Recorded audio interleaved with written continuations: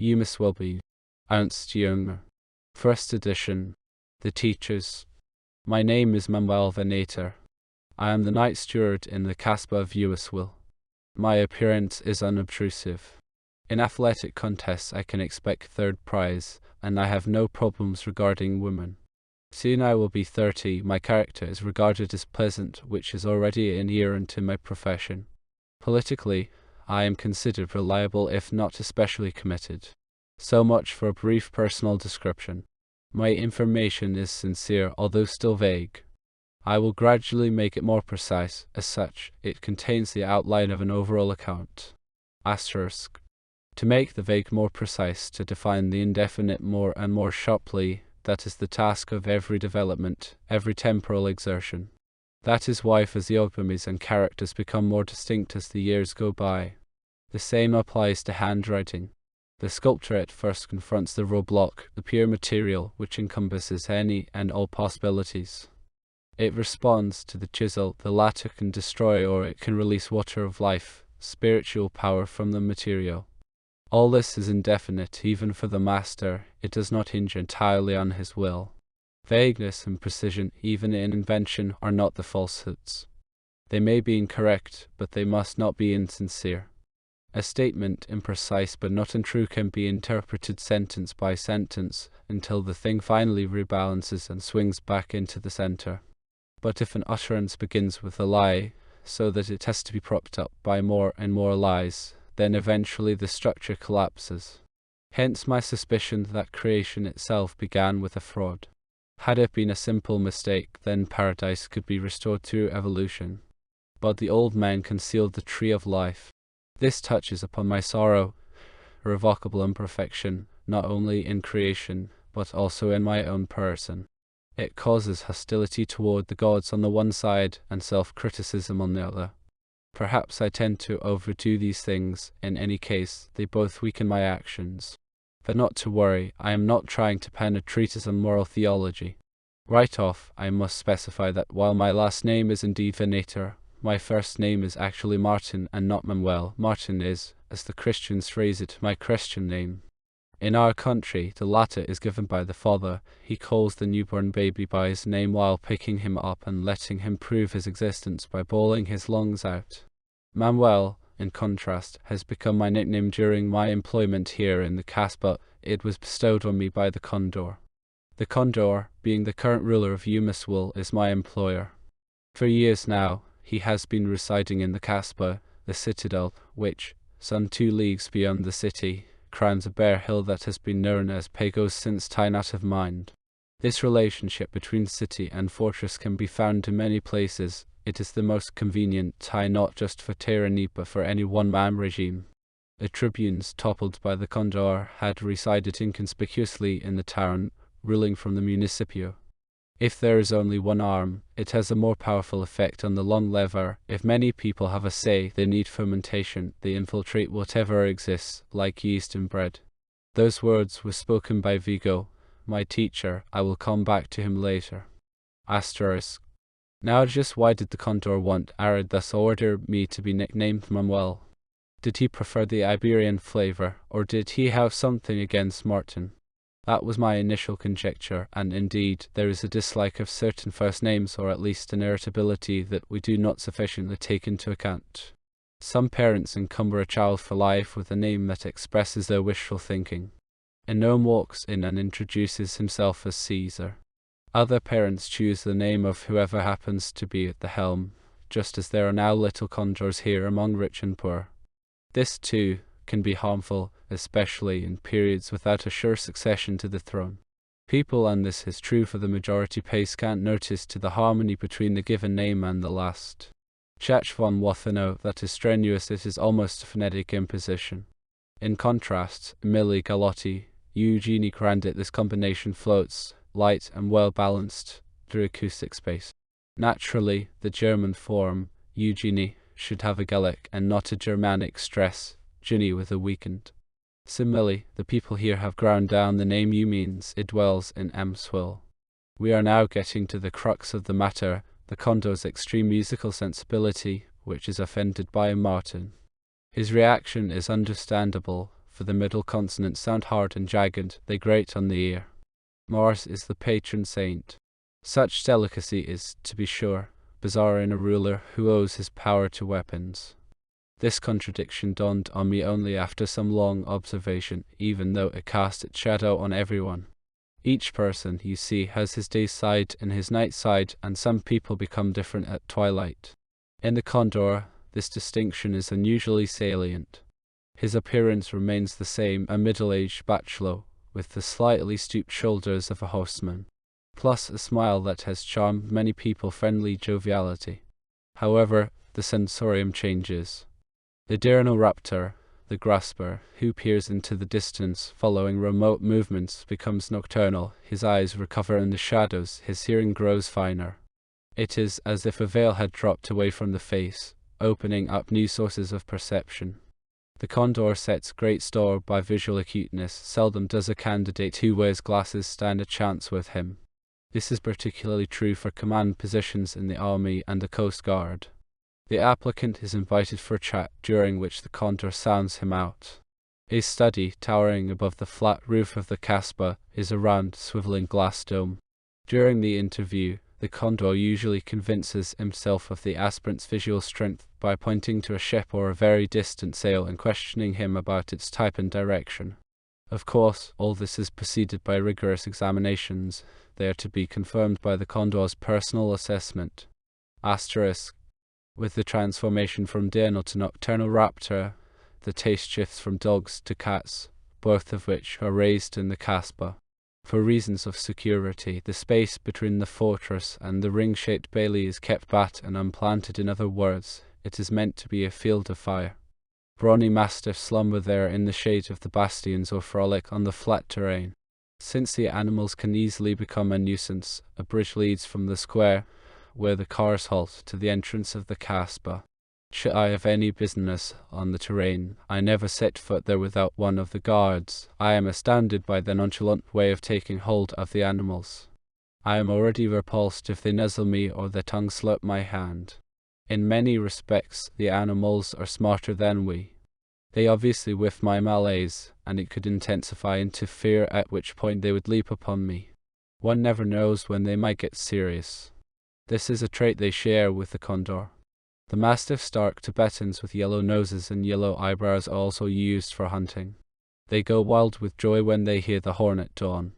They can be fixed on the most robust adversaries. They attack the lion and the rhinoceros. This pack is not the only one. Remote from the Casbah, but observable from the heights, a complex of stables, coach houses, aviaries, and open and covered riding courses stretches along the beach. It also includes the kennels for the greyhounds. The condor loves galloping along the very edge of the sea with his minions. The party is surrounded by the swarm of steppe dogs. They are used for hunting gazelles. This style of running evokes the racers and ball balancers who triumph in the arena here. Intelligence and character have fallen victim to speed.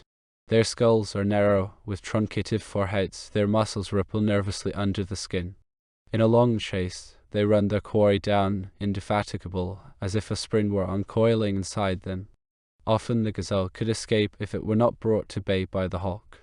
The sparrowhawk is unhooded and tossed aloft the hounds, and, behind them, the mounted sportsmen follow its flight, which guides them to the game. This hunt across vast areas covered only with half a grass offers a grand spectacle. The world becomes simpler while the tension grows. This is one of the best gifts that the condor offers his guests. He himself enjoys it festively, and a verse from the edge of the desert seems tailored to him. A good hawk, a swift hound, a noble steed, are worth far more than 20 women indeed. Needless to say, falconry, with all the ins and outs of bagging, bearing, and taming, is held in high esteem. Peregrines and sakers are caught in clap nets throughout the land. Others, including snow-white creatures, come from the far north. Every year, the yellow con, his most stellar hunting guest, brings them as presents for the condor. Falconry is practiced through ample areas on the banks of the Sus. The riverside location is favorable for the training. Countless waterbirds nest in the lowland forests. They gather to fish on the inundated sandbanks. The heron is the most suitable bird for training hawks to hunt wildfowl. Other breeds of dogs are also necessary, long-eared spaniels, which like going into water. Their fur has white spots allowing the marksman to recognize them in the reeds.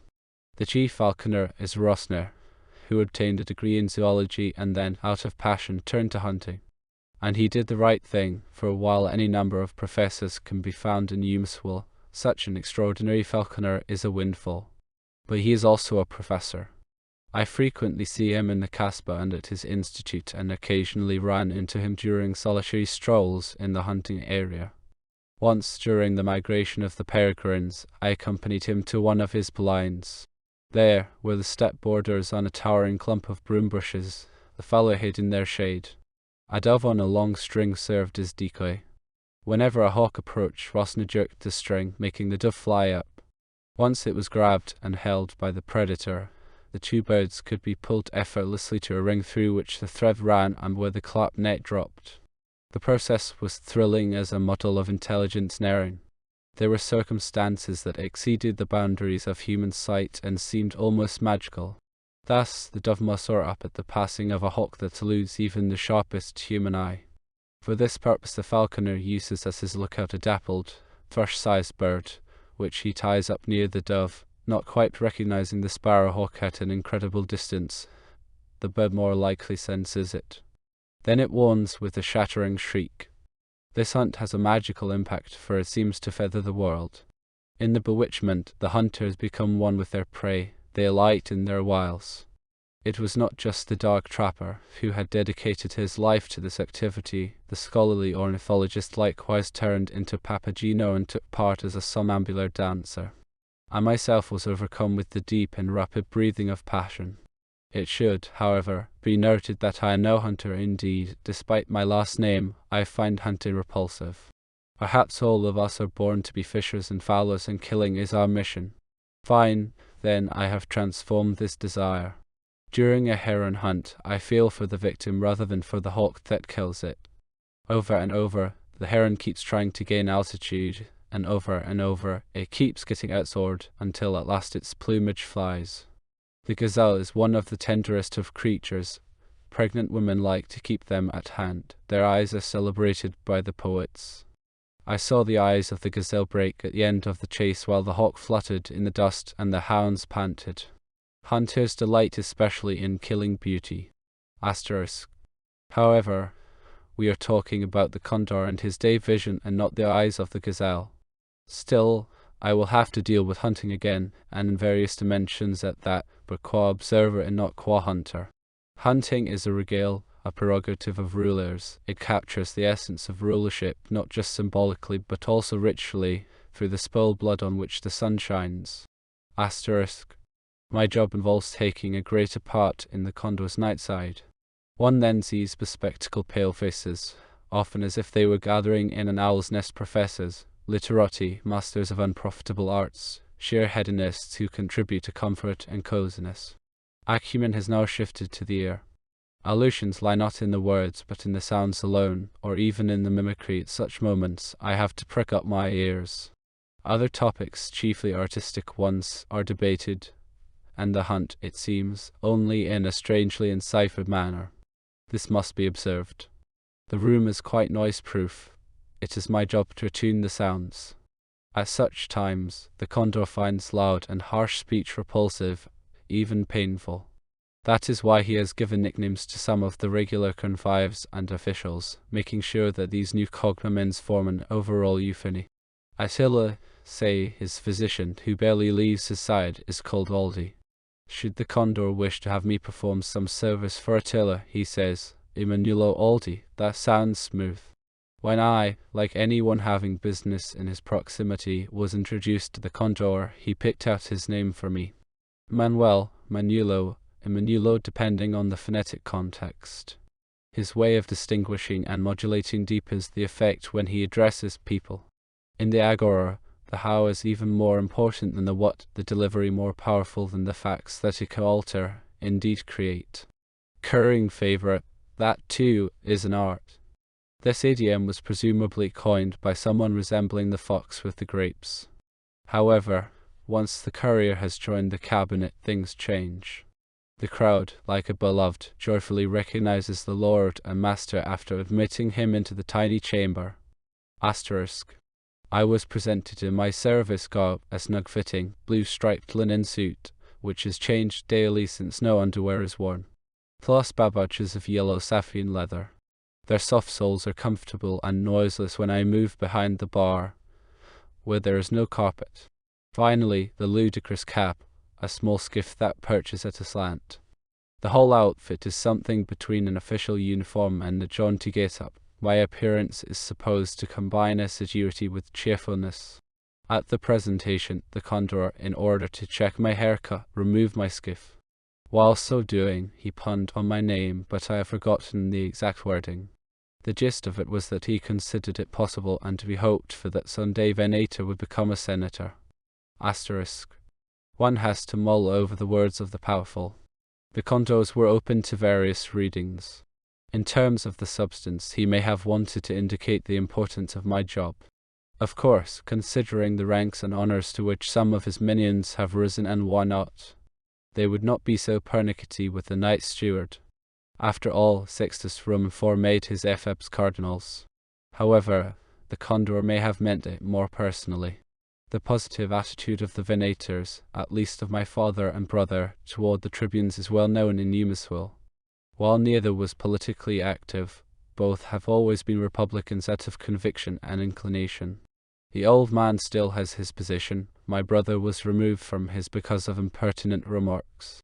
Perhaps the allusion to a senator was meant to imply that my family should not rub off on me. Manulo, this establishes a kind of godparenthood. At the same time, I received the phonophore with the narrow silver stripe, which identifies a post that is subaltern but within the tyrant's immediate entourage. So much for my name and its variants. I also ought to go into detail about my profession. While it is correct to say that I am employed as night steward in a Casbah, my job fills only certain gaps in my life. This can, no doubt, be inferred from my diction. It might prompt an attentive reader to surmise that I am basically a historian. A penchant for history and a vocation for historiography are hereditary in my lineage. This aptitude is based less on professional tradition than on genetic makeup. I need only cite my famous forebear Josiah Venator, whose magnum opus, Philip and Alexander, has long enjoyed prestige as a seminal contribution to the theory of social milieu. His tome has gone through numerous editions and was just recently republished here. Its preference for hereditary monarchy is undeniable, hence, Eumeswil's historians and specialists in public law do not praise it unabashedly. Of course, the glory of Alexander the Great is supposed to reflect on the condor as well, but his genius, like the phoenix, allegedly rose from the ashes. There are different reasons why my father and my brother, typical liberals, deal gingerly with Josiah. First of all, and this is understandable, they are perturbed by the way their ancestor is customized to fit current politics. Furthermore, an outstanding personality makes them squirm. Alexander strikes them as an elemental phenomenon, a lightning bolt that is sufficiently explained by the electrical charge between Europe and Asia. There are bizarre congruencies between liberal and heroic historiography. Asterisk. Thus, for generations now we have been producing historians. By way of exception, a theologian may come to the fore, or as a bohemian whose trail vanishes in obscurity. As for me, I managed to obtain my master's degree in a normal way. I was Vigo's assistant, and now, as his right arm, I deal with collaborative and also personal works. Moreover, I lecture and supervise the doctoral candidates. This may take a few more years. I am in no hurry to obtain tenure or become senator because I feel just fine. Aside from occasional depressions, I am well balanced. So one can comfortably let time pass. Time itself provides enjoyment. Therein, presumably, lies the secret of tobacco, indeed, of any lighter drug. Asterisk. I can work on my topics at home or in Vigo's institute, or even in the Casbah, which I prefer because of its unsurpassable array of documents. I live here in the lap of luxury, and I would not be drawn to the city if the condor tolerated women in the stronghold. They are not to be found even in the kitchen, nor can any laundress with whom one might have same discreet dalliance get past the guards. There are no exceptions. The married men have their families in the city. The condor feels that the presence of women, whether young or old, would only promote intrigue. Still, it is hard to reconcile the rich diet and leisurely lifestyle with asceticism. Asterisk. My father did not like my studying under Vigo rather than under him, as my brother had done. But from our mealtime conversations I know what the old man has to offer, and besides, I regard Vigo as a far better historian. My genitor carps at him for being unscholarly, even journalistic. He thereby overlooks the true root of Vigo's strength. What does genius have to do with scholarship? Now I am not denying that the historian must rely on facts, but Vigo cannot be accused of neglecting them. We dwell here on a sheltered lagoon, where enormous masses of flotsam and jetsam from shipwrecks have been washed ashore. We know better than earlier generations anything that has ever happened anywhere on our planet. The material is stored in Vigo's mind down to the nicest details. He knows the facts, and he is able to teach his disciples how to evaluate them. In this respect, too, I have learned a lot from him. Asterisk. If the past has thereby been brought down to the present and re-erected like the ramparts of cities whose very names are forgotten, then we may say that decent work has been done. But Vigo, it must be pointed out, does not spirit anything into history. Rather, he leaves the ultimate questions open by presenting the questionable nature of events. When we look back, our eyes alight on graves and ruins, on a field of rubble. We are then inveigled by a mirage of time. While believing that we are advancing and progressing, we are actually moving toward that past. Soon we will belong to it. Time passes over us, and the sorrow overshadows the historian. As a researcher, he is nothing more than a burrower in parchments and graves, but then he asks the fateful question, with the skull on his palm. Vigo's basic mood is well-founded sorrow. It appealed to my conviction that the world is imperfect. Asterisk. Vigo has a special method of cross-cutting through the past that is, going non-chronologically. His is not so much the hunter's eye as the gardener's or botanist's. Thus he views our kinship with the plants as deeper than that with the animals, and he feels that at night we return to the woods, indeed all the way to the algae in the ocean. Among the animals, he says, the bees have rediscovered this kinship.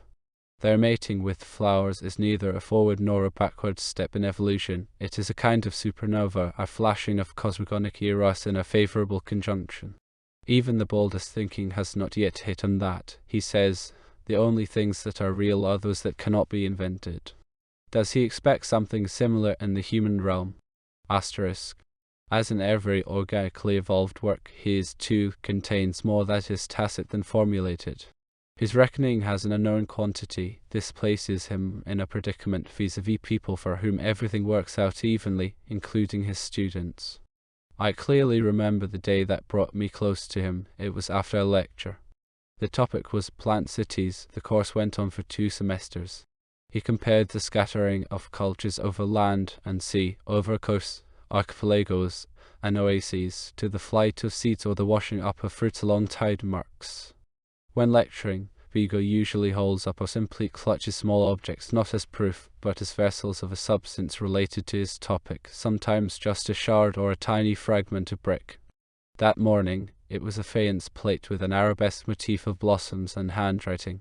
He pointed to the colours, a faded pattern of saffron, rose, and violet, and above it a shimmer created not by the glazing or the brush, but by time.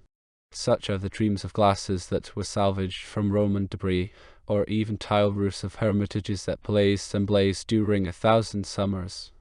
Vigo had arrived here by a tortuous path. He had started out from the coast of Asia Minor, which is so favourable to such a rooting in new soil. This had been demonstrated by the Phoenicians, the Greeks, by the Templars, the Venetians, and others. He has a preference for mercantile societies. Early on, they had blazed trails through deserts and oceans for salt, amber, pewter, and silk, and later for tea and spices. In Crete and Rhodes, in Florence and Venice, in Lusitanian and Netherlandish harbours, the treasures had accumulated like honey in combs. These treasures were transmuted into higher standards of living, into palaces, buildings, and artworks. The gold embodied the sun. Its hoarding enabled the arts to unfold and blossom. A touch of decay, of autumnal surf, it had to be added. and Vigo held the plate on his hand as if awaiting arms. How had he hit on Damascus and then the leap to Spain, through which Abd ar-Rahman had escaped being murdered? For almost 3 centuries, a branch of the Umayyads, who had been exterminated in Syria, flourished in Cordoba. Along with mosques, the Fauns testified to this branch of Arabic civilization, a branch long since withered. And then there were the castles of the Bani Tahir in Yemen. A seed fell into the desert sand, managing to yield 4 harvests. The 5th Umayyad, an ancestor of Abd ar-Rahman, had dispatched Emir Musa to the Brass City. The caravan travelled from Damascus through Cairo and the Great Desert, into the western lands, and all the way to the coast of Mauritania. The goal was the cup of flasks in which King Solomon had jailed rebellious demons.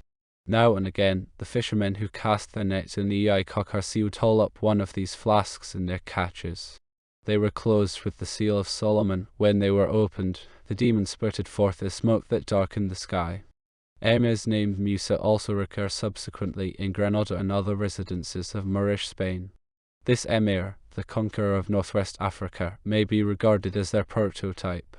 His western features are unmistakable. Of course, we must bear in mind that the distinctions between races and regions vanish on the peaks. Just as people resemble one another ethically, indeed become almost identical when approaching perfection, so too spiritually. The distance from the world and from the object increases, curiosity grows, and with it the desire to get closer to the ultimate secrets, even amid great danger. This is an Aristotelian trait, one that makes use of arithmetic. It has not come down to us whether the emir felt any qualms about opening the flasks. From other accounts, we know that his step was risky.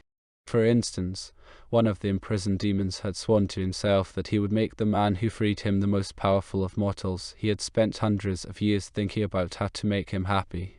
But then the demon's mood had soured, gall and venom had concentrated in his dungeon. When a fisherman finally opened the flask centuries later, he would have suffered the fate of being ripped to shreds by the demon had he not resorted to a trick. Evil becomes all the more dreadful the longer it is deprived of air.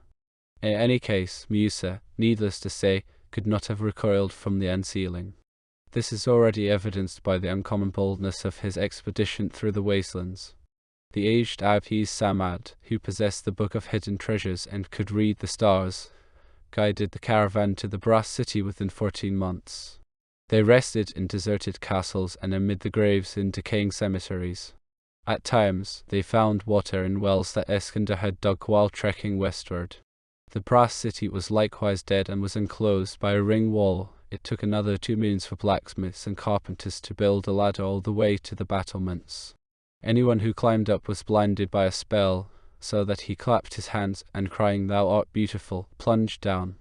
12 of Musa's companions perished, one after another, until at last Abd Samad succeeded in resisting the witchcraft by incessantly calling out Allah's name while clambering up and, after he reached the top, reciting the verses of salvation. Under the mirage, as under a watery surface, he saw the shattered bodies of his predecessors. Said Musa, "If that's how a rational man acts, what will a madman do?" The sheikh then descended through one of the turrets and, from the inside, opened the gates of the necropolis. However, it was not these adventures, although they have their secret meaning, that prompts the mention of Emir Musa. Rather, it was his encounter with the historical world, which becomes a phantasm vis-a-vis the reality of the fairy tale. The emir had the poet Thalbreed allowed the inscriptions on the monuments and on the walls of the deserted palaces. Ah, where are they whose strength has built all these, with unbelievably lofty balconies? Where are the Persian shahs and castles tall? They left their land, it did forget them all. Where are the men who ruled the vast countries?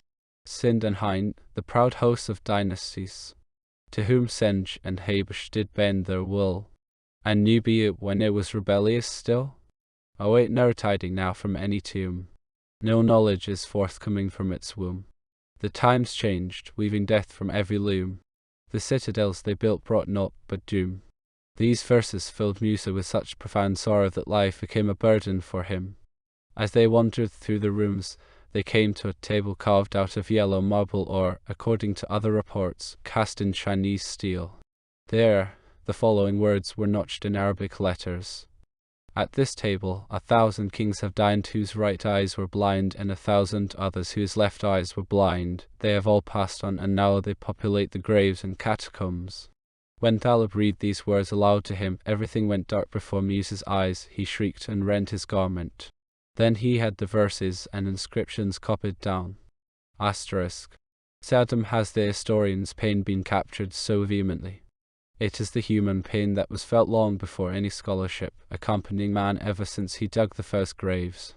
Anyone who writes history would like to preserve the names and their meanings, indeed rediscover the names of cities and nations that are long forgotten. It is like placing flowers on a grave.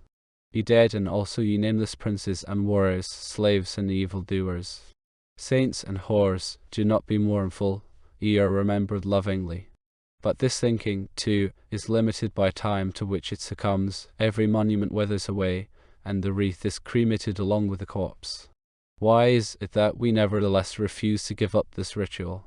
We could make do with Omar the tent maker, join him in drinking the wine of Shurs down to the dregs, and then tossing away the earthen beaker, dust to dust. Will ever any custodian open their graves, any cockcrow wake them to the light? It must be thus, and the historian's sorrow, his torment, are among the indications. He sits in judgment over the dead when the merrymaking that roared around the powerful has long since hushed, when their triumphs and their victims, their grandeur and their infamy are forgotten, and yet only an indication. The torment, the anxiety of the historical human being, his tireless labor with imperfect means in an ephemeral world, this could not be felt, could not be achieved without a directive to create this indication. The loss of perfection can be felt only if perfection exists. This is the goal of the indication, of the trembling of the quill in the hand.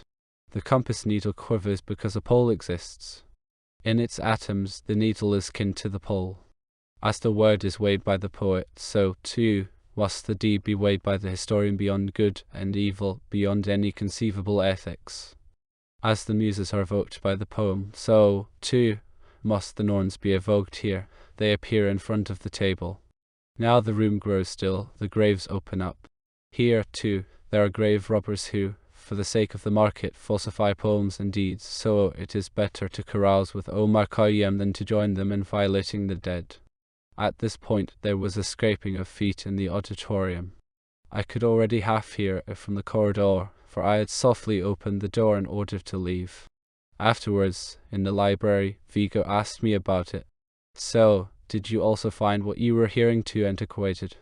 I shook my head. On the contrary, the lecture had moved me too deeply. It stirred my own preoccupation, my own torment. I do not know whether I have sketched it correctly. Vigo has an enormous supply of images, which he weaves into his speech as though plucking them out of thin air. They envelop his train of thought without disturbing it, thereby recalling trees that bear their blossoms directly on their trunks. I contented myself, as I have mentioned, with shaking my head. It is better, especially among men, for emotions to be guessed rather than verbalized. I sensed that he understood me. This was the moment at established out friendship. Evidently, my fellow students had not noticed what had seized hold of me. This happens when a circuit closes between two human beings. They had laughed at certain points, for instance, upon hearing the word moons.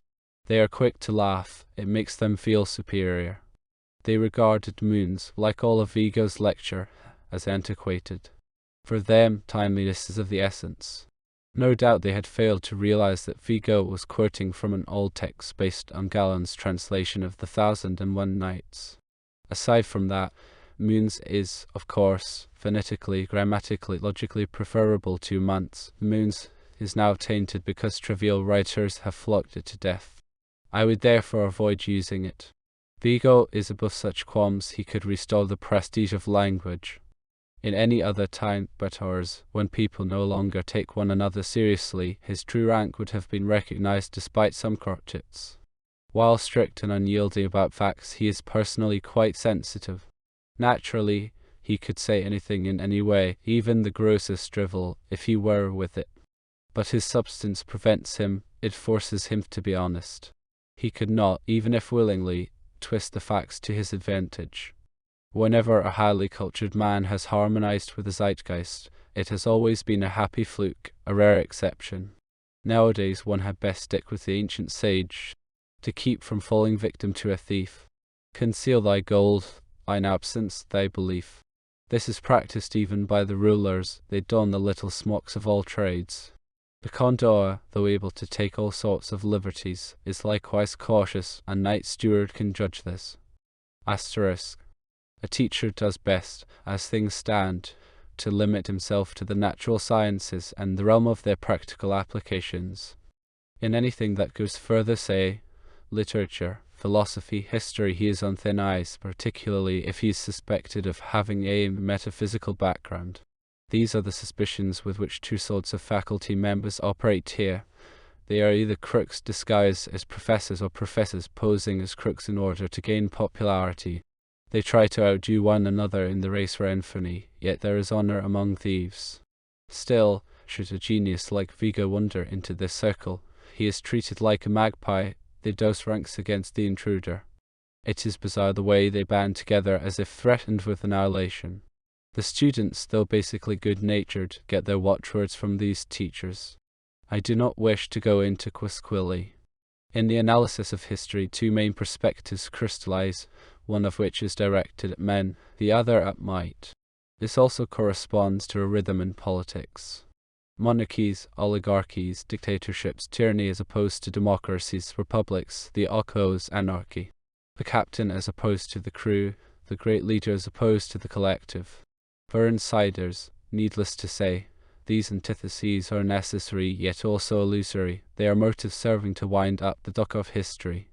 Only seldom does a great noon shine, making the antitheses dissolve in happiness. Asterisk. After the condor's triumph over the tribunes, men are once again held in high esteem here. In this respect, the condor himself acts more liberal than the professors who try to fawn on him at any price, the younger ones out of sheer stupidity, the older ones who taught during the tribunate out of well-founded prudence.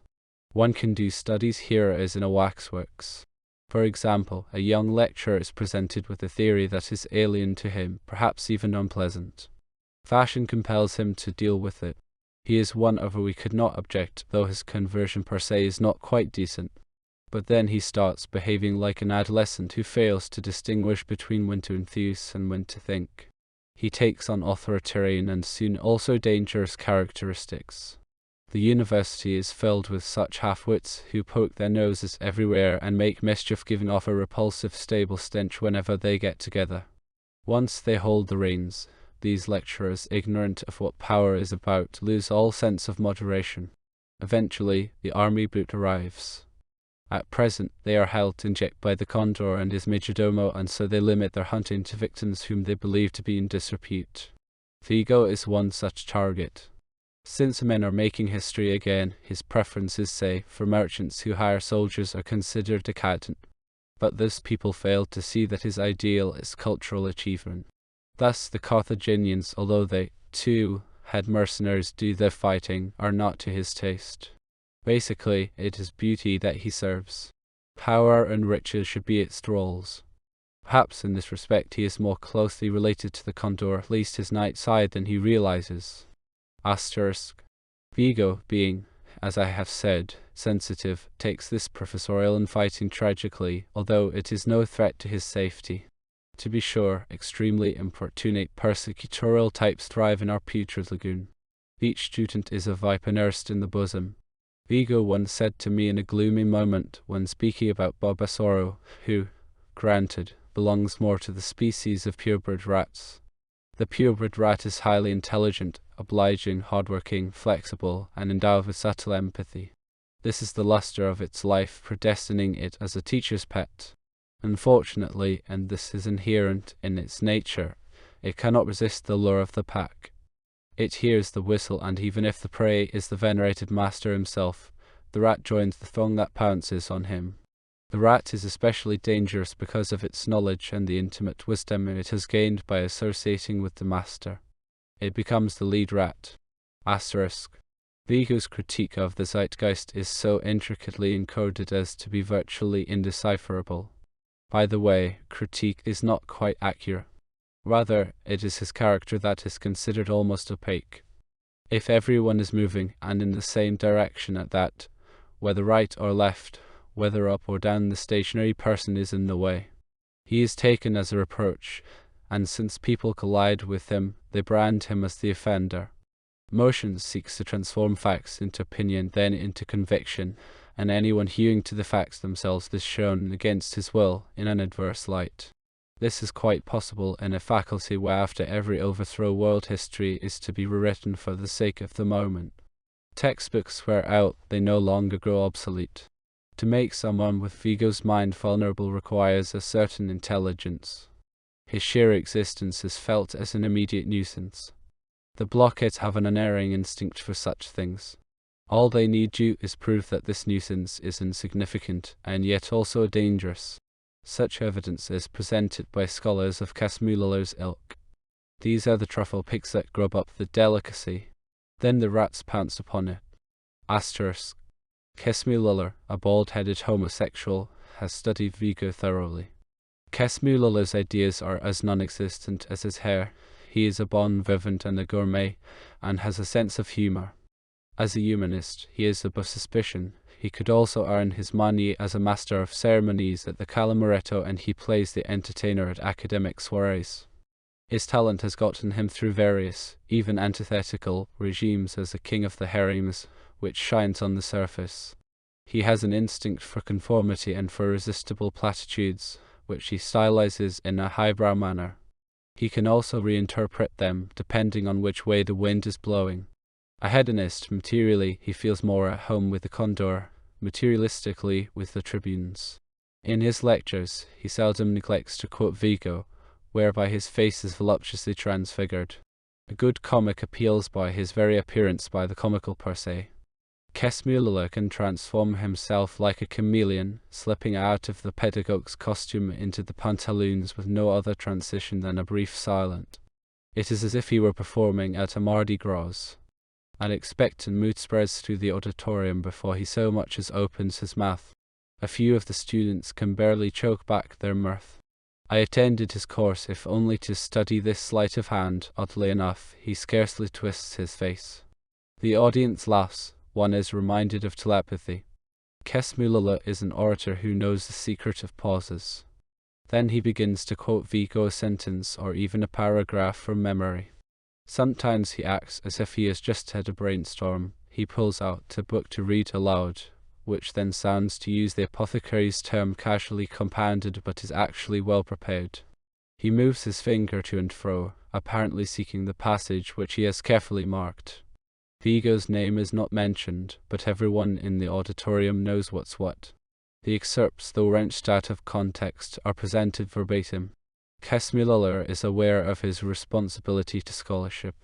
Nor does he act as if he were quoting from a comical text. At most, words like moons are stressed pleasurably. He also likes emphasizing high and higher in this fashion, and beautiful, like a clown putting on a red nose. This borders on persiflage, which ranges from slight parody to crude nastiness. Eumeswil cultivates it as an art. Nor is it a coincidence that he extracts passages from Vigo's texts that I particularly love. At a cabaret by the wharves, there is a lampooner who recites poems farcically as if they were being yiddled by Rabbi Tatels or squeezed out by someone sitting on a toilet. He chooses classical texts, twisting his mouth like Eumeswil. Oddly enough, the listeners seem familiar with the poems. They must have learned them at school, otherwise there would be no cause for merriment. Asterisk. I owe to Vigo one of the geological findings in Eumeswil, fell alike swamping on an Alexandrian foundation. The substratum was Alexandrian knowledge on a classical foundation. Thus valleys keep growing more and more shallow. First they were present, then still respected, and finally annoying. For Eumeswil, the very word valued is suspect. Before our times, they still had an afterglow. But the stove is cold, it no longer even warms the hands. No salvation comes from exhumed gods, we must penetrate deeper into substance. If I take a fossil, say a trilobite, in my hand, marvelously preserved specimens are found in the quarries at the foot of the Casbah, I am transfixed by the impact of mathematical harmony. Purpose and beauty, as fresh as on the first day, are still seamlessly united in a metal engraved by a master's hand. The buyers must have discovered the secret of tripartition in this primordial crub. Tripartition then frequently recurs, even without any natural kinship. Figures in transversal symmetry dwell in the triptych. How many millions of years ago might this creature have animated an ocean that no longer exists? I hold its impression, a seal of imperishable beauty, in my hand. Someday, the seal, too, will decay or else burn out in cosmic conflagrations of the future. The matrix that formed it remains concealed in and operative from the law, untouched by death or fire. I feel my hand warming. If the creature were still alive, it would perceive my warmth like the cat whose fur I stroke. But not even the stone into which it was transformed can escape this. The molecules expand. A bit further, a bit more strongly, it would stir in my hand as in a daydream. I cannot vault the barrier, but I sense that I am on the right path. This harassment was repulsive, but Vigo overly dignified it by letting it get to him. Sometimes, when I ran into him at the library or dropped by in his garden, I found him pale and shunning the light, like an owl hiding in a hollow.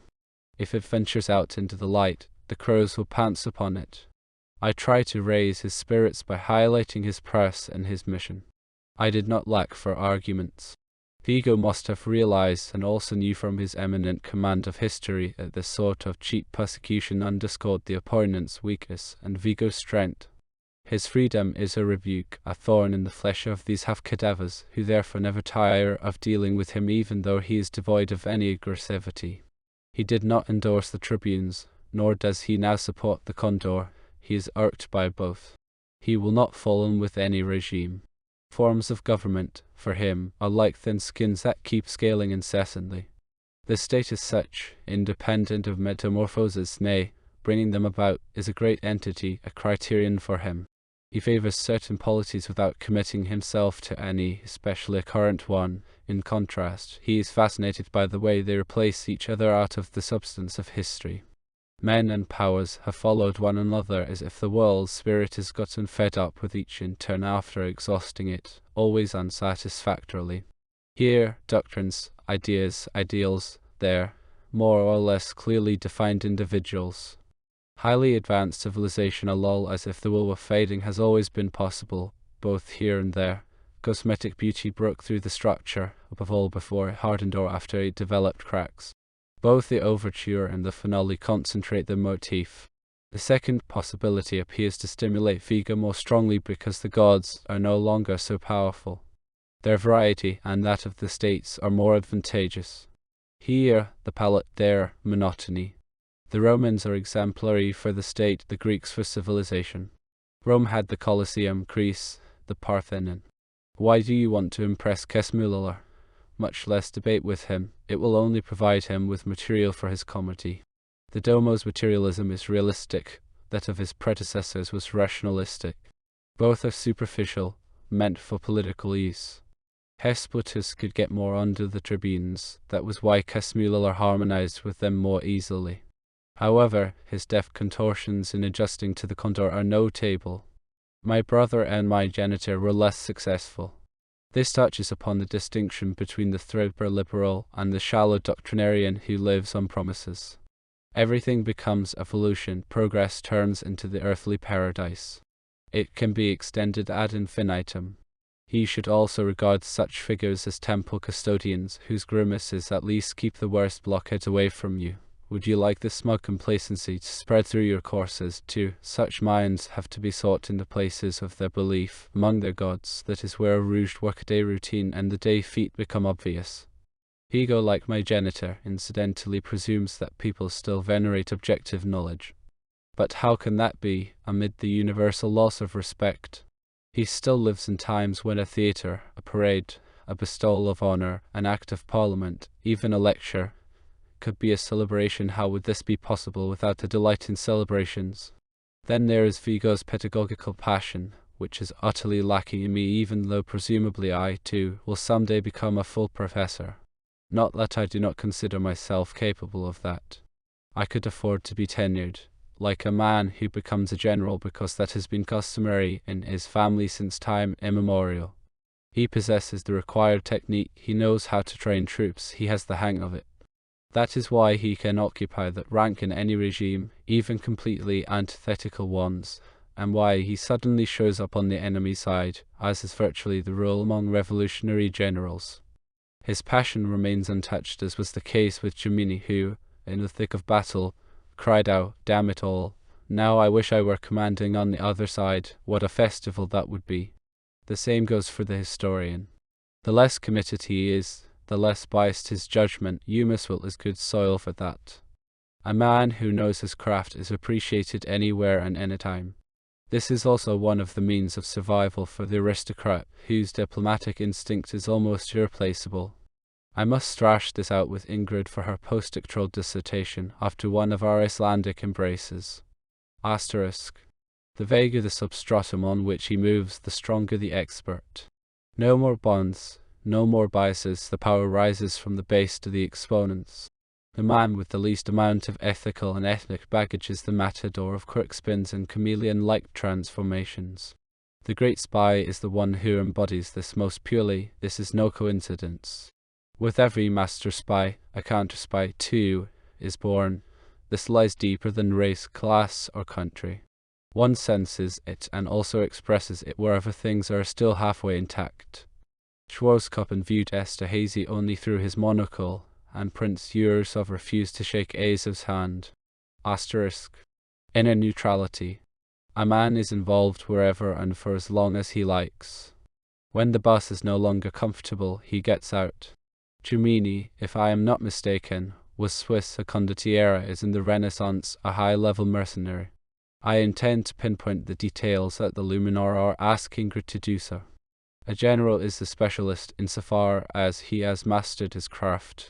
Beyond that, and outside the arbitrary pro and con, he keeps the third possibility intact and in reserve, his own substance. He knows more than what he embodies and teaches, has other skills along with the ones for which he is paid. He keeps all that to himself, it is his property. It is set aside for his leisure, his soliloquies, his nights. A propitious moment, he will put it into action, tear off his mask. So far, he has been racing well. Within sight of the finish line, his final reserves start pouring in. Fate challenges him, he responds. The dream, even in an erotic encounter, comes true. But casually, even here, every goal is a transition for him. The bow should snap rather than aiming the arrow at a finite target.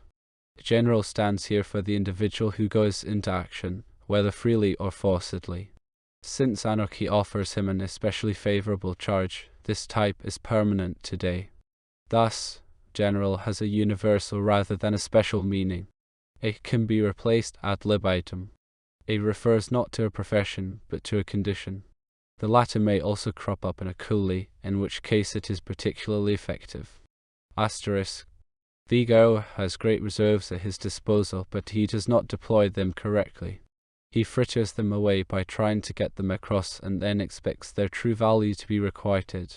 Does anyone flash money in obscure taverns? It looks suspicious, yet a tip is gratefully accepted, a pittance suffices. He is not aware of his own worth, but he cannot translate it into currency of the realm. A prince in the domain of the mind rummages through his pockets, looking for change. When I became his assistant, and then his friend, my chief task, as I saw it, was not in serving the Luminar but in forming a circle around Vigo, a circle where not everything would be dropped, a small group worthy of him. He who seeks shall find, nor does Eumeswil lack spiritually homesick people, if only 1 in 100 or in 1,000. 3, 5, or 7 students were enough for an afternoon in the garden or an evening symposium at which Vigo felt fine. Ingrid, who took over my job, also joined in. We attempted to keep these things as secret invitations to tea, to an outing, a chance encounter among the graves, not even thought of as a private tutorial. Nevertheless, the rumors could not be avoided, as always when a few people cut themselves off. I was approached by individuals who were curious or else eager for knowledge, so I could pick and choose. Asterisk. There were hours when the portals of history were flung wide, the tombs opened up. The dead came with their sufferings, their delights, the sum of which always remains the same. They were conjured up to the light of the sun, which shone on them as on us. A ray struck their foreheads. I felt its warmth as if the trilobite was stirring in my hand. We were allowed to share their hope.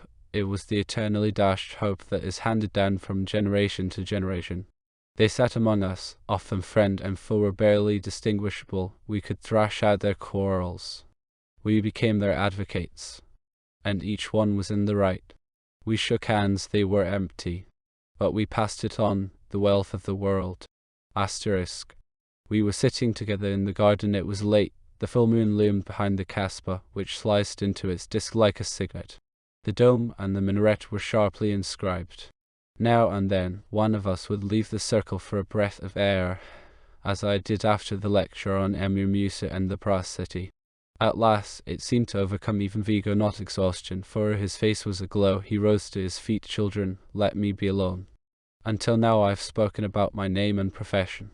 I now ought to go into detail about my political reliability. It is indisputable. How else could I be employed in the condor's innermost circle within his reach? I carried the phanophore with a silver stripe. Naturally, I was probed and grilled, picked out, and sieved out. While I have little regard for psychologists, indeed for technology in total, I must admit that they know their business. They are cunning fellows who never fail to catch anyone with oblique ideas, much less oblique intentions. They start out in a comfortable, leisurely fashion after the physicians have scrutinized the candidate's physics and the police his background. This investigation goes all the way back to his grandfather's. While the psychologists chat with him over a cup of tea, others listen to his voice, observe his gestures, his face. You grow chummy, you come out of your shell. Your reactions are registered imperceptibly, your heartbeat, your blood pressure, the shock with its pause after a name or a question. Furthermore, they have psychometers that old Rimbaud would have envied. They develop pictures on which yellow or violet auras radiate on the forehead, the hair, the fingertips. The borderline areas that were metaphysical for the ancient philosophers are parapsychological for them, and they find it praiseworthy to get at them with numbers and measurements. Needless to say, they also resort to drugs and hypnosis. A droplet in the tea, which they also sip, a speck of pollen, and we are no longer in Eumeswil but in the mountains of Mexico. Should friendly neighbors, say, from Cappadocia or Mauritania, smuggle in an agent or even an assassin, he would be exposed within 3 days. Far more dangerous are the wily emissaries of the yellow con and the blue con. There is no way to prevent them from settling at the harbour or in the city, haunting those places until they eventually make a careless error. But they never penetrate the interior of the Kasbah. Asterisk. My case did not cause the committee any headaches. There was no problem. I am, if I say so myself, anything but oblique. I am as straight as an arrow, going neither right nor left, neither up nor down, neither east nor west. I am perfectly balanced. Granted, I deal with these antitheses, but only in history, not in current events. I am not committed. It is well known that my father and my brothers sympathized with the tribunes, albeit moderately, and also not without discreet criticism. That was the rule in Eumeswil. There was virtually no exception. And why should there be? After all, a baker, a composer, or a professor has more important concerns than making political waves. Above all, he wants to ply his trade, practice his art, do his job without losing the best years of his life. He simply wants to survive by hook or by crook. Moreover, he is easy to replace. Others are already lurking in the wings. Aside from that, such types are also more useful to the successor than the upright souls who remain true to the idea, holding the banner aloft, and generally merit the praise that has passed from military lingo into the jargon of civil war. They cut their finest figure in their obituaries. As survivors, they soon become unpleasant again. The examiners know that enthusiasm is suspect. Hence, I earned points by expressing myself objectively as a historian in regard to the condor. I believe that under the influence of a hard drug, I said, he is not a leader of the people, he is a tyrant. They know that unconditional devotion is dangerous. A politician, an author, an actor are venerated from a distance. At last you get to meet your idol, and as a person he cannot live up to expectations. Your mood then easily swings. You have had an incredible stroke of luck. You have succeeded in gaining admission to the diva's bedroom, and disappointment is not long in coming. With clothes, divinity also drops away. Eros is strongest in the unexpected, the unforeseen.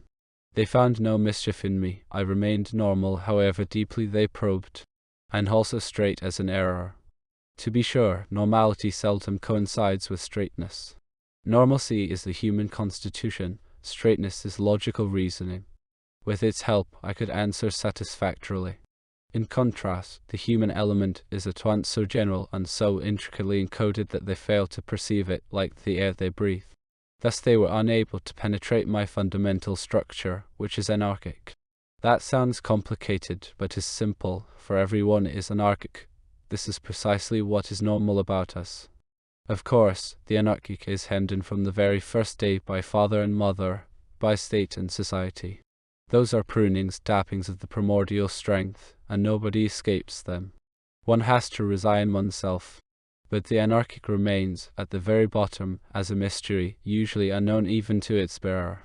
It can erupt from him as lava, can destroy him, liberate him. Distinctions must be drawn here. Love is anarchy, marriage is not. The warrior is anarchic, the soldier is not. Manslaughter is anarchic, murder is not. Christ is anarchic, St. Paul is not. Since, of course, the anarchic is normal, it is also present in St. Paul, and sometimes it erupts mightily from him. Those are not antitheses but degrees. The history of the world is moved by anarchy. In some, the free human being is anarchic, the anarchist is not. Asterisk. If I were an anarchist and nothing further, they would have easily exposed me. They are particularly geared toward detecting anyone who tries to approach the powerful with mischievous intent, with a dagger in his cloak. The anarch can lead a lonesome existence. The anarchist is sociable and must get together with peers. Like any other place, Eumeswil has its share of anarchists. They are divided into two sects, the good-natured and the ill-natured. The good-natured are not dangerous. They dream of golden ages. Rousseau is their patron saint. The others have pledged their allegiance to Brutus. They convene in basements and garrets, and also in a back room of the Calamuretto. They huddle together like Philistines, drinking their beer while nurturing an indecent secrecy that is revealed by a giggle. They are listed in the police registers. When cells have to start forming and chemists get to work, they are watched more sharply. The boil will soon burst. Those words are by the major domo major. Nicknamed Domo by the Condor, I retain the abbreviation. Before an assassination can take place, either arrests are made or the conspiracy is steered. Against an opposition that is gaining a foothold, no weapon is more potent than blaming the group for an assassination attempt. The anarchist's hazy idealism, his goodness without sympathy, or else his sympathy without goodness, makes him serviceable in many ways and also useful for the police. He does sense a secret, but he can do no more than sense it, the tremendous strength of the individual. It intoxicates him. He spends himself like a moth burning up at a flame. The absurdity of the assassination attempt lies not in the juror and his self-assurance, but in the deed and its link with the fleeting situation. The juror has sold himself too cheaply. That is why he usually achieves the opposite of what he intends. Asterisk. The anarchist is dependent both on his unclear desires and on the powers that be. He trails the powerful man as his shadow. The ruler is always on his guard against him. As Charles V stood on a tower with his retinue, a captain began to laugh. When interrogated, he admitted to thinking that if he embraced the emperor and plunged down with him, his name would be forever recorded in history. The anarchist is the antagonist of the monarch, whom he dreams of wiping out. He gets the man and consolidates the succession. The ism suffix has a restrictive meaning. It emphasizes the will at the expense of the substance. I owe this note to Thothorn, the grammarian, a hair-splitter par excellence. The positive counterpart of the anarchist is the anarch. The latter is not the adversary of the monarch, but his antipode, untouched by him, though also dangerous. He is not the opponent of the monarch, but his pendant. After all, the monarch wants to rule many, nay, all people, the anarch only himself. This gives him an attitude both objective and skeptical toward the powers that be. He has their figures go past him and he is untouched, no doubt, yet inwardly not unmoved, not without historical passion. Every born historian is more or less an anarch. If he is greatness, then on this basis he rises without partisanship to the judge's bench. This concerns my profession, which I take seriously. I am also the night steward in the Kasbah. Now, I am not saying that I take this job less seriously. Here I am directly involved in the events I deal with a living. My anarchic principle is not detrimental to my work. Rather, it substantiates it as something I have in common with everyone else, except that I am conscious of this. I serve the condor, who is a tyrant. That is his function, just as mine is to be his steward. Both of us can retreat to substance, to human nature in its nameless condition. Asterisk. When, in the course of my work at the Luminar, I was reviewing public law from Aristotle to Hegel and beyond, I thought of an Anglo-Saxon's axiom about human equality. He seeks it not in the ever-changing distribution of power and means, but in a constant, the fact that anyone can kill anyone else. This is a platitude, albeit reduced to a striking formula. The possibility of killing someone else is part of the potential of the anarch whom everyone carries around inside himself, though he is seldom aware of that possibility. It always slumbers in the underground, even when two people exchange greetings in the street or avoid each other. When one stands atop a tower or in front of an oncoming train, that possibility is already drawing closer. Aside from the technological dangers, we also register the nearness of the other. He can even be my brother. An old poet, Edgar Allan Poe, grasped this geometrically in A Descent into the Maelstrom. In any case, we watch our backs. Then comes the throbbing in the catastrophe, the raft of the Medusa, the starving in the lifeboat. That Englishman boiled it down to a mechanistic formula. Experience with civil war contributed to it. This leads further down than Descartes. The zoological operates still beneath the human, and the law of physics operates further down. Ethics, instinct, and sheer kinetics dictate our actions. Our cells are composed of molecules and the latter of atoms. Asterisk. I want to indicate this only insofar as it concerns my service. In any event, I brought this knowledge into the condor's range, into the inner sanctum that Monseigneur described as his parvula. I can kill him dramatically or discreetly. His beverages he especially loves, a light red wine, ultimately passed through my hands. Now, granted, it is unlikely that I would kill him, albeit not impossible. Who can tell what astrological conjunctions one may get involved in? So, for now, my knowledge is merely theoretical, though important insofar as it puts me on his level. Not only can I kill him, I can also grant him amnesty. This is in my hands. Naturally, I would not try to strike him just because he is a tyrant. I am too well versed in history, especially the model that we have attained in Eumeswil. An immoderate tyrant settles his own hash. The execution can be left to the anarchists, that is all they think about. Hence tyranny is seldom bequeathed. Unlike the monarchies, it barely endures beyond the grandson. Harmonides inherited tyranny from his father like a disease. According to Thales, the rarest thing he encountered in his travels was an old tyrant.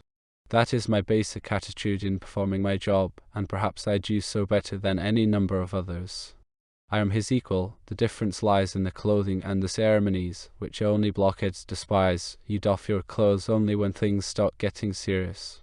My awareness of my equality is actually good for my work. I am free enough to perform it lightly and agreeably, as if dancing.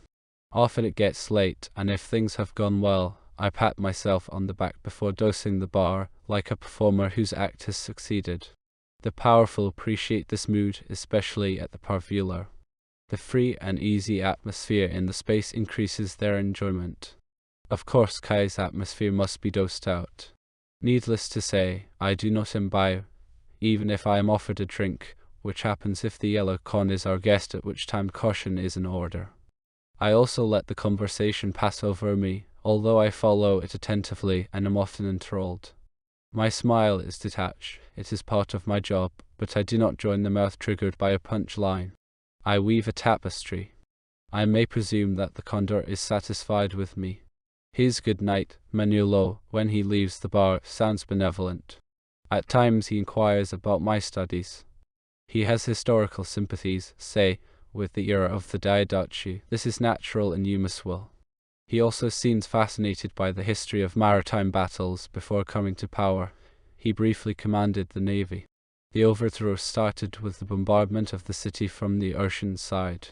The intermezzo left him with a kind of dilettantish passion for seascapes. At the Casbah he seems to feel as if he were on a ship sailing through time. I order the beverages from the galley, stewards do the serving in the mess hall. The dome of the Casbah resembles a captain's bridge. There are no women on board. He began his career in the infantry. His father was a corporal, a soldier of fortune. I once heard a conversation between him and the domo, who always sits at his right. They were discussing the reliability of the troops. The prize, they said, went to the foot soldiers. Next came the cuirassiers. There was no banking on the hussars. These comparisons extended to the sailors and the aviators. The domo, in charge of security, had obviously also pondered this issue in theoretical terms. The faster someone can move, the more closely he has to be watched. The conversation was also theoretical in that there is scarcely such a thing as troops here. Eumeswil, with its territory and its islands, forms an oasis between the Diadochian kingdoms of the Great Khans and some epigonic city-states. In the north, our territory borders on the ocean. Depending on my mood, I sometimes believe it is the Mediterranean and sometimes the Atlantic. Toward the south, our territory vanishes in the desert. This area is patrolled by scouting parties. The desert is followed by steppes, tangled chaparral, jungles, which have grown even denser after the sudden bursts of fire, and finally the ocean again. There are different types of hunting in these regions. It is mainly owing to the abundance of game that the Yellow Khun keeps his hand over Eumeswil. He comes annually with a large retinue. The preparations for his visits are the most important aspect of our foreign policy. A hunt must be staged through every zone, all the way to the big game of the steppes beyond. We also have to think up interludes, surprises for a jaded ruler with an iron constitution and an insatiable lust. I fill the quiver with strenuousness and exhaust it with enjoyment. Asterisk. There must be a close kinship between the chased and the chaser. The hunting masters have totem heads. The Grand Louvetier, the master of the wolf hunt, has a wolf's face. One can guess who hunts the lion, the buffalo, the boar. Not to mention the movements and the stature. I do not wish to generalize, however, for aside from correspondences, there are also compliments. Thus, the Yellow Khun opens the elephant hunt by sending out dwarfs who sneak up to the animal with naked blades. On the whole, his venery is archaic, almost without powder or optical aids. Though cruel to human beings, he observes noble rules in regard to game. The great hunt ends at the impenetrable southern jungle. The latter supposedly harbors species of game that have never been sighted by human eyes, and that one hears about only through rumors. Most people consider them the mirages of adventurers who dare to enter the wilderness and return with a deadly fever. However, it appears that this is precisely where the Khun dreams of crowning his venery. He hires scouts, especially those dwarfs, who are unsurpassed in reading tracts, plus scholars who do not fit in at any faculty, half mythologists, half interpreters of dreams, who are derided not only by Rosner as a zoologist, but also by my genitor. He compares them to the alchemists who once offered to make gold for rulers. The simile is not bad. In either case, transmutation means the great hope, the ever-frustrated dream. There can be no doubt that surprises lurk in the jungle. Now and then, new fauna and often new flora are brought in from its outskirts. They have confirmed a number of rumors that have been treated as fables since the age of Herodotus. But that is not the point. Scholars used to believe that after the great floods, there were not only new species emerging but also new genera. The role of water has now been taken over by fire. Blazing curtains separate the metamorphoses. Asterisk. When I am at the Luminar, skimming through tomes that were printed before the time of the great Linnaeus, I stumble upon creatures that obviously existed only in the imagination, yet were so deeply entrenched as to be depicted, say, the unicorn, the winged serpent, the satyr, the mermaid. Scholars suspected the forest, in particular, of harboring strange things, and they described them. Thus, a certain Dr. Jessner wrote about the forest demon, a wondrous creature, a quadruped with spurred heels, a wreath of breasts, and a human head. Supposedly, he was captured in the Salzburg diocese during the year. While I was still wavering about accepting the position, it was Vigor who strongly urged me to take it. "Martin, you will see things that will be inestimable for you." He was referring to the observation of the manner in which power issues are weighed and played out, immediate insight into the methods as demonstrated on a practical model. A spectacle was beckoning to the historian, especially at the Parvulo. Vigo distinguishes between the surgeon's eye and the anatomist's. The one wishes to operate, the other only delves into the condition. The former's time is measured, while the latter has all the time in the world. Eumeswil is particularly advantageous for the historian because no living values are left. The historical material has consumed itself in passion. Ideas have become untrustworthy, and the sacrifices made for them are disconcerting. On the other hand, images can be recognized more sharply. No wishful thinking distracts anyone. If, say, the Condor played out a life that vacillated between enlightened despotism and tyranny, he would be opening his eyes upon distant pasts. I should, Vigo told me, scrutinize this closely as an experiment and shift the accent. In standing behind the bar, I would be nearer to reality than one who, precisely by taking it seriously, merely simulates it. I was able to follow my master that far, and so I took the job with that goal in mind. I am not saying that this was my only reason for such decisions, a complex. In addition, there was what is known as the emoluments, a lot of free time for my own work, the luminar, a good salary, the phonophore with the silver stripe, the ruler's aura. I soon noticed that the historical view did not suffice. As an ahistorical person, one becomes freer, but the powers one served in bondage are incalculably transformed. At certain midnights when I am working at the Parvulo, the mood gets eerie. People thrash out topics that Vigo did not care to know about, much less enter into, just as I tried not to for the longest time. If the masters fall silent, the room seems more heavily charged than when they half whisper words that they are evidently reluctant to pronounce even if they are among themselves. At such moments, the domo waves his hand. I have to heighten the ambience and lower the resonance. The subject, no doubt, is the forest. It must contain trophies and perils that recall the voyage of the Argonauts rather than the heydays of historical and even prehistorical hunting. Asterisk. When I began my job, my janitor behaved like a true liberal. On the one hand, he was embarrassed by my working as a waiter. On the other hand, he felt politically strengthened in his security. For Cadmo, that is my brother's name, I am simply the ruler's menial. The old man is a speechifier, the boy a permanent anarchist, albeit only so long as things do not get hot. Degrees of freedom in which one can commit or omit everything are alien to both men. I stay with them when I come from the Casbah. Our mealtime conversations are unpleasant. They can steer clear of neither the political nor the social. I prefer being out in Vigo's garden. I also have a pied terre in the city, the attic of an old seaside house that used to be part of the bastion. From here I could throw out a fishing line, but the fish that indolently move their fins down their batten on the sewage of the Subura and are not sought after. Sometimes a gull rests on the windowsill. On the ground floor, a wine dealer runs a roadside shop, a salumeria that carries snacks. A bare garret, the walls, internal and external, are crumbling and encrusted with sea salt. I go there in order to meditate and gaze at the ocean, all the way to the islands and beyond, especially at sunset. A table, an armchair, a mattress lying on the floor. A wash basin on a rack, beneath it the water pitcher. Plus a chamber pot that I empty through the window, since, especially after drinking, I am tired of climbing up and down the stairs. No pictures or books on the walls. Instead, a mirror over the basin as a concession to Ingrid, whom I bring here after we have worked at the library or visited Vigo outside the walls. She remains barely an hour. This is a sort of obligation, a debt of gratitude to the mentor. Asterisk. Thus I show up at home only for meals, and not so consistently at that.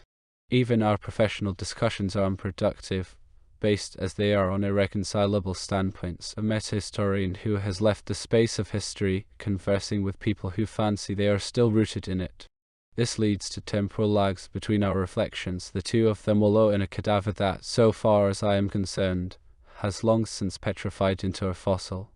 Occasionally, things turn funny when they get worked up over values that are at best parodied in Eumeswil. To that extent, they are even to be taken seriously as typical of the era. Asterisk. If I like referring to the old man as my genitor, this does not mean that I do not hold fathers in high esteem.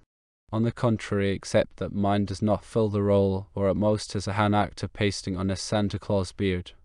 A fisher, a day labourer, a longshoreman do a better job of it. It is curious that precisely these free spirits command respect within a hierarchy that was shattered by their grandfathers. My genitor was married twice. Here in Eumeswil it is customary for a man on the ascent, say, a party man, to simply take whatever he finds. Once he makes it, the first wife no longer suffices for him. She is neither young and beautiful nor presentable enough. He trades her in for a status symbol. Here, for example, in our melting pot, one recognizes this development partly in the shift toward a lighter complexion. The man who starts out on a higher level tends to behave differently. His chief concerns are career and outer circumstances. It is only when he is firmly in place, midway through life, that other wishes burgeon in him. Now Aphrodite demands a late sacrifice. He often stumbles terribly. Recently a 3-star general was trapped by a notorious hooker. In the Casbah such things are taken humorously. I was on duty at the Pavila when the Domo reported it to the Condor. The Condor laughed. Then he won luck for brothers-in-law. As for the Domo, what used to be cold blots on the escutcheons suit him just fine. He turns moralistic when necessary. The professors tend to take a female student, one of those who sit in the front row and are enthralled by intellectual demands. This can work out nicely. For my genitor, it was his secretary. He got divorced for her sake. His first wife still lives in the city. He fathered Cadmo with her. They parted on amicable terms now, and then he visits her to refresh some memories. My mother died young, during my early school years. I regarded the loss as a second birth, an expulsion into a brighter, colder foreign land, this time consciously. The world was transformed by her death. The house became inhospitable, the garden bare. The flowers lost their hues, their fragrances. It turned out not gradually but immediately that they lacked the maternal hand. The bees no longer alighted on them, the butterflies stayed away. Flowers sense human attachment not less but more finely than animals, and they requite it with affection. In the house, in the garden, I sought out the nooks. I often huddled on a stairway leading to the attic, a dark oubliette. I was unable to weep. There was a choking that dosed up my throat. Asterisk. Pain is like the major illnesses. Once we recover, we are immune. We are vaccinated against the serpent's venom. Scar tissue does not feel the bite. An illness has remained. At the same time, fear was reduced in me. I grasped my surroundings more sharply the more my involvement waned. I could gauge their dangers and their merits. Later, this was also beneficial to the historian. It must have been back then, as I huddled in the darkness without finding a way out, that I formed my conviction of the imperfect and peaceless nature of the world, a conviction that still haunts me. I remained a stranger in my father's house. The pain must have worn on for a year or longer. Then it began to cool off like lava, which develops a crust one can walk on. That was the scar tissue. I grasped the rules of the society that surrounded me. I began advancing at school. The teachers started noticing me. Then came my hours at the piano. My genitor felt more and more benevolent toward me. I could have gotten dose to him, but I actually felt embarrassed when he put his arm around my shoulders or acted more familiar than necessary. Nonetheless, I was a child of love, unlike my brother, with whom he harmonized more intellectually and who regarded himself as the legitimate heir and me as a kind of bastard. I am willing to admit that his opinion was based not only on jealousy, however. They had put the divorce through quickly so that I could arrive at a conventional time. Besides, people are not so pernickety in Eumeswil. Asterisk. My mother had been the world for me. She gradually became a person. In later years, when my genitor was attending a congress, I had an opportunity to delve into my background. A historian is inconceivable without archival tendencies, and he preserves certain things that other householders tend to destroy once a process is completed. Almost every death is followed by a burned offering. My genitor, too, would have done better to burn the correspondence he had exchanged with my mother during the critical quarter year. He evidently could not part with those letters, and so he stored them in the attic. There, rummaging through a jumble of papers, I fished them out, and, in the dimness, I buried myself in the first few months of my existence. That was how I found out the time at which it began, and also the place, the map room at the Institute of History. I know that room, almost nobody ever goes there, and the maps offer a fine shelter for a casual seduction. Still and all, I would not have thought my old man capable of such impetuousness. There must be women who know instantaneously that a spark has flown. This cannot be explained physiologically. My mother was such a woman. She stated cryptically yet unmistakably that I had appeared, or at least made myself noticeable. This did not quite make sense to my old man. He tried, at first theoretically, to talk her out of having me during the third week, when I already had the form of a mulberry and was starting to differentiate subtly. I was no bigger than a grain of rice, yet I could already distinguish between right and left, and a heart stirred inside me like a hopping dot on a screen. When I could no longer be thought away, he tackled me physically. I do not wish to go into detail. In any case, while floating in the amniotic fluid, I was menaced with dangerous adventures, like Sinbad the sailor. He tried to get at me with poisons and sharp instruments, and also with the help of an accomplice on the medical faculty. But my mother stuck by me, and that was my good fortune. According to my brother's version, my birth was her way of getting her hands on the old man. That is quite possible, but it was merely the practical side of an elemental attachment. As a mother, she wanted to have me. As a person, she had the right to watch out for herself. Asterisk. On the whole, one must judge such a relationship in all its intricacy. That I am able to do so I owe not only to Vico but also to Bruno, my philosophical mentor. I remember a course in which he lectured on the mythical aspects of time and space. According to him, the father represents time and the mother space. In cosmic terms, he the heavens and she the stars. In telluric terms, he water and she earth. He creates and destroys, she receives, conceives, and preserves. Time is a stir with insatiable disquiet. Every moment knocks out the previous one. The ancients depicted time as Cronus, who eats his own children. As a titan, the father devours his engendered son. As a god, he sacrifices him. As a king, he squanders him in the wars that he instigates. Bios and myth, history, and theology offer any number of examples. The dead return not to the father, but to the mother. Asterisk. Bruno also went into the differences between cremation and burial. I do not know whether I have quoted him correctly. Thus, water strikes me as really peculiar to the mother. The Christians identify it with the spirit. These are questions of category which have unleashed interminable wars. Cyrillus regards water as the most important of the four elements and as the stuff of the great metamorphoses. The findings of space travel seem to confirm that ex negativo. People well versed in mythology know that the incredible vastness of the sea is only in its manifestation. In Eumeswil, where for generations now people have been thinking in purely quantitative terms, that inertia is inconceivable. I read in the memoirs of a Russian pilgrim that the sip of water we hold out in a cupped hand to a man dying of thirst is greater than the seven seas. The same holds for amniotic fluid. In many languages, the words for ocean and mother sound quite alike, Murray and Emery. In any case, I am willing to acknowledge that my genitor, in going after me, was behaving naturally.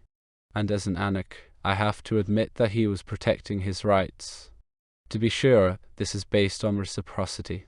Our city teems with sons who have escaped their fathers in a similar way. Usually, this remains obscure. The Oedipal relationship is reduced to a malaise between individuals. The loss of esteem is inevitable, but people get along with one another.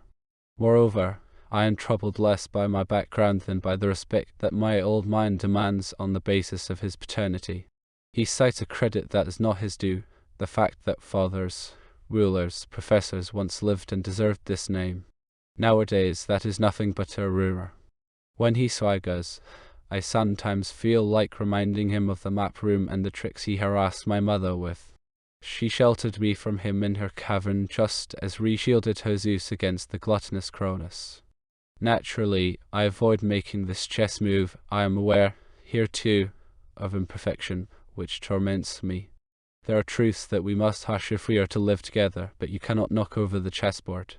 I owe my restraint partly to Bruno, whose course also covers magical and even practical conduct.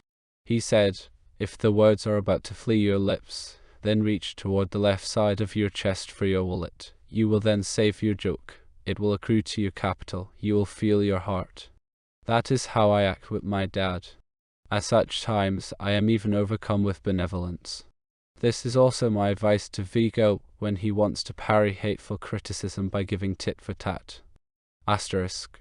The fact that I forego having a father precisely because I do not recognize him as my genitor is an altogether different matter. I seek a man for whom I can feel respect. This is possible even in Eumeswil, albeit exceptional. One finds spiritual foster fathers. The bonds one forms with them are stronger than those of blood. Of course, such a statement must be handled with care, for a material substratum will always be present. In this respect, one owes one's father the link to an infinite network. In the act of procreation, he celebrates a mystery that is unknown even to him. His intrinsic nature might perish in it. Thus, we could be more closely related to an uncle or a distant forebear than to him. Genealogists and also biologists are familiar with such surprises. They often shatter their system. The genetic burden is endless. It reaches all the way into the inanimate world. It can bring forth creatures that died out long ago. Asterisk. This digression may indicate why I prefer adoption to natural kinship. The father who becomes spiritual, we are chosen relatives and not natural ones. Thus, Eros must also prevail in spiritual kinship. Adoption is a more sublime repetition of godfathering. We pick the godfather, the pater spiritualis, and he recognizes himself in us, he accepts us. That is a contact to which we owe life, albeit in a different, and I dare say immortal manner. I do not wish to speak of the heart, this is not the right place. My birth and the surroundings in which I was put may explain why I felt this kinship with 3 academic teachers, 3 professors. If I had had a vocation for craft, art, religion, war, I would have had different models and different ones again had I opted for a criminal career. During the tuna fishing, I watched the rise and his fishermen performing the drudgery. Their obedience is simply the equipment of the trust that binds them to him. He is their leader. They have elected him. More fatherhood is to be felt here even when he treats them severely than when I sit with my old man who swims in stagnant waters. Asterisk. A philosopher is expected to have a system. In Bruno, you would seek one in vain, even though he is well grounded in the history of thinking. His course on the development of skepticism since Heraclitus runs for an entire year. He is precise, and that is the basis of his reputation. This course covers the practical part of his theory, the handiwork, so to speak. Anyone who attends it has spent his tuition wisely, he will be satisfied. Gifted students who have already become teachers themselves get a great deal out of it. The person who teaches us how to think makes us lords over men and facts. While there is more here than meets the eye, this need not concern them, it would actually confuse them. To be sure, the things he conceals are not without an impact on them too, they light up the rationality of his lectures. Authority is more powerful in silence than in words. This obtains both for the monarch, who may be illiterate, and for the teacher of a high intellectual rank. When I had the good fortune of becoming intimate with Bruno, certain things remained tacit in the background, even on the nights when we had drained a glass or two. He loves wine, which, rather than subduing him, always leaves him more and more aglow. Bruno is short, with broad shoulders and a full, slightly ruddy face. The bulge of his eyes lends them an intense shine. When he speaks, his face can take on a penetrating boldness, it then grows ruddier. His ironic passages are accompanied by a smile that is almost imperceptible yet as charming as a compliment. His maxim is a taste sample like that of an exquisite wine reserved for the connoisseur.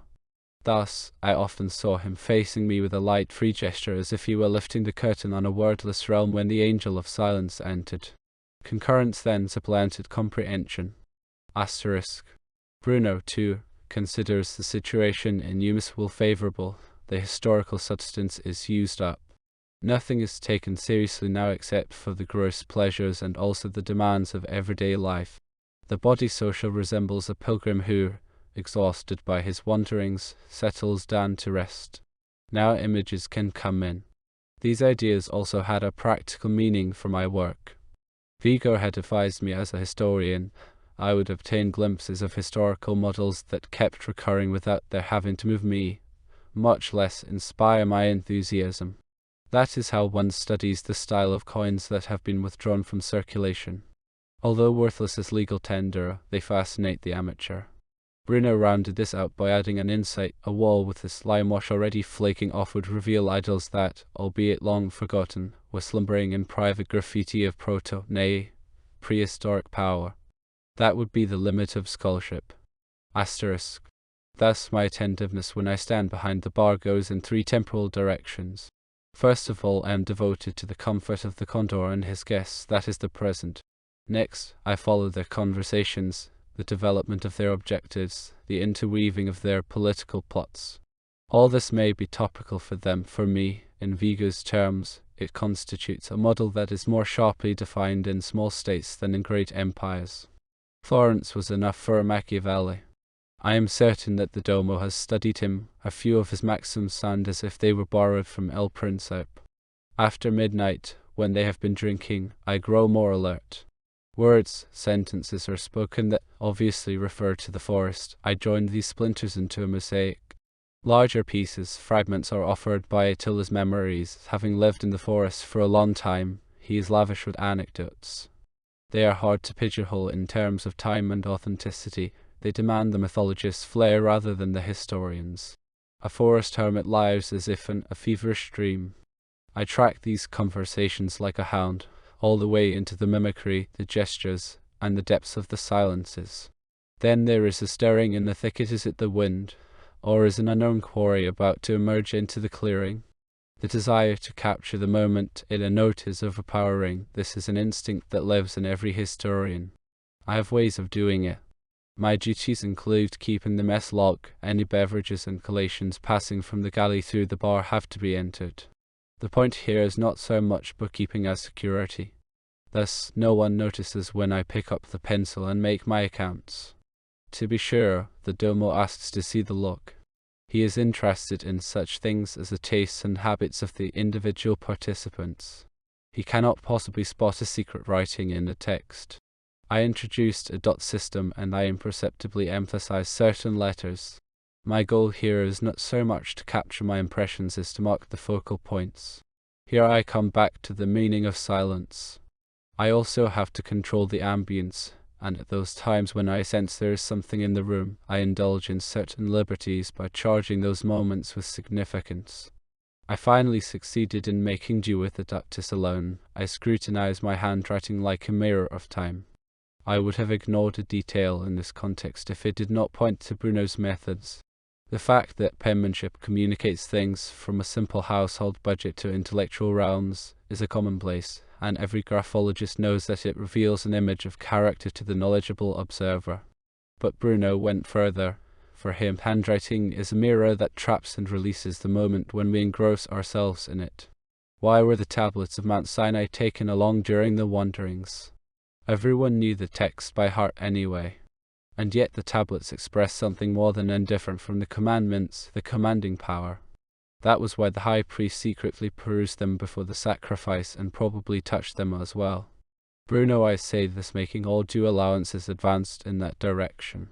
The mirror played a large part in this. Primal images, image and mirror image. Apparently, he expected unwanted results from my nightly reconnoitering and also felt I had the proper sensibility. As for my notations, I owe to him the luminous pencil that contains several refills.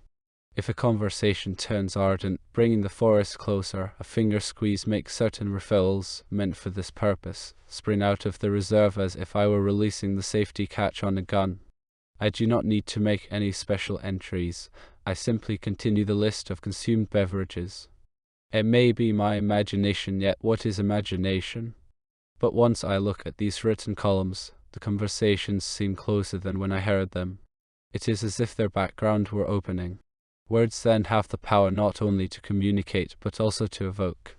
In retrospect, I saw the faces freeze as if during a ritual sacrifice. It was eerie. What might conjure up this effect? One could readily speculate that this leader Phil was inoculated with one of those substances that carry us beyond the limits of perception. They work even in the tiniest doses, unweighable like wind-wafted pollen. Bruno frequently experiments with them, but allows no adepts to watch. Once, when I walked in unannounced, I found him completely absent. Behind the glass mask, I saw a face whose gaze I could not endure. Apropos, he clearly does not recall that visit. At any rate, I do not regard him as a magician. His path includes a not indelicate magical phase. It is meant only as an approach, the way a course in logic introduces the study of philosophy. Problems of passage arise here. Magical law must be forgotten, for it will be deceptive once the cosmic chase begins. That is the reason why the gods ultimately depend on human help. I suspect that Bruno has nevertheless opted for the underworld. At New Year's, some firms in Eumeswil offer their customers modest promotional gifts, usually mechanical pencils. These are reminders of the firms and their achievements. I assume that Bruno brought back the mechanical pencil as a similar reminder from one of his visits in the catacombs. A mere toy. It is probably meant to indicate the level of technology that has been attained there and to inspire, if not fear, then respect. And is technology the right word? Metatechnology would, no doubt, be more fitting. It applies not to the perfecting of means, but to their sudden transformation into a different quality. When a runner reaches his top speed, running turns into flying. A sample was supplied by that sparkling script. Verbal communication no longer sufficed. Once, people got fed up with pure dynamics, and so technology declined in the larger areas. This was matched on the other side by its plutonian concentration in the hands of a small, now autonomous personnel. I see them as my spiritual fathers. I owe to Vigo an unbiased view of history, a view that works only when we are no longer involved in the pros and cons. That is the historian's delight. He takes part in the squabbles as Zeus does in the battles of gods and men. From under the varnish with which they were dimmed by the Enlightenment, the images emerge in their glory. Bruno gave me glimpses of the backgrounds that belong neither to history nor to the natural realm. Indeed, they are independent of the human presence in the universe. He was able to snuff out the historical consciousness and its torment. Why is it that I cannot distinguish the two of them clearly enough, despite their differences? Presumably because they do meet and unite somewhere, for example, in me. Thus, all disciplines say, a biologist and a physicist meet where antitheses are transcended in the atoms. I do not choose a simile at random.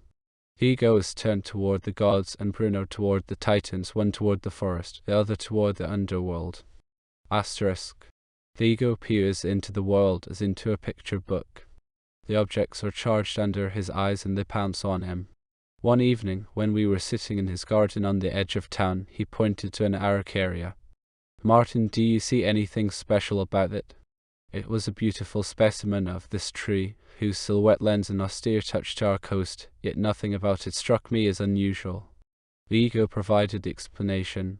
7 years ago, its tip was broken. Perhaps a bird wanted to rest on it, or an insect nibbled on the bud. A blemish. I almost chopped the tree down. It is good that I refrained, for what happened? One of the side branches straightened up and formed a new tip, like a soldier presenting a bayonet. Several years later, no trace of the injury could be seen. What is your opinion? I would call it the restoration of appearance through shape. I see you have learned from me. You must bear in mind not only that this 90-degree turn repairs the morphological damage, but also that the anatomy is modified all the way into the discrete structure, into the scarring which the forester calls the wounded wood. You can also view this genealogically. When the wall straightens up, an offshoot takes over the task and this supremacy. The forests contain our elementary models, the gardens are social models. He then examined my response. What is manifested here? Nothing but Paracelsus, his inner physician. He straightens the creature up again even after a decapitation. In my opinion, the mere sight of this tree is salutary. I can listen to Vigo for hours, and also join him in hours of silence. The moon hung over the Casbah. The tree stood out against the pale nocturnal sky, Its slender twigs were studded with round cones like a series of musical notes with heads. Asterisk. Just as Vico wants to lead us beyond history, Bruno wants to lead us beyond knowledge, the one beyond the will, the other beyond conception. This is treated by the Guild as either regressive or utopian. Both men are considered and serious. I like them both, although unprecisely, because I have often enough heard my genitor and my brother poke fun at them during meals. The unnavigated seas lie beyond the pillars of Hercules. Herodotus and Heraclitus are their publicans. They did not like hearing such maxims, which I brought back from Vigo's seminar. They do not find them sober enough. Yet idealism is far from my mind, even though I have made sacrifices to it. I, in turn, feel it does not suffice to grasp facts according to their weight but not their eros. Matter is concentrated in eros, the world becomes exciting. For this path, both teachers were helpful to me. They gave me what my genitor was unable to give me, since his love and his law were inadequate. Asterisk. Although an anarch, I am not anti-authoritarian. Quite the opposite, I need authority, although I do not believe in it. My critical faculties are sharpened by the absence of the credibility that I ask for. As a historian, I know what can be offered. Why do people who leave nothing unchallenged still make demands of their own? They live off the fact that gods, fathers, and poets used to exist. The essence of words has been diluted into empty titles. In the animal kingdom, there are parasites that clandestinely hollow out a caterpillar. Eventually, a mere wasp emerges instead of a butterfly. And that is what those people do with their heritage, and with language in particular, as counterfeiters. That is why I prefer the Casbah, even from behind my counter. Asterisk. At universities there are always groups of teachers and students who view the way of the world together, and not without pleasure. The content varies. The mood remains the same. It recalls the mood of sectarians within cults, and it always involves error. That was Vigo speaking. And Bruno, this applies to every intellectual expenditure, but it is nothing to crow about, for where does it ultimately lead? People convince one another that the world is imperfect, then they send out calls for help and flash beacons of hope. It makes no difference whether Hercules cleans out the Augean stables or a mailman his pigeon house, and the stars do not draw closer no matter what pedestal one gets up on. Similar things can be heard when the wind wafts from the desert. But there are also euphoric moods. There will always be people who speak better than the rest. The auditorium greeted this statement with oboes. There will even be people who speak well. The disquiet increased. They had not come willingly to this supplementary lecture series that the Domer had foisted on them. It was a required course given by Thofern, the grammarian. Like a number of other directives from the Domo, I was able to follow this one from its inception. Such insights are among the joys of my profession. I am curious by nature. This is indispensable for the historian. A man is a born historian, or else he is boring. Saint Simon went to court not because he was a courtier, but because he was a born historian. His being an aristocrat helped to facilitate his task. Those are roles. Had he played the part of valet de chambre, then perhaps better, even tinier fish would not have escaped him. More important than the grand's entries was his familiarity with the dairy res, the fact that he was on good terms with Boulogne and Manchal. Not only did the prince witness that dreadful scene in Marly one evening, when the monarch was beside himself because his favourite bastard had failed in battle. The prince had also heard the preceding conversation with the bath servant. Asterisk. This is no digression. I am speaking about my sideline, that of night steward in Eumeswil. In that capacity, I had mentally followed a conversation between the Condor and the Domo. They were talking about the judgment in a civil proceeding. The Domo had the court transcript brought from his office, and he read a few sentences aloud. Are you satisfied with the decision? A question mark should be put here. He reread the passage, shaking his head. No, an exclamation point. The fellows botched up the imperative. He examined the signature. And not even a stenographer, just a paralegal. Asterisk. The Domo, unlike the Condor, is no soldier of fortune. He is descended from one of the old families. It verges on the miraculous that such names outlive the chain of upheavals. They owe their endurance to aptitudes that have developed through the generations, becoming instinctive, especially the diplomatic talent. The Foreign Service offers a number of survival options. I do not wish to go into detail. At any rate, if anyone in the group that I serve can be thought to have historical substance, it is the Domo. Of course, this is something he probably tries to conceal rather than flaunt. His relationship to power can likewise be seen as both a primitive and a late. The former view is held by my genitor, the latter by Vigo, my teacher. Vigo sees further, and he therefore knows that these two possibilities are not mutually exclusive. He also has an apt image for this. According to him, the primitive element is the basic stock of the individual and his communities. It is his bedrock on which history is established, and which is exposed once more when history withers away. Humus with its fora piles up on the rock and vanishes again in whatever manner it either dries up or is swept away by tempests. Then the bare tuff emerges. It contains prehistoric in layers. Say, the prince becomes a chieftain, the physician a shaman, the vote a declamation. This implies that the condor stands closer to the start of the process, the Domo closer to its end. The end is dominated by the elemental, the start by the rational mind. There are historical examples of this, say, in the king's relationship to the chancellor, or the commander-in-chief's to the chief of staff. In short, wherever business is divided between character and intellect, or between being and doing. Asterisk. My genitor strikes me to maintain Vigo's image as someone who delights in dried bouquets in flowers from Rosa's herbarium. I can even sympathize with this as an academic. On the Tribune, my old man's self-deception becomes a deception of the populace. On the other hand, my interest in the Domo squabbles with the Tribune's ismit historical. I am absorbed in the model, not the urgent issue.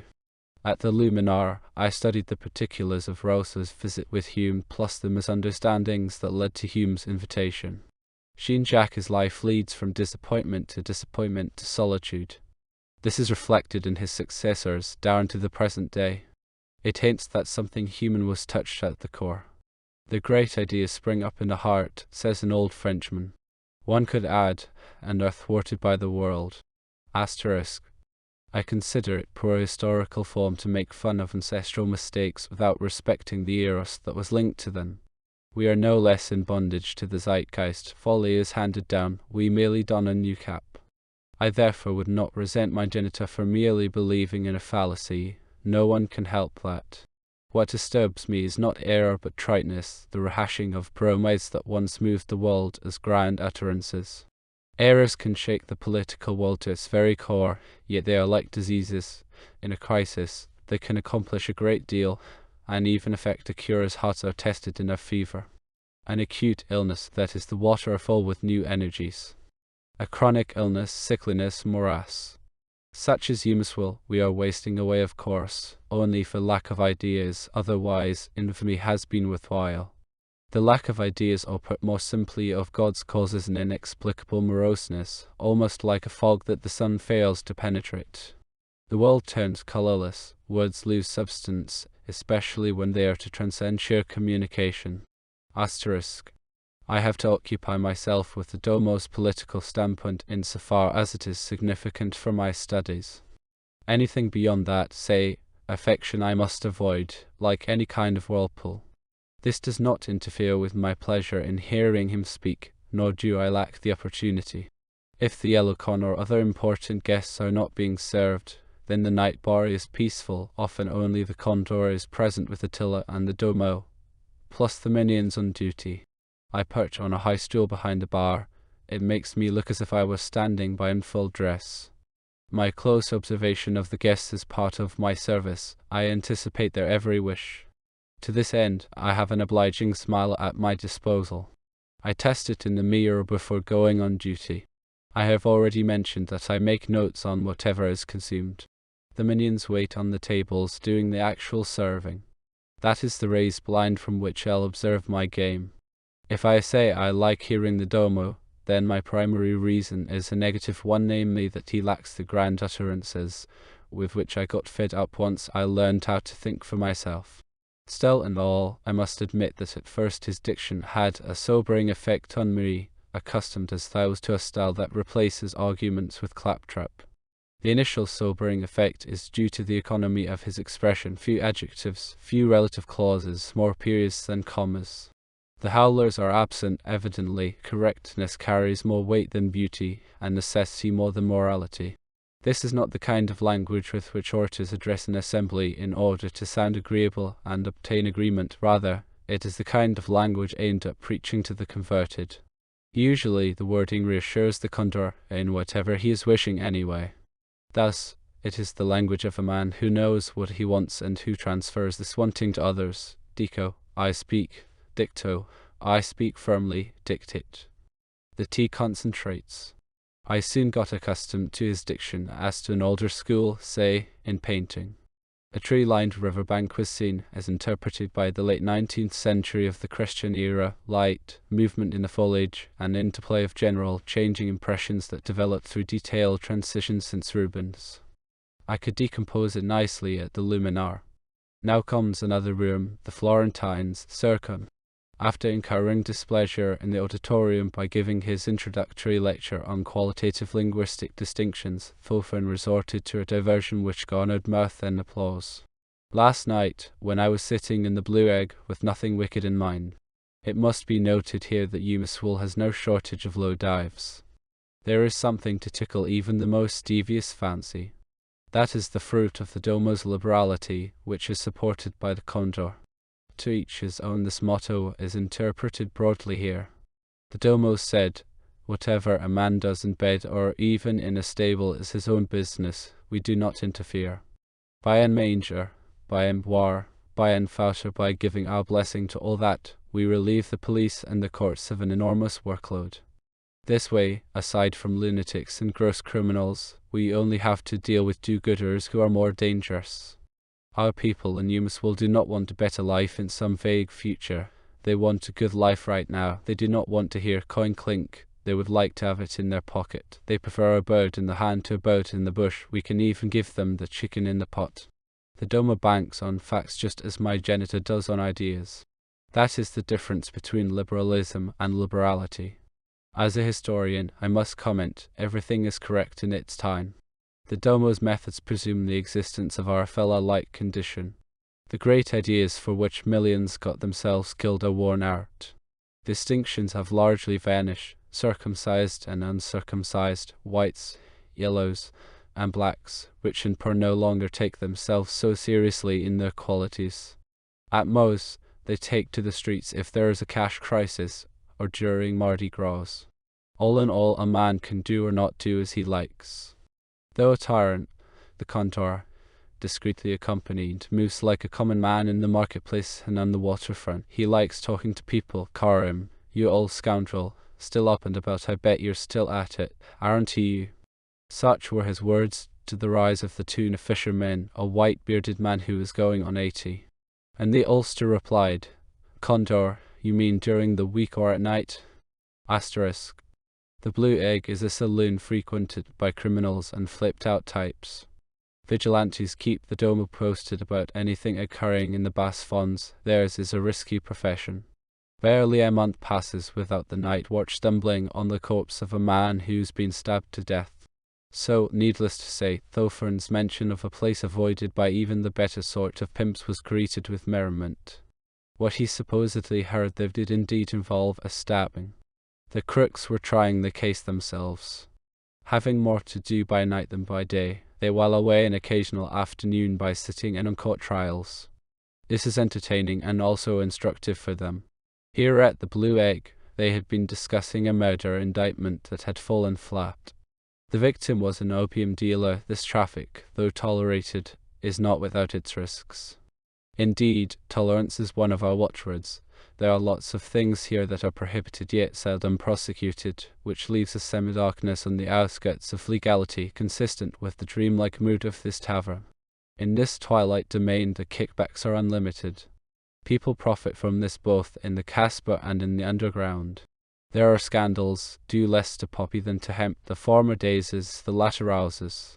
A man runs amok through the streets, brandishing a cold knife. A student burns to death in her bed.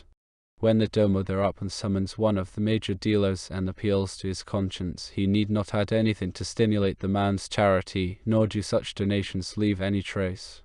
The underworld likewise gets its tithe. The dealers, distributors, and saloon keepers are especially vulnerable to extortion, to which they resign themselves. They pay regularly and count it as overhead. This, too, leaves no trace.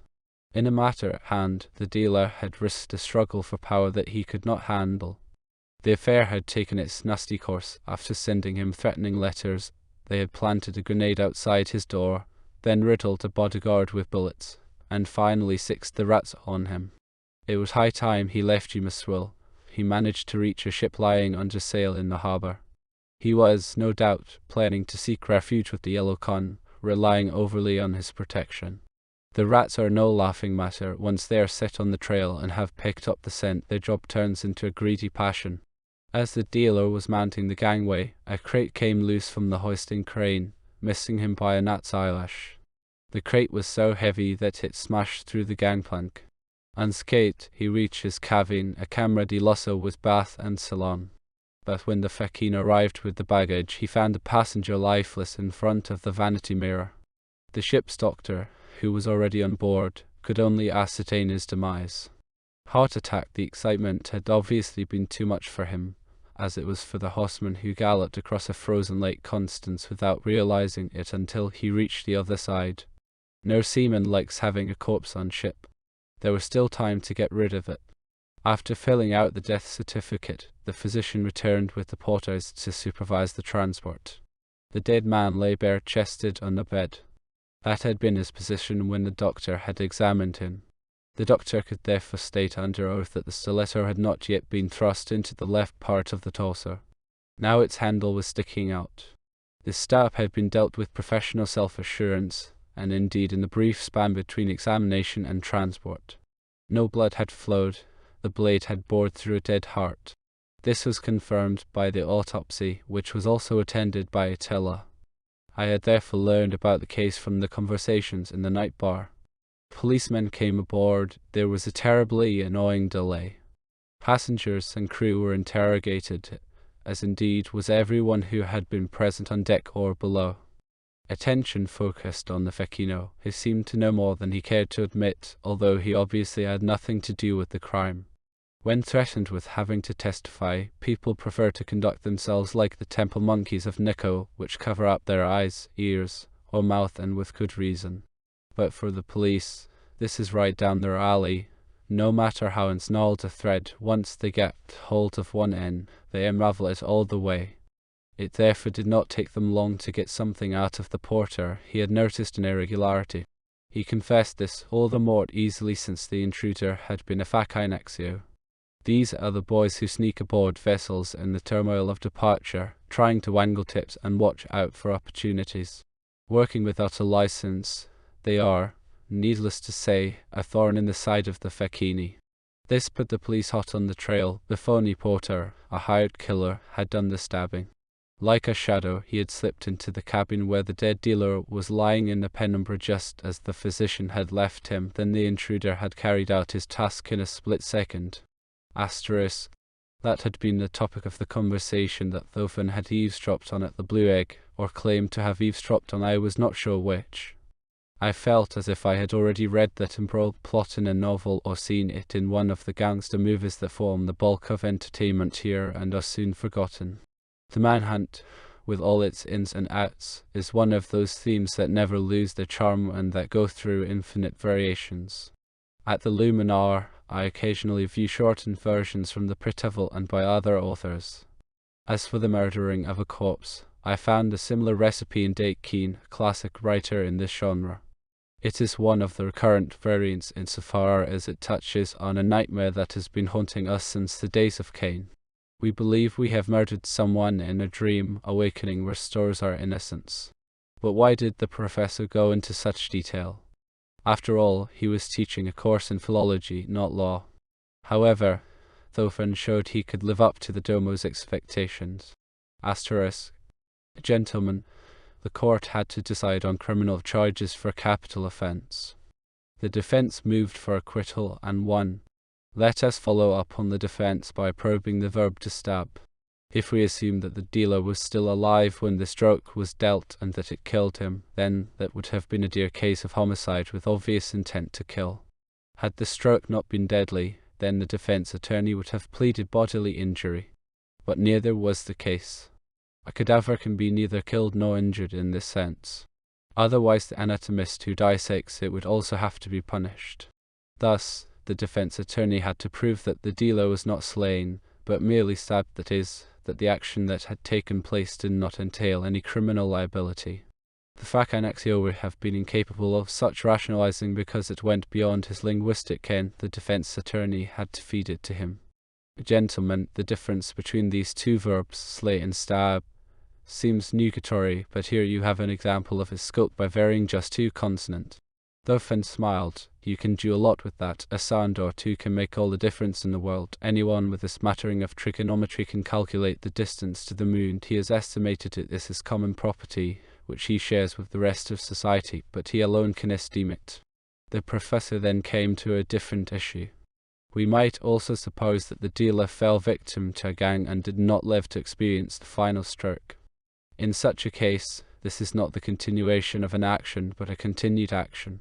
The distinction is not so much in the reproachability as in the punishability. The exact time of the deed must be pinpointed by the judge. If the tenses do not suffice, then precision must be achieved by paraphrase. He provided examples. Asterisk. Thorfinn was, no doubt, intent chiefly on presenting himself, which he succeeded at nicely. This opening lecture was meant to indicate a linguistics course that he offered as a puzzle of etymological detective work, exciting and, for me as a historian, even thrilling. He then examined the facts and Anaxio's intention, citing classical examples in order to differentiate various kinds of unlawful intent. For instance, had the dealer been only seemingly dead after the stabbing, and had the perpetrator, in order to dispose of the corpse, thrown it into the sea, thereby precipitating death by drowning, then the defense attorney would have been faced with a less simple task.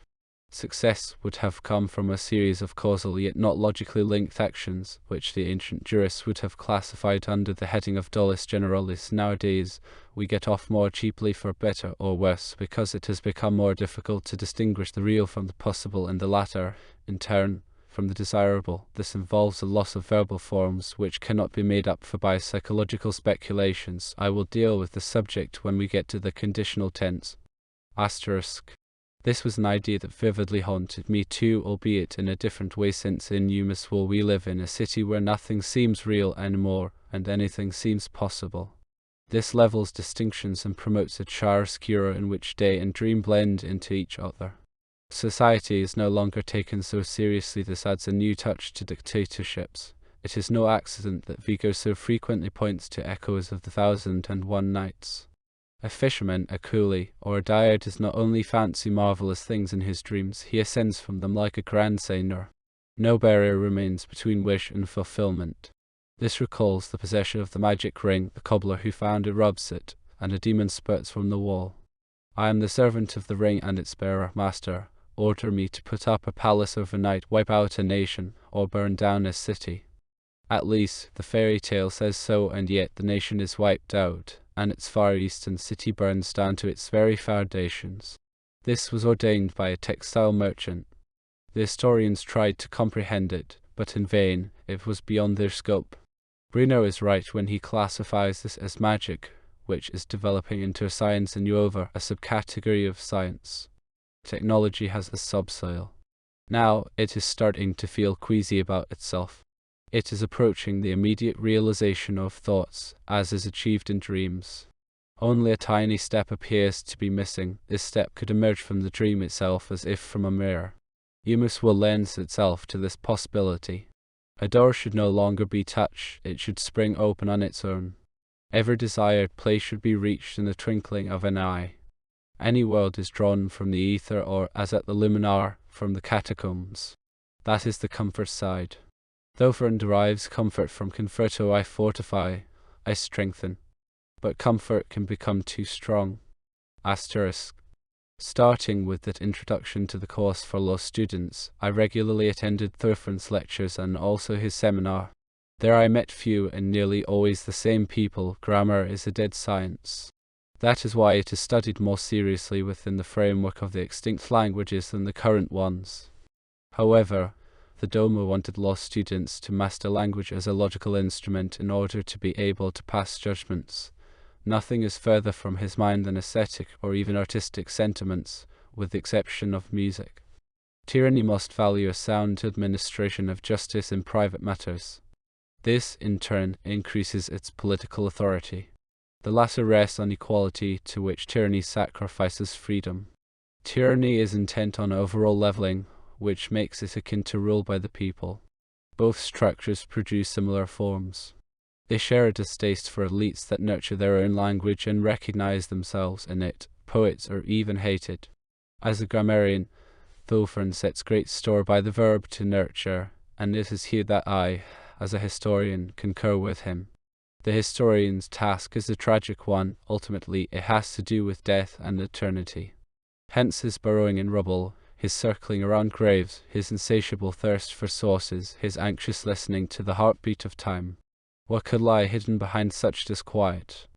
I have often wondered. How understandable the terror of the savage who, upon seeing the sun disappear, fears it will never return. The man who stored the mummy in the rock hoped for the mummy's return, and we rob it of its bindings in order to confirm our hope.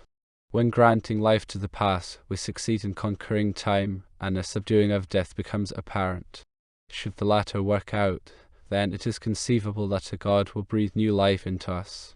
The decay of language is not so much a disease as a symptom. The water of life is dwindling. Words have meaning still, but not sense. They are being replaced largely by numbers. Words are becoming incapable of producing poetry and ineffective in prayer. The crude enjoyments are supplanting the spiritual ones. That was what Thofern said. In the seminar, he went into detail. People have always delighted, more or less clandestinely, in the argets, the book sold under a curtain read with one hand. Then they are praised as models. The third tone dominate. By the third tone he meant the lowest level for naming things and activities. They are addressed in a lofty, a current, or a common manner. Each manner is good in its place. If the common becomes normal in colloquial speech or even in poetry, then it involves an assault on the lofty. Anyone who likes to gobble and boast about it forestalls any suspicion of viewing bread as a miracle that is celebrated in the supper. Profanation sets off lower forms of merriment. A head can ascend to a crown, a face to a countenance, or it can twist into a mug. Profanation can provoke merriment when it appears in pandemonium. The gods, too, laugh at Priapus. The merry Andrew has his place in the intermezzo. But if he rules the boards as a buffo assoluto, then the stage becomes a distorting mirror. At the Opera Comica, I always saw a few spectators departing once the laughter began to roar. This is more than a question of taste. There is such a thing as a collective gusto, also a jubilation, announcing imminent danger. The good spirits leave the house. In the Roman circus, the effigies of the gods were draped before blood flowed. Asterisk. Now and then I, as a student of history, was permitted to help Thofern prepare his lectures. Thus, when dealing with the decay of language, he asked me to gather material about the contributions of the humanists. Those things go back quite a way, and it may be said that no one cares two hoots about them anymore. At the Luminar, however, the number of titles that I tallied up was enormous, even for the limited area of our city. As in any work on a scholarly apparatus, the main issue was to survey the cardinal points. Whatever has moved the zeitgeist cascades in a chaotic flood, one has to catch the historical meaning concealed behind opinions and events. The linguistic decay that the professor was talking about occurred during the final period of the wars between nations, a time that heralded great coalitions.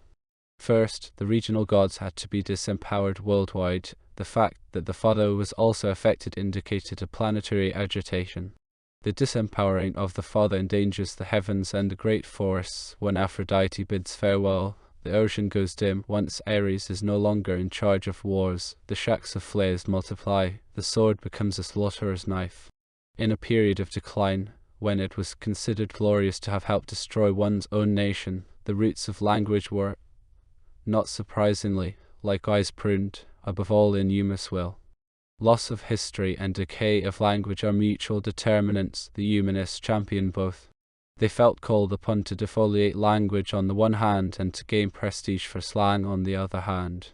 Thus, down below they robbed the populace of language and, with it, poetry, on the pretext that they were facilitating speech, while on the heights they presented their mugs. The assault on evolved language and on grammar, on script and science, is part of the simplification that has gone down in history as a cultural revolution.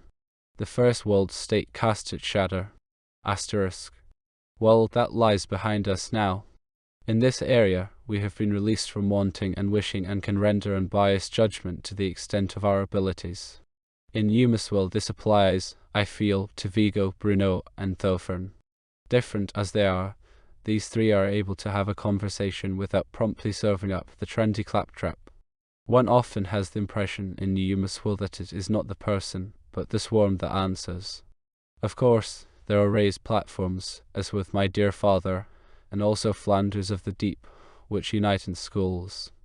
Also common to all three teachers are their direct roots in mythology, which, unlike the psychologists, they have not sterilized and secularized.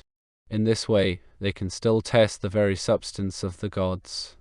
By moving away from time, they approach the basic structures reiterated by events. Vigo describes the world state as one of the permanent utopias that the stewards of history more or less succeed in depicting. This is already inherent as a kind of hunger in natural history, say, in the formation of macromolecules. Of course, these are also more threatened with decay, perhaps they are even its potent. The further the state expands, the more it depends on equality. This occurs at the expense of substance. At the same time, Vigo sees the striving for maximum size and the inevitably following decadence as an overall pulsation.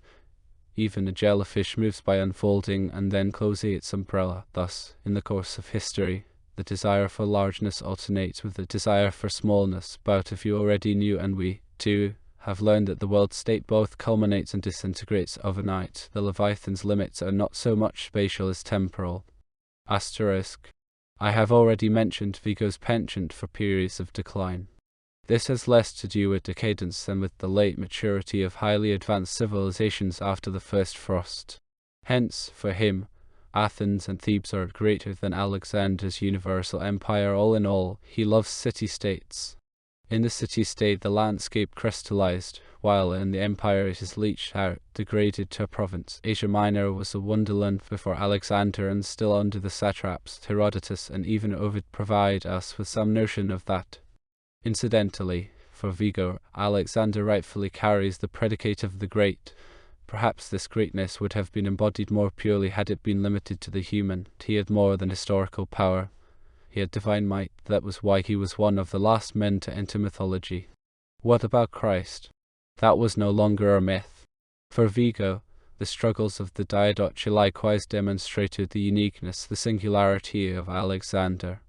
They provided the model for the destiny of great empires. Vigo had then delved into Eumenes, the Greek among the Macedonians, our favourite Diadochus.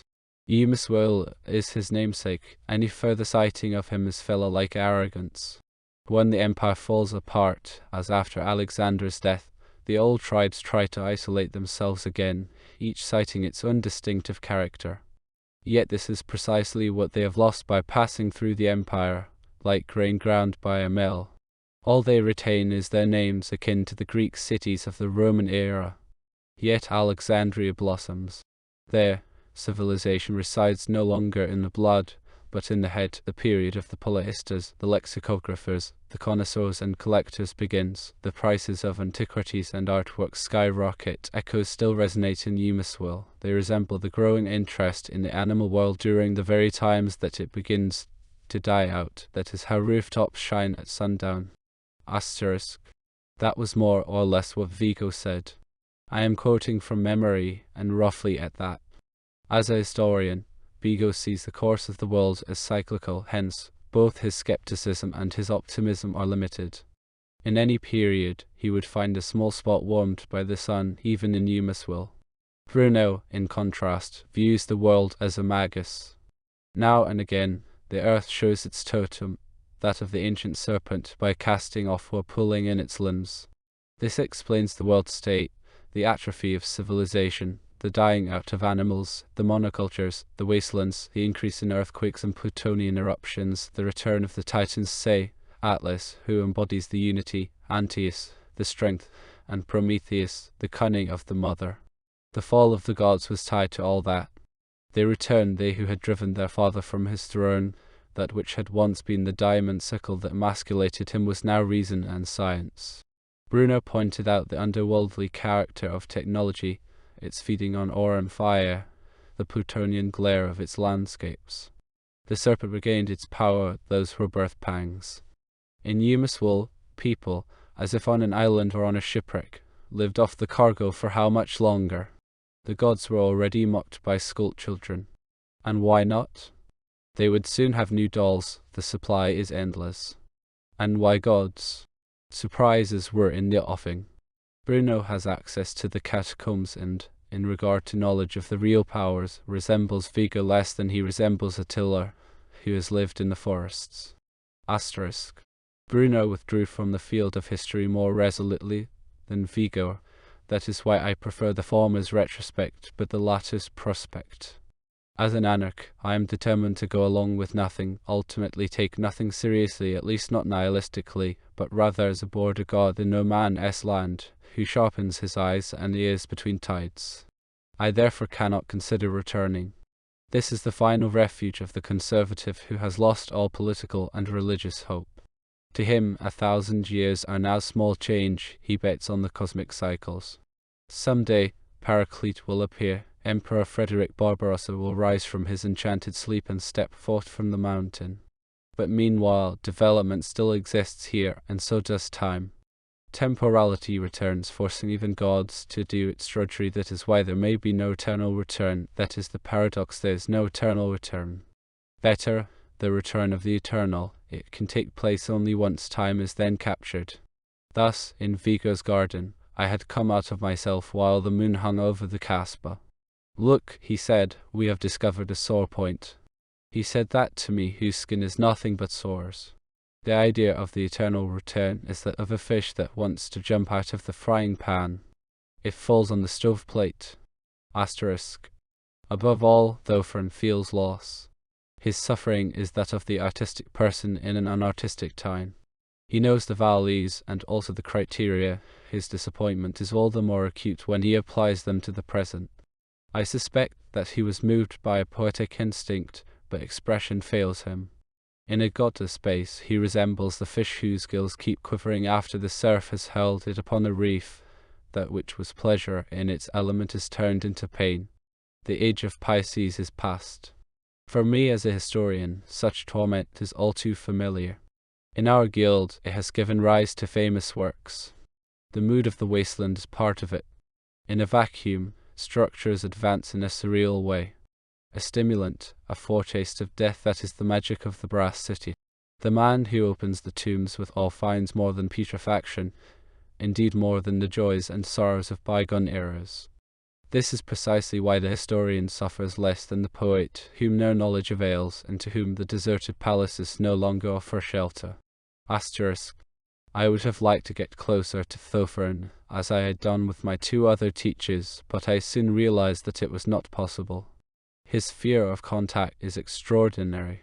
He avoids even the sun. The law students have nicknamed him the Paleface. If, as a professorial duty, he has to receive a student, he avoids shaking hands, and he offers him a chair in the farthest corner. His hands are inflamed from frequent washing, which includes thorough brushings. It seems peculiar that he has risen to the rank of professor. History was his minor subject, and Vigo says that it took trickery to examine him. Offering Thofern a ride, he had engaged him in conversation, but when Thofern realized what was going on, he jumped out of the car, injuring himself. He passed all the same. Such anxieties spring from his almost skinless sensitivity, which, on the other hand, make him receptive to the finest shadings. It is a delight to participate in one of the exegeses in which he exposes the body of a poem, gingerly following its movement, feeling its pulse. He never explicates the euphony, he quotes it as if inviting the poet in. His delivery is both subdued and passionate, interrupted by pauses that reach deeper than words. Not even the law students can resist. He scans with his fingers, casually beats time with his arm. Whenever possible, he secures the manuscript or has it photocopied at the luminar. I noticed that, albeit holding the page in his hand, he nevertheless recites from memory. What he cares about is the poet's presence, a magical trait which delighted Bruno when I told him about it.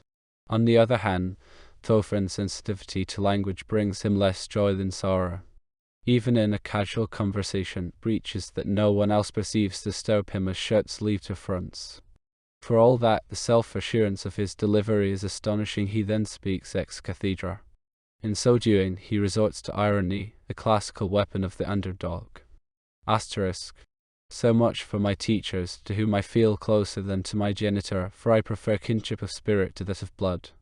It would, of course, be marvellous if the two overlapped. In the old days, that was known as one heart and one soul. Back then, soul was still synonymous with spirit. But even my brother is alien to me. As I have already said, I have nothing against authority, nor do I believe in it. Rather, I need authority, for I have a conception of greatness.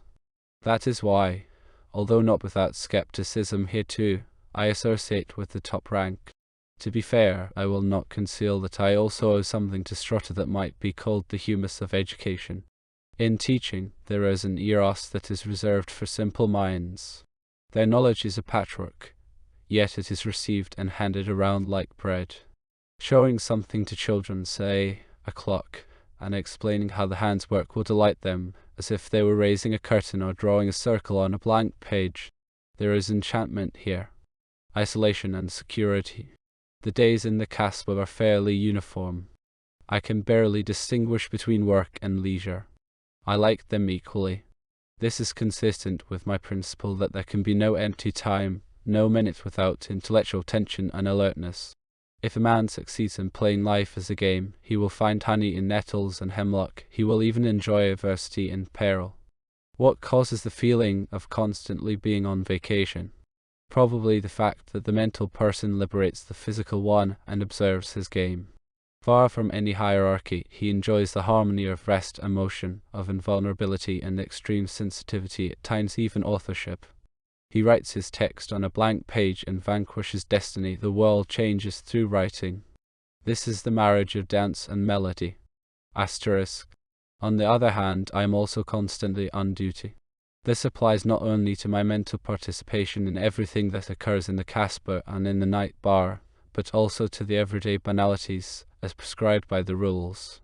There is nothing special about that. Many professions require constant preparedness, particularly if they involve danger. The preparedness is geared to the possibility that something might happen. Thus, it is a form of service in which nothing or little happens. If, however, something does occur, all hands are needed. This recalls the precautions for possible fires or catastrophes at sea. With a drill at the start of the voyage, they make sure that everyone knows his function and his lifeboat. He is to find it like a sleepwalker when the siren wakes him up. Thus, the Casbah has a quarterly drill for coping with domestic unrest. This is little more than an armed stroll. Otherwise, my days are my own, and often enough my nights, for the conjurer does not always feel like going to the bar after mess. Nor is it always an extended session. Often a Turkish coffee, a flute of champagne, or a digestive suffices. I scarcely need emphasize that the nights that stand me in good stead are precisely those involving long and hard drinking. Sometimes a whole week can go by before I don my skiff. A bed of roses at least for most people, and even more so for me because of the intellectual pleasure. Asterisk. That's the fly in the ointment. So says my dear brother, who, just like my genitor, sees me doing things that are unworthy of a university teacher. To his mind, I am waiting on the tyrant in his indulgences and assisting him in his oppression.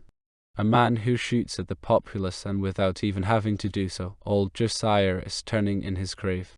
My good brother forgets that I sometimes got him and the old man out of hot water when they ventured a bit further than their usual pussyfooting. And what does a fly in the ointment mean during a time when our movement is successful only if oblique? We play on slanting chessboards. If someday his pontiffs, and I do not doubt it, topple the condor, then Eumeswil will once again celebrate liberalizing the transition, that is, from visible to anonymous power. For a long time now, soldiers and demagogues have been spelling one another. Although I have often studied this issue at the Luminar, I feel that our scholarship has not managed to draw an adequate typological distinction between tyrant, despot, and demagogue. These notions overlap, and telling them apart is difficult since they designate a deeply rooted human faculty which changes iridescently in individuals. This is demonstrated in practice, since anyone who seizes power is initially hailed and cheered. Man is born violent, but is kept in check by the people around him. If he nevertheless manages to throw off his fetters, he can count on applause, for everyone recognizes himself in him. Deeply ingrained, nay, buried dreams come true. The unlimited radiates its magic even upon crime, which, not coincidentally, is the main source of entertainment in Eumeswil. I, as an anarch, not uninterested but disinterested, can understand that. Freedom has a wide range and more facets than a diamond.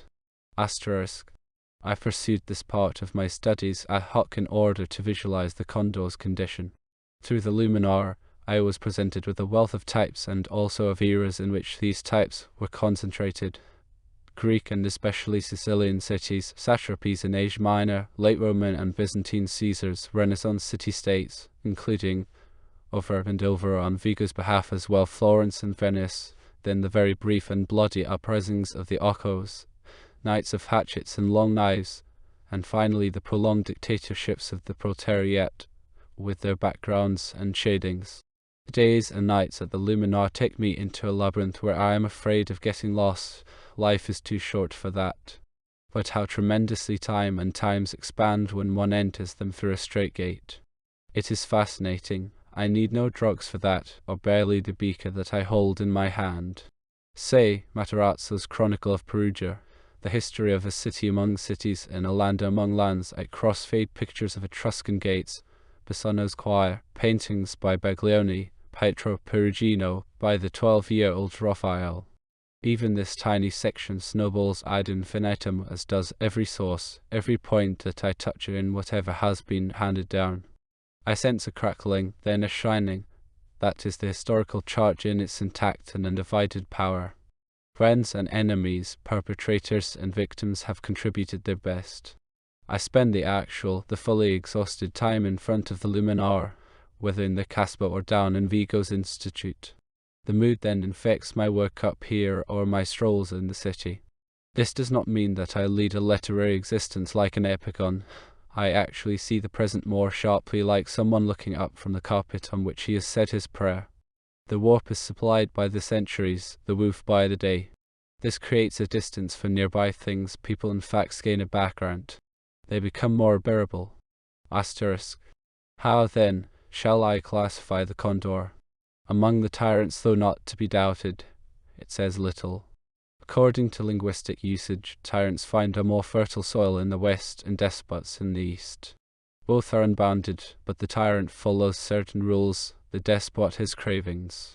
That is why tyranny is bequeathed more easily, though at most to a grandchild. The bodyguard is likewise more reliable, as is one's own son. Despite profound disagreements, like Ophrin, the son of Periander, rebels against his father only in spirit but not in deed. According to the classical scheme, the condor is not one of the older tyrants who attain power by fighting the aristocracy or murdering the king. In Eumeswil, this has been out of the question for some time now. The old tyrants, to be sure, did preliminary work as splendors of peoples, not only by destroying the elites and egalitarianizing the demos into a mass, but also by deporting people and filling the gaps with foreign mercenaries and workers. From decade to decade, this reduces any domestic resistance that evinces quality. The upheavals become chronic, but alter nothing. The types that follow one another are all alike, especially in their willpower. They also use the same big words, as a kind of fireworks that drowns out the live shooting.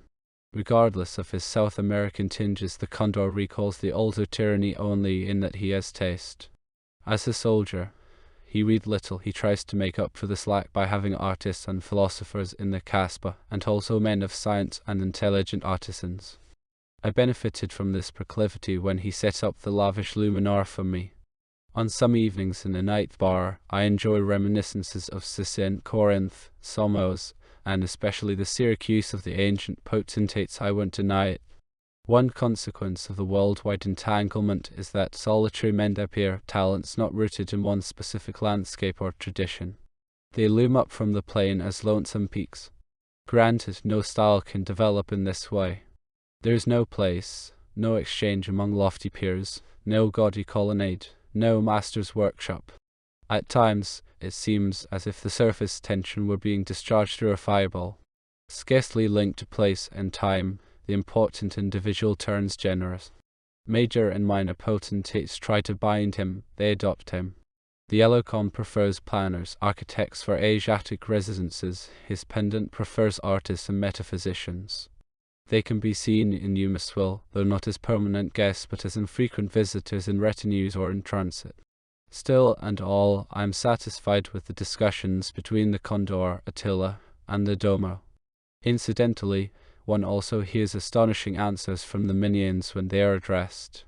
I am thinking of the smooth-haired pages whose profiles are virtually carved out of carnelian. Later on, many of them advance to high offices. Asterisk. A late Duchess, then? It is not for nothing that we dwell in Eumeswil.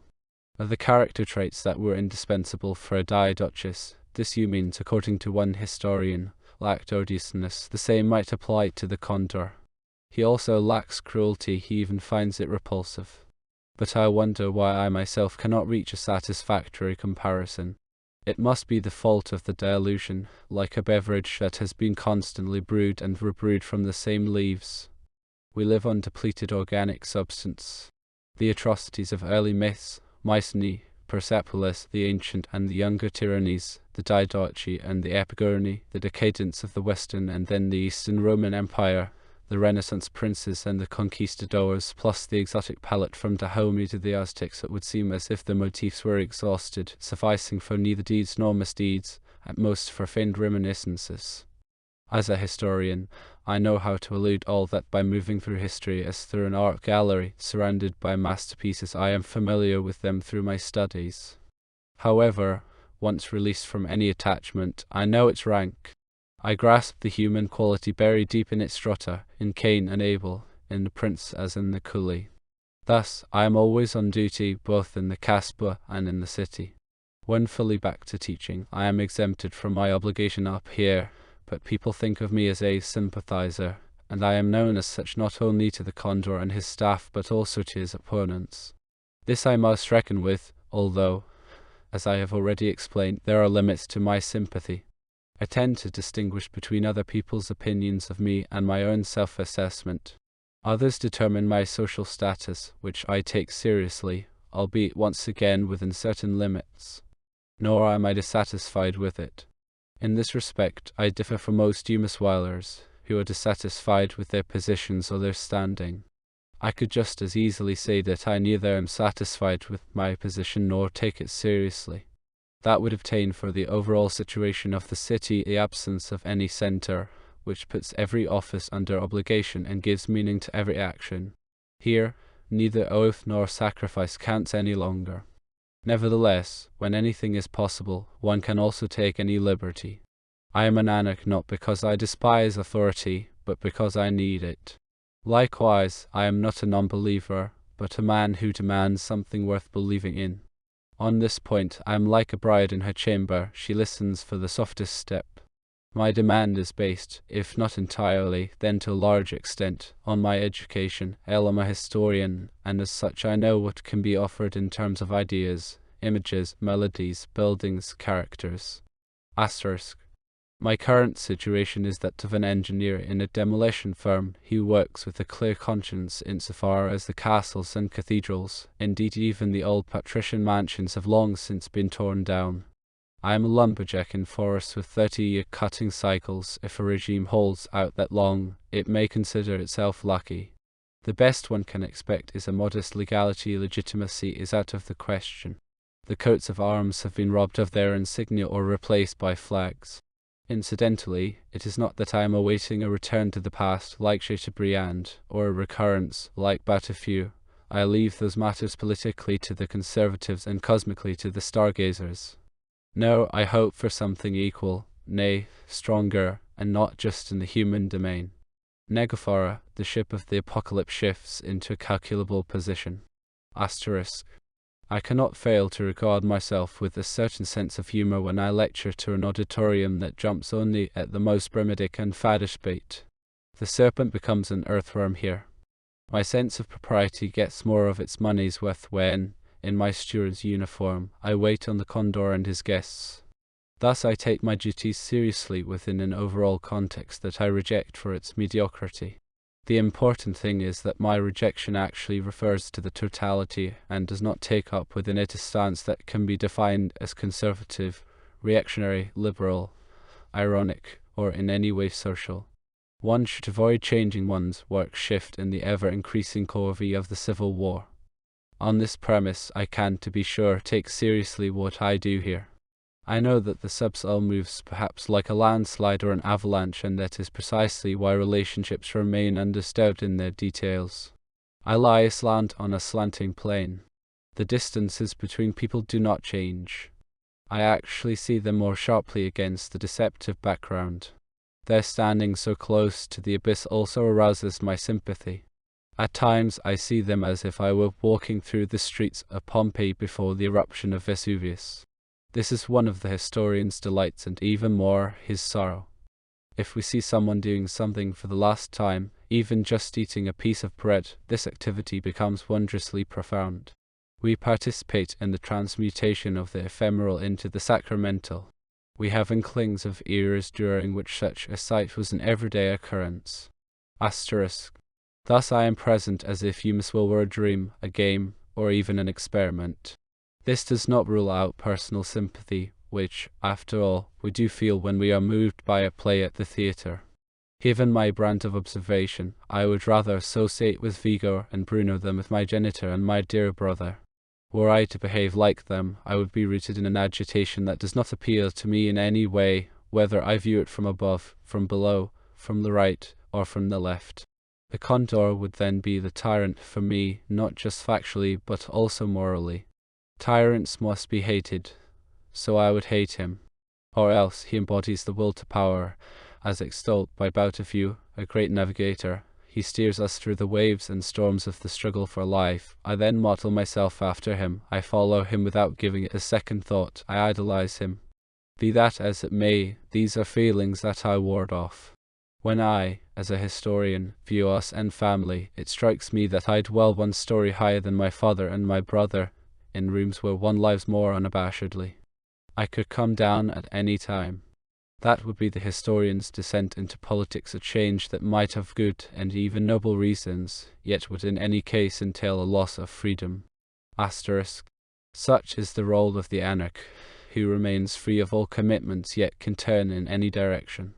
A customer sits outside one of the famous cafes whose names have gone down in literary history. I picture him as, say, Manet, one of the old artists, might have painted him, with a short, dark beard, a round hat, a cigar in his hand, his features both relaxed and concentrated, that is, silently yet attentively at ease with himself and the world. In those days, great personal freedom must have been possible. The cafes near the Chamber d'Este put well-known contemporaries passed by ministers, deputies, officers, artists, attorneys.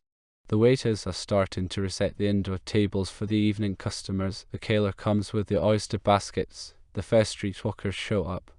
Ambience around this time, the big cities begin dreaming. The night casts out its veil. The customer sees familiar and unfamiliar people who try to involve him in a conversation, a business deal, a pleasure. But no matter how many people go by, he ignores their overtures. Otherwise the treasure accumulating in him would be frittered away in small change. Their images move him more profoundly than their fleeting presences. If he were a painter, he would store their images in his mind and liberate them in masterpieces. If he were a poet, he would revive the mood for himself and for many others, the harmony of the people and the houses, the paling of the colors and the awakening of tones with the thickening night. Everything flows into everything else and melts. Tout jusqu'au souvenir, tout est envol, tout fure. Eton est Sulawik Paris, Elont et la nuit. All things, and even memories, flee out of sight, and you're alone with Paris, and the wave, and the night. Like any pleasure, this one, too, is whetted by abstinence, sensibility, and, with it, the sensations are heightened into an incredibly keen scent. Invisible harmony flows more and more intensely into visible harmony until it dazzles. The cafe customer could enter reality at any time. If he withholds himself and lingers in non-desire, then this means that the offer is yet inadequate for the hypersensitive suitor. Now the figures writhe in more and more violent throes. They want to be recognized. The rock awaits Moses, whose staff is about to touch it. Now, how about that fly in the ointment? This is the way my father and my brother refer to my service, particularly during domestic turmoil, when they hole up in our little house, not remerging until the worst is over. They have 2 flags in the attic, not just in theory but also in fact, and they hang them out according to the weather. If the condor has stood fast, they can flaunt their white vests should his enemies triumph. Then my father and my brother have always supported them. Perhaps they once attended a course on Giordano Bruno. They now blow it up into a heroic deed. Every historian knows what antithetical lights can be projected on men and powers. I never cease to be amazed at how unabashedly my genitor tries to dovetail his basically praiseworthy theories with our slanting reality. I, in contrast, know that I lie aslant within a slanting reality, and I believe it is precisely this knowledge that gives thought some integrity. When acting, I, by the way, do so not aslant but obliquely, consistent with the situation and devoid of self-pity, a distinction that can no longer be taken for granted in Eumeswil. The condor sticks to Machiavelli's doctrine that a good military and good laws are the fundaments of the state. One might add that our daily bread has to be assured. Such is the case, and the butter too, especially at the games. It is precisely here, at the athletic contests, in the marketplaces as well, and more seldom in the law courts, that tumults may erupt. The police quell them easily. The Domo prefers to let them simply run their course. They feel worn out once they've done enough rampaging. He also thinks that the best police force, like a good housewife, is the kind that is least spoken of. He is relieved of some of his worries by television. Here, too, games and melodramas are more popular than politics. Besides, the masses are thus divided among their households. Furthermore, the condor enjoys popular favor. So domestic turmoil is seldom to be expected, although possible at any time. It then catches us unawares, like an earthquake. For a long time now, the classical revolutions have been supplanted by military putsches, which spell one another. Even the tribunes require a general above all.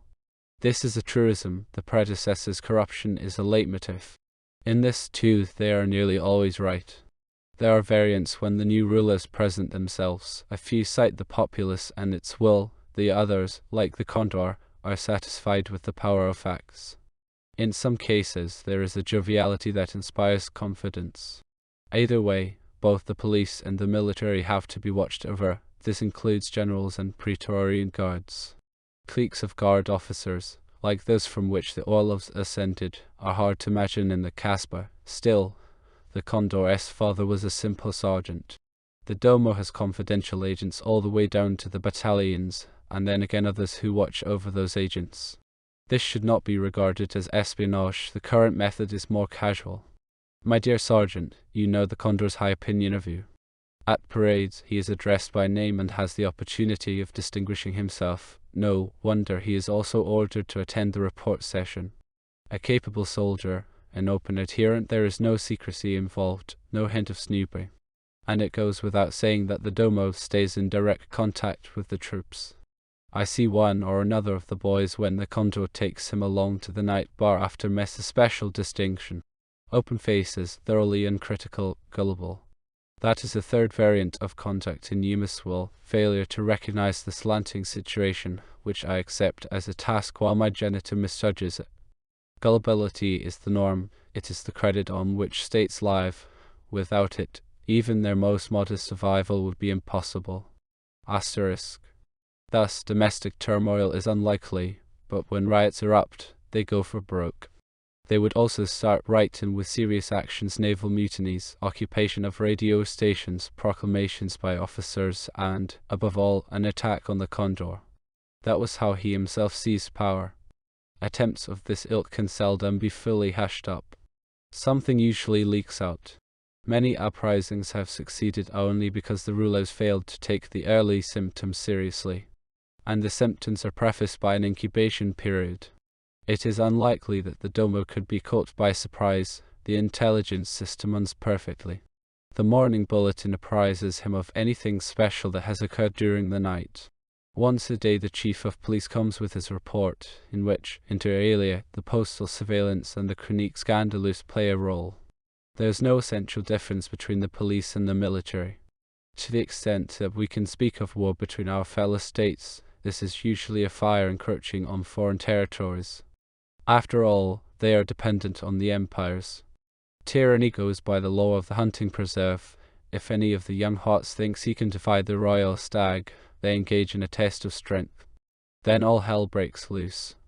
The Domo puts out a red alert, first for an entire minute, then at repeated intervals. This is followed by a message to the phonophores. A normally silent frequency is now opened, of course, only on apparatuses that, like mine, are suitably equipped. The units gather at the alarm posts. Every man knows what he has to do. If I happen to be in the Casbah when the alert comes, I first get into my fighting gear, which, like a life jacket on a ship, lies packed up beneath my bed, comfortable overalls with boots and a cap. Everything is dyed the reddish shade of the castle cliff. Iron rations, bandages, and such fill a sack. Not even the small flask of cognac has been overlooked. The armory is in the cellar. From there I fetch guns and ammunition. 2 cabin stewards report to me. Since they work for me in the Casbah, I know them from our everyday dealings.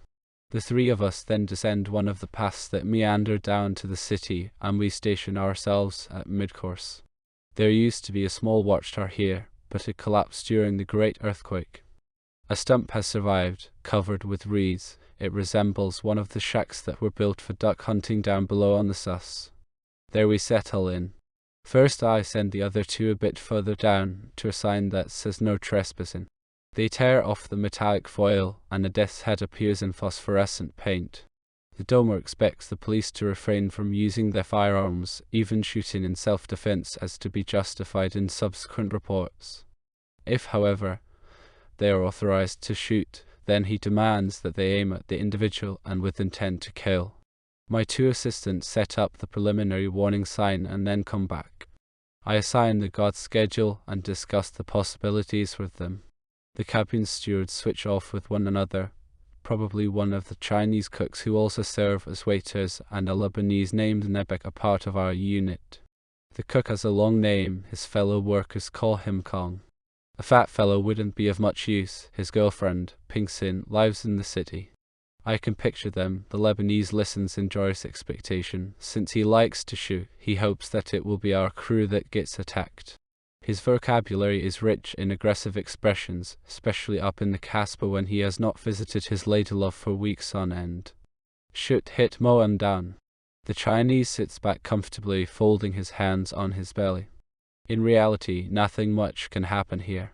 It's an excellent position. Anyone passing the warning sign would be courting suicide. By day, the sign could be spotted from far down on the slope, and by night, the outposts would alert us with signal flares and through the phonophore. It is impossible to leave the path, for the castle cliff is covered over with a prickly euphorbia which the populace calls more venomous than a mother-in-law. An attack could be mounted only on the paved road and not without military arms. A lot must happen beforehand. Asterisk. I ponder my mission from 3 points of view, first as the Condor's night steward, then as a historian, and finally as an anarch. It occurs to me that my instructions overlook, or rather ignore, one possibility, a very crucial one, which they must have taken into account. I am referring to the eventuality that attackers might advance on us from the rear. Should that occur, then the Casbah would have to be in their hands already. Presumably, this would be done stealthily, for if it followed an assault, we would notice it. From our shack, we can view a bend in the access road and thus contribute, albeit modestly, to the defense. So that would be the classic case of a palace revolution. All it takes is a few shots, perhaps a dagger. The relationship between the ruler's seat and the capital is one of the problems of comparative historiography. The citadel can stand either inside or outside the city. The inner location offers the advantage of immediate proximity. A revolt can be nipped in the bud. The outer location, in contrast, provides latitude for reflecting and then for pressing the long arm of the lever. The distance from the capital should be precisely calculated. Eumeswil can be surveyed from the Kasbah, which, in turn, is hard to climb up to. Capri is very far from Rome. Nevertheless, from that island, Tiberius, through diplomatic maneuvering, succeeded in thwarting Sejanus's dangerous conspiracy. Yet he kept ships ready in the harbour in ease he had to flee. We know of ancient oriental palaces that stood inside the city walls. Each, however, had an underground escape route. In hereditary monarchies, our residence outside the capital can assume the character of a chateau de plaisance or a summer villa. The tyrant, in contrast, must always be prepared. He would do well to have eyes in the back of his head. At the night bar, the condor and the domo sit with their backs against the wall. Mirrors are installed in other rooms, even the corridors. That is why I think they cannot possibly have failed to take a palace revolution into account. On the contrary, this is one of the notions haunting the tyrant even in his dreams, perhaps intensifying into forms of madness that can be highly dangerous, especially for his intimates. Such an obsession can even destroy a good character, like that of Tiberius. No wonder the historians have such conflicting opinions of him. Another reason why my employment in the Kasbah is pleasant is that the distress does not transcend the boundaries of objectively justified caution. The overall tone is terse, not without a benevolence that can become almost warm at night. Mutual respect is seldom violated. The level sinks only when the yellow con visits with his people. But such moments offer a great deal to observe. I do admit I would not mind serving at Tiberius. That would be closer to the historical substance whose final infusion I am tasting here. The period following Actium opened up tremendous prospects, of which only some were realized. Vigo pointed out the background, the destruction of Mark Antony's fleet in the shadow of the Arcana. On the one side Isis and Osiris, on the other Apollo. Octavian to his brother-in-law, "Thy name should be Serapion, not Antony." Asclepius was also present. Mark Antony's ships were made of wood from the grove that was sacred to the god on the island of Kos. After the victory, Augustus had Publius Gerulus executed for that sacrilege. I must not go into detail, otherwise I may start dreaming. The African assaults on Europe are almost as thrilling as the Asiatic ones and, by their very nature, more colourful. But I was discussing Tiberius, who, I find, lost some grand opportunities by moving to Capri. This era was repeated historically on a much smaller scale when, say, the Duke of Orleans, as regent, wanted to devote himself entirely to his debaucheries with his roux, and so he unloaded all business on the abominable Guillaume Dubois. Tiberius is remarkable for his character. The sheer fact that he, virtually as a private citizen, could hold on to the reins for such a long time verges on witchcraft. Nor were magical features lacking in him. Even today, when shepherds on Capri talk about El Tiberio, their intonation has a strange lilt. He lingers in the rocks. I have often summoned him to the Luminar late at night. Some of his days are registered there virtually minute by minute. Now and then such details are important because historiography is forced to rely on abbreviations. But I also want to know when, for how long, and in whose company such a man was bored. I want to participate in his boredom. In this respect, the historian is akin to a good actor, who identifies with his role. Naturally, there are different conceptions. They are unavoidable. Even a brilliant composer will not find a conductor who interprets him historically. Of course, sharp deviations often distort less than imponderable ones. If the background of the notes, their own existence and instinctual life, are grasped through congenial improvisation, then the time of destiny triumphs over the time of history. I was reckless enough to broach this topic at the family table, only to reap an answer worthy of my genitor, namely, that the invention of a phonograph has rendered such speculations null and void. The inventor was, I believe, an especially disagreeable American, a disciple of Franklin's named Edison. After all, as things stand, but it was sensible of me to avoid any rejoinder. Not only is technology changing, but so is the human ear. So even if a recording is perfect, we hear differently, aside from the fact that even the best machine cannot replace an absent orchestra. To be sure, with that invention, jukeboxes began to invade music. This led to the first universal musical style, and therewith to the generalizing and vulgarizing of folk tunes, and also, incidentally, to an arsenal of extremely hideous instruments. I often listen to them. Each style has its own content. The era of warring states managed to bring forth almost nothing but nostalgic reminiscences, and the physicians had to treat more patients who had gone deaf in the musical infernos than in the wars. Now, I am not putting down the universal style as one of the anarch's hopes. A new Orpheus could do justice to the world along with its heavens and hells. I can enjoy intuitive improvisations that the Luminar, for generations, important minds must have hoarded and shaped the material of world history in their catacombs. Such things are possible during long periods of security, especially when they are played as a game. A passion for the archival and a eunuch-like generosity add to the fun, as does fear of annihilation and also of universal wars. The archives of the Vatican would fill only a niche there. I often wonder what this archivistic instinct is aiming at. It seems to transcend any historical intention. Perhaps it is laboring for an Eumeswil of future deserts and wastelands. Where was I now? Oh yes, Tiberius. And I was wondering how I would have served him on Capri. My job here in the Casbah helps me chiefly as a historical model. I believe I have a certain knack for dealing with great men. As with moons and satellites, a mean distance is the most favorable. If you get too close to Jupiter, you burn up. If you keep far away, your observation suffers. You then move in theories and ideas instead of facts.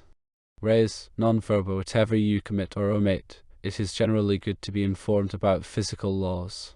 This is an important maxim. It guides the elephant, which tests the ground before taking each step. Once, at the night bar, Rosner started talking about this animal. He told us, among other things, that when it finds itself sinking into quicksand or a bog, it never hesitates to swing up its trunk, lift its rider from his seat, and thrust him under its foot like a piece of wood. The domo, who has a mind for such anecdotes, said, "The fault lies with the driver who demands the impossible. This could never happen to an experienced mahout." He was probably correct. If you ride an elephant, you have to know what you are doing. Keeping a proper distance from a power wielder takes restraint. One must avoid approaching him on one's own, even with good intent, like that fisherman who had caught a gigantic sole and, when he brought it as a gift to Tiberius, reaped a nasty reward. The same thing happened to the centurion who was supposed to show the way to the bearers of Caesar's sedan, but wound up in a cul-de-sac. Caution is necessary, as when one is dealing with explosives. I am thinking of that stargazer who, when ordered to predict the hour of his own death, had enough presence of mind to slip his head out of the noose. He said, "As I see, I am momentarily in great danger." The best job is one in which you see a lot and are seen little. In this respect, I am content with my work. At the night bar, I often fiddle around like a chameleon, as if melting into the wallpaper. Compared with Capri, these are small fry that I catch here. Meanwhile, I dream about Tiberius chatting with Macro at the triclinium as I refill the beakers of the spin trains. Now a faithful name is spoken, Germanicus. The work, even if subordinate or, as my brother says, unworthy, causes me no headaches. It is the substratum of my observation. As a chauffeur, an interpreter, or a secretary for trivia, I would still do my job. Anything occurring on the side a stifled smile. A backstage queue yields more than the grand receptions and the speeches at the forum, where the potentates stand on their buskins. That is grist for Plutarch's mill. I therefore prefer the history of courts and cultures to that of politics, and I prefer Herodotus to Thucydides. Action is more easily emulated than character. This is borne out by the bromidic reiterations in world history. Eumeswil may be a city of epigony and also fellas, but at least there is no sounding off for posterity even in the Casbah. Minor everyday weal and woe are the stuff of conversation. Asterisk. People say I thrive on my work, and I do live up to this reputation. My day flows by agreeably, I have plenty of time for my studies. But when the waves surge high, as during the Elocon's visits or at banquets, I volunteer for cabin service, and I also wait tables, which is not normally part of my job. My efforts are rewarded and known to everyone all the way up to the dormer. This provides me with leisure when Emanuelo turns into Martin at the Luminar. My about face is not as simple as it may look at first glance. For one thing, I have to succeed in treating my work as a game that I both play and watch. This gives even dangerous places like the duck shack a charm of their own. It presumes that one can scrutinize oneself from a certain distance like a chess figure in a word, that one sees historical classification as more important than personal classification. This may sound exacting, but it used to be required of any soldier. The special trait making me an anarchist is that I live in a world which I ultimately do not take seriously. This increases my freedom. I serve as a temporary volunteer. Asterisk. In regard to self-distancing, I owe Bruno a thing or two. He also taught me techniques for overcoming fear. The soldier participating in an attack knew he might get wounded or killed. That was part of the job. It was even laudable. A hit here on the duck shack would be simply a fact unconnected to king or country in industrial accident. This is something I have to reckon with. I am fascinated by the tactical situation and not its meager ideology. The Domo is aware of this. After a clash, the Condor hands out not medals and decorations but donations of land and money. Also, the phonophore may be raised to a higher level. A more difficult problem is maltreatment, which involves deeply rooted notions of honor. The stroke that knighted a man was the last to be dealt with the flat of the sword. After that, only the edge was considered acceptable. The officer wounded in a national war was decorated. If he was slapped in a social context without getting satisfaction, he would have been socially disqualified. Thinkers with a cynical streak have always made fun of that. The cavalier who limps away with a smile after being kicked by a horse wants to see blood when an ass has banged him in the head. The world's civil war changed values. National wars are fought between fathers, civil wars between brothers. It has always been better to fall under the father's hand than into the brother's. It is easier being an enemy of another nation than another class. I do not wish to expatiate. It is enough for me to be at the Luminar and, say, compare the situation of prisoners of war in the 19th Christian century with the situation of social prisoners in the 20th, plus the differences between political vernaculars. According to Thoferin, the debasement of these jargons has run parallel to the increase in mass pressure. If humanity is written on the standard, then this means not only the exclusion of the enemy from society, but the deprivation of all his human rights. This explains the resurgence of torture in vast areas, the deportations of whole populaces, the mercantile conception of mankind, the official and criminal forms of hostage-taking, the batteries of cannon. Plus the grand words, it reminds me of my genitor, who has one foot in Pericles in Athens and the other in Eumeswil. Asterisk. Playing the gentleman here would be possible only for actors, nor would anyone consider doing it anymore. Rather, people such as my genitor and my brother feel like martyrs. Half of Eumeswil is inhabited by types who have suffered for an idea or at least claim to have done so. They stood true to the flag, offered heroic resistance. In short, the worn-out military claptrap has re-weakened. Upon taking a closer look, one sees that, with rare exceptions, they tried to save their hides just like anybody else. But one turns a blind eye to all that so long as they do not overdo it. The anarch sticks to facts, not ideas. He suffers not for facts but because of them, and usually through his own fault, as in a traffic accident. Certainly, there are unforeseeable things, maltreatments. However, I believe I have attained a certain degree of self-distancing that allows me to regard this as an accident. Asterisk. We are still dealing with the duck shack. What am I to conclude from the fact that my instructions mention no possibility of a palace revolt? Such an event usually takes only minutes, ending with the destruction of the attacker or the attacked. Evidently the Condor and the Domo have not considered the possibility of fleeing, and that fits in with my image of them. Thus, there is no need to instruct the outposts. This does not absolve me of judging the situation for myself. Being mowed down from the back and en passant is a peasant's fate and has little appeal. So I have to know what is happening at the Casbah while we observe the access roads. Events could scarcely be altogether soundless. We can rely above all on the dogs. They can scent violence, participating in it with their howls. They also herald death with a peculiar whimpering. The dogs perceive it even from far away, and not through scent alone. Aside from that, I dispatch one of my sentinels up to the Casbah at regular intervals in order to forage or maintain contact, as the primer for sentry groups terms it. I keep abreast, and I would be one of the first to learn that the Condor had been toppled. That would gain me some time. After such an overthrow, the city starts teeming like a beehive, half as before a wedding flight, half as during the killing of the drones. At home, father and brother confer on whether the old flag should be hung out. Rashness can be fatal. Perhaps I may have enough family feeling to inform them from up here. They would then be the first to know that the Condor was lying in his own blood, and they could take their advantage. For the Anarch, little is changed. Flags have meaning for him, but not sense. I have seen them in the air and on the ground like leaves in May and in November, and I have done so as a contemporary and not just as a historian. The May Day celebration will survive, but with a different meaning. New portraits will head up the processions. A date devoted to the Great Mother is reprofaned. A pair of lovers in the woods pays more homage to it. I mean the forest as something undivided, where every tree is still a liberty tree.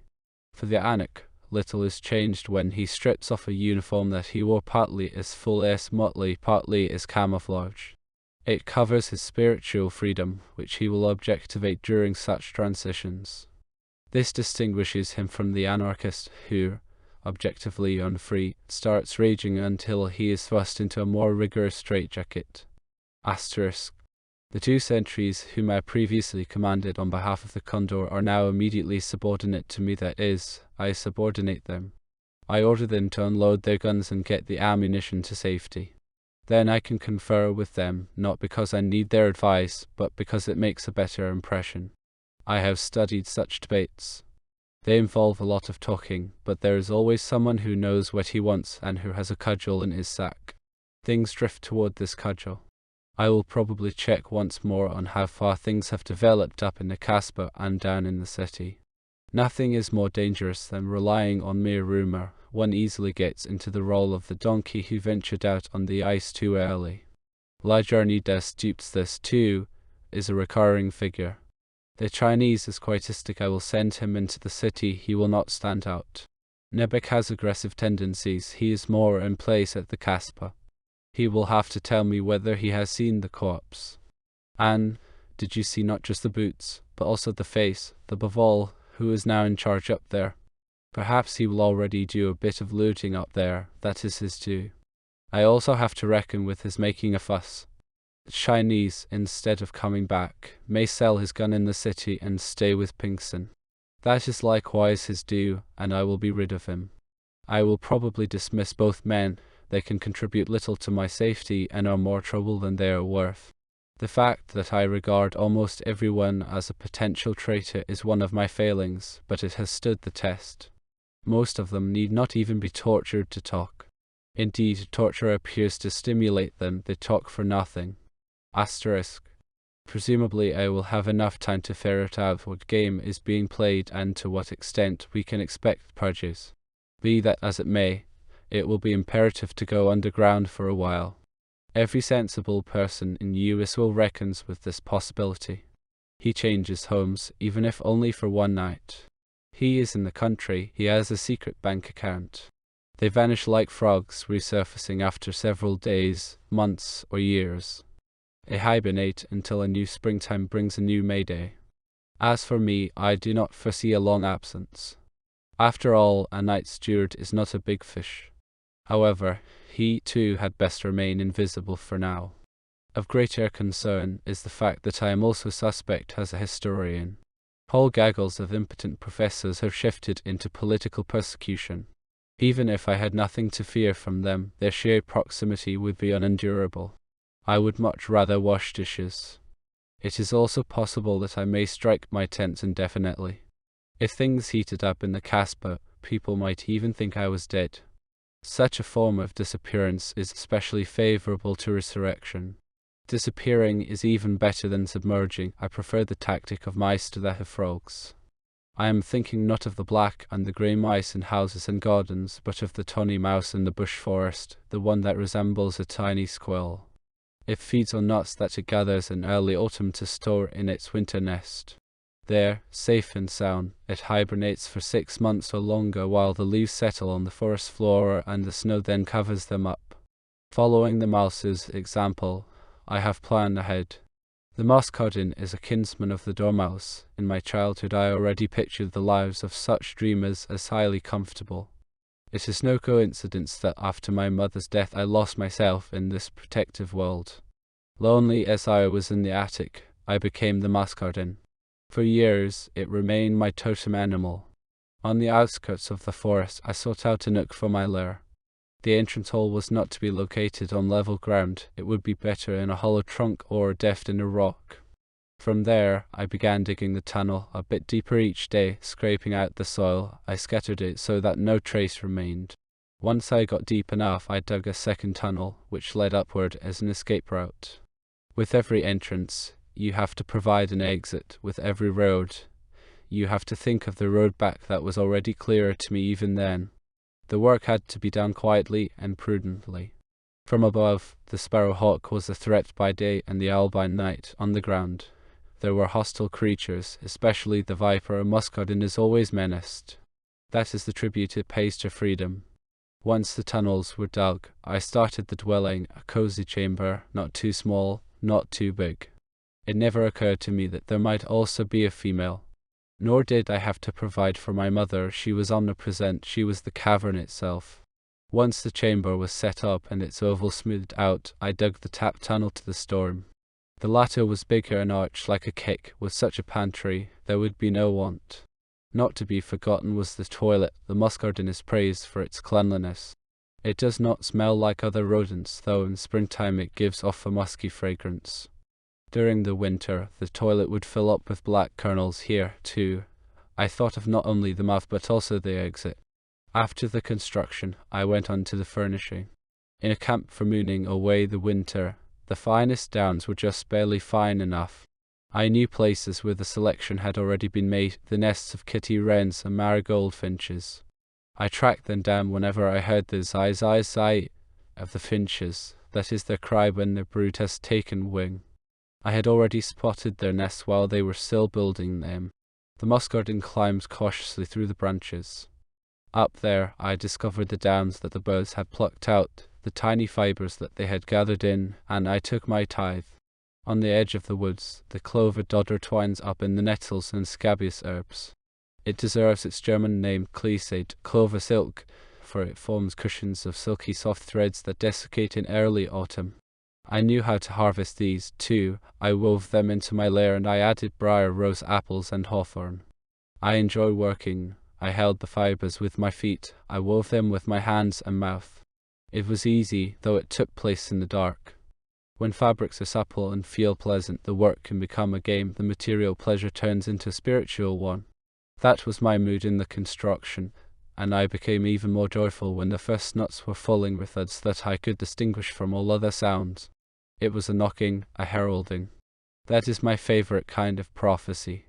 Not an empty promise, but a phenomenon, a small handful, something material. I am like St. Thomas, show thy wounds. Then I stand firm. Soon the nuts were falling en masse. When the wind blasted through the foliage, they sounded like hail. The nuthatches likewise tossed them down. Stymphalian birds with iron wings, swarms of them whirring in from the north, where they had spent the summer in the forests of the yellow con. I raked in some of the abundance, carrying down the best nuts in my mouth, but always cautiously. Other fruits also stood me in good stead, the three-sided beechnut, the rosehip, the hawthorn, the rowanberry, and all kinds of seed grains. My storeroom was quickly filled. Nor did I neglect my immediate rations, since the supplies you bring in your paunch are even more important for hibernation. Winter will sleep you out. We are brimming with blossoming fat. Those are the words of a Roman poet who celebrated our life. A small dormouse's hunger is soon appeased. The imagination, by contrast, is insatiable. It feasts on the world's abundance. I enjoyed being with my provisions, a tiny cellar with a crammed belly. I arranged my stores by types, piling them up. Let winter come, the harsher the better. I had planned ahead. When the leaves fell more densely, the outdoors became inhospitable. One morning, the leaves were rimy. I re-examined my lair, tugging and twitching it aright. Then I stopped up the entrance with dry hay, and also the exit, though less solidly. Now let the snow fall, the wolf season was beginning. I could lay myself to rest with drawn knees and a sunken head. My breath would not stir a feather, my heartbeat would be barely perceptible. I was the child in its mother's womb. Why could this not last forever? Asterisk. Why is it that my reverie stopped when I reached this point? A dream culminates, it grows too strong, we have to break off. We await the beloved, from far away we make out her vehicle among all the others. It stops outside the house, and now the game of doors commences, the door of the vehicle, of the garden, of the house. Now she is mounting the stairs. The final door is about to open. Children's games are as disparate as their characters. Their playing foreshadows what they will do as men and women. The leitmotif recurs at every age. And that was what happened to me with the muscardine and its refuge in Eumeswil. For that, I have to go back a little. Even before the condor shelled the harbour, one could sense the uneasiness that usually precedes such actions. There is a lot of talking and also whispering. People who used to barely exchange nods get together now and confer. In my janitor's home, too, there were meetings of people who, like him, hoped that the tribunes would hold out and who more or less had reasons for their hopes. They tried to raise each other's spirits. They heard more or less sensible things. I could judge them from my perspective as Anak, who, although personally indifferent to the whole business, found it fascinating as a historic issue. Moreover, I may have been the only person who was not afraid. I relished what I was listening to, like Stendhal on such an occasion. I appreciate him also as a historian. Now I am not putting down fear. It is a foundation of physicality, indeed of physics. If the ground wobbles or if the house so much as threatens to collapse, one looks for the door. This, too, creates a selection, say, of those people who did not fall into the trap. In this respect, Odysseus is one of our greatest models, the whiffer par excellence. Fear is primary, the instinctive whiffing of danger. It is joined by caution, then canniness, and also cunning. Odysseus' caution is so extraordinary because he also has courage and curiosity. He is the harbinger of Western man's intellect, boldness, and inquiring mind. Asterisk. Their fears demonstrated a better assessment of the situation than any words they uttered. The condor was already the center, invisible to his enemies, visible to his partisans. They clung together, from Cotta the Younger to the traitor Gainlon. The condor dictated their thoughts, then their movements. Should one adjust to him or even fall in with him? On such eves, a tyrant needs friends, but equally indispensable are enemies. Blood will flow, that is the consecration he cannot renounce. The populace expects it of him. There's the glutton, the gimp, drag him on a hook, the patricide, throw him into the Tiber. And what about the prescription lists? Some people are more or less incriminated, but the fellow traveller will also be charged. Accusers who have kept silent develop an astounding sense of justice. Still, the very prospect of losing one's job is harsh, so you put up with a thing or two. The best job is a modest one, where you don't act big. But even here, the envious are not lacking. So they calculated their chances, weighed the issues of time and space. In cases of doubt, vanishing is advisable, even for one night. The absence can be drawn out. Meanwhile, water flows over the dam, anyone can resurface eventually. Old friend, where have you been? We haven't seen you in ages. Have you been living? Asterisk. Regarding a space, it is good to plan ahead during periods when there isn't a cloud in the sky. Several of my janitor's friends had relatives abroad. In those days, a bungalow on the northern edge of the Mediterranean was also popular. Another friend had made emergency arrangements with his girlfriend. There are women who kept a lover hidden for years behind a jib door or in a garret. He could take breathers at night. That was more or less how they thought and planned in the background, while I rubbed my hands. Man is a rational being who does not like sacrificing his safety to theories. Placards come and go, but the wall they are pasted on endures. Theories and systems pass over us in the same way. Nothing phases you, my brother once said during one of our useless debates. I took it as a compliment. Asterisk. Incidentally, it was not as bad as they had expected, although it did not come off without violence. Every revolution demands blood. Not much more flowed than at bullfights. Naturally, prudence is always called for. There is a gap during which imponderables occur. For days and nights, the underworld has a free hand. The new rulers do not interfere. These are shortcuts. They fit in with their plans. The Lebanese once said to me, "You know, when we got the first news of the terror, the time of flowery speeches was over." In a woodland near Nar al-Kalb, they had found corpses that no one gave two hoots about, least of all the police. The clairvoyant was also killed. One-eyed people get off more easily. Asterisk. Almost everyone is feared for his job. Others, however, may look forward to being promoted out of turn. Accordingly, the denunciations swell. This also tends to happen when majorities succeed one another legally. They push their party men even into the tobacco shops. During an overthrow, one must also reckon with types who tell themselves it would be best if he never came back. The higher a predecessor stood, the deeper his fall and the more certain his death. But even the little fellow traveller out in the suburbs is threatened with a settling of accounts. He pays for his daily bread a second time. There are strata that are but on the magma, becoming too hot for the historian, too dense. Perhaps that is the source of my disgust at the obtuse reiteration of events. If a Shakespeare has mastered the material, then that should suffice once and for all. Asterisk. We should act either instinctively, like animals, or reasonably, like cerebral beings. In that case, there would be no remorse. Here in Eumeswil the soil is too leached out to put forth a St. Bartholomew's night or a Sicilian vespers. The ground can only nourish infamy. On the other hand, one must consider liquidation through administrative channels. This is taken care of quite dispassionately, cosily, by bureaucrats sitting on their behinds in their offices, frequently types who cannot even watch a chicken being slaughtered. Asterisk. These views are partly retrospect, partly prospect. Remission is what the doctors call the temporary abatement of an illness. However, the body remains susceptible. For now, there seems little to fear. The Domo even exaggerates the judicature. This, too, is a suspicious symptom. Our model is not the courtroom, but the traffic accident. A driver overlooks a stop sign or a right-of-way and burns up with 100 other people. My janitor and nearly all his friends actually kept their jobs, only my brother was slightly plucked. Soon they were sitting together again as the 7 upright men. Asterisk. Incidentally, I noticed that our professors, trying to show off to their students, rant and rail against the state and against law and order, while expecting that same state to punctually pay their salaries, pensions, and family allowances, so that they value at least this kind of law and order. Make a fist with the left hand and open the right hand receptively. That is how one gets through life. This was easier under the tribunes. It is also one reason for my dear brother's nostalgia for their splendor. Yet he himself helped to saw off their branch.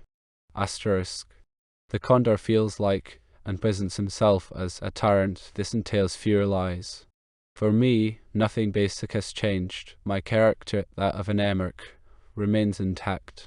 For the historian, the yield is actually richer in that it becomes more vivid. The political trend is always to be observed, partly as a spectacle, partly for one's own safety. The liberal is dissatisfied with every regime. The anarch passes through their sequence as inoffensively as possible, like a suite of rooms. This is the recipe for anyone who cares more about the substance of the world than its shadow, the philosopher, the artist, the believer. In this respect, I feel that the Jews were wrong when they refused to hail Caesar. Saluting was purely a question of form. To be sure, one must overcome one's inner resistance before agreeing to something. At first, as after every change of regime, there was a period of fair weather, even a certain upsurge due to reforms, new broom sweep clean. Then came disturbances of a mostly personal nature. I will return to this when discussing capital punishment. It was in the city, and not in the Casbah, that I sensed I might get involved in the turmoil. At the Institute, I was viewed with greater reserve. They grew more reticent with me in conversations, though almost imperceptibly. Such caution is heralded by a lessening of candor, the emergence of taboos.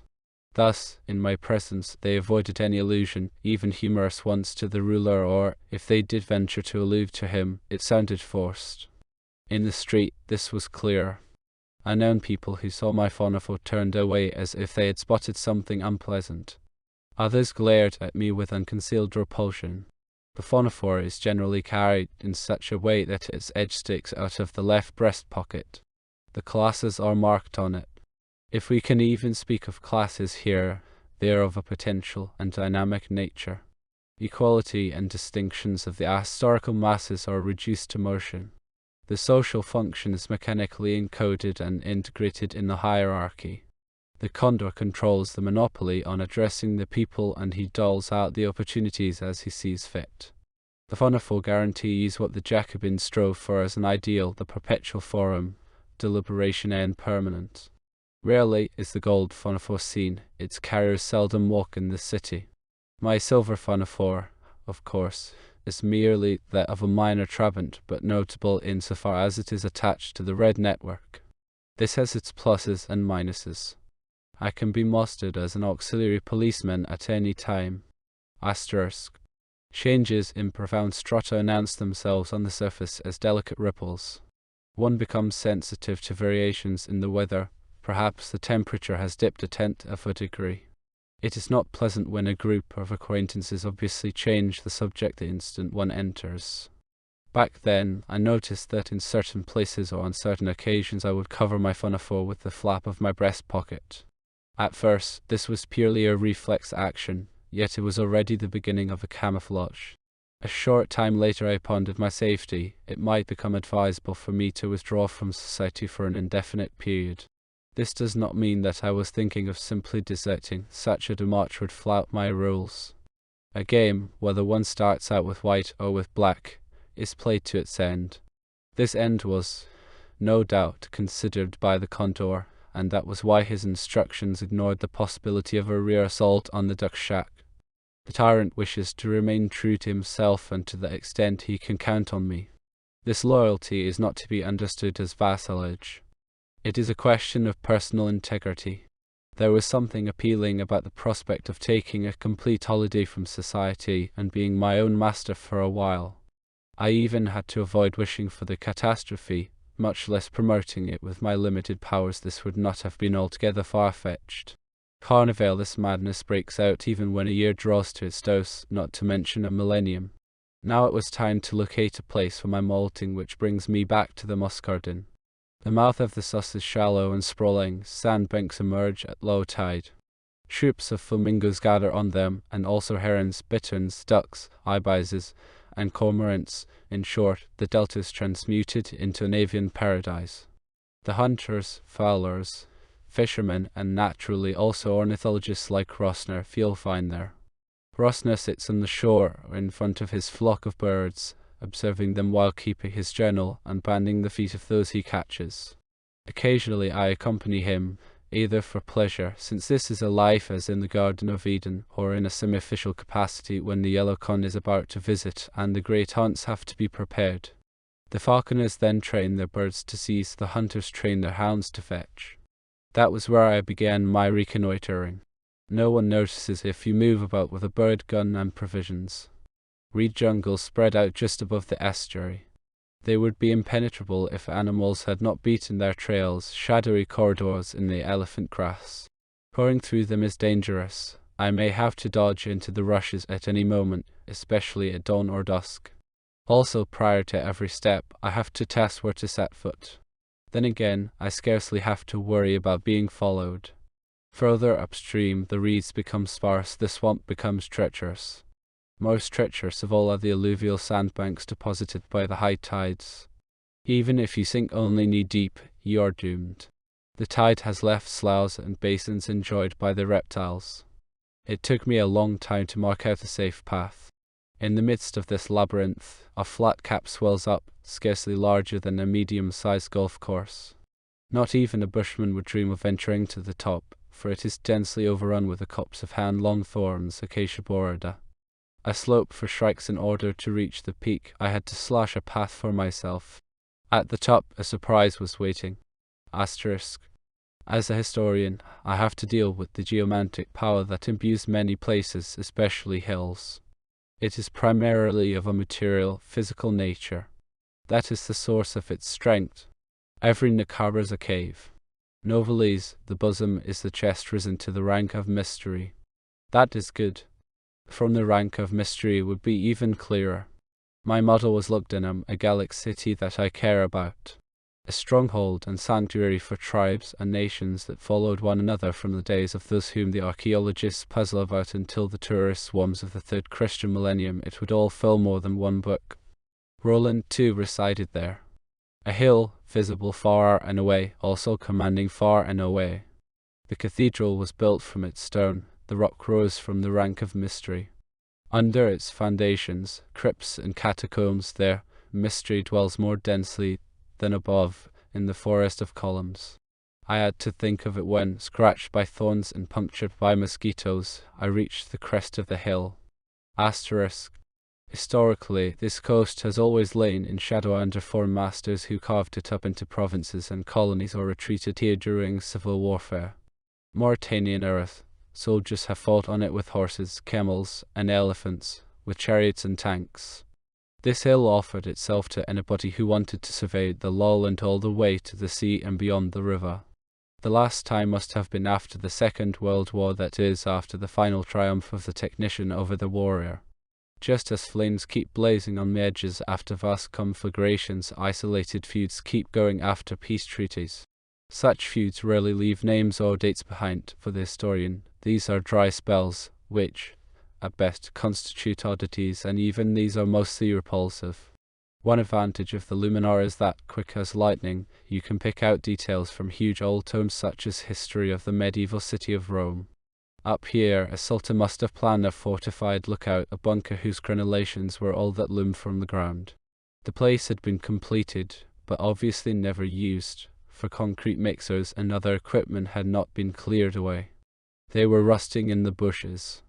The bunker had a green dome, the acacias had seeded it long ago. No pilot, however low he flew, would get suspicious. Smoke, of course, must not rise during the day. Thus, I had already taken possession of this place, and at first glance to boot. It struck me as quite favourable for the forest flight, even over a longer period. A hole led down to it. I slipped, and after using a candle to test for gases and a Geiger counter for radiation, the door was armoured and still intact. A few drops of oil would be necessary. The interior, designed for a commando team, was neither too large for me nor too small. Asterisk. This reconnoitring launched a year-long labour, on which, thorny as it was, I look back fondly.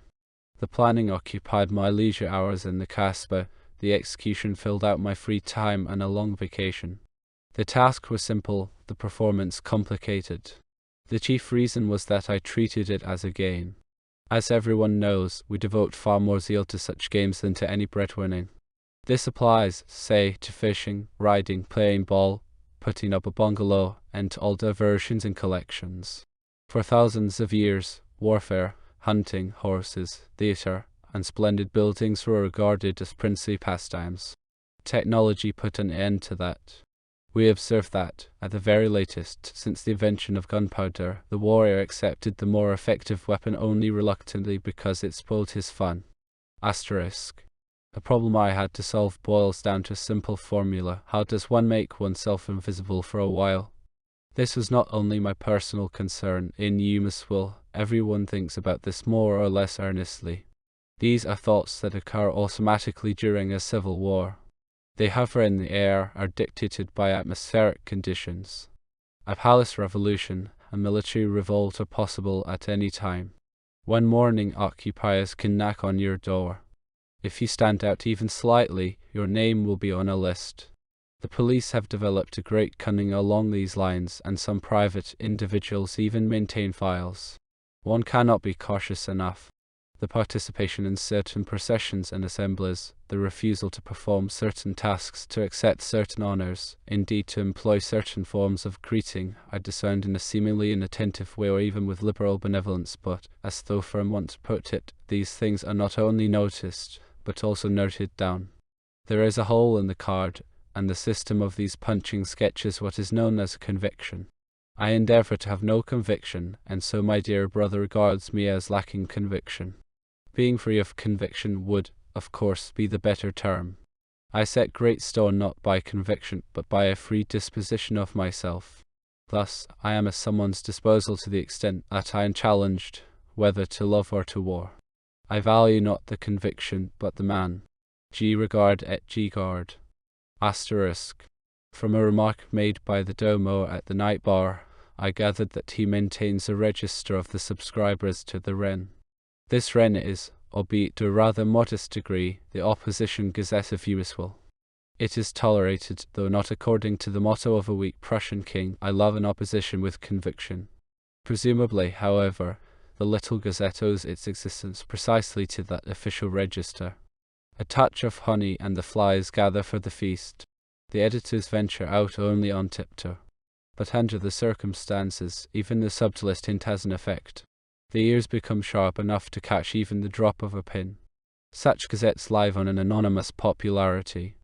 Everyone has read them, people refer to them sub rosa as if to a taboo. Napoleon Roman III had a far more severe pursuer, who hounded him with a journal, La Lanterne. The cover was printed in a cheap ink, it gave the readers rosy fingertips. Flaunting them was considered chic, even the emperor would coyly show his. This explains why the Wren has a tiny subscription list despite its large circulation. People buy it at stands or from street vendors. So I was not caught unawares by the Domo's remark, I am on the alert. Asterisk. On a sloping plane, one deals more thoroughly with questions of personal safety.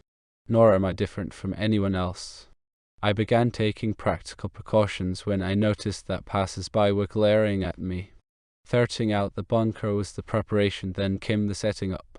My goal was to find the best solution for vanishing as thoroughly as possible for an indefinite period.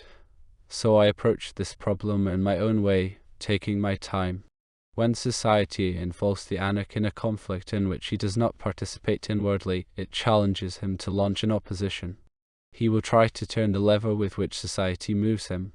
Society is then at his disposal, say, as a stage for grand spectacles that are devised for him.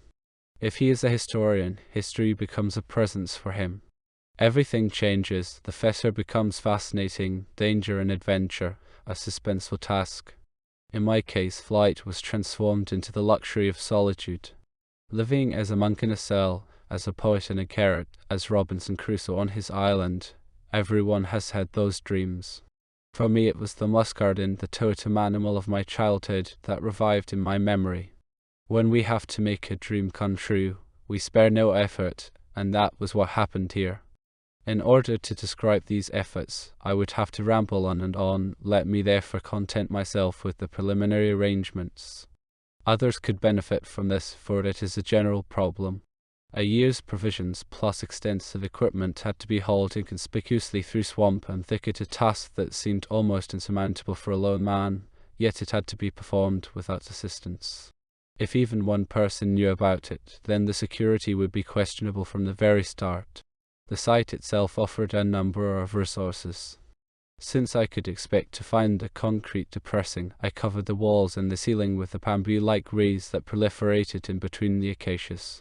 The deep yellow color of the canes was pleasant, almost orange. Aside from that, I would be spending most of the day outdoors. The bushes shielded me from prying eyes. Still, their feathery foliage was so sparse that enough rays came through for sunbathing. The bed was taken care of with the help of moss and half a grass. But now for the transport from the city. If an enterprise is to be concealed from society, there is a proven method used to create it in some undertaking that society approves of, indeed regards as commendable. For example, a father is pleased to see his son studying the Bible. His pleasure would vanish if he realized that this zeal is focused solely on tracking down the risk passages. Or a master spy sets up a photography shop, and so forth. As for me, ornithology came to my aid. I camouflaged myself as a bird watcher. Rosner was delighted. I gave him the wording for the appropriate instructions. There are still a few birds left that are little known to scholars, or even new for them.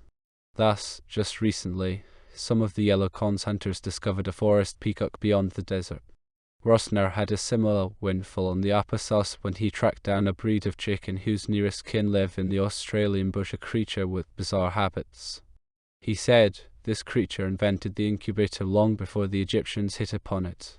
There's simply nothing new in the cosmos, otherwise the universe would not deserve its name. This fowl assigns its incubating to the elements by piling up mounds of foliage, where it conceals its eggs. The warmth caused by fermentation does the hatching. The bird only has to make sure that the heat is kept within the right limits. For this, the moisture must be regulated. To capture water, the bird hollows out the top of the mound during rainfall and covers this cavity in sunshine. In so doing, the bird knows how to prevent the interior from getting too warm. It thereby also anticipated the thermostat. All in all, we may assume that our intelligence is nothing but a reduced instinct, a branching off from the tree of life with a selection process that has been intensifying for thousands of years. This conjecture is not new, but with the decay of history metahistorically, that is, it takes on new meaning. Among other things, the animals could demand from us the same sacrifices that we have inflicted on them. On this basis, we can judge the banality of the savants who wrestle with the question of whether animals have intelligence. In its own way, this bird can also function as a model for a familial problem insofar, that is, as only the male works. The male is distinguished by his feet, powerful scrapers that tirelessly rake the leaves together. It is only when the wattles swell on his naked throat that the female appears for mating. After ceremonial bowing and dancing, she lets him tread her and then she lays eggs in the nest. It is the husband who looks after the eggs until they hatch. The chicks then flutter off like quail and are able to perch on trees during the very first night. Rosner regarded this enrichment of our fauna as a sensation. He drew up a catalogue of questions. The remoteness of the habitat was probably the cause of this atypical behavior. For me as a historian, this raised matriarchal issues. I summoned Bokofen to the luminar. We got into a lively conversation. It automatically followed that I offered to observe the fowl in my free time. Rosner praised my zeal. The condor himself was informed about it and vouchsafed me an appreciative word as he left the night bar. This solved the transport problem. The biotope had a favorable, almost inaccessible location. The entrance to the acacia thicket lay nearby. That was where I rigged up my lookout post. It was obvious that the job, with interruptions, would take at least one season. There was no great distinction between setting up this stand and what I was planning for my bunker. Anything I needed was driven down to Rosner's flocks of birds on the lower Sus and then lugged a mule back through the elephant grass. There the porters built my shack. Once they left, the actual labor began. I brought the stuff for the bunker up through the acacias. For this, I kept one mule. To enable the animal to squeeze through, I had to widen the access trail. This did not bother me, for acacias grow quickly. Soon after moving in, I would be as snugly cocooned as in Sleeping Beauty's castle. The shack for observing the scraper chicken had roughly the same significance for me as the pressure chamber for a diver. He pauses there with his equipment before venturing down to a new depth. The shack also had a political advantage, that of a relay station. Whenever trouble might be brewing in Eumeswil, I could plausibly retreat to the shack and eventually go home in fair weather. I would then have worked for Rosner. If things changed, I would move to the Hermitage. First I would become less visible, then I would become invisible. Rosner, incidentally, was not shortchanged. I had enough free time for observing his scraper fowl. I used the mounds for concealing small apparatuses to register the temperature at various levels, and I set up others to record the clucking of the mating call. One of the things I observed was that the fowl has a nasty enemy in the wild dog. I managed to shoot a few of them. Their presence alone makes the region appear unsafe. Above all, I could confirm that this fowl was in fact a new breed. Rusno was enraptured. He absolutely insisted on naming it after me, Electra Venatoris. I had a hard time dissuading him. After all, despite everything, I had tricked the good man. However, one of the Anik's emoluments is that he is distinguished for things that he has done on the side or that go against his grain. Asterisk. Needless to say, I took weapons along to the bird stand. Not only did I have to catch birds for Rusno's museum, but I also had to protect myself against predators and big game, especially the red buffalo, a highly dangerous creature that pops up unexpectedly. I therefore armed myself with hunting and military weapons. The Anik wages his own wars, even when marching in rank and file. For the shotguns, I stocked up on ammunition from birdshot to buckshot, plus hollow bodies for short-distance shooting. As for my rifle, I needed to fire bullets without cartridges on either brand. One's enough. A man who wears the silver phonopore does not need a gun permit. I purchased 2 identical sets of weapons in various shops. One set remained in the lower hut, the other was stored in a bunker. Thus I was armed not only for defense, but also for hunting fresh meat. A large antelope, whose venison makes for excellent drying, crosses near the bunker. It provides meat for a year. Asterisk. Unbidden guests were scarcely to be feared, nevertheless, they had to be taken into account. I cleared the final stretch of the acacia trail in a straight line. At night, I would replace the rifle's telescopic sight with a spotlight to shine on the intruder. The ray would be immediately followed by the shot. I would have heard the bloodhound before he entered the line of fire. In Eumeswil, fine acoustics has almost reached perfection. There are areas where one does not even dare whisper. You would be risking your life. Rather than lose myself in details, I merely wish to mention that I rejected mines from the very outset. One shouldn't even start with them, an experienced sapper once told me. This was thoroughly borne out by my study of guerrilla warfare. The mine, as the Russian says about the bullet, is a blindfold, a true Pandora's box even for the man who plants it. Aside from the earthquakes in our region, a mine can be set off by an animal's footstep, or it can blow up an innocent person. One's own forgetfulness can also be fatal. A mine is anonymous, a crude weapon. Partisans like using mines because of the peculiar nature of their struggle, which makes the landscape uncertain. The Anik is not tempted by them, if only because he is oriented to facts, not ideas. He fights alone, as a free man, and would never dream of sacrificing himself to having one inadequacy supplant another and the new regime triumph over the old one. In this sense, he is closer to the Philistine, the baker, whose chief concern is to bake good bread, the peasant, who works his plough while armies march across his fields. The Anik is a forest flater, the partisans are a collective. I have observed their quarrels as both a historian and a contemporary. Stuffy it on clear ideas, lethal energy, which ultimately put abdicated monarchs and retired generals back in the saddle, and they then show their gratitude by liquidating those selfsame partisans. I had to love certain ones, because they love freedom, even though the cause did not deserve their sacrifice. This made me sad. Asterisk. If I love freedom above all else, then any commitment becomes a metaphor, a symbol. This touches on the difference between the forest fleer and the partisan. This distinction is not qualitative but essential in nature. The Anik is closer to being. The partisan moves within the social or national party structure, the Anik is outside it. Of course, the Anik cannot elude the party structure, since he lives in society. The difference will be obvious when I go to my forest shack while my Lebanese joins the partisans. I will then not only hold on to my essential freedom, but also gain its full and visible enjoyment. The Lebanese, by contrast, will shift only within society. He will become dependent on a different group, which will get an even tighter hold on him. Asterisk. Naturally, I could just as well or just as badly serve the partisans rather than the Condor notion I have toyed with. Either way, I remain the same, inwardly untouched. It makes no difference that it is more dangerous siding with the partisans than with the tyrant. I love danger. But as a historian, I want danger to stand out sharply. Murder and treason, pillage, fire, and vendetta are of scant interest for the historian. They render long stretches of history, say, Corsican and fruitful. Tribal history becomes significant only when, as in the Teutoburger Wald, it manifests itself as world history.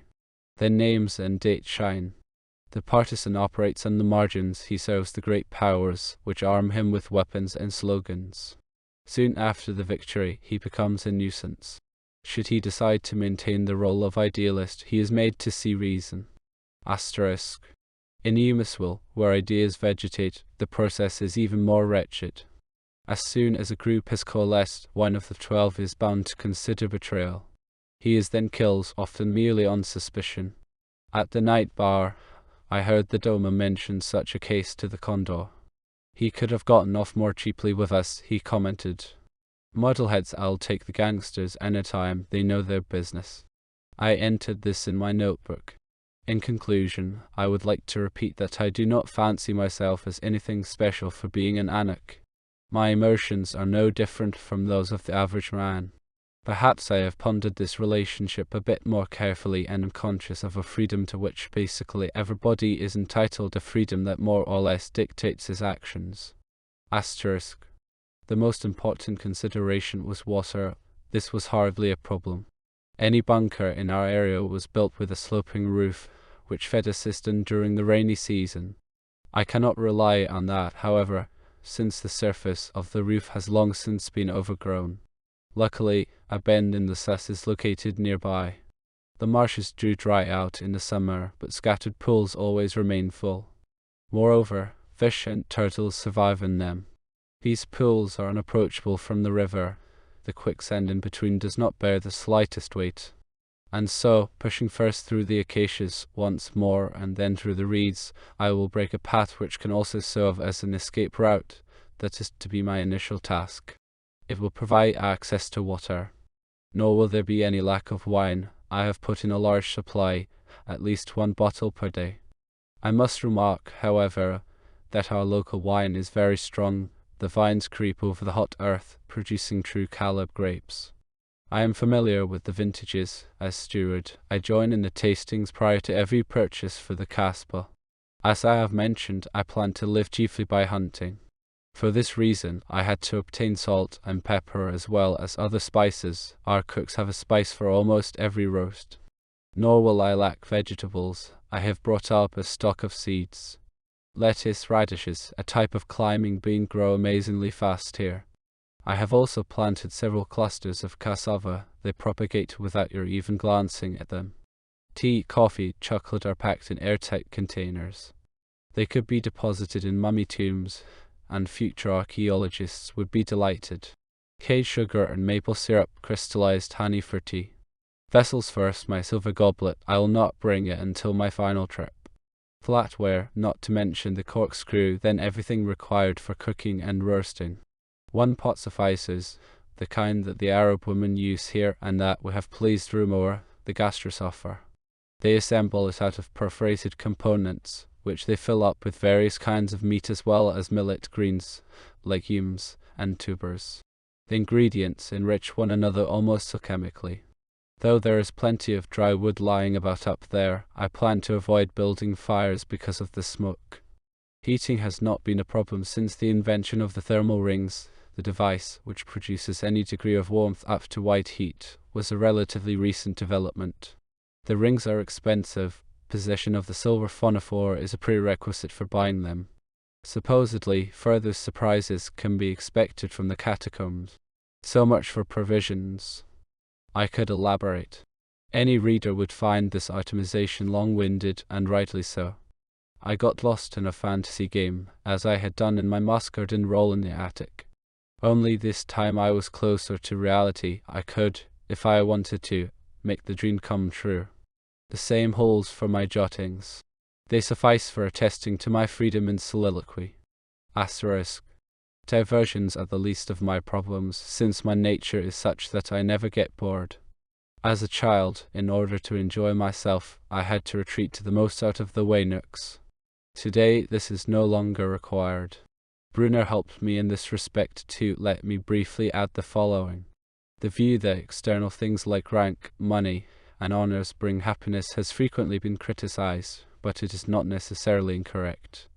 After all, these things belong, as Aquinas would have it, among the accidents. Accidents is the unessential, which includes the body. If one manages to separate essence from flesh, if one manages, that is, to gain distance from oneself, then one climbs the first step towards spiritual power. Many exercises are geared to this, from the soldier's drill to the hermit's meditation.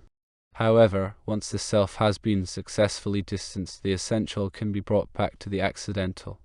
This process, resembling a vaccination with one's own blood, is initially manifested as a reanimation of the body. The physiognomy takes on the kind of features seen in paintings by old masters. They added something of their own. They blended it into the pigments. This also applies to objects. They were meaningful, now they gain a sense. A new light shines on things, they glow. Anyone can manage this. I heard the following from a disciple of Bruno's. The world seemed hollow to me because my head was hollow. But the head too can be filled. First we must forget what we have learned. On this score I am still a novice. The goal also leads beyond Bruno. Could I expel the magic from my path, but ennui is banished. The play has not yet begun. The musicians are tuning their instruments. There seems to be a stirring behind the curtain.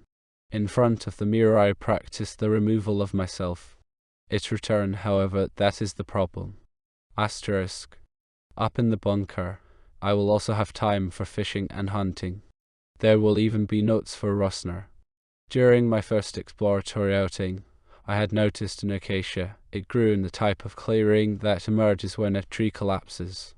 The bush, like a gallows, was hung with skeletons. Although the skeletons were small, I recoiled at first glance. This sometimes happens to us when we unexpectedly stumble on nature's cruelty. Rossner views this as resentment. He compares nature to a festive kitchen where everyone both consumes and is consumed. Nothing perishes, the equation works out. Everything fertilizes everything else, as the farmers say. If I am to believe Rossner, we live partly on the beings that we produce in our innards in order to digest them. That is how one might picture the demiurge, up there as a world spirit, with Olympian serenity, delighting in the raging of animals and the warring of men, down here as a pot-bellied man who benefits from every consuming and from every being consumed. This, of course, releases me from pain as little as it does the grenadier whose leg is shot off for the greater glory of the king. As an anarch, I also have to steer clear of martyrdom, and for the historian the issue of pain is fundamental. Incidentally, the historian must avoid not only the biological or the economic reading of history, but also the philosophical. His scholarship aims at the human. History, like man, can be neither explicated nor sublimated. Look into your own eye. Asterisk. The skeletons on the gallows were those of birds, frogs, and lizards. The birds must have been the size of unfledged to full-grown sparrows. This was plainly a shrike's hunting ground. The shrike is also popularly known as the nine-killer, nine-murderer, or butcherbird. It lingers near thorn hedges, setting them up as pantries. There it skewers any prey that it does not consume immediately. Whenever necessary, it returns in order to gulp down smaller animals at one bite or tear the flesh from the bones of larger ones, as I saw here at its Golgotha. A miniature image, but eerie. There is a lot to observe here. When the shrike brings its victims, are they dead or still alive? And how does it impale them? Presumably, like a good householder, it makes sure that they remain fresh as long as possible. Rossner knows of similar examples. A wasp, by stinging the ganglion, paralyzes its prey caterpillar that is to serve as food for the wasp's young. The victim can still chew, the maggots then live on it by skimming off its extra weight. Perhaps some little-known butcherbird was at work here. Further down, in the reeds, a huge kingfisher, the pied kingfisher, does its hunting. In these times, this bird is ubiquitous along our coasts and rivers and seldom timid. You can almost touch it with your hand. Once, when I was fishing on the Sus, the bird, holding a fish it had caught, alighted next to me on a post and nodded at me. I would have nothing new to report on it, but that is not the point. Rosner knows infinitely more about these creatures than I do. But, if I may go back to what I was saying, he limits himself to the accidents. Asterisk. Aside from a calendar in which I cross out the days, I will take no printed matter along. The prospect of a year in which the mind is utterly relieved of reading is pleasant. A temporary break from reading can be as beneficial to mental health as a fasting cure to physical health. The absence of the luminar will also be benign. Not only is the transformer stored in the rock under the Casbah, but it could be moved only by truck. I will miss inquiry not as an anarch, but probably as a historian. Aside from rare conversations, as with Vigo, this magical and often brilliant evocation of time from the catacombs fills the only hours in which I am entirely devoted to my work. I have often wondered if it is the temporal distance that transforms events into history, but I would rather presume that this interval clarifies whatever is hidden as essence in the foam and froth. History then becomes the subject for the poet as well. On the other hand, Eumeswil, even should 1,000 years go by, can never become an object of history in this way.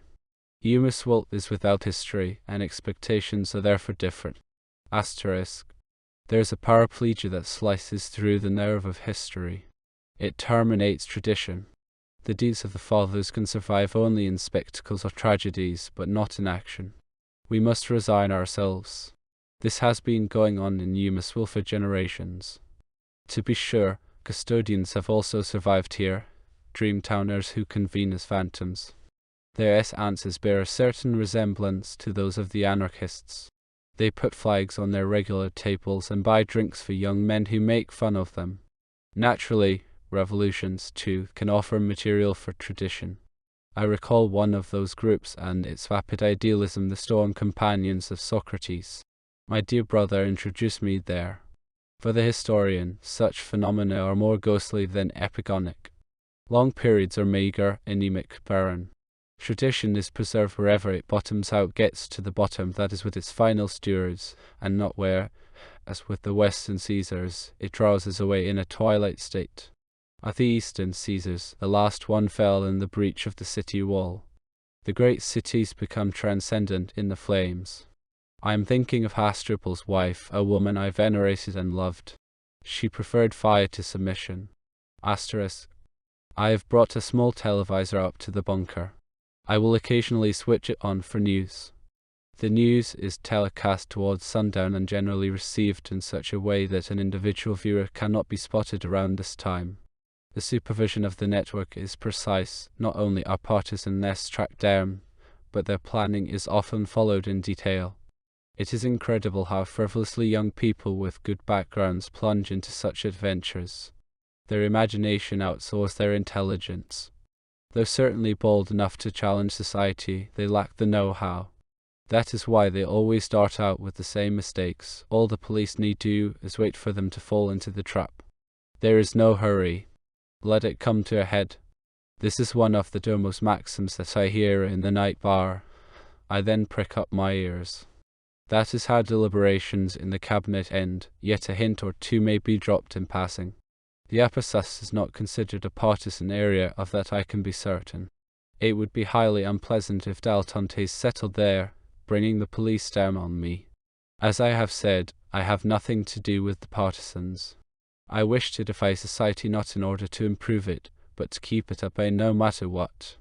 I suspend my achievements, but also my demands. As for the do-gooders, I am familiar with the horrors that were perpetrated in the name of humanity, Christianity, progress. I have studied them. I do not know whether I am correctly quoting a Gallic thinker. Man is neither an animal nor an angel, but he becomes the devil when he tries to be an angel. Asterisk. Normally I will receive news through my transistor, but it might become necessary to confirm it with the televisor, say, in cases of doubt regarding the debts of rulers or the lives of hostages. One must wait until the heads are displayed. Should anyone be missed, the search begins with an appeal through the phonophore. If a response follows, then one knows the man is still alive, and also roughly where he is. So I will keep the phonophore off for a long time. Our social existence is exhausted in switching and being switched. Its ideal is the switch to conformity. Incidentally, the way the discovery and utilization of electric power corresponds to social consciousness is a story unto itself. To find anything comparable, one must hark back to prehistory. That is one of the topics that Ingrid is working on. Franklin as a key figure. I have done some serious cogitating about the reasons for the failure of the forest flight. This issue haunts many people, indeed, everyone who plans the perfect crime. Nearly all these types surrender to a misplaced optimism. The forest flight confirms the independence of the Anak, who is basically a forest flea anywhere, anytime, whether in the thicket in the metropolis, whether inside or outside society. One must distinguish not only between the forest fleer and the partisan, but also between the Anak and the criminal. The difference lies in the relationship to the law. The partisan wants to change the law, the criminal break it, the Anak wants neither. He is not for or against the law. While not acknowledging the law, he does try to recognize it like the laws of nature, and he adjusts accordingly. When it is hot, you doff your hat. In rain, you open your umbrella. During an earthquake, you leave your house. Law and custom are becoming the subjects of a new field of learning. The Anak endeavors to judge them ethographically, historically, and also I will probably come back to this morally. The state will be generally satisfied with him, it will scarcely notice him. In this respect, he bears a certain resemblance to the criminal, say, the master spy whose gifts are concealed behind a run-of-the-mill occupation. I assume that in great men whose names I dare not mention, the anarchic element was very powerful. You see, when fundamental changes are to succeed in law, custom, and society, they presuppose a great distancing from established principles. And the Anak, should he take any action, is capable of working this lever. I have summoned a few of the great movers and shakers to the Luminar in order to look behind their revolutionary feuilles less by delving into their private lives than by tracking down their intellectual foundations. Things that are spoken and noticed peripherally, unintentionally, without slogans, are often more revealing than the program itself. Greatness is secondary for the Anak, often fortuitous. This explains why these great men considered their own achievements inadequate or even repugnant. Last words, in so much to do. They do not like being pinned down. Such qualms are posthumously reflected in their followers. More and more new schools and sects that cite the master keep germinating. The forest fleer and the partisan are not, as I have said, to be confused with each other. The partisan fights in society, the forest fleer alone. Nor, on the other hand, is the forest fleer to be confused with the Anak, although the two of them grow very similar for a while and are barely to be distinguished in existential terms. The difference is that the forest fleer has been expelled from society, while the Anak has expelled society from himself. He is and remains his own master in all circumstances. When he decides to flee to the forest, his decision is less an issue of justice and conscience for him than a traffic accident. He changes camouflage, of course. His alien status is more obvious in the forest flight, thereby becoming the weaker form, though perhaps indispensable. Needless to say, I thoroughly studied these issues in the Luminar and at the library. Here I stumbled on the possibility of an error in the other direction. Let me quote a sentence I found in the introduction to an ancient work on Germanic pre- and proto-history. A certain Professor Kiekebusch wrote, "To live as a serving link in the whole is both a duty and a reward. The supreme goal of every individual's labor and striving is the good of the collective." This is in the style of the Eschaton of the warring nations, when exploitation changed its face. A few generations earlier, during the wars of liberation, this would have been expressed in a more fiery manner. The spirit passes over the flesh like a wind that keeps moving new generations. Enthusiasm follows it and vanishes after it. In Eumeswil, such statements have long since become so historical as to be rarely quoted in seminars. For the Anak, things are not so simple, especially when he has a background in history. If he remains free of being ruled, whether by sovereigns or by society, this does not mean that he refuses to serve in any way. In general, he serves no worse than anyone else, and sometimes even better, if he likes the game. He only holds back from the pledge, the sacrifice, the ultimate devotion. These are issues of metaphysical integrity, which have little clout in Eumeswil. By the same token, one does not chit-chat with men who think there is plenty of room for improvement here or who actually promise you heaven on earth. I serve in the Casbah. If, while so doing, I died for the Condor, it would be an accident, perhaps even an obliging gesture, but nothing more. Asterisk. I will allow myself a glance, albeit brief, at the weather. Every born historian knows the terror sparked by facts that, while traditional in their breadth, have become senseless. Just why did they sacrifice themselves? This can extend to man's conception of the world. Sir Richard Burton, the great traveller, wrote, "How life is dim, unreal, vain, like scenes that round the drunkard reel, a drop in ocean's boundless tide, unfathomed waste of agony, where millions live their horrid lives, by making other millions die. There is a degree of senselessness in glaciation that, in terrifying the eye, brings out contrast. Reality becomes suspect, and so phantoms draw nearer. This may be why the sight of a skeleton dismays us in a more precise manner than the sight of a corpse. The same holds true for purely mathematical conceptions of the world. This effect was the basis for a school that can be looked up in art history under the name of Surrealism. It flourished shortly before the first lunar landing. A house is not just untenanted, it has also died out, petrifying into the sarcophagus of the mind, the mausoleum of a charred world. No mortal emerges from the doorway. A volcano can be regarded as extinct since time immemorial. The very first neighbouring inhabitants viewed it as dead. Yet if an eruption is in the making, the atmosphere turns sinister. This is sensed by few people in Eumeswil. Asterisk. The forest flight resembles the perfect crime in both its planning and its failures. Nothing is easier than opting for autonomy, nothing is harder than bringing it about. Man has forgotten how to stand for himself on his own 2 feet, which grasp the ground directly. He does not like doing without helpers and accomplices. They introduce the first cracks into the system. The longest forest flight in Iceland was carried out by Grettir, the strongest man on the island. He feared no human being, but he did fear ghosts. When Gudmund advised him to settle on an untakeable cliff, Grettir replied, "I will try, but I am so scared of the dark that I cannot be alone for the life of me." To which Gudmund rejoined, "That may be true, but trust no one as much as yourself." Grettir took along his 15-year-old brother, Illugi, and that was good, but he also took along Glam, his slave. Illugi perished at his side while Glam betrayed him. I have put up a memorial to Illugi on the Acacia Hill. Asterisk.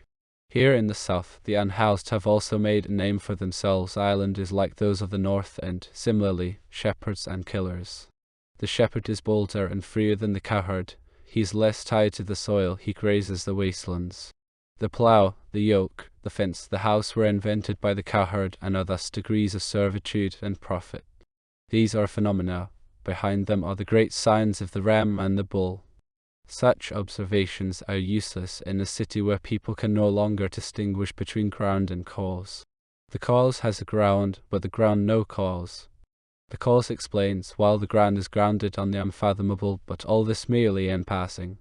Whenever I was at the Luminar to follow the destinies of Corsican and Sardinian brigands, attended forest dwellers who often kept a huge throng of policemen at bay for an astonishingly long time, I found that nearly all of them were doomed by a woman. Not that they were betrayed by her like Samson, but simply because of her complicity. The woman, usually the only person who knows the location of his hideout, steals up to her spouse or lover.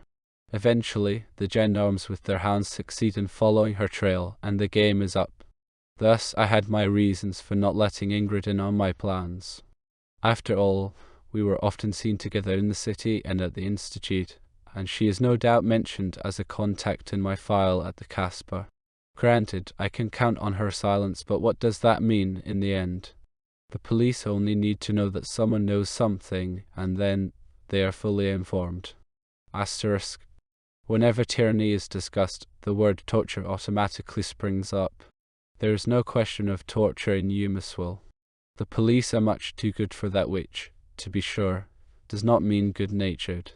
They are obliged to work with gloves, which, on the other hand, does not mean kid gloves. Their grip has to be firm, but not too harsh. Their response, to quote the Doma, must fit the provocation. This implies that, as people used to put it, blood should not stain the land. When I stand behind the bar, usually waiting rather than waiting on, I have plenty of time to observe the domo. He is incapable of brutalities. He is not nervous, but he does have fine nerves. The motions of service are to blend harmoniously. The minions in particular are trained along these lines. If noises or voices displease him, his face sharpens imperceptibly. I have studied the engrams. He particularly seems to dislike the baying of hounds outside the Casbah on moonlit nights.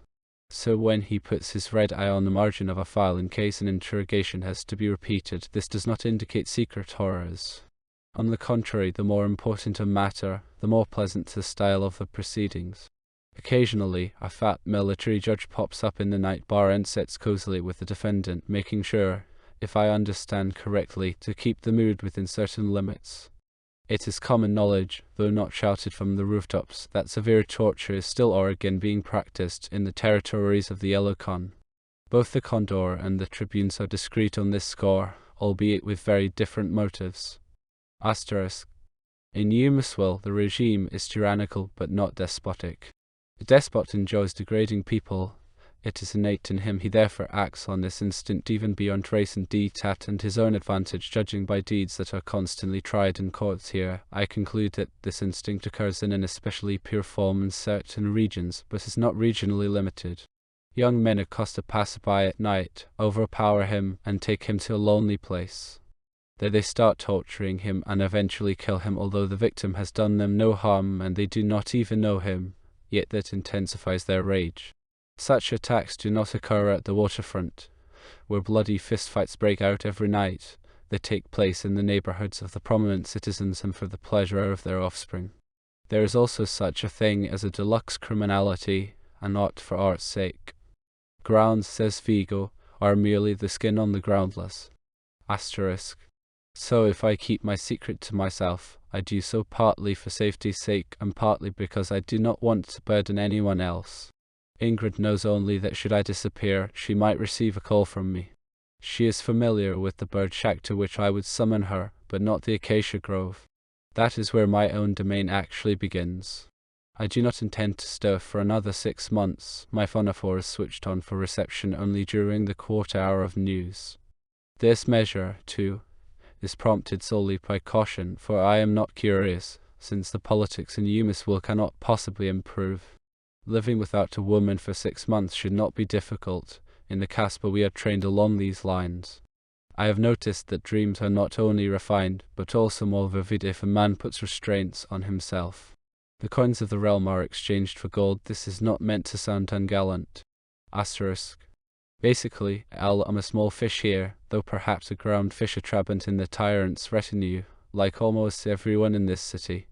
Strictly speaking, there are only tyrants today. Their methods of padding their cudgels differ only in color, but not in cloth.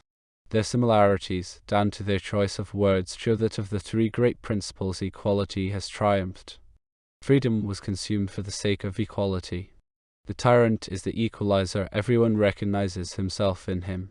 Fraternity means that the father no longer sacrifices the sons, instead the brothers kill one another. Wars between nations have been replaced by civil war. The great settling of accounts, first under national pretext, led to a rapidly escalating world civil war. All that is behind us. We play it through in dreamlike repetitions because nothing better occurs to us, but also though this applies only to certain individuals we are waiting. Why am I, as a small fish, a groundling, going to all this trouble? It would probably suffice to take refuge with Pater Pekovi, my genitor, who, together with a dozen deceased or still living nullities, would be hailed as a luminary of scholarship. Incidentally, most revolutionaries suffer from not having become professors. The Domo knows this too. Once, at the night bar, I heard him telling the Condor, "We'll make him a professor, that should take him off our backs." So why then all the trouble? My safety does not demand it. On the contrary, I find that danger actually makes life here bearable. Hence the thriving of crimes, addictions, the lottery. I prefer getting out when things grow boring, not dangerous. If I play the Condor's game to the very end, It is not because I am bound by any vassalage or allegiance, much less any party loyalty. It is really my own integrity. That is why I become more reliable in the end game. I regard a change of power as an intermezzo, two forms of domination of whose inadequacy I am convinced spell each other. I thereby enjoy a recess that clarifies the very fact that I am taking a recess. If I live on the hilltop like Robinson Crusoe on his island, I will be no freer than a man serving in the night bar. And I am no more autonomous as a Jew than as a historian. However, things become more palpable in the doing. Inner freedom is demonstrated. Perhaps I will start by bringing about a private canny in front of the duck shack. The anarch differs from the anarchist in that he has a very pronounced sense of rules. Insofar as and to the extent that he observes them, he feels exempt from thinking. This is consistent with normal behavior. Everyone who boards a train rolls over bridges and through tunnels that engineers have devised for him and on which 100,000 hands have labored. This does not darken the passenger's mood. Settling in comfortably, he buries himself in his newspaper, has breakfast, or thinks about his business. Likewise the anarch, except that he always remains aware of the relationship, never losing sight of his main theme, freedom, that which also flies outside, past hill and dale. He can get away at any time, not just from the train, but also from any demand made on him by state, society, or church, and also from existence. He is free to donate existence to being, not for any pressing reasons, but just as he likes, whether out of exuberance or out of boredom. Why do so many people strive for the career of petty functionary? No doubt because they have a sensible notion of happiness. They know the rules and their taboos. They sit in their chairs while others file past with their wishes or attributes. Time flows by nonchalantly. You are already halfway to Tibet. Plus the security. No state can do without minor officials, no matter how high the waves may surge. Of course, you have to keep a low profile. As a historian, I must acknowledge that there have been long stretches in history, especially prehistory, when the ride was so satisfying that there was little reason to get off. Things generally became unpleasant with monotheism on a single track. There is no swerving aside. The palette becomes more meager. Equality is based, as we have seen, on the possibility that anyone can kill anyone else. This awareness alone is enough to help us see through the swaggering of the superpowers, or, as here in Eumeswil, to help the historian study human behavior. So much for equality. Freedom is based on the expansion of that maxim on the anarch's awareness that he can kill himself. He carries this awareness around. It accompanies him like a shadow that he can conjure up. A leap from this bridge will set me free. That is more or less how I regard the care I am taking in the acacia forest. The anarch, as I have expounded elsewhere, is dependent to the monarch. He is as sovereign as the monarch, and also freer since he does not have to rule. The hilltop bulwark is the chapel of my freedom, whether or not I enter it. It will serve as my stronghold when I change into a warring power and obtain my freedom against the demands of society, my exact courage against their exactions. I began with the respect that the anarch shows toward the rules. Respect here is an intensive of responsive means to look back, think over, take into account. These are traffic laws. The anarchist resembles a pedestrian who refuses to acknowledge them and is promptly run down. Even a passport check is disastrous for him. I never saw a cheerful end, as far back as I can look into history. In contrast, I would assume that men who were blessed with happiness, for example, were anarchs in disguise. Regarding in particular the rules for conduct during domestic unrest, I have mentioned only the case of an alarm while I am in the Casbah, but the phonophore transmits the red alert in the city too. One must then expect unpredictable things, especially if the weapons have not yet been distributed. Sometimes I play similar scenes at the Luminarse from the history of the Caesars, or the Russians before and after the revolution. I close the door, draw the curtains, I am in the abyss. Then I take over the role of the monarch, say, Nero, once he is notified that his bodyguards have left. This is one of the final omens. Now the palace becomes very lonesome, eerie. None of the friends, none of the powerful respond. Only a few freed slaves have remained. They hope he will put a swift end to it all. The Caesar is the person who can least conceal himself in this world. Strange how now, alone in the universe, he becomes similar to the anarch. Even though his mortal fear is breathing down his neck, he manages to get out a few significant asides. Even as the hoofbeat announces the arrival of pursuers, he quotes the appropriate Homeric verse thundering into my ear. And then the brilliant qualis artifex period. The what a great artist perishes with me. He is too weak, too clumsy to stab himself. His secretary, Epaphroditus, guides his hand. Incidentally, that was why Domitian had this benefactor executed. I would like to avoid getting mixed up in such quarrels by hearing, say, the condor tell me that his loyalty, as Nero told the centurion whose behavior was dubious. Asterisk. In case the alarm is sounded while I am in the city instead of the citadel, things will be easier, and not only because I can retreat to my own citadel whenever I like. I will also have less to think about, since I will find sealed orders, namely at the central bank, that the envelope is kept for me in a safe deposit box. My phonophore contains the encoded password that will open it. When I receive the call, I will interrupt my activity or my leisure and head to the bank. If the newsstands are open, I will buy a copy of the Wren and tear it in half en route, throwing both pieces away at the next intersection. I am noting these quizquilly because, like so many others, they demonstrate the Doma's rational organization. There is no doubting that the Wren will become cantankerous when the banner of freedom is unfurled. I would be willing to bet that my dear brother keeps a copy of the proclamation, albeit encoded, in his desk. If a torn copy of the Wren is now lying on the sidewalks of intersections, then thousands of people will go past it. The image will implant itself in their minds. It is not the condor who is at work here. This comes from below, from the nameless. A passerby has done it. It is also a warning, a disdainful greeting, a tug on the ribbon on which it fluttered. Nightbar notes. If my dear brother had any inkling of what I toss away en passant, he would be through with me for good. I would have laid hands on his most hallowed treasure. Freedom of the press and a capital punishment. I usually give these phrases a wide berth at the family table, for were I to voice even the slightest criticism, the game could be up for me altogether. He would never get it into his head that freedom begins where freedom of the press ends. Freedom of thought. This means that he would never test his stale ideas in a state of primeval freedom. I am willing to grant that he is rooted in liberal traditions, although they are more diluted and mitigated in him than in my genitor. Even good ideas have their time. Liberalism is to freedom as anarchism is to anarchy. Cadmo, to enlighten me, often takes me along to his storm companions. I am not really welcome there. Perhaps they even regard me as an agent of the Dome who, by the by, knows about their meetings but considers them irrelevant, indeed almost useful. A barking dog never bites. The main reason I have a hard time getting along with these men is their indecisiveness. They feel when they ought to think, and vice versa. All they have inherited from Socrates is skepticism, but, unlike Xenophon, they would not hoist him on their shoulders and carry him out of the fighting.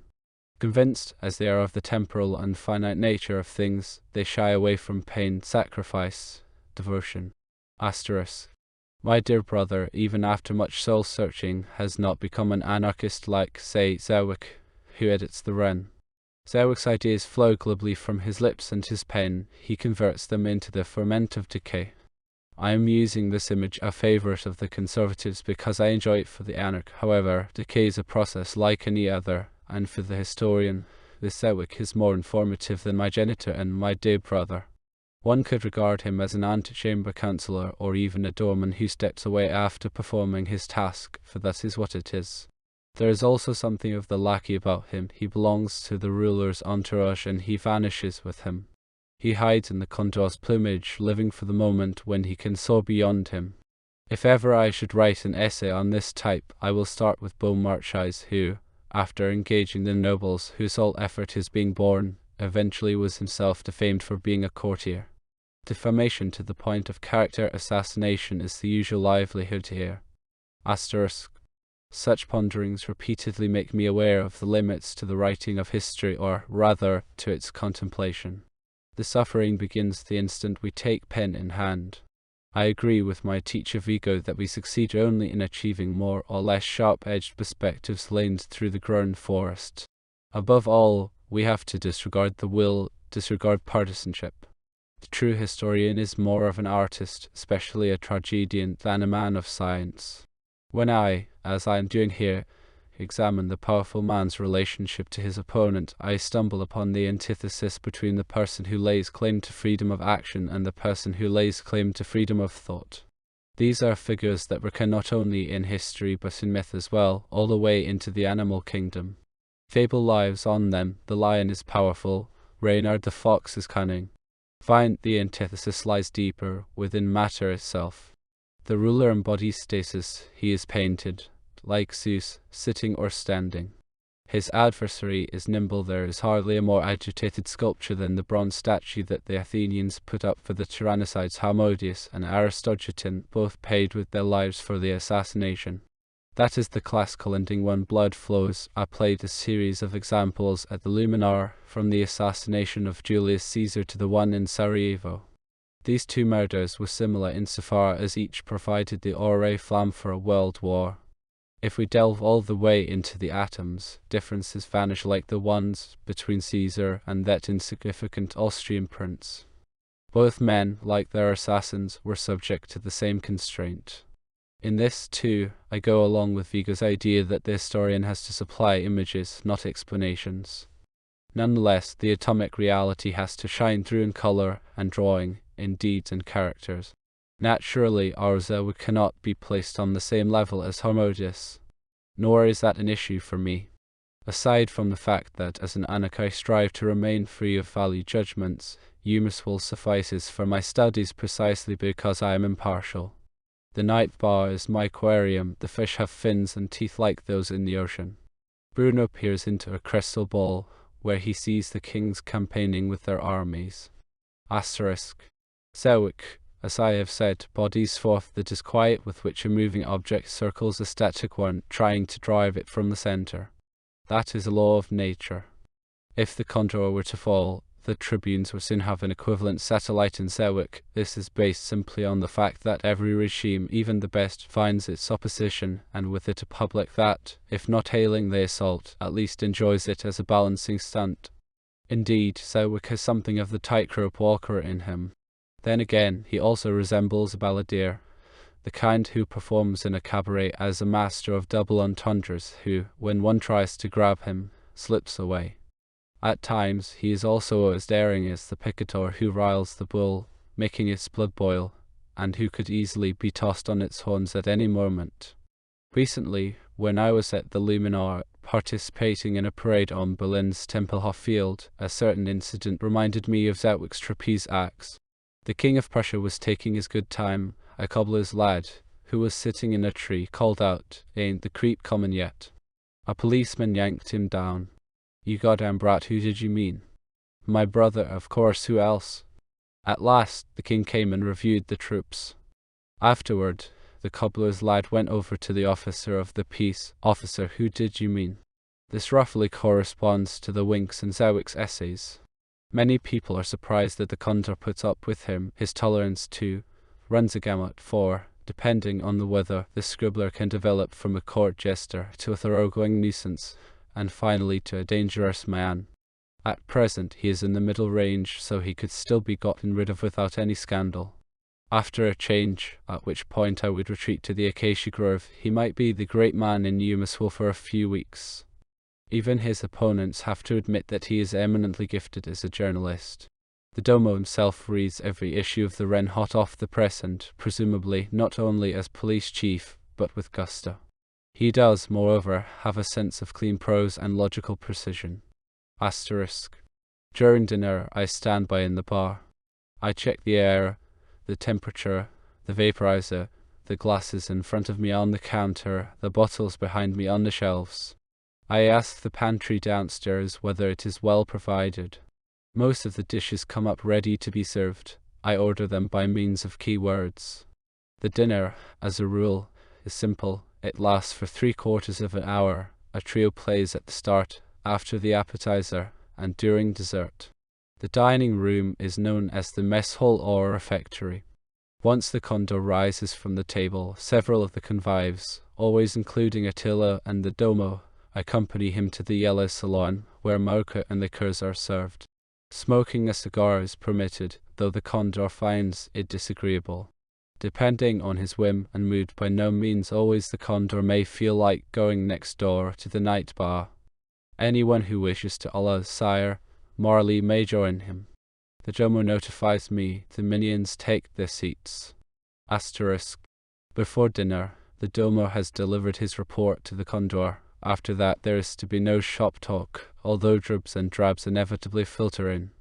I find them more instructive than if I had been present during the report, tidbits for my insatiable appetite. Let me repeat that I prefer the history of cultures to the history of states. That is where humanity begins and ends. Accordingly, I value the history of royal courts and even back courts over that of politics and parties. History is made by people and at most regulated by laws. That is why it is so inexhaustible with surprises. Asterisk. I do not wish to digress too much from Zerwick. Granted, his name never crops up at the night bar. He is deliberately ignored. Yet it is obvious when some dust has been kicked up by one of those articles that my dear brother reads gloatingly. Just recently, for instance, when the diners emerged from the yellow salon, the domo said, "I've checked the Maidinger." The Maidinger is our encyclopedia, a truly Alexandrian opus. The domo favors a precision that almost transcends the limits of necessity. He wants to grasp not only the strict meaning of a word, but also its subliminal sense. To do so, one must delve into both its etymology, like Thothorn, and the magic of its sounds, like Bruno. In the domo, such probing is astonishing in that he offers no hint of aesthetic inclinations. Rather, I would suspect a need for legalistic exactitude. If the word is to hit home, it must home in. I have already mentioned the waterfront case, a life and death matter that hinged on the judge's allowing a distinction between stab and slay. The domo's great musicality may be consistent with a decidedly rational character. We have surgeons, architects, even fairly disreputable policemen with aesthetic interests. Perhaps their houses have only this one spiral staircase leading down to the foundations. Whenever my husband picked up his violin, he became a better person. This was a woman testifying in a sordid trial, and I liked what she said, although as an anarch I would have expressed myself differently. Be that as it may, one cannot fully fathom the ground of a character, and precisely this failure has its grounds. Asterisk. The domo's meticulous use of language contrasts strangely with the way it is routinely mangled in Eumeswil. Hackneyed phrases are all that we hear as well worn as pen is tossed to beggars, and, indeed, they come more from academics than from the harbour or the market. This has not always been so. The farmer, the artisan, the hunter, the soldier, the crook knew how to animate powerful images. The fellow period has made a clean sweep of such talents. Humanists of Sperling S. and Kazimluller S. Cast have done their bit. The goal was annihilation of correct language. Le style, CSDL hom, this notion was revoked. Intellectual rank was no longer to be identified by a mastery of language. The result is a banal chit-chat defective in both its height and its depths. To be sure, there were errors in calculation. Even in times when there are no cabinet makers left, one still distinguishes the well-built armoire, or even a plain board, from all the others. Similarly, when elites have grown rare or shrunk down to a few individuals, the clear, unadulterated word convinces the uneducated man, indeed, precisely him, the non-miseducated man. He senses, and this puts his mind at ease, that the ruler still observes rules despite his power. Caesar non super grammaticos. A solace in periods of decline. Far be it from me to liken the domo to Caesar, but, as I have already said, the study of fish in our lagoon is useful for looking back in history. What had he checked in the Maidinger? I was to find out immediately, for, after the minions had adjusted the chairs of their masters, and they sat down, he continued, so far as I can tell, the vulture has been honoured in both the Roman and the German nations, at least in times that were not so sterile as ours. He launched into etymological niceties. Vulture comes from Latin vultur, which is probably cognate with valor, to pull, pluck, and also with vulnerable. The German word for vulture is Gier, which is related to Gier, greed, avidity in its earlier form, Gibber. The adjective gierig, greedy, avid, refers to someone who will not give up his prey. Carrion goes back to Latin caror, flesh, the German equivalent os, used to mean simply food and is cognate with the English eat. It meant the bait employed by the hunter. The Roman volta hints at a swift turn, volta. Volturnus was a raging river in Campania, the Volturner. Language has not only frayed out, it has also moralized itself. Asterisk. So much for the Domo with his collectania.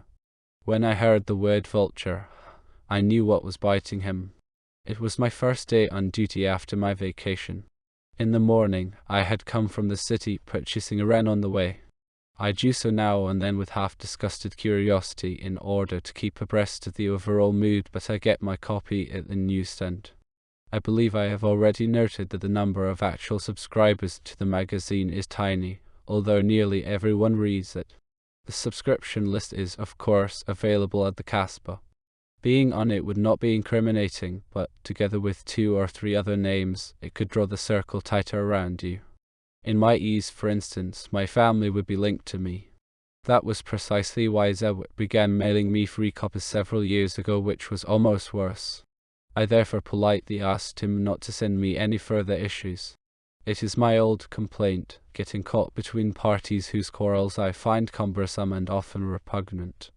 At times I have one party on my back, at times the other, and occasionally both at once. Asterisk. The current issue included a pseudonymous article that bore Zewick's unmistakable stamp, The Raptors. Zewick had costumed himself in a professorial style. First he went into the zoological classification of the diurnal birds of prey and their habits. It boiled down to a comparison of eagles and falcons with vultures. The former were proud creatures that attacked live prey, the latter were scavengers. The vultures of the New World, all listed by name, were described as colossal shredders. The condor was missing, although he, needless to say, was the target. As a true polemicist, Zewick knew that omission provides the best emphasis. Anti-detraction had to remain camouflaged. Whatever Zewick thinks or writes, he always means the condor. This will be so even if he survives the condor, he will remain Zewick's topic for decades. Zewick would then become a scavenger himself. Pursuer and pursued are always made for each other. The article gave me food for thought, albeit differently than for my dear brother, who, no doubt, must have been absolutely elated. In depicting the royal eagle and the peregrine falcon, which he cited as epitomes, Zewick's diction took on a heraldic loftiness. This could have been penned by a Chateaubriand, who, to be sure, was already an equivocal figure. If Zewick can pick at the condor, he will stop at nothing.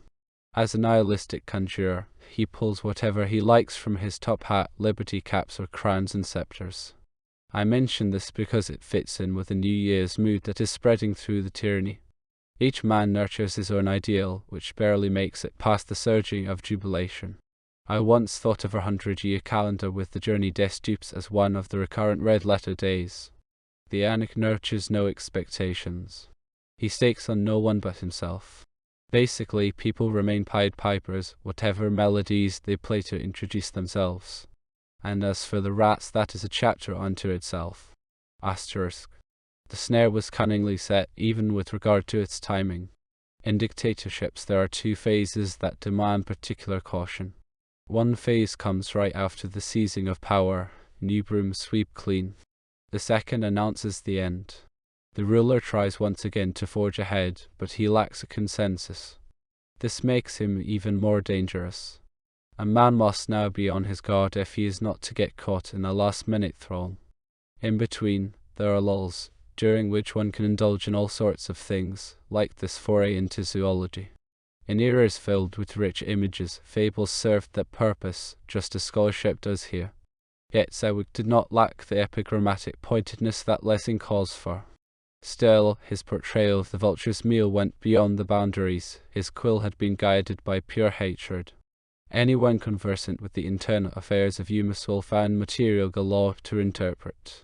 Every polemical analysis of a seizure of power distinguishes between those who blaze the trail and those who come along for the ride.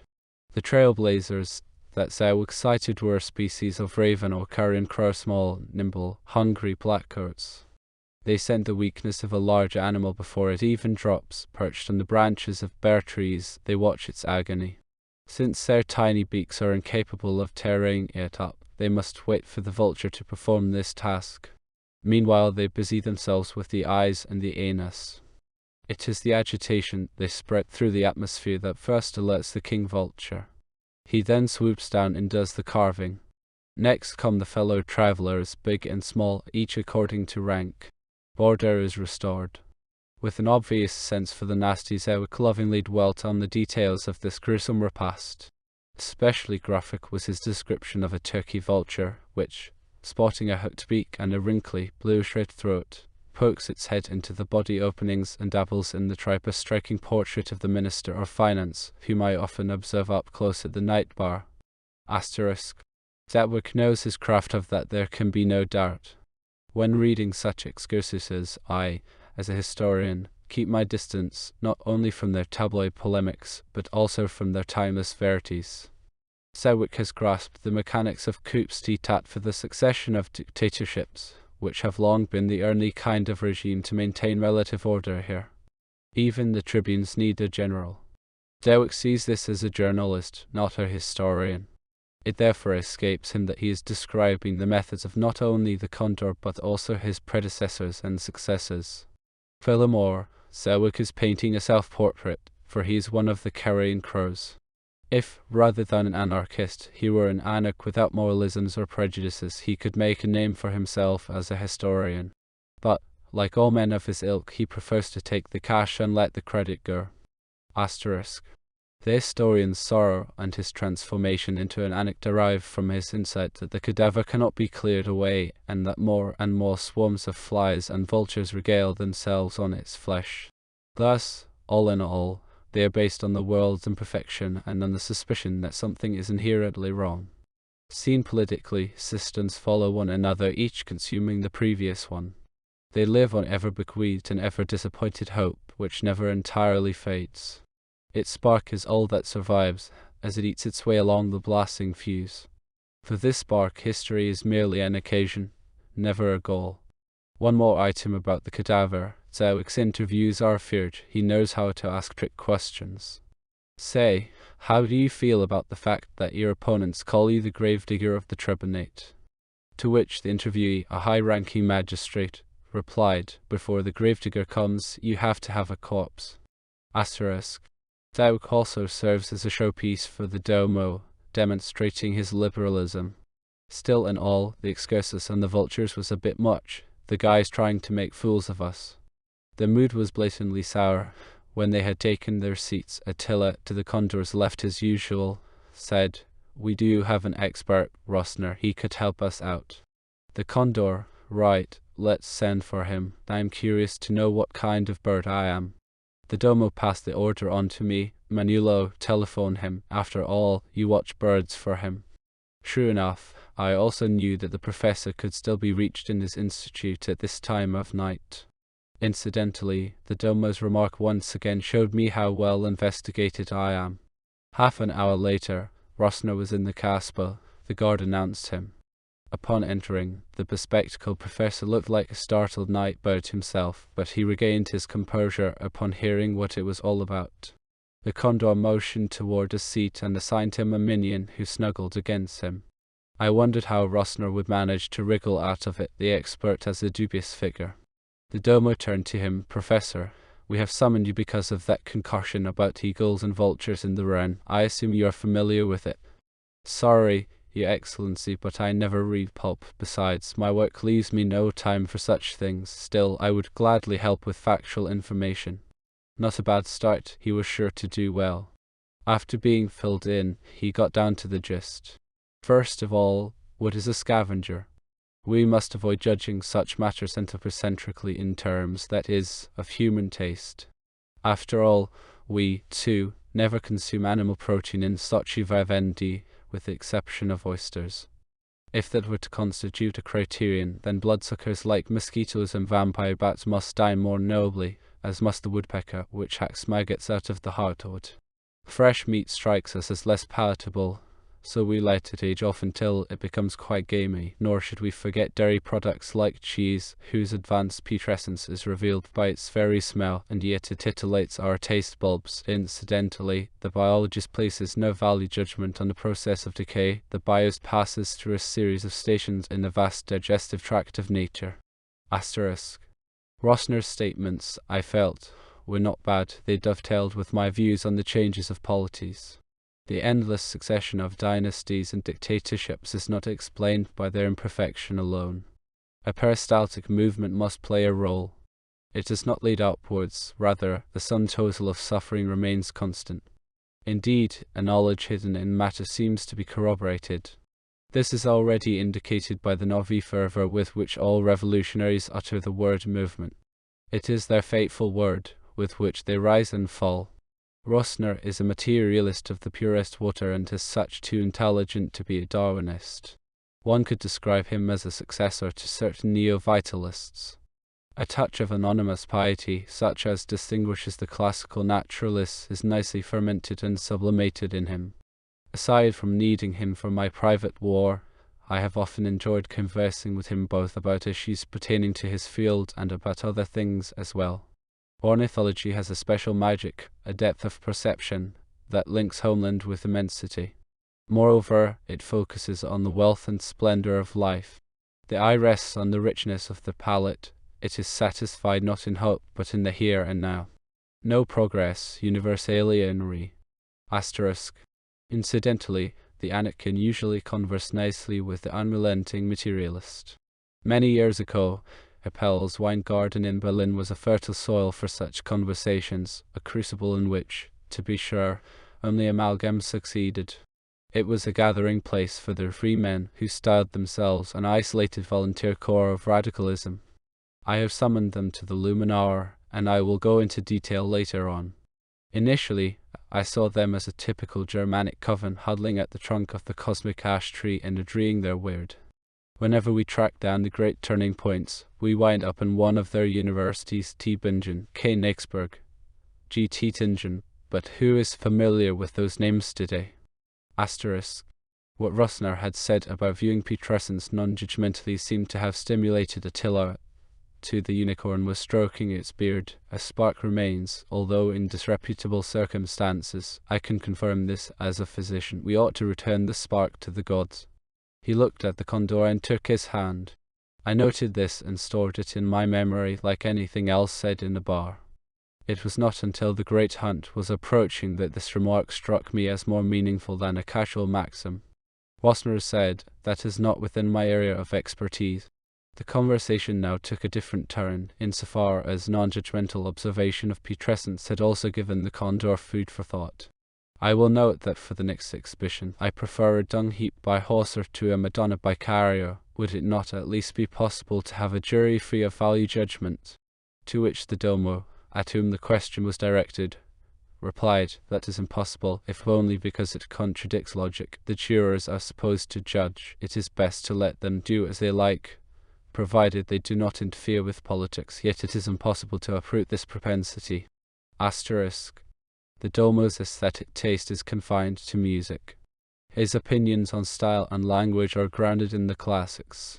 I would not claim that he has no understanding of the fine arts, but he will always side with the draftsmen and not the colorists. His private domicile is appointed in classical style as spare, sober elegance. It is neither too warm nor too cold, and one speaks softly there rather than loudly. The walls boast a single painting, a Vermeer rescued from the great fires, with contrasting planes of lemon and ultramarine. Only the bull's eye window panes are iridescent, as if the master wanted to provide an example of his command of the intermediary tones.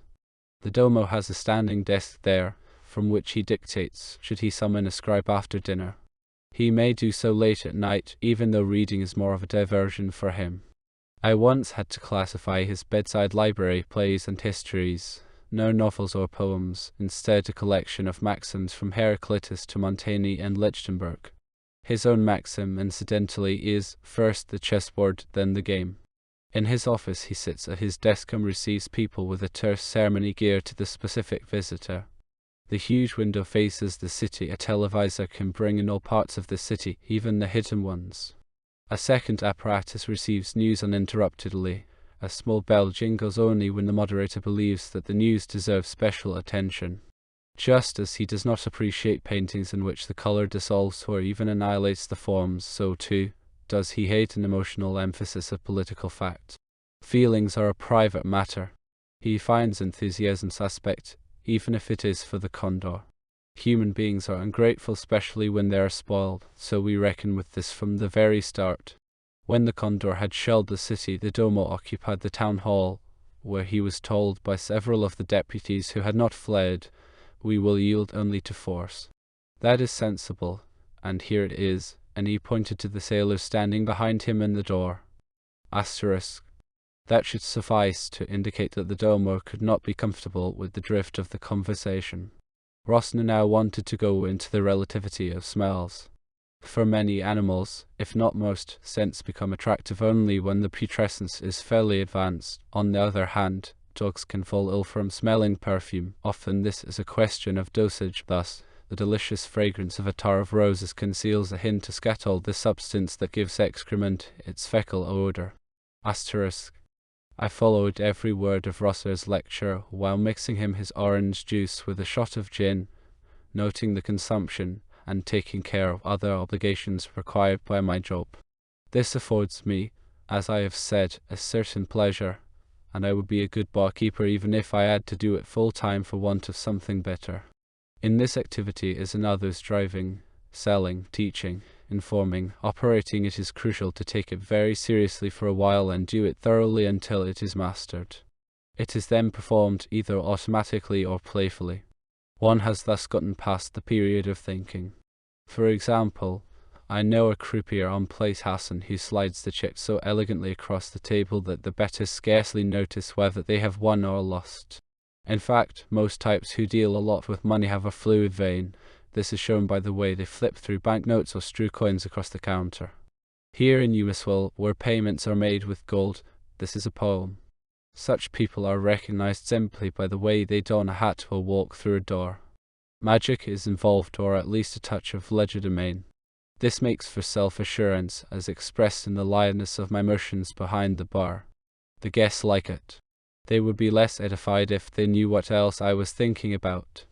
These are, en passant, 3 dialectical stages. First the personal and material task, then its transcendence through exercises, and finally the liberation leading to universal, which, for me, are historical perceptions.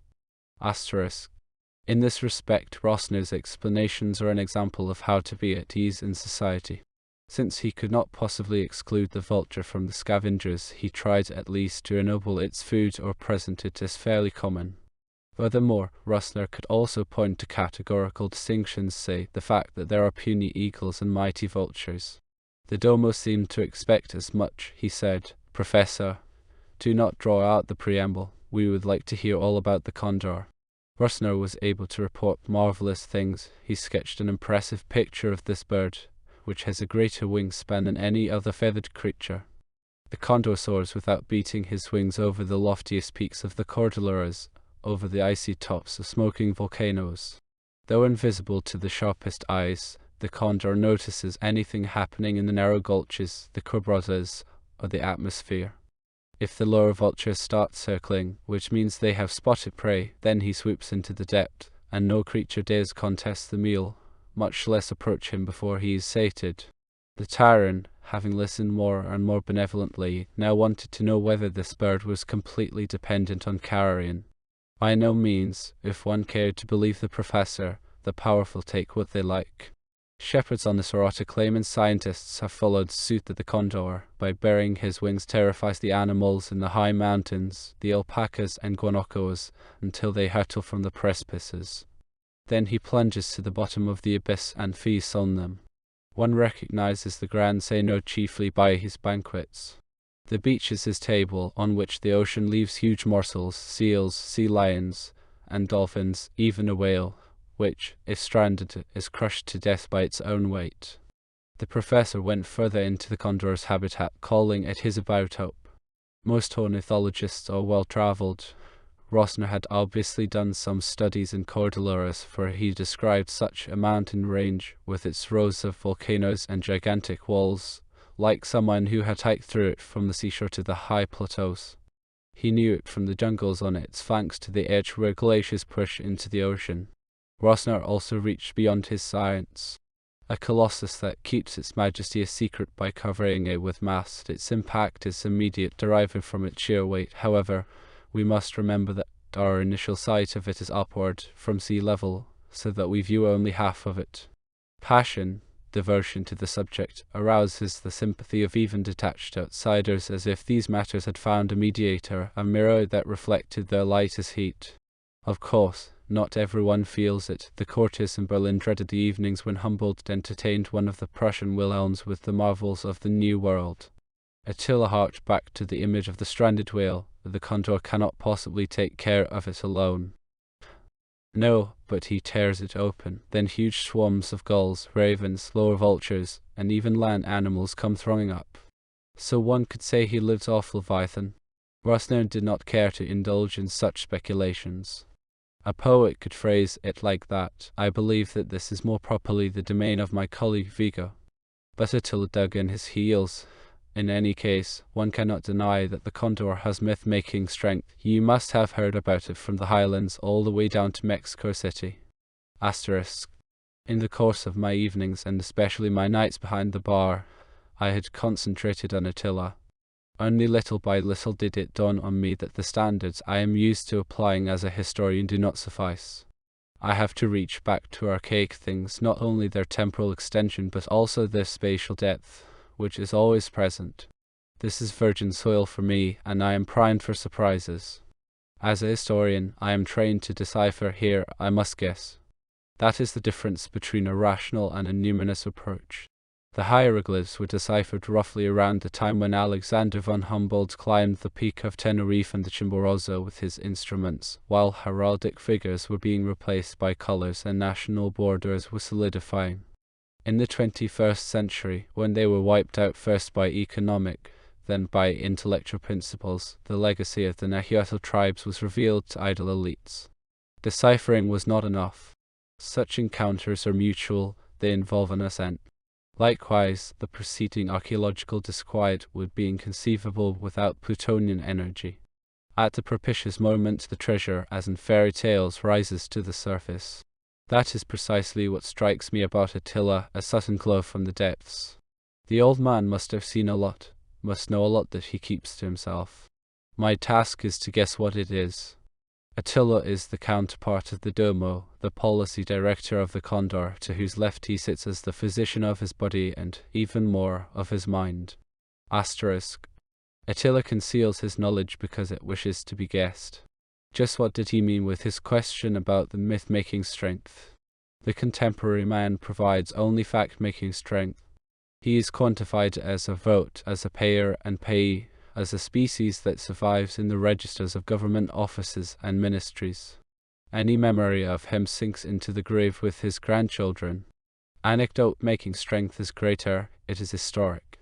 It concentrates the species with its characteristics, it leaves its stamp for centuries. A mountain chain is recognized in a crystal, and a metal in a coin. This is no privilege for rulers and popes. A monk, a peasant, a buffoon can knock more noisily. Myth-making strength, by contrast, is ahistorical, not subject to any derivation or development. It affects history incalculably and unpredictably.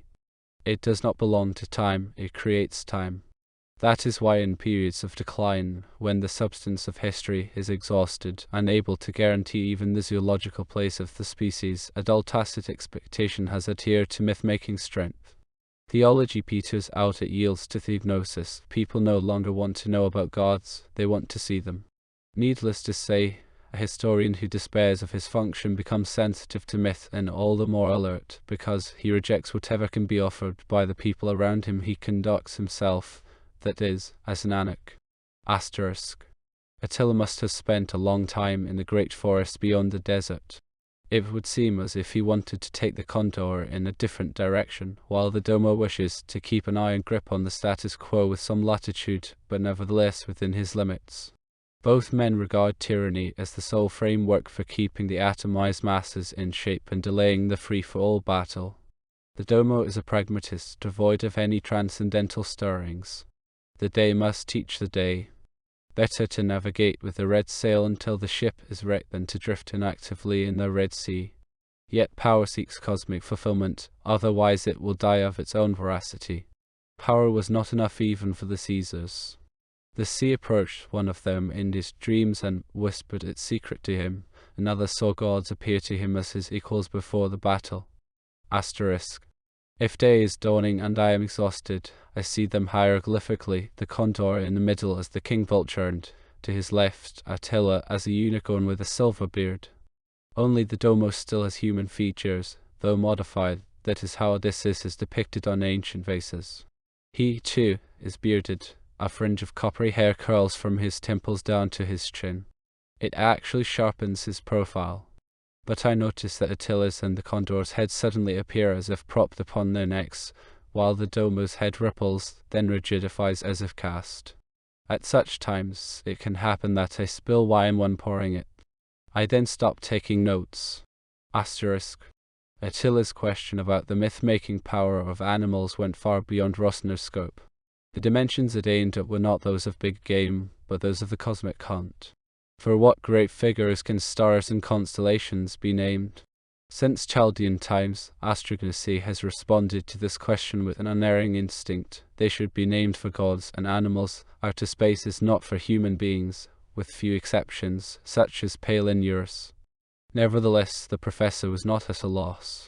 Folklore, manners, and mores, as well as totems and heraldry, are within the domain of positive science. Rosner had travelled the Andes from Quito to Cape Horn, learning all sorts of things in villages and towns, and also from the primitives, even though, when I was in Tierra del Fuego, he said, I was pursuing a different bird, namely the southernmost hummingbird. In point of fact, the condor was the object of religious worship by the natives. They attributed supernatural powers to it. Unfortunately, its numbers have decreased dramatically. Guano dealers have decimated the population out of greed, and Indians for the plumage. Once, in the highlands, I came upon an old man hauling a bagged condor on his shoulders. He praised it as a morsel fit for a king and distinguished 3 sorts of condor flesh, one tasting like beef, one like horse, the best like condor. He also said that the bird's stomach and heart provided a miracle drug. Rosner then detailed the tricks for catching the great tyrant.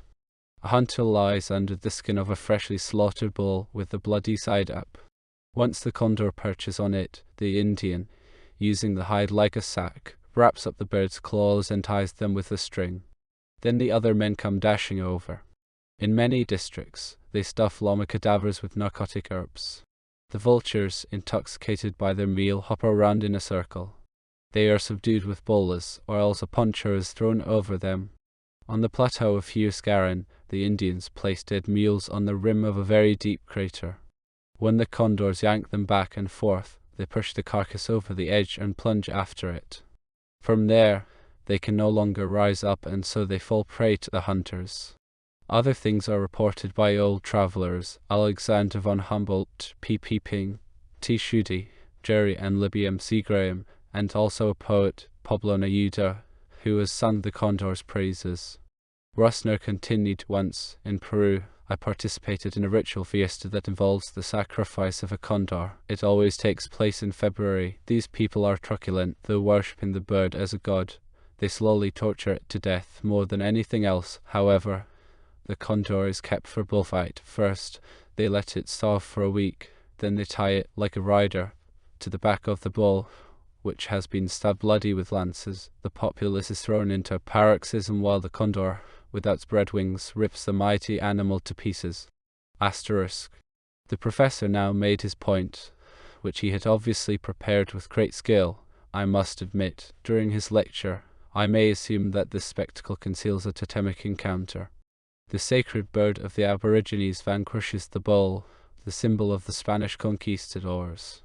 In Mexico, incidentally, There are no condors, but only their closest relative, the splendid king vultures, what we zoologists call a vicarious species. The king vulture enjoys the same respect here as the condor in Peru. As we know, the eagle is Mexico's heraldic animal, the eagle holding a serpent in its claws. This refers to the plumed serpent, an Aztec image.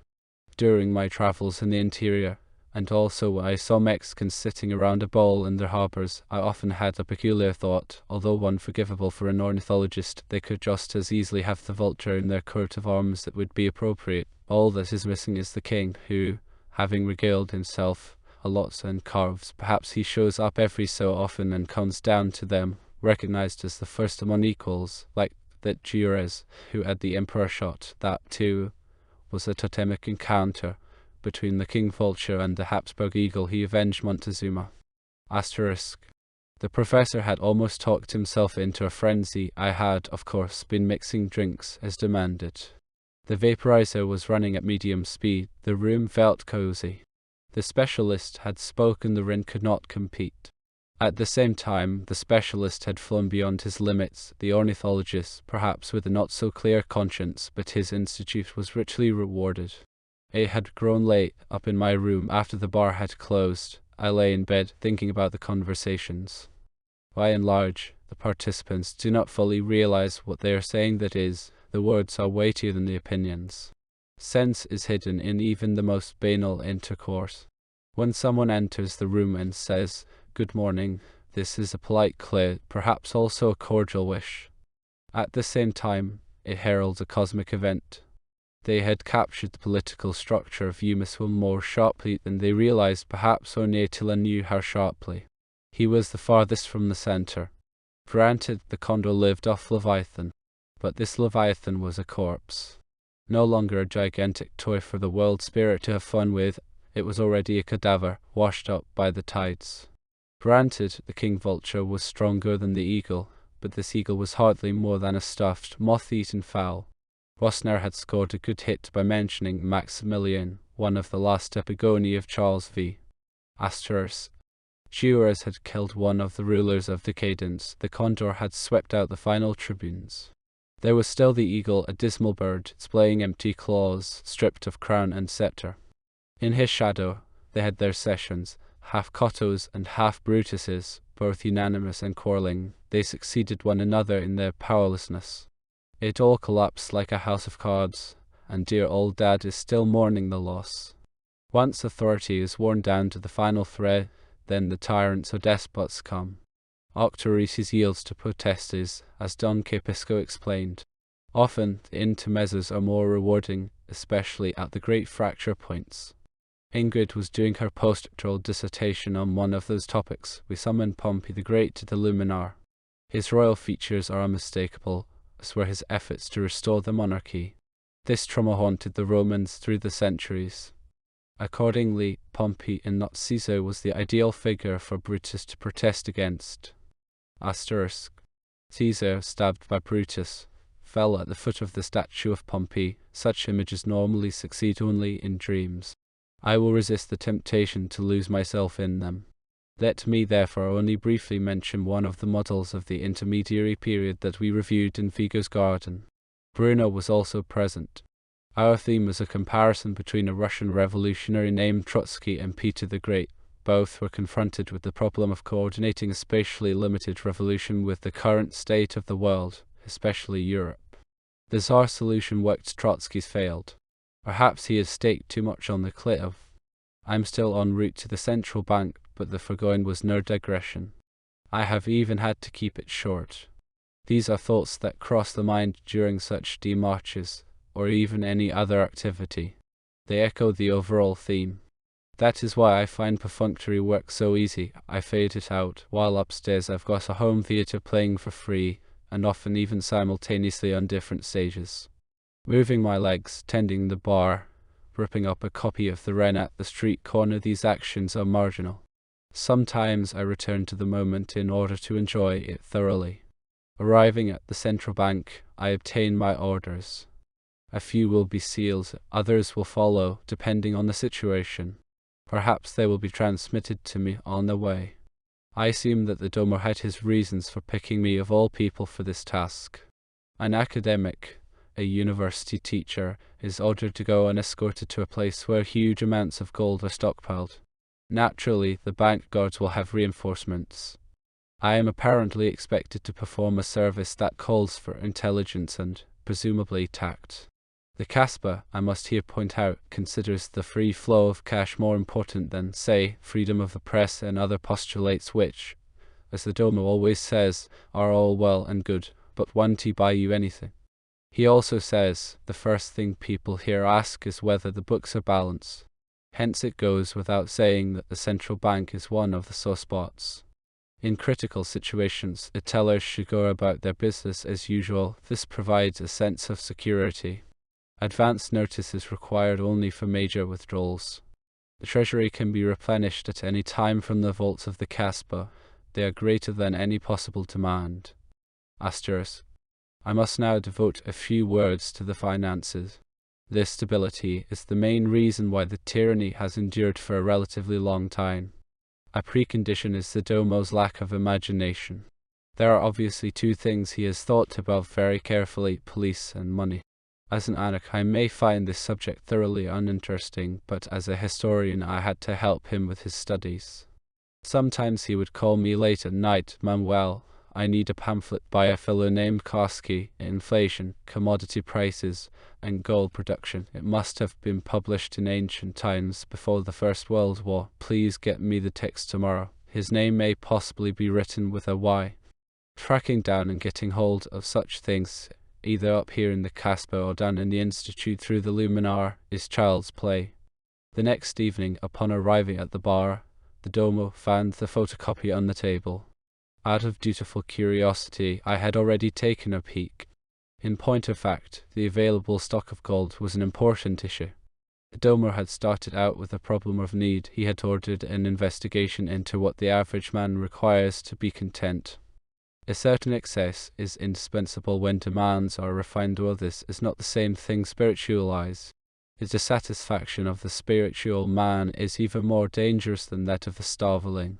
A magical bond exists between gold and art. Private excess should benefit aesthetic life and finer handicrafts all the way to bookbinders and cooks, while government excess should benefit the comfort of the masses, especially in the form of games. Distribution of bread is to be avoided. Even superfluous buildings are preferable. Of course, these should be artworks, and that is precisely our problem.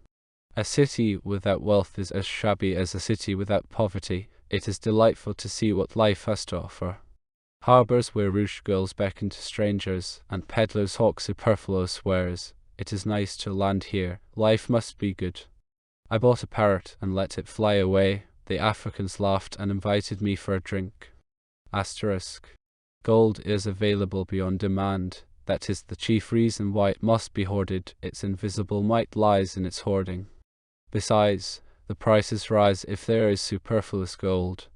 Inflation hits especially those who live from hand to mouth. The gold mines are located deep in the south. They have rich lodes. These veins have been exploited for a long time, so that the growing shortages during the Tribunate seem peculiar by comparison. Despite this wealth, people got to see nothing but paper, smooth banknotes hot off the press. Even the smallest coin, the copelet, was adulterated. After that era, it seemed utterly incredible that the Condor was paying with gold.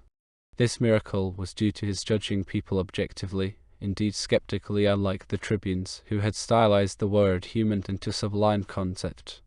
It is the guiding light for their pedagogical efforts, their promises of happiness, even their messianic prophecies. Needless to say, all this costs money, which, however, they collect from concrete and not ideal human beings. Since they deal in illusions, hard currency soon vanishes. Money, too, becomes fictive. This is a conjurer's trick. Yet, like my dear dad, the tribunes can still be of good faith. It is no coincidence that precisely when things started going downhill with the gods, politics gained its bliss-making character. There would be no reason for objecting to this, since the gods, too, were not exactly fair. But at least people saw temples instead of termite architecture. Bliss is drawing closer. It is no longer in the afterlife. It will come, though not momentarily, sooner or later in the here and now in time. The Anak thinks more primitively. He refuses to give up any of his happiness. Make thyself happy is his basic law. It is his response to the know thyself at the temple of Apollo in Delphi. These two maxims complement each other. We must know our happiness and our measure. Asterisk. State bankruptcy. Despite a huge natural wealth of agriculture and mineral resources, again, Mexico supplied an example, has multiple causes, such as corruption, overspending, poor planning. Populaces have to pay through the nose for the building mania and bellicosity of rulers and tribunes. Modest, by contrast, are their personal pleasures, although these are resented more deeply. The great ideas blast loudest through the chimney. Asterisk. The condor can pay cash because he has few ideas. Money in hand is persuasive. At worst, he may be accused of squandering on the navy. However, he owed to it his decisive victory in the Civil War. Hunting is done on a lavish scale not only for his own enjoyment, but as a kind of tribute to the yellow con. And, finally, there are the minions. Eumeswil is a nest of fellows. This saves money on armaments, yet requires a supple politics between the great powers. An army in this situation would be a senseless provocation. Asterisk. Our monetary structure is rooted in principles that have stood the test in the greatest times of Heliopolis. Calculation is based on two systems, the buying and selling of either goods or energy. Payment can be demanded in gold for houses, land, machines, tools, all forms of commodities, anything, in short, that is visible and tangible. This unit of currency is the condor, a coin almost entirely restricted to banks, if only because of its weight. There are 100 scudi to the condor. Scudo constitutes a good daily wage, while one can live extravagantly on a double scudo. For an erotic service in the harbour, the charge is half a scudo. In the 3-star lupanars, a whole scudo. Energy, that is, machine work, compulsory labour of people and animals, the broadcasting of games and news is paid for in soldi. But gold is expected for song and poetry, for writings and artworks, and, as I have said, for erotic services. There are distinctions between salaries and honorariums. Basically, these are simply two forms of accounting, since the amounts can be freely converted. They overlap in the automatic machines, in that the inserted coin can be translated into either values or services. Heliopolis had an even higher category in the form of metals that radiated energy directly. In Eumeswil, this technology has grown obsolete, for one thing because it proved to be highly dangerous, and also because people have forgotten how to use it. On the other hand, it was perfected in the catacombs. This is to be inferred from modest samples for peaceful purposes, which, like the mechanical pencil or the thermal rings, have been introduced in the city. They recall the mirrors and glass beads for the natives along the Slave and Gold coasts. Asterisk. Thus, we have the soldo for energy services, the scudo for goods. Now, why the distinction, since either can be converted at any time and at any counter? Our currency expert is Professor Scovo, whom the Domo occasionally brings to the night bar. His marginalia yield an item or two for my notes. Most of his remarks deal, of course, with practical consent, say, the gold train, which has always been a problem for mercantile societies, but still he inevitably has to touch on fundamental issues. Once again, I am astonished by the Domo's restraint, his sang-froid in restricting himself to rational and measurable dimensions. What counts for him is the weight of gold, not its magical prestige, which fascinates men like Bruno. In one of our nocturnal conversations, Bruno said that there were 3 revealed secrets: the serpent, the Jews, and gold. In each of them, salvation and disaster still cleave together, which spells doom for reason. An expert like Scovo does not venture behind the scenes, something that delights the historian. Facts, not ideas, are his staples. Obviously, Scovo feels that the existence of 2 currencies is important in practice as well. There has to be a money that is rapidly used up. A soldo permits this circulation, as it is cyclical. The scudo, in contrast, is vertical. This force of gravity explains its efforts to vanish into the ground until grass grows over it. That was not bad. It was complemented by a different kind of drain, namely hoarding. Gold is soft to weigh. The condor hoards the biggest piggy bank under the Casper. This creates a counterweight. Gold must be shown on the money changes table. Nothing succeeds like success. Asterisk. By their functions, the soldo could be likened to a checking account, the scudo to a savings account. In daily practice, as I have said, the distinction vanishes, not to mention that payments have reached a high degree of abstraction. Anyone in possession of a phonophore, in other words, nearly everyone, is always solvent. His account is kept up to date automatically. The arrangement is complicated, but the procedure simple. Through the phonophore, I pay more quickly and more easily than with a check. The leveling of society through automation, the way in which cardinal issues of wages and labor are revolutionized, that is a story unto itself. Here in Eumeswil, it seems as if the system occasionally falls asleep and the city begins to dream. The ship founders on a sandbank and then gets back afloat. Electric power stops after a while, the machines start up again. During such recesses, the anarch measures his own strength and autonomy. Asterisk. After observing Scovo at the night bar once or twice, I attended his course when I happened to be at the university. I saw that my notion about current was not accidental. Electricity has exerted a much stronger impact on property, and thereby on money, than steam has. Scovo said, the equivalent value of the soldo is energy. The scudo's value is intrinsic. It therefore has purchasing power for both objects and energy. The relationship remains hidden, since either soldi or scudi can be taken in payment. The soldo is, however, if not fictive, then effective tied, that is, to the performance of services. This is made obvious by disturbances inside the world of labor. In the worst case scenario, a blackout, the soldo becomes worthless, while gold retains, and even increases, its value. Asterisk. This is roughly the skeleton, which he filled out with historical flashbacks. Inflation resulting from extravagance, as after wars, hoarding of potential services through reserves of the unemployed, currency manipulations, rate and price controls, adulteration of coins, the cowrie shell, the Dutch tulip panic, the Ab Galini law and the Spitzers, the Panama Canal scandal, and so on.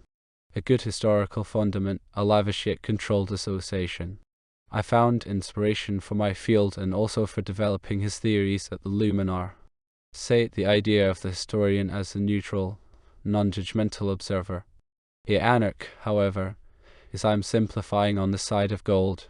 It fascinates him, like everything that eludes society. Gold has its own immeasurable might.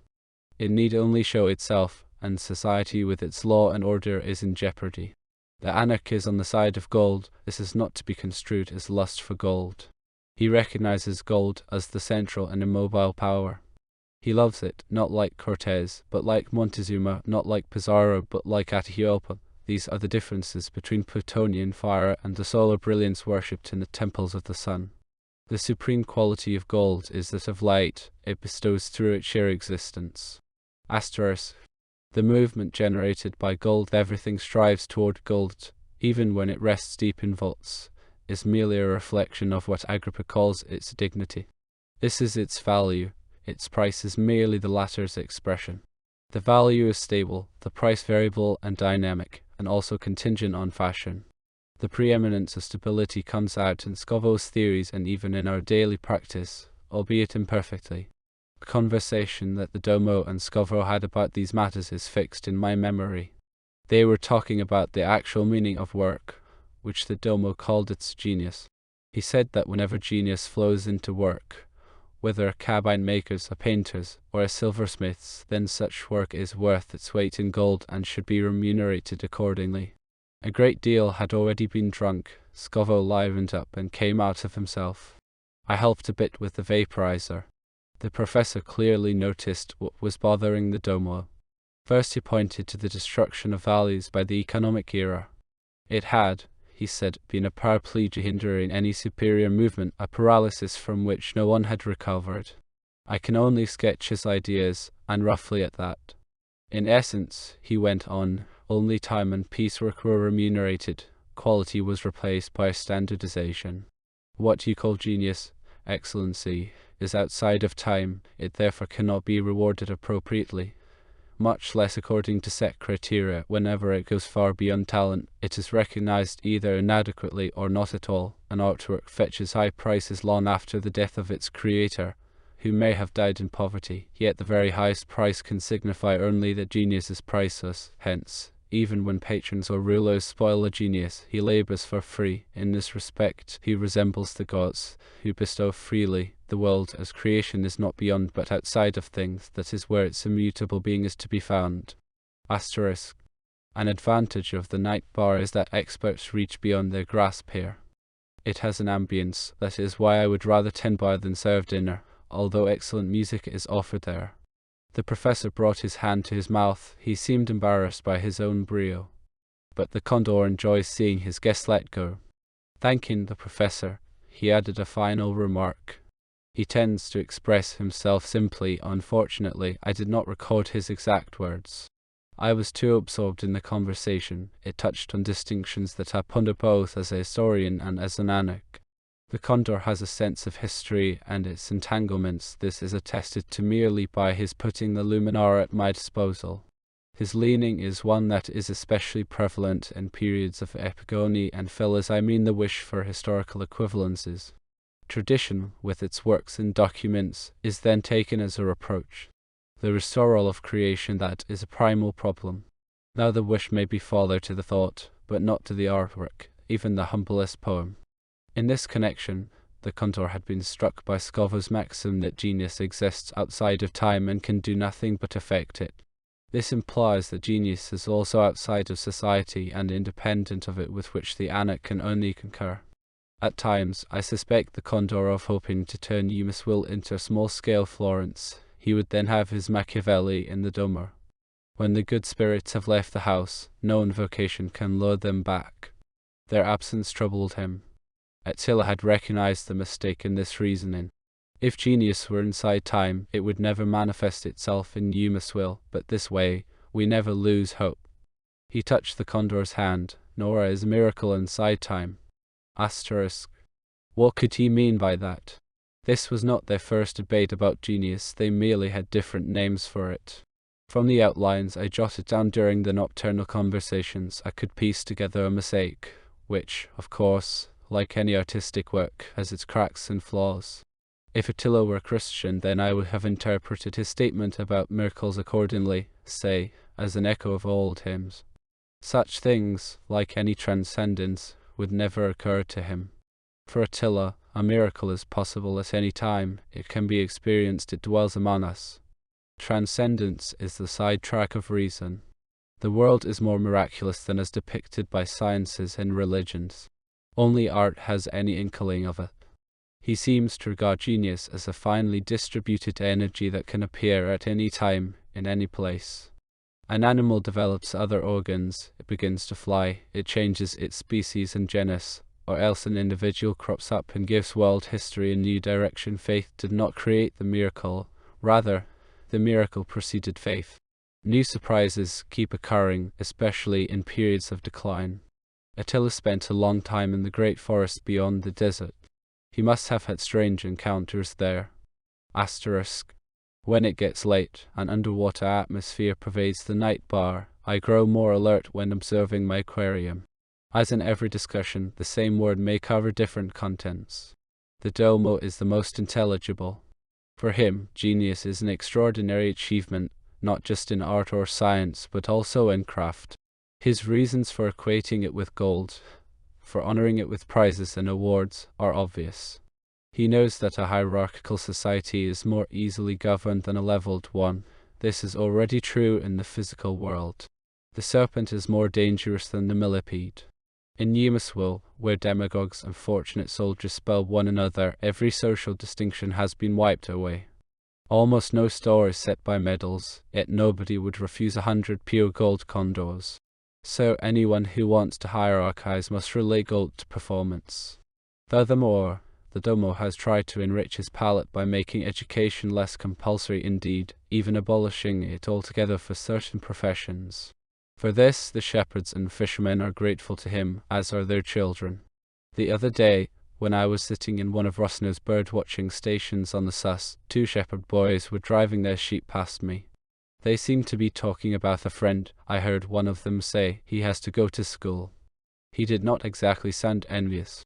I was glad that I, as an Anak, renouncing any bond, any limitation of freedom, also reject compulsory education as nonsense.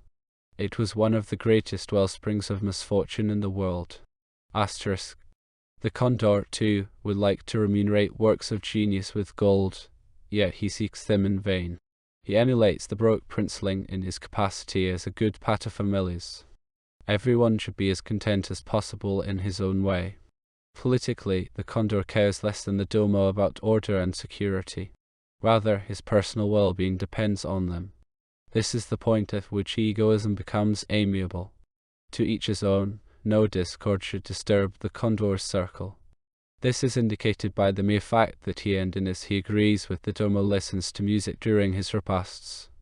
Thus, unlike colonial masters, he could not maintain an imperturbable conscience when breakfasting on a kilogram of beefsteak and waited on by starvelings. His musicality lends him a grace that is transmitted to his minions. Asterisk. I gaze into my aquarium as into a mirror that brings me remote times, perhaps times that never were. Whatever never happened anywhere. That alone is true. Sometimes a moment of happiness disrupts history like a magic spell. Order subsists with its distinctions, and yet these move in a different way, from the king to the kitchen boy to the convict who shows his chains. They dance instead of walking, they sing as at the opera instead of speaking, they exalt their pleasures in songs, they deepen their suffering in hymns. This, I suspect, is Attila's standpoint. Genius is transmuted into visible harmony. This is its identity, its immediate link with the masterpiece that is the world. Genius dwells not in some afterlife, but in our midst. Anything is possible, now and here. Asterisk. The gloss on compulsory education. The Anak learns how to read and write if and when it pleases him.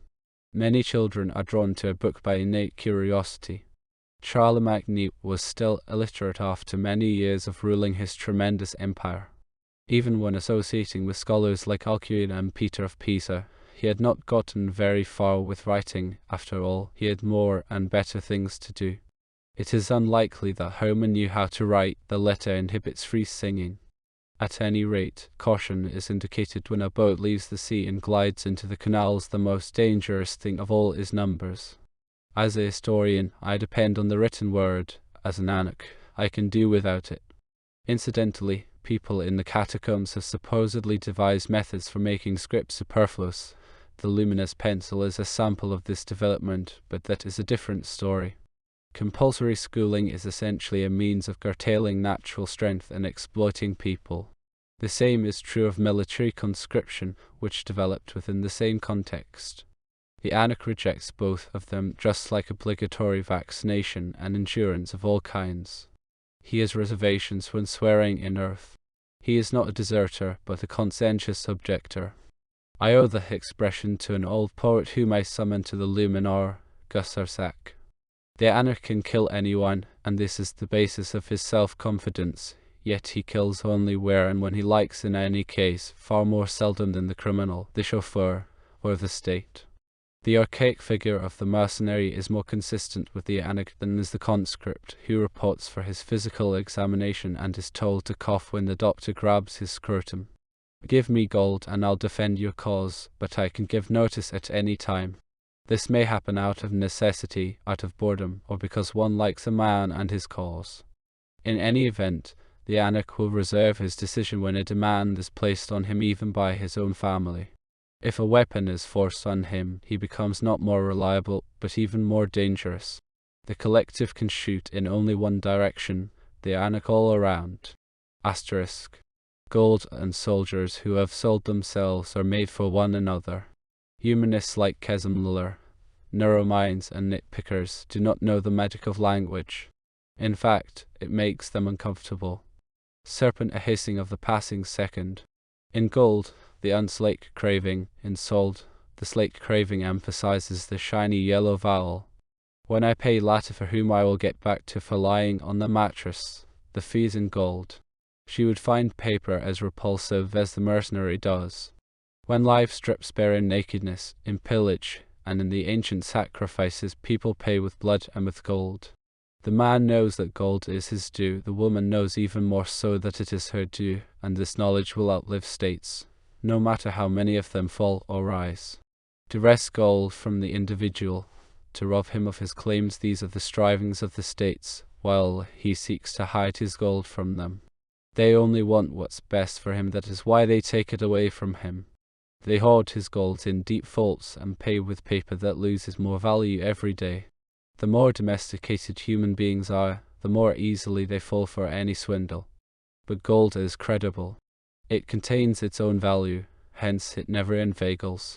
The fact that it is shown openly here is one of the merits of Eumeswil. A day in the Casbah. It is time I outlined my daily schedule to the extent that it is helpful to my narrative. I would do better to start with the night, for my day is merely its reflection. I infer this simply because I do not like to wake up every morning. I have to don my armor anew. The night is dark, the day is bright. According to Bruno, this light is only a siphoned, only a weakened, filtered darkness. There must be some truth to that. When I close my eyes, everything becomes not dark but bright, as if the stage lights began shining while the curtain rolled up. Gently sinking flowers appear, parti-colored wheels turning, countless faces striving for individuation, my own face among them. All that before I even fall asleep. Then I penetrate deeper. Asterisk. The hooting of the owl with its tender wing is more familiar to me than the crowing of the cock. I prefer the strings to the woodwinds. Intermission, that is the darkness. The life feels like a vague scratching. It is malaise rather than pain. I am glad to sink back into darkness. The dreamless sleep after midnight is the deepest. The mind then enters the land of dreams as its lord. Not only does it orchestrate the events, it also fabricates them at whim and will, drawing sets and characters and decors from its inexhaustible reserves. This is a living position. The mind is transformed into a torrent. It inundates its machine. It can open its eyes anywhere, in people, things, animals, or plants. It gives breath to its creatures and makes them speak. It acts as their prompter. Yet it is astonished by anything they say, as if its words were intensified by those echoes. In a dream we are gods, a Greek said, and he was right. Asterisk. Toward morning, sleep becomes fitful, absurd strands weave into its texture. What could have moved me, when this day was dawning, to summon a soubrette to my mental stage, a mestiza who displayed herself, singing in a husky voice? She crooned a series of ditties that did not appeal to me, although I must have composed both the tunes and the lyrics. She therefore apologized to me, saying she performed such items only for her culture physique. She was lying, of course. She merely wanted to flaunt her breasts and her behind, which she did, flourishing her top hat with simian agility. Such scenes flash by like lightning. I suspect they develop out of timelessness. We then interpret them more or less precisely. They recall the New Year's Eve firecrackers that blow apart after we've ignited them with a female partner. Out pops a rather flimsy aphorism. The ancient, primitive interpreters of dreams were more reliable than the modern ones. Life in the Casbah triggers infiltration by erotic dreams. This is understandable, but that is all. A painter would say, the motif does not make an artwork. Asterisk. My work is irregular. A week can go by without the night bar being used. It remains open only as long as the contour visits it. The Domo probably wants to prevent the formation of any small sedentary cliques. The mocha has already been served in the mess hall. Often the meal is followed only by a digestive. Then again it can last until dawn. I enjoy such nights, they yield a great deal. Once I have closed the bar and sealed it, I go upstairs and, while sipping a glass of wine, I try to decipher my luminous script and think about the conversations. When tending bar, I do not touch a drop, even if the condor is in a good mood and asks me to have a drink. Nor do I drink water, even if I am thirsty. I do not touch a glass except to serve. There are a number of reasons for this aside from my wishing to express myself accurately. People are careless here. They say things like, I am sleeping with her, even when they have anything but sleep on their minds. On this score I concur with the Domo, who, as I have pointed out, likewise values precise speech. I see him nodding in approval when he notices that I stand my ground even with the condor. Yes, I am reliable. And I do not mean this ironically. Asterisk. Late to bed and late to rise, the day belongs to me. The sun is already blazing upon the Casbah. The air is flickering above the euphorbia. The room gets tired when the cooling system is turned off. I usually switch it back on when I wish to work. Incidentally, the technology is unreliable, even though a staff of electricians and other workers are on call. At times it seems to me as if the technology were both developed and neglected in a dreamlike manner. In any case, it is no longer taken so seriously, and even the domo seems to prefer a just milieu to technological perfection. If he becomes grumpy, then it is caused by the failure of workers rather than of machines. The outlook recalls princes in the age of periwigs. They viewed the rifle chiefly as an instrument for drills. Asterisk.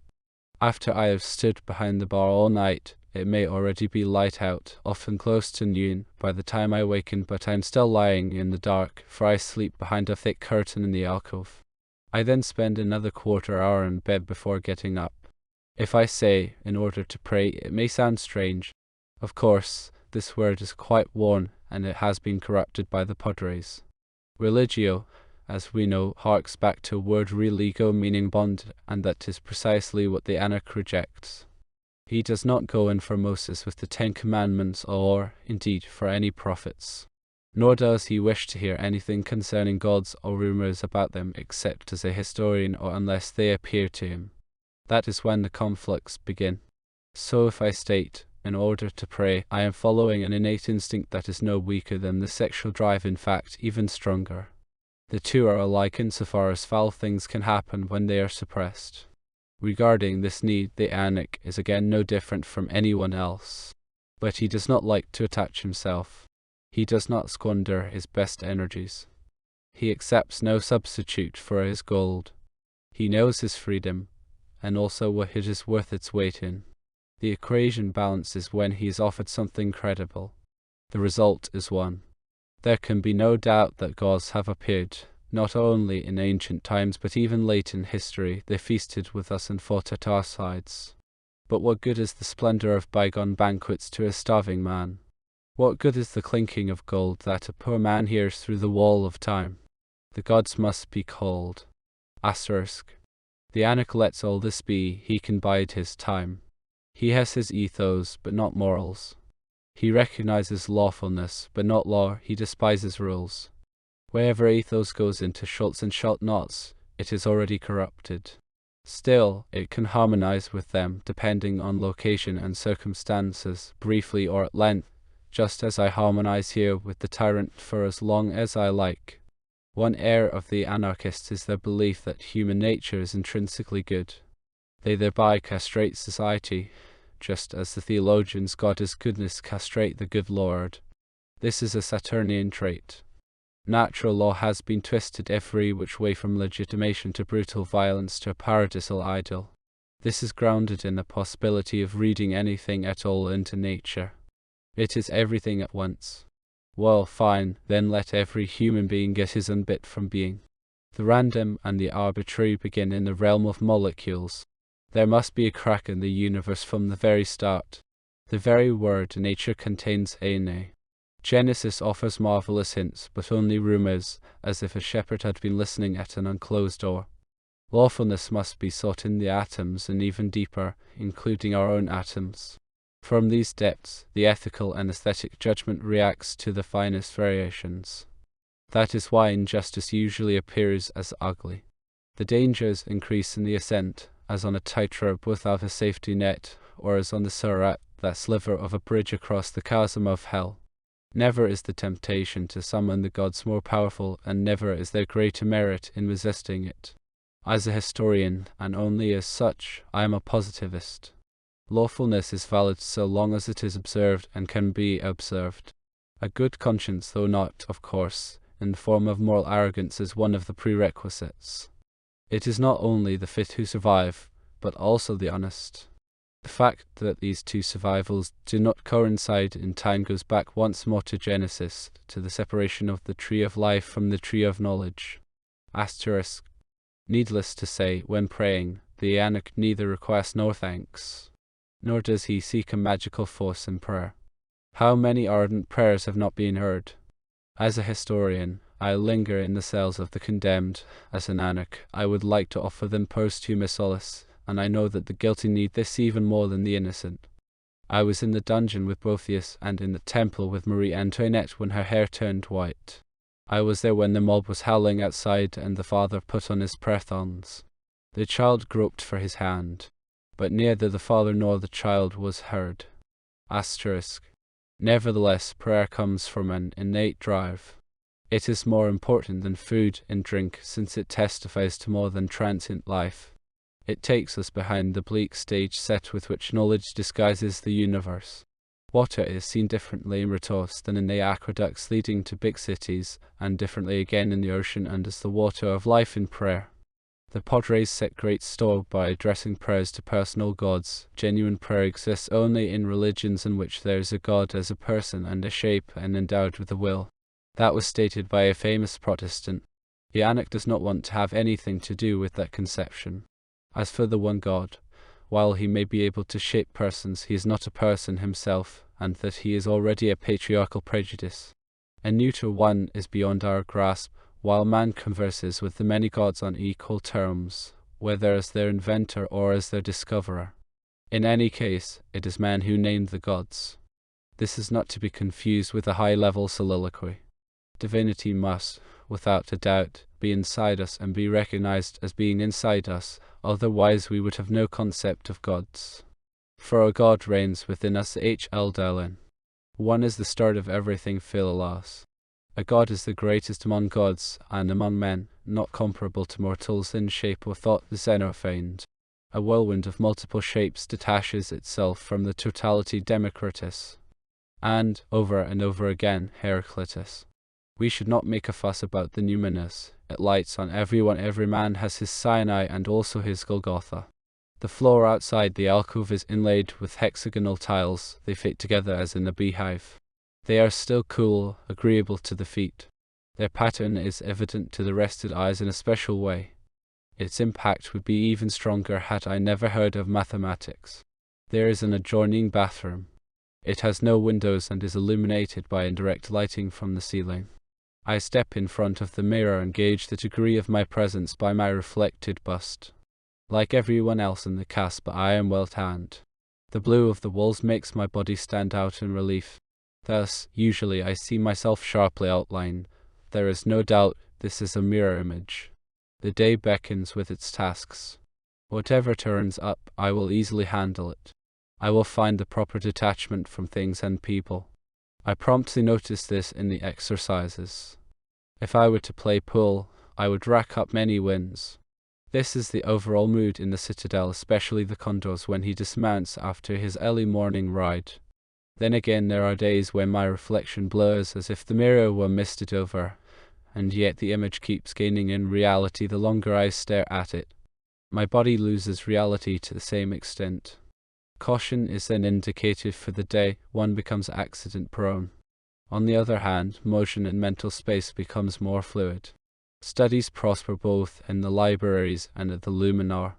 I also notice that it is easier for me to be spoken to and to speak to others. The gates of friendship open. Eros rolls out a carpet before me. Even the Domo smiles if I make a mistake, which can happen in such a mood. The Condor's Emanuelo then sounds especially pleasant. I have to make sure not to overcommit myself. Asterisk. Consulting the mirrors with while, though perilous, it is also a charge, a passage from existence to being. Such issues could, among other things, strengthen the female element, the influence of moon and sea, of dream and night, of the other side, pure and simple. The words of an ancient sage are valid here. By day, everyone sees the same thing. In a dream, everyone sees something particular. This could estrange us from the calculable world, from language, which we cannot forego. We would lose our sense of discrimination. For me, say, this would mean a farewell to the science of history, which my family has cultivated for generations. Eumeswil sanitariums and maniconia are crowded with patients who have gotten in over their heads. They did not even have to experiment with drugs. This occasionally happens to one of my students. The populace then says, he studied too much. There is some truth in it. Too much light is blinding. It provokes the darkness. I like visiting these inmates. One hears words, as in the ancient oracles of Scardonelia, murmuring of earth's spirit's strength.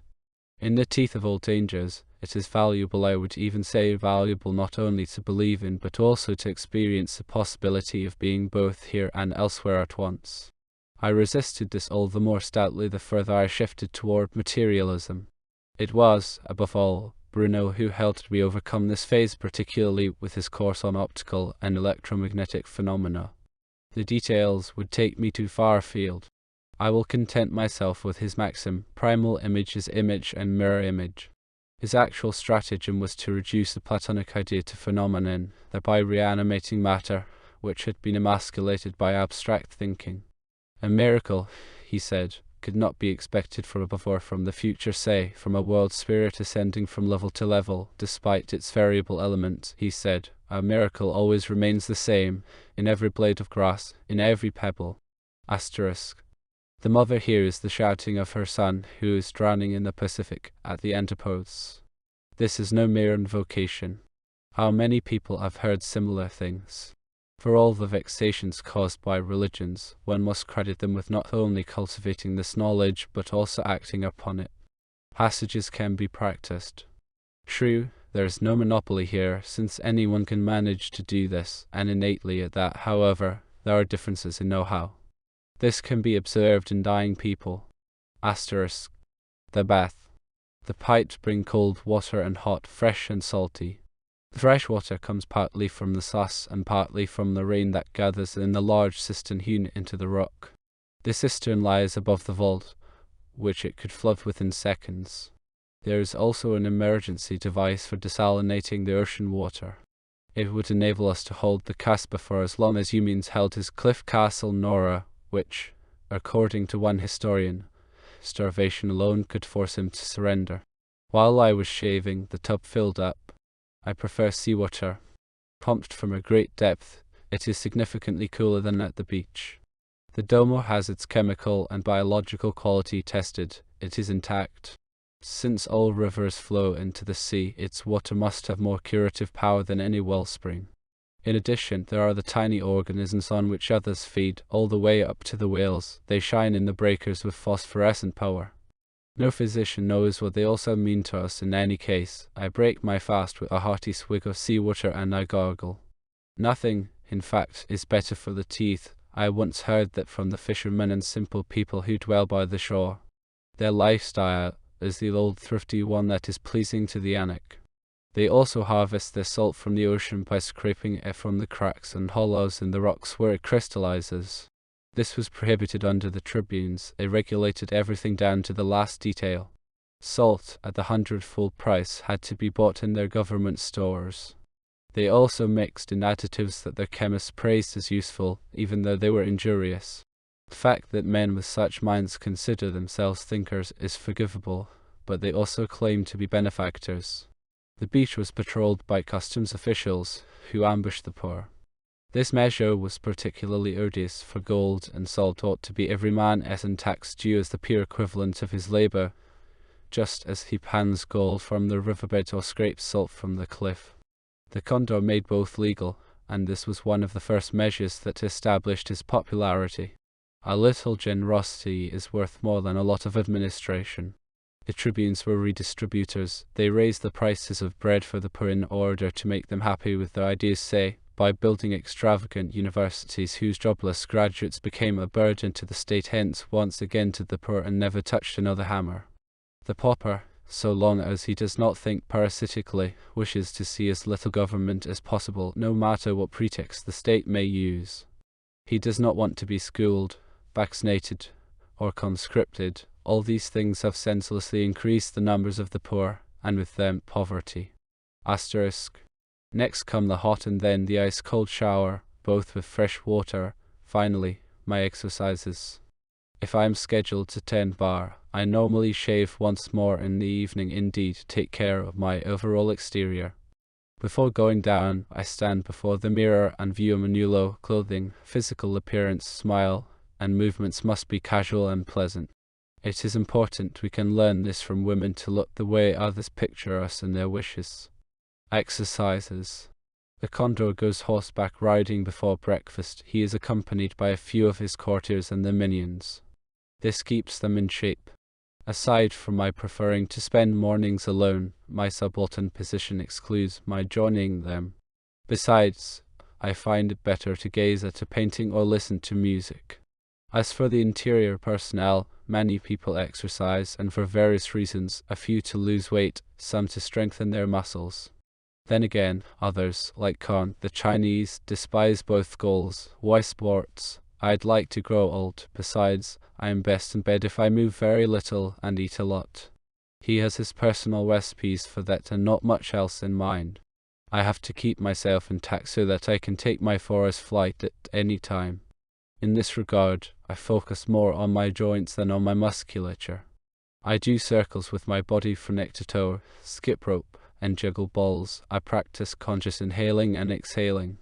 You have to sink the conscious mind down into the diaphragm and suppress any thoughts which cluster in ravenous thrums. This is difficult. If it succeeds, it also aids normal breathing. It spiritualizes it. It might be better to say it exposes its spiritual strength. That this spiritual strength exists and establishes all existence was taken for granted in good times and was linguistically attested to by special words like pneuma. Russian pilgrims followed its trail with perpetual prayer. Prayer becomes breath, and breath prayer. One's breathing is more successful if the mirror is deep, just as, more generally, one's vegetative, instinctual disposition increases. To be sure, this disposition must not gain the upper hand in everyday life. In the depth, the animal spark must keep glowing, as on the fuse leading to the powder keg. One can learn that from the samurai, the leap from a motionless state, the deadly thrust with the sword flying from the sheath. Asterisk. Prior to summoning the cabin steward, I put on my robe and my slippers in order to make myself what people call a decent. My babouches are leather. Beneath my robe I wear a linen suit such as is worn in the tropics. Dressed like this, I can show myself in the corridor. The day's menu is rich, as on good passenger ships. I have already mentioned that there are two cuisines, a European one with a Mediterranean accent and a Chinese one that seldom appears on a normal day. It is meant as conspicuous consumption for banquets and important visits. In this respect, the condor is a match for the cons. Breakfast is my chief meal. It is my only meal if I tend bar. Otherwise I also eat dinner, sometimes with one of my staff colleagues. Occasionally, I drop in at the Grey Mess Hall, but I generally avoid flaunting my academic position. My restraint pays off. If I have a lot to do, I report to the head steward or the purser. They then usually say, "That's all right, Manulo, you can stick to your studying." I am regarded as a hard worker. This is difficult to conceal, even though people luckily have only vague notions about the nature and direction of my activities. Asterisk. My selection from the menu is modest. I am lavish only with fruit.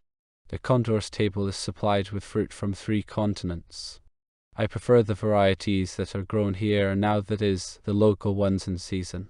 Walking through the weekly market, which lies right on the edge of the city, is a festival. The piles of incredibly fresh fruit stand out against the hot, russet earth, which recalls Attic soil. The vendors brought this produce here at the crack of dawn from the oases and the lowlands by the Sus. Then there are the pushy voices of the hawkers, the chimes of the water carriers, the flutes of the snake charmers, why, even the flies swarming around the butchers' stalls. The market creates a greater exaltation, a whirlwind of freedom and pleasure. It is the real center of society. The goal of the state is to strip it of its freedom and superfluousness. One need merely visit the marketplace and the graveyard to determine whether a city is in both physical and metaphysical order. Asterisk. In my office, baskets of fruit stand next to the luminar. I have the stewards fill them up. Perhaps someday I will live entirely on fruit, not as a vegetarian, but as a frugal eater. Attila ate little else when he went astray in the great forests. He did, however, have the golden lamb, and not just to satisfy his hunger. Fresh fruits bestow solar cheer. No fire but that of the sun has touched them. They also quench the thirst with their juices, in which water has been filtered and enriched while losing nothing of the spirit of the soil and its own specific nature. This is borne out by the variety of grapes and their wines. The dry fruits, by contrast figs, almonds, nuts, give the muscles unbelievable strength. I noticed this during the gazelle hunt, when provisions consisted solely of carob and dry dates. Despite the blazing heat, the hunters remained tireless and barely seemed to sweat. It was as if their muscle fibers had solidified into wires. In a situation like mine, which can lead to a forest flight at any moment, vegetables, needless to say, are not enough. I would lose my aggressiveness. All animals that kill need flesh, and even the warrior caste of India ate meat. These are issues not so much of diet as of overall adjustment.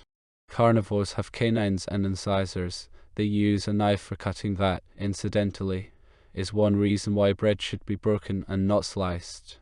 The carnivorous man recognizes the existence of the world of slaughterhouses, warfare, bloodshed. If he denies them, then he is sitting on the wrong horse. He must give up either his beefsteak or his thinking. On the other hand, the world lives on erroneous ideas. Here in Eumeswil, one sees tremendously pot-bellied sheikhs who would not hurt a fly. Yet someone somewhere is slaughtering and thinking for them too. This was simpler for the ancients. The gods divided the ethical cosmos among themselves. Ares was given bloody offerings. This was also expressed when warriors sat down for a meal. Other foods were sacred to Demeter and still others to Aphrodite, especially if they came from the ocean. This is how people still dine in Eumeswil, although the gods no longer participate. In the Casbah, I have close personal contact only with the chamber stewards, who bring in breakfast and also serve in other ways. Some are only temporary. Most permanent, their official title is a cabin steward. Aside from my general typological interest, I normally feel them out if only because I will have to share the command post with them. Kong, the Chinese, is concerned chiefly with his comfort. Nebek, the Lebanese, is a stalwart warrior, but unpredictable. Someday, perhaps, I may have to aim over open sights at either man or both. But I am in no hurry to do so. For about a year, I was served by Nut Dalen, a Norwegian. We were on and off duty at the same time because our work schedules were both tailored to the school semesters. He was studying chemistry. After sounding him out for a long time, I was surprised that he could have slipped through the nets of the psychologist, since he embodied the classic type of the unsafe personality. It is, of course, possible that a man's character reaches a critical point, at which a tilt effect occurs. One fine day, after 30 years of loyal service, a cashier runs off with the cash books. An irreproachable burgher kills his entire family. This eruption can occur suddenly, or only after lonesome brooding has undermined the moral foundation drop by drop. It has secretly hatched the misdeed.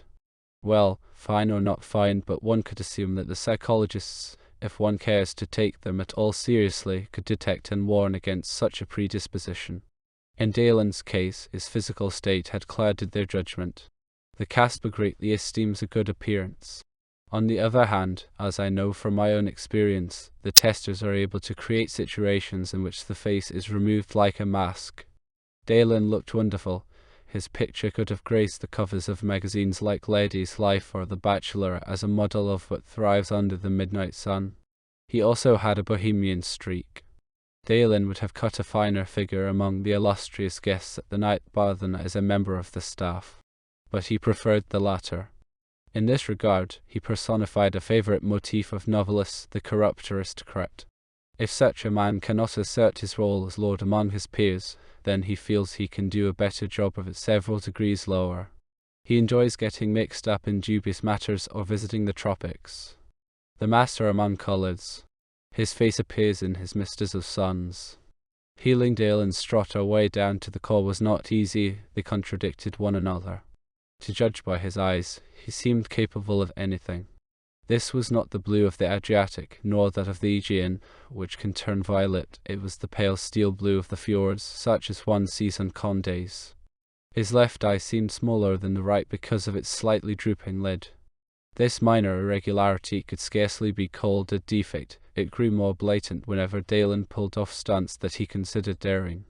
Sometimes I felt he was trying to test me to see how far I could be provoked. It first struck me when he was recounting one of his nocturnal adventures.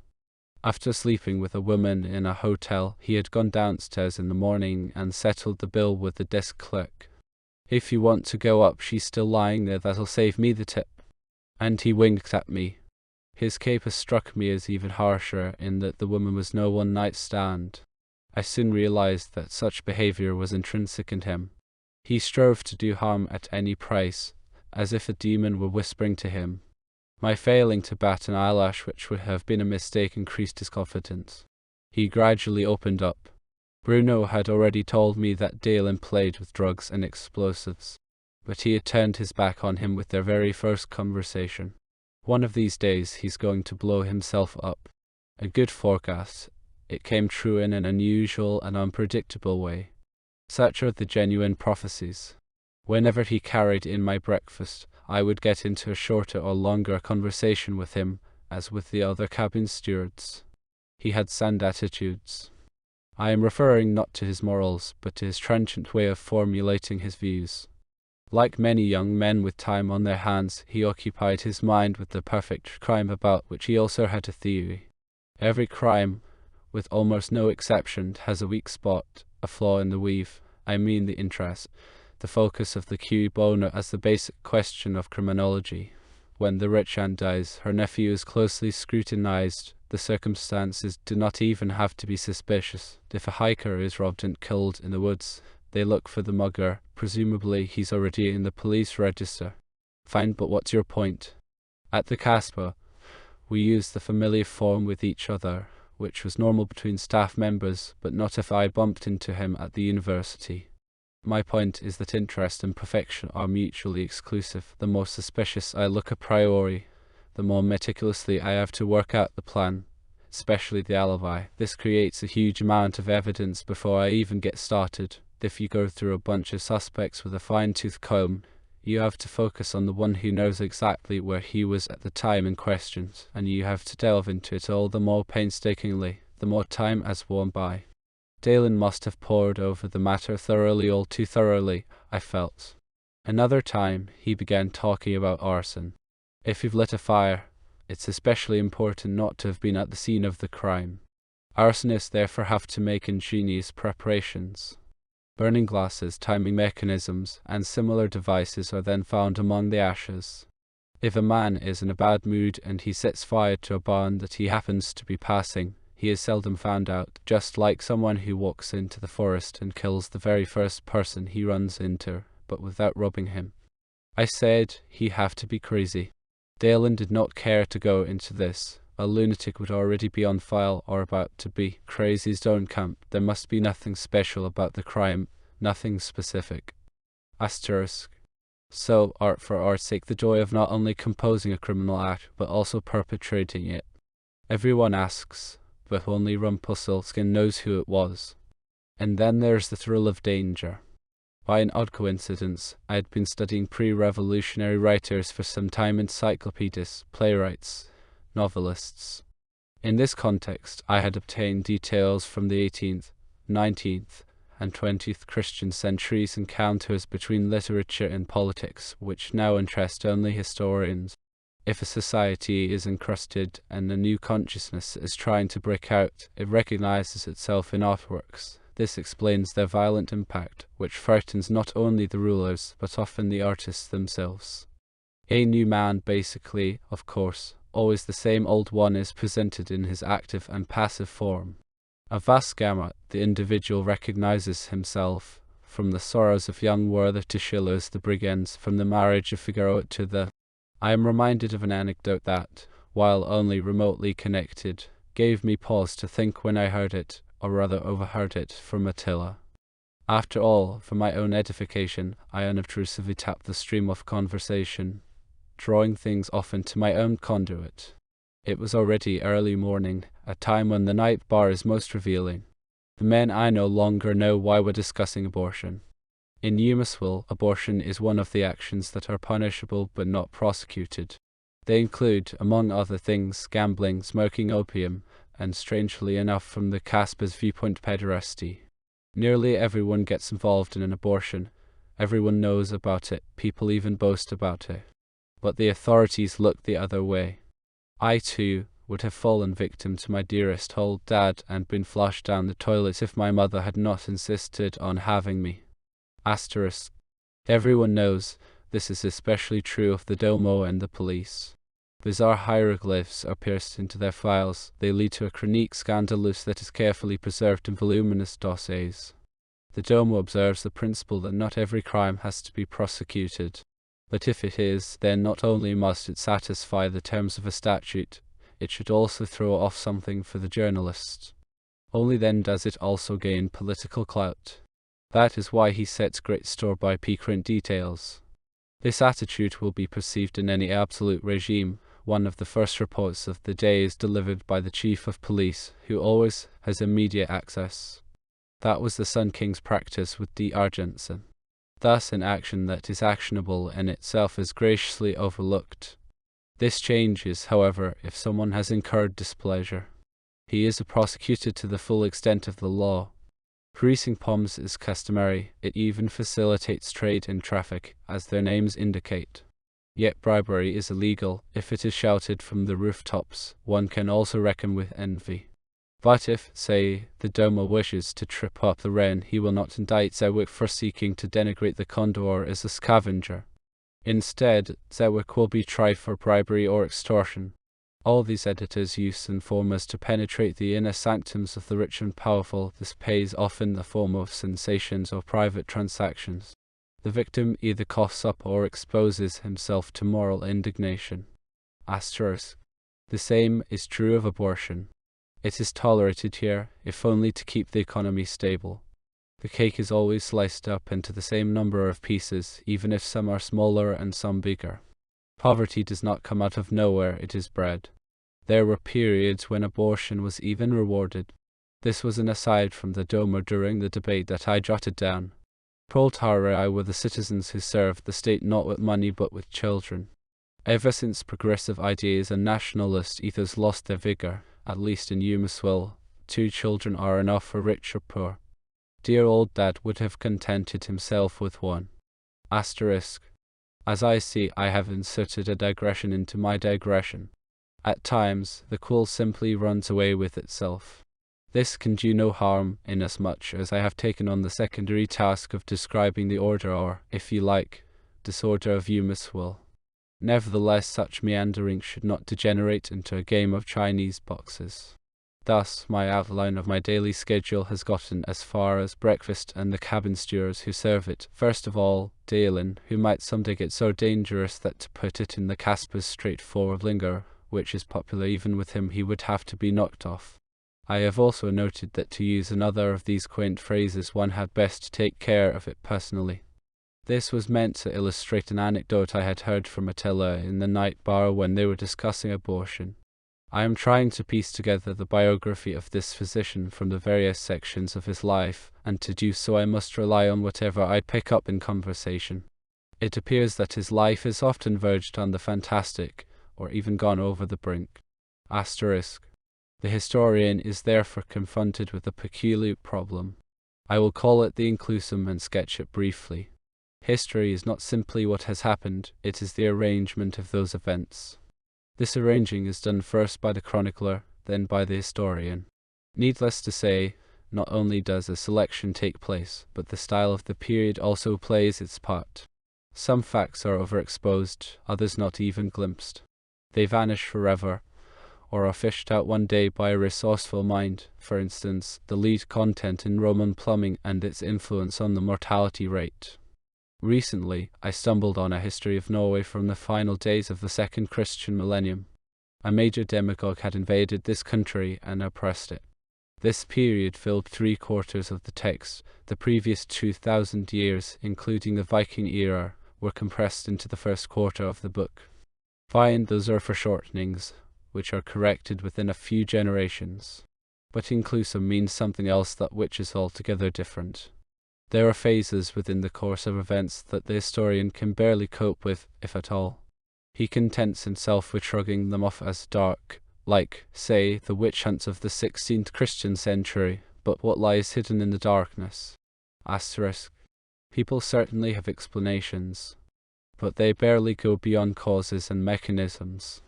These persecutions were, no doubt, occasioned by the witch's hammer and the infamous bull issued by Pope Innocent Roman VIII, the very model of a persecutor. There is no denying that the madness of the inquisitors infected the defendants bit by bit. This is corroborated by the judicial records. Nevertheless, the overall complex rises like a bubble from the murky bottom to the surface, a mirror of history. People have always believed in witches and will always believe in them. Their faith corresponds to a concrete type that changes with the times. Just recently, an old crone was apprehended here. She had taken straw contaminated with the virus and thrown it into a neighbor's stable. A demonological literature a la the witch's hammer still exists, but underground. Whenever it has an effect, whenever it turns virulent, one can assume other causes, above all a cosmic angst in search of object. The inclusum can expand, hence the savage's terror during a solar eclipse. He is afraid that the huge star will be swallowed up. Most people regard the night as an inclusum of the day. Very few, like Fechner and Novalis, believe the opposite. Must the morning always return? Will the sway of the earthly never end? Time was meted out, to a light and to waking. But timeless is the reign of night. Asterisk. An inclusum can be brief, even flash by like lightning, and yet transform the person and thereby the world. An example was provided by St. Paul on the road to Damascus. His experience should not be confused with the return of mythical figures to history, rather it opens up a new kind of phenomena. Incidentally, there can be no doubt about the resurrection. The emptiness of the tomb undermines certainty rather than strengthening it. According to Celsus, some gardeners did not want their cabbages trampled by the mourners, and so they removed the corpse at night. An argument for the simple-minded. A phenomenon in this sense, a resurrection, presumes the existence of a corpse in the first place. The primal image is image and mirror image. Asterisk.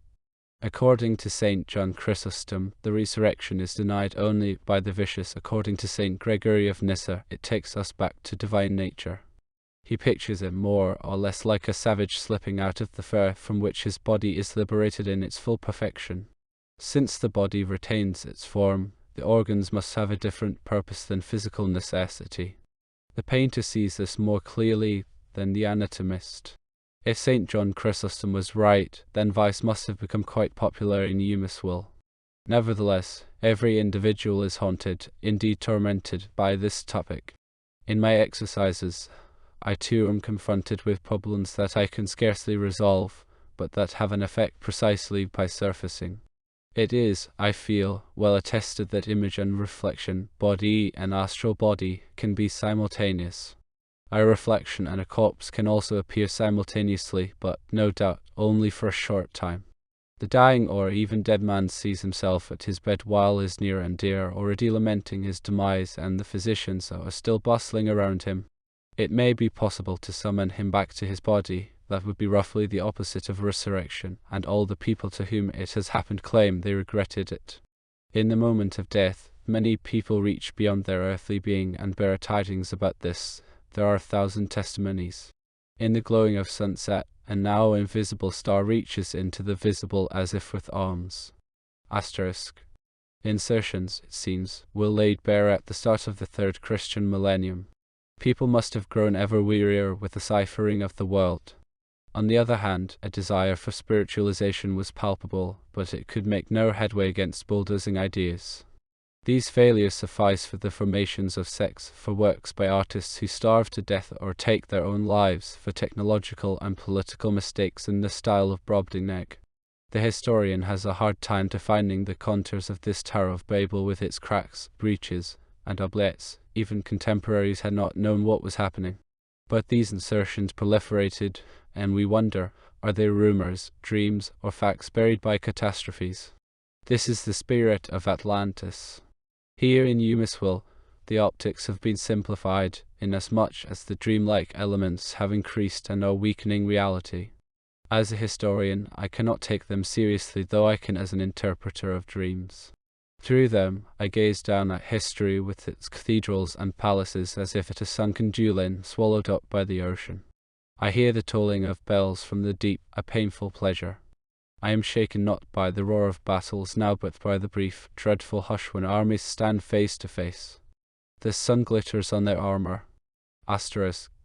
Equalization and the cult of collective ideas do not exclude the power of the individual. Quite the opposite, he concentrates the wish for thinking of millions like the focal point of a concave mirror. He becomes their mime, their tragedian, his theatre is the world. He can draft titanic plans, be it for the common good or for his own delight. They come pouring into Hull, fight and die for him.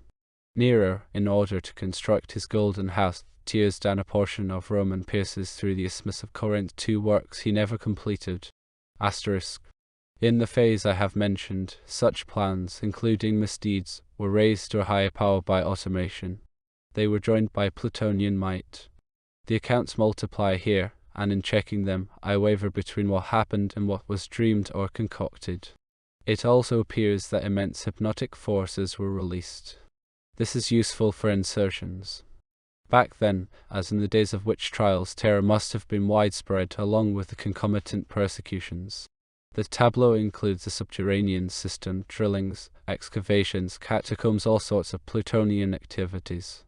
The preliminary labors for the Lumina also began the Alexandrian gathering and stockpiling of data, plus the appropriate technology. Nero said, "My predecessors did not know what risks can be taken." This is a mood that recurs when the radiant circle around power becomes rigid. Wishes must come true at once, the world becomes a puppet show. The masters frown at the slightest delay. One of these modern rulers wanted to have a meditation chamber for hatching his plans in solitude. He had his men hollow out an alpine peak and carve an elevator inside the massif. This reminded me of the invincible stronghold of old Eumeswil. Moreover, the private individual has similar cravings, only he cannot fulfill them. That is why he projects them half with pleasure, half with fear, onto the powerful. Another ruler, or was it the same one, transformed an entire mountain chain into a fortress containing huge stores of provisions and tremendous arsenals. It was meant to ward off an encirclement or an assault by superior forces. He also brought in treasures and artworks and constructed lupanars, baths, and theatres. In this way, they could hold out for 15 years, in a kind of deliciously extended twilight. The pyre in Nineveh, where Sardanapalus had himself burned alive with his treasures and his wives, blazed for only 15 days. Asterisk. After the first lunar landing, there were few if any problems that could not be solved by technology, so long as money was no object. Those space flights had left behind a disenchantment that, in turn, gave latitude to romantic fancies. They were reinforced by the potency of dynamics. Reports on a strange island in the North Sea were equated by many with the periodic tales of sea serpents. Navigators whose ships had struggled through the ice floes of the Arctic night claimed they had been terrified by the mirage-like vision of a radiantly illuminated palace. Some maintained they had sighted a huge tower on a cliff that was inaccessible on all sides. Others said that the rows of windows had been broken into the rock and that light was streaming from its interior. The rock must have been hewn like a beehive. I delved into these accounts. Vigo's Institute has collected a huge number of relevant items, especially clippings and articles from occult periodicals. In addition, I have consulted the Luminar. It was also alleged that astronauts from other planets were landing on Mars. Many people had seen them. Asterisk. Every rumor has a more or less concrete nugget. What got me thinking was that no pilots flew over that area.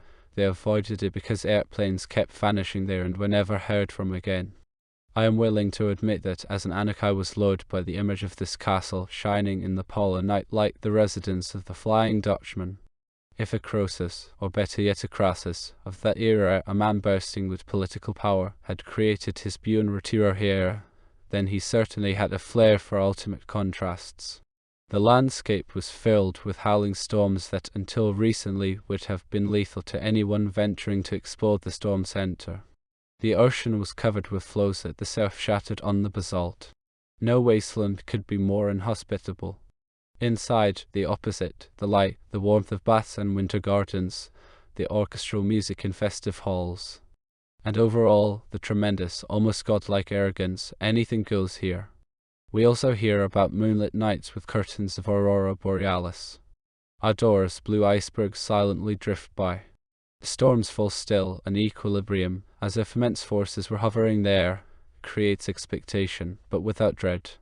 How did I come to surmise that Attila might have occupied a position similar to the one he is here with the condor? I could only speculate. His travels had certainly led him to the farthest north. He loves islands, deserts, jungles. Like Ahasuerus, he dwelt in cities that have burned to the ground and whose names are snuffed out. He knows the frontiers where illusion and reality abolish each other. When his tongue loosens in the morning hours, I stand behind the bar as a hunter. The harder I focus, the more I expect the appearance of animals whose names are not in books. He knows the island. I am fairly certain he once mentioned the entrance, which resembles Fingal's cave. Yet not a word about the celebrations on the brink of nothingness when the basalt was crowned with St. Elmo's fire. Though Attila has probably seen a great deal, including some things, he retrospectively prefers the splendor of silence, the moonlit clearings. That island, whether the same or comparable one, lay far beyond the Arctic Circle. The sun would revolve around the horizon for weeks and weeks without grazing it. The summer transformed the island from a place of terrors into a mythical world. It was ice-bound and therefore shielded. Legions of birds and sea animals have flown over or swum under this barrier, frolicking on, above, or below the surface of this icy clear ocean. I enjoyed hearing Attila talk about his fishing expeditions. He knew less and more about animals than Rosner did, less about measurable data, more about their virtues, the divine power. The condor found this reassuring. If and how far a mind penetrates matter, and whether it grasps the crown of the root from which the details branch off, these things are perceived even in practice. He's no general, he's a specialist, I once heard the Domo comment when rejecting an application. The born commander requires neither an office nor a diploma, he is recognized by his gaze and his voice. And the man predestined to create is recognized by the dreamlike mood he emanates. That is the effect of artworks, their measurable, incomprehensible enchantment, and also their power to console. While listening, I was reminded of my profession. The historian must keep both feet on the ground of time and history, the ground of space and geography. But the earth is beautiful. Occasionally it seemed as if Attila, by blending color into his words, were discussing a period of painting, from early to late Romanticism, from Impressionism to magical realism and beyond. I could see him nosing out of the basalt. He was sitting in a kayak, and behind him an Inuit with yellow skin and red hair was clutching a paddle in both hands. On the water, ice was drifting in white flakes and blue floes with seals resting on them. The seals would wait for the kayak to come very close before they glided into the sea. The space was inundated with light, the ice crystals splintered it up.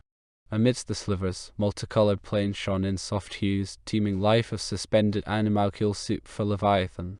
He wallowed in the food, moved through it like the ancient hunters in their clouds of game. Attila seems to have felt more like an observer there than a hunter. He was charmed not so much by the giants as by the creatures that were their pasture. Of course, the wealth, the plethora of forms, increases as they get tinier. The phenomenon gains in meaningful density the closer it gets to non-extension. This reminds me of one of the pointless conversations I had with my dear brother about origin. Perhaps I will come back to this later on. Returning from the far north, Attila had brought along a primordial delight in superfluousness. The latter, he said, represented the capital whose interest nourishes the world, harvest by harvest. That was how the hunter lived amidst tremendous herds which kept multiplying without his interference long before the earth was notched by the plowshare. The hunter has companions, but tillage brought slavery, killing became murder, freedom ended, the game was driven away. In Cain, a descendant of the primal hunter was resurrected, his avenger. Perhaps Genesis supplies only a rumor about all this. It hints at Yahweh's bad conscience regarding the slayer. I enjoyed hearing these things when I poured the refills long past midnight. This was supposed that the anarch repeatedly tracks down, and the poet too. No poet is without a touch of anarchy. Where else could poetry come from? Attila felt that superfluousness requires its control. When the word comes surging, the poet has not yet formed it into a poem. Countless shapes slumber in marble, but who will bring forth even one? Hard by the rich pastures, Attila had run into nomads who arduously dug their food from the earth, worms and roots. Ulabuk, that was the Inuit's name, was still a good hunter. He knew how to wield his bow. Once Attila asked him to shoot a black-throated diver swimming some 80 feet from their kayak. The bird eluded the first arrow by diving. The second pierced its head through both eyes when it resurfaced. Otherwise, the Inuits were thoroughly corrupted by dealing with the whalers who, next to the sandalwood skippers, were notoriously the worst villains ever to plough the seas. From them they had learned how to smoke, drink, and gamble. They gambled away their dogs, boats, weapons, and also their wives. A woman might change hands 5 times in a single night. Asterisk. Yet Ulabuk also knew about the days before any ship had ever penetrated these climes. Grandmothers who had heard about the past from their grandmothers would tell their grandchildren. The big day in an Inuit's life comes when, still a boy, he kills his first seal. The men gather around him and his booty. They hail his dexterity and praise the seal. Never has anyone seen such a strong animal and such good meat. Killing a seal is difficult. A man is not a hunter if he fails. He has to content himself with female food, with fish, seaweed, and crustaceans. Strange tales are told about such men. One of them, finding no wife, had to make do with a mussel, and he lost his member because the shell clamped shut. The hunter, in contrast, is a free man around whom the world arranges itself. He alone maintains the family, richly providing it with meat and hides, as well as blubber, which provides light and warmth in the simply endless winter night. The hunter is bold and cunning, and, like all early hunters, he is related to the game he tracks. His body is plump and brawny like a sea mammal's. It is rich in blood and fat and has the same smell as the animal. The hunter will brave even the whale and the polar bear. Asterisk. But the winter is long. It can come early and wear on interminably. Nor is the hunter always lucky. Though the pantry and storeroom of his ice dwelling can be chock full at the start of winter, the crossing of the Arctic night remains a unique venture. Incidentally, prior to setting up my bunker on the Sus, I studied construction plans that Captain Ross had found among the Eskimos of New North Wales. A basic theme for the Anak is how man, left to his own devices, can defy superior forces, whether state, society, or the elements, by making use of their rules without submitting to them. It is strange, Sir William Parry wrote when describing the igloos on Winter Island, "It is strange to think that all these measures are taken against the cold and in houses of ice." Asterisk. If the prey is inadequate, then the family will not survive the winter. It will waste away with hunger and scurvy in its glass palace. Polar bears will break open the igloo and find their meals. They will be followed by foxes and gulls. Frost is a harsh master. Even while the Greenlander is struggling with death, the others bend his legs under his loins to make the grave shorter. If twins are born, the hunter kills one so that the second may live. The food would not suffice for both. If a mother dies in childbirth, the newborn is buried with her, or a bit later, when the father, at the end of his rope, can no longer stand the baby's bawling. The father's grief is, of course, unbearable, especially when it is a son, so goes Parry's account. Sometimes infants are exposed on desert islands when winter comes. Asterisk. Why did Attila stress such details in his reminiscences of the polar night? What was his guiding thought? That is what the Domo always asks when checking instructions. Was Attila bent on offering examples of the power of necessity? When worst comes to worst, a man is forced to make decisions that are hard, cruel, yes, even deadly. Naturally, the Arctic tribes, or whatever is left of them, have long since been perishing in comfort. This is a gradual dying over generations. But the fateful question remains in its harshness, even if time gives it a different mask. With the discovery of oil in northern Alaska, high rises shot up there as everywhere else in those days. A traveler walled in by fire on the 20th floor of a hotel has to choose between burning up and leaping into space. He will jump. This is documented by photographs. Asterisk. But this did not seem to be Attila's point. His guiding thought in that discussion, which, as we recall, concerned abortion, was, more or less, it is reprehensible to delegate a misdeed. The hunter takes his son to the mother's grave and kills him. He does not assign the task to anyone else, not his brother, not the shaman. He carries it out himself. If a man here in Eumeswil has made a child, he usually hands his wife or girlfriend a check and feels he is off the hook, certain that she will take care of it. Attila obviously means that if the man personally killed his son like the Inuit, then he would know what he was doing. As an Anak who acknowledges neither law nor custom, I owe it to myself to get at the very heart of things. I then probe them in terms of their contradictions, like image and mirror image. Either is imperfect. By seeking to unite them, which I practice every morning, I manage to catch a corner of reality. Asterisk. My mother wanted me. She knew me when she was carrying me under her heart. She knew me better than I will ever get to know myself, even if I live to be 100. She wanted me, no matter how I would develop physically, mentally, ethically. She wanted me as I am. Had I been born an idiot, a cripple, a murderer, she would have loved me even more fervently. Her tears are worth more than the father's pride when he sees his son crossing the threshold in a wreath of laurels. My father hounded me when my life was frailest. This may be our most exquisite time.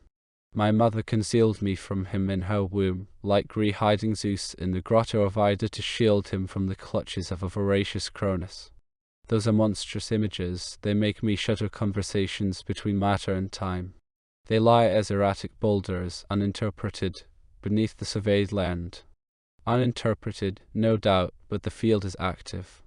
I picture myself appearing to my father when he is approachable in a dream, that is, and demanding an explanation. I would then get to hear what they all say about the situation of the poor, ill-paid teacher, and a married man to boot. Such are the standards in Eumeswil, a fellow society that periodically suffers moral harassment from demagogues until generals come and insert an artificial spine. Some ration, others squander gold, salt, and blood. Et avut racener et en a passing sous dans so poch. One does best to pay back with small change. For instance, hey, Dad, couldn't you have been a little more careful in the map room? Asterisk. Perhaps he, for his part, might talk some sense into me, albeit in a discussion such as is conducted only in dreams and realms, that is, where individuality, though not yet eliminated, is strongly diffused. Diffunder, to pour out, to tap wine from the cask. Pliny, but also to cheer up, relax. Thus Ovid, for instance, Jupiter nectar diffuses. Prudence is indicated here, a basic issue. The Anak's relationship to his father is broached. The discussion can, as I have said, be conducted only in a dream, for had my father taken my advice back then in the map room, I would never have materialized in the first place. So our conversation would be impossible in the geographic Eumeswil, but not in the dream city of the same name, for dreams can include not only the dead but also the unborn. Asterisk. There is no doubt that I owe my father my existence, assuming that existence in fact deserves gratitude. The tremendous wastefulness in the universe gives one pause to think. After all, aside from me, some 10,000 others were awaiting their turn in the map room. My father could give me existence, but not being. I was in the latter before my birth, nay, my conception, and I will be in it after my death. Being comes into being through creation, existence through procreation. The Father provides existence by procreating. In procreating the Son, he demonstrates creation symbolically. He is given a priestly office, a great appeal is propagated through time echo by echo. An obligation to the Father cannot be denied. It is normal for the Father to sacrifice the Son. This establishes the basis for myth, religion, history. It may be normal, but it is not my job to decide whether it is right. Such questions lead away from the main path. As a historian, I have to deal with the order of facts. They abide what is right and legal changes. In this regard, I benefit from freeing myself from moral and religious bonds. Even Moses, when I summon him to the Luminar, must answer to me. Asterisk. The Father shakes the foundations when sacrificing the Son. The Inuit cited by Attila was aware of this. Sebaoth himself held back the Father's arm as it brandished the slaughtering knife on Mount Dominus Vidit. Although the Lord of Hosts had demanded the offering symbolically, he would not allow it pragmatically. I summoned one of the old city kings, who lost hope after a long siege. Unable to see a way out, he took his son to the rampart and sacrificed him to Baal. This spectacle horrified the foes. They gave up the siege and quit the land. This recurs in history. In all countries and all ages, the father appeals to the son when he is at the end of his tether. Ancient and modern princes, party chiefs and clan chieftains, high priests, parliaments, senates. Whether the father is waging a just or an unjust war, planning vendettas or pillages, having him fight for provinces or for ideas, the son steps in for him. It also happens that a son will settle accounts with a father. He topples him from the cathedra, the throne, the altar. If things should reach the point of my collaborating on Vigor's historical opus Historia in use, as he occasionally suggests, I would incorporate the chapter on father and son in the basic structure. Asterisk. It is not that I as an Anak reject authority et pri. On the contrary, I seek it, and that is precisely why I reserve the right to examine it. I come from a family of historians. A man without history is someone who has lost his shadow. At the same time, he becomes repulsively flexible. I can observe this only too well in the Eumeswil professors.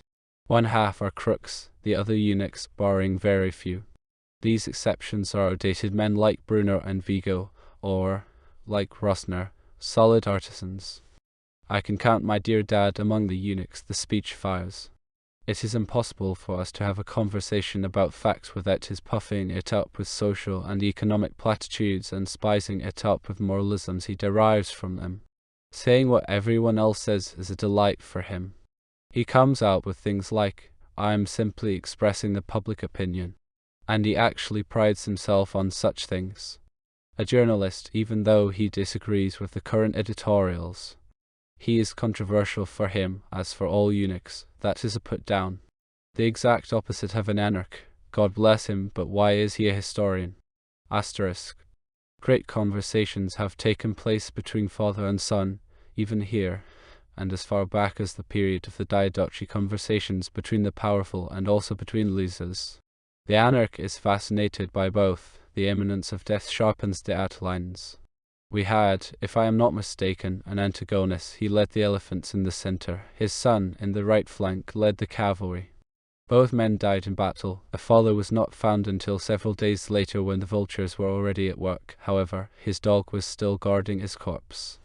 Later on, an admiral likewise perished with his 2 sons. They went down with the fleet. My dear brother, who misses no chance to mouth something stupid, opined it was foolish for all 3 of them to sail out together. Then the father's conversation with his son prior to the latter's execution under the wall, a conversation that laid the foundations of a regime that endured for 40 years. And finally the conversation before the murder of the tyrant, a conversation that, of course, in the nature of things, usually occurs between brothers. Naturally, I know that neither war nor civil war has any historical sense here.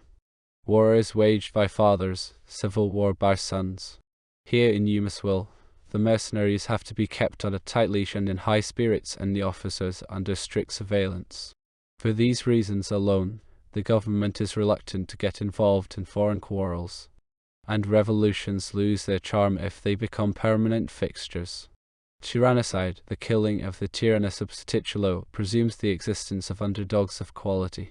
It would resemble the beheading of the Hydra. For every tyrant, 30 more would sprout, as long ago under Lysimachus. Asterisk. A conversation with my father would be as pointless as wallowing in the mud of the lagoon. Getting fired up, as he does, over long worn-out buzzwords, he is even more closely bound to tradition than I, yet his way is necrophilia. I am an anarch in space, a meta-historian in time. Hence I am committed to neither the political present nor tradition. I am blank and also open and potent in any direction. My dear dad, in contrast, still pours his wine into the same rotting wineskins, still believes in a constitution when nothing and no one constitutes anything. A conversation with the father could orient me. Why is it always night when I imagine it? We are standing on deck, the sea is hollow. He is the steersman who stays on course even when the constellations are veiled. Father, how far are we from Actium? Or else I stand next to him in a very old astronomical observatory, trying to find out about the weather. We have left the final sign of the zodiac behind us. The influence of sea and waves is very strong now. The mother's influence too. The animals have lost their rank, which was not equal but superior to that of human beings. Even the fish were suspect. They appeared neither in shoals nor as Leviathan. We can exterminate the animals, but not annihilate them. They withdraw from manifestation to the primal images, perhaps to the stars. The men who explored the moon could not tell that there was life on it, for they brought the wasteland with them. The earth cleanses itself periodically. New shapes will come thronging. They are heralded by tremendous birth pangs. Then new Prometheuses will be their midwives. Or will we find our way back to the animals after a chain of spiritualizations, as after a sleepless night? Thus the Lamb could return on a higher level, as Capricorn, a sign uniting happiness and power. But could that happen with the empirical father, who has lost his rank? How did I get on this topic? I am still at breakfast, waited on by Dalen. Right, I was saying that he could mess things up for me personally, say, as part of my team at the duck shack to which he would be detailed. There he would be in clover. Then he would be knocked off. I was saying that instead of delegating this job to the Lebanese, who would enjoy it too much, I would take charge of it myself like Attila's and knew it. When Dalen expatiates, I listen to his nihilistic tirades. They are instructive, yet I find the trust he places in me dubious. I eat my breakfast as if I were not listening. The tea is cold. You've been dawdling in the corridor, or else you've been laying one of your rotten eggs again. That is unlikely, however, for here in the Casbah he is on his guard. Though noteworthy as a type, he will scarcely do more harm than a mosquito. Some of his machinations are not altogether pointless. I dislike the mailbox scheme because I suspect that it recently claimed a letter I had sent to Ingrid. As for any other mischief he causes in Eumeswil, I am unconcerned. I mention my indifference because it illuminates the gap between positions. The anarchist, as the born foe of authority, will be destroyed by it after damaging it more or less. The anarch, on the other hand, has appropriated authority. He is sovereign. He therefore behaves as a neutral power vis-a-vis state in society. He may like, dislike, or be indifferent to whatever occurs in them. That is what determines his conduct. He invests no emotional values. Dalen will not get very far. Such types try to hoist a boulder that is much too heavy for them. They are crushed when it slides back. Moreover, they draw attention. Often they fall victim to the first cleansings. They do not know the rules. They even scorn them. They are like people who deliberately drive on the wrong side of the road and want to be applauded for doing so. The anarch, in contrast, knows the rules. He has studied them as a historian and goes along with them as a contemporary. Wherever possible, he plays his own game within their framework. This makes the fewest waves. Thus, Dalen's liquidation would presumably be consistent with the system that he defied. But that is not the basis for my legitimation. One might erroneously assume that I take bloodshed lightly. Not by a long shot. I simply stay free of moral judgments. Blood has its own laws. It is as untamable as the sea. The historian is familiar with many examples of the inadequacy of moral judgments. Over and over again, especially after crushing defeats, history brings forth constitutions because of which one does not dare touch a hair on the heads of even cannibalistic sorts. And the retort is inevitable. The government didn't have the courage to have me shot. The feeling is not mutual. First the rider slackens the reins, then the horse bolts. The extremes meet. Some people lavishly squander blood, others shy away from it. This contradiction is probably based on a telluric equilibrium. The Romans knew why they gave the arena an oval form and draped the divine effigies before the start of the games. There are jurists and even theologians who advocate capital punishment as the last resort of justice. Others reject it as immoral. Both sides have good reasons. Both call upon statistics, which, as usual, can be exploited every which way. Numbers should be kept aloof. This controversy passes the anarch by. For him, the linking of death and punishment is absurd. In this respect, he is closer to the wrongdoer than to the judge, for the high-ranking culprit who is condemned to death is not prepared to acknowledge his sentence as atonement. Rather, he sees his guilt in his own inadequacy. Thus he recognizes himself not as immoral but as a tragic person. On the other hand, authority will do everything it can to make him repent. But hats off to the man who remains true all the way to himself and to his cause. Here, too, there is a difference between tactics and strategy. The cornered man can deny his guilt and risk some dodges. He can sacrifice his pieces until only the king is left on the board. That was how Jacques de Molay, a last Grand Master of the Knights Templars, behaved when retracting the confession that had been tortured out of him. He was then burned to death very slowly. Incidentally, the charges that Philip the Fair levelled against the Templars do not seem entirely concocted. The study of this order, combined with the study of the Old Man of the Mountain, is a gold mine. Alamet and Famagustit, Baphomet and Leviathan. For the anarch, the death penalty makes no sense, but it does have meaning, for he reckons with it. This is among the realities that heighten his tension and alertness. A maxim I heard at the night bar points in this direction: one should not spoil the game for the man who is gambling his life, one should take him seriously. It was the Domo speaking. The subject was a pardon, to which I will come back. Asterisk. It does not look good, whether someone is put to death in classical fashion or otherwise. An uncleared battlefield is likewise a repulsive sight. The images were denser when united fronts and squadrons were led into combat. Plainly, such things were more easily disregarded. Executions were public, they were well attended. With the spread of atheism, death grows more horrible, since annihilation is total and irrevocable. Death is overrated, both by the person suffering it and by the person inflicting it. Repentance, too, is secularized. It no longer relates to the evildoer's salvation before he passes away into the cosmic order. Now it signifies his obeisance to society and its legislation. My dear brother exhibits photographs to demonstrate the odiousness of executions. Since, as I have said, the association of death and punishment is absurd for the anarch, my brother is wasting his breath with me. Besides, he is making a fool of himself, since, as a historian, he ought to know that one can prove anything with photographs, even the very opposite, especially if it is odious. Art has the privilege of showing the ultimate horrors, and also the glory of martyrdom. Asterisk. The anarch knows the fundamental law. He also knows its falsifications. He realizes that atonement is his due for misdeeds against it. The state has tricked him out of the right to pass this judgment. It is obligated to carry it out on his behalf. Instead, one sees eunuchs convening in order to disempower the populace in whose name they presume to speak. This is logical, since the eunuch's most heartfelt goal is to castrate the free man. What ensues are laws demanding that you should run to the district attorney while your mother is being raped. They cheat a man out of the blood that expiates murder, just as they rob him of the gold attesting to his share of the sun, and spoil the salt that, as the spirit of the earth, unites all free men.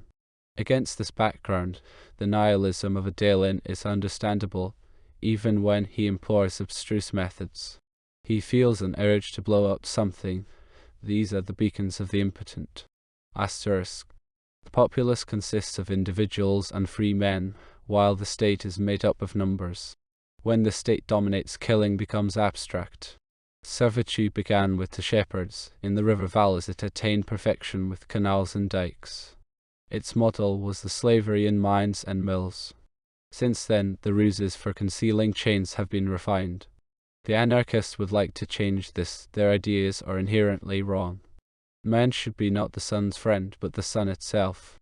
And that he is, the mistake lies in his failure to recognize his place, his home, and thereby his right. In its late period, that is, when it has already fully consumed the populace and alleges to be acting purely at its behest, the state either renounces killing or else overkills. This must be connected to the building of dikes. Now and then there are floods. Killing is delegated. A eunuch who could not harm a fly administers any number of killings from his desk. The victims are innocent, so is the eunuch. The verdict no longer intervenes, the number reigns. The gods have gone home. Asterisk. I have studied the revolt of the Vendans in the Luminar. Their war was bizarre, a Gothic relic. It was waged by the three fundamental estates, knights, peasants, and clerics. The relationship to the king was still personal and intact. The Republicans were far better equipped and vastly outnumbered the Royalists. That is the classical situation for the forest flight, the kind achieved some 2 centuries later against Leviathan, albeit in swamps and tropical thickets. In Brittany, the forest was reduced to a gridwork of hedges. Under their cover, the Chouans trailed the regiments marching along the roads and intimidated them with shrieks. These peasants, who, as one historian says, could barely distinguish their right hand from their left, had very few rifles, mostly bird guns. But they were good shots. They crossed themselves before firing. Very ancient reserves must have survived there in both the earth and the people. Napoleon eventually built military roads through this countryside. Jünger mentioned this as an example of constellations that he calls faded reminiscences. Long, long ago, bronze against the Neolithic. Asterisk. I mention this because of the 5,000 captured Republicans of Saint Florent Iville. After various skirmishes, they had fallen into the hands of the peasants. The prisoners had to be gotten rid of. The mood was not favorable to them. They had left a trail of burned villages, castles, and churches, and the news had come from Paris that the Queen had been guillotined. Commander Collet had brought the captives here. Seated on Homfortier during the march, he had had 9 of them shot for attempting to escape. When their fate was deliberated, everything was repeated that tends to be voiced on such occasions. Finally, the decision was left to Monsieur de Marigny, who said that such a butchery went beyond his strength. He did not feel up to it. Monsieur de Lesquier, who, being heavily wounded, had participated only silently, murmured, "Ah, je respire." Incidentally, these prisoners soon got hold of some cannon and, predictably, shot at their liberators. That is why Monsieur de Marigny's decision deserves all the more respect. Presumably, the captives wanted to ward off any suspicion of having royalist sympathies and to put themselves in a good light for the convention. The army was accompanied by Republican commissioners. The knowledge of such fears is soon lost for anyone studying them. The biographies of revolutionary generals are informative. In such conflicts, the knight is at a disadvantage vis-a-vis the demagogue, because his responses are chivalrous, hence old-fashioned. Such is his nature, he will perish along with it. Monsieur de Marigny could have opted for execution. This would have conformed to the period's style, degrading him into the adversary of a Fauquier Tinville. In any case, he had no intention of delegating his responsibility or evading it by merely signing his name. Responsibility is the bottom line of a soliloquy. A tragedy makes it concrete by distributing the responsibility among several characters. My anxieties about the headaches that Dalen might cause me were needless. Every man destroys himself, albeit each in his own style. Bruno's forecast in this matter was accurate. If prophecies come true in some unforeseeable way, then they are all the more convincing. Sebastian Carnix, a lawyer known throughout the city, was exceedingly fat. His natural aggressiveness was beneficial to his profession, but whenever he tried to fast, he grew bilious and made mistakes. Attila took him in hand, prescribing a regimen that would both help him slim down and strengthen him. To this end, he put him on a nut diet. A nut, by its very substance, forces you to chew meticulously. That is only one of its virtues. So Carnix was to eat as many nuts as he wanted, but also to go walking, namely, barefoot along the beach. Diet and exercise are the classical remedies in such cases. Attila thereby weaned him away from meat and a sedentary lifestyle. He also made sure that Carnix usually had something between his teeth and was not bored. He dutifully chewed his nuts, even developing a taste for them. He ambled along the tide line, now on the wet sand, now on the fringes of the waves. Light, air, water, and especially earth contributed to his sense of ease. When court was not in session, Carnix would stroll every day. He lost weight slowly but steadily. Asterisk. The shore is animated near the city. You see tents, with horses and camels being rented out in front of them, vendors peddling their wares. After an hour's walk, you run into only fishermen heaving their boats into the sea or netcasters standing waist deep in the water. The mouth of the Sus is a lonesome area. Rossler has his flock of birds there. The district is considered unsafe. That was where Carnix would refresh himself with a swim when the sun was highest. Then he would take an extended siesta. He also slept better than before. Aside from his bag of nuts, the lawyer would also carry a briefcase on these strolls. After waking up, he would unlock it with a small key and study case files. By sunset, he was back in town. Carnix had already slain down quite a bit the first time his briefcase vanished and could not be found no matter how hard he looked. The loss was all the more annoying because the briefcase contained documents. Carnix put up a reward, but in vain. It was obvious that he had been robbed. The theft was repeated twice. Initially, Carnix assumed that the thief had been after his dossiers, but now he felt that a hateful enemy was at work. If someone was playing a joke, he had picked the right victim, for Carnix was extremely touchy, and when retaliating, he tended to overdo it. This was true now. After missing his briefcase for a third time, he planted an explosive inside it. He had procured one of the flat bombs that partisans use for assassinations, virtually a parlor game in the city. Every lawyer in Eumeswil has ties with the underground. These bombs are no larger than dessert plates. They are packed in cotton so as to make no sound when they fall to the floor during a meeting or demonstration. They are also used with timers and remote control devices. Carnix had set his bomb to a specific wavelength. The plan worked smoothly. Carnix had not yet ended his cure when the briefcase again disappeared. This time the thief had stolen it during the lawyer's ocean dip. When he re-emerged from the water and noticed the loss, he twisted the small transmitter that he was wearing on his throat like an amulet. There was a bang in the dunes, not much larger than, yet different from, Rosner's shotgun. Carnix nodded. He was satisfied, but it was unwise of him to boast about his deed. He was not accustomed to hiding his light under a bushel. These bombs, though weighing little, are effective.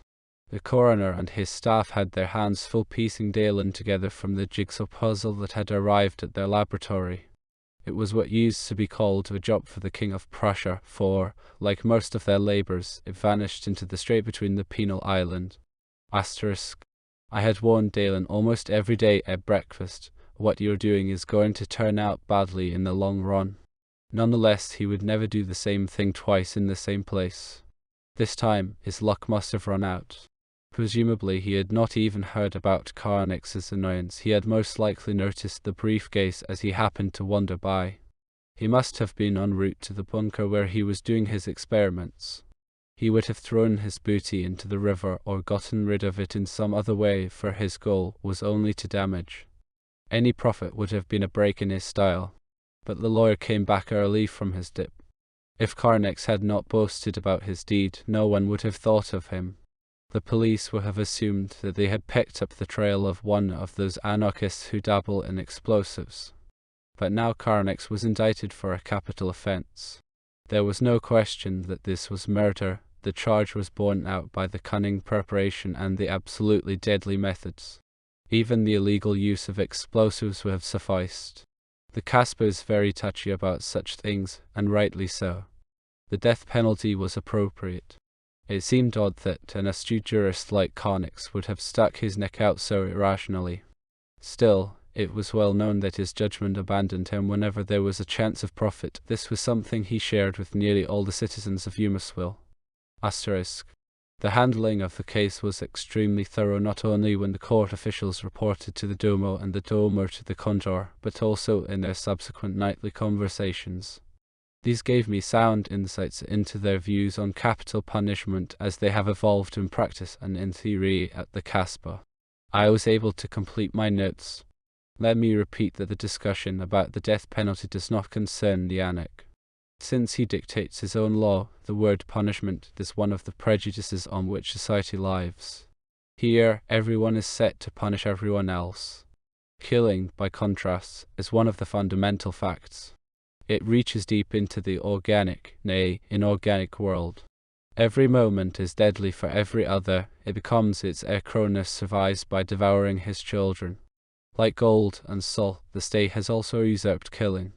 At times, the state deals with it extravagantly, then again avariciously. Hecatombs bleed to death in the struggle over a ditch or a patch of forest. A butcher of children is cuddled as a patient. The Anak cannot go along with this game.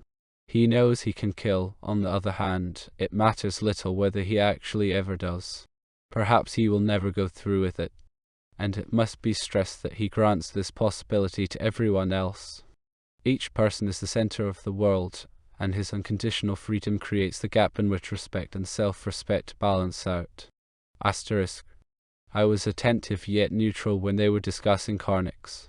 His life was at stake.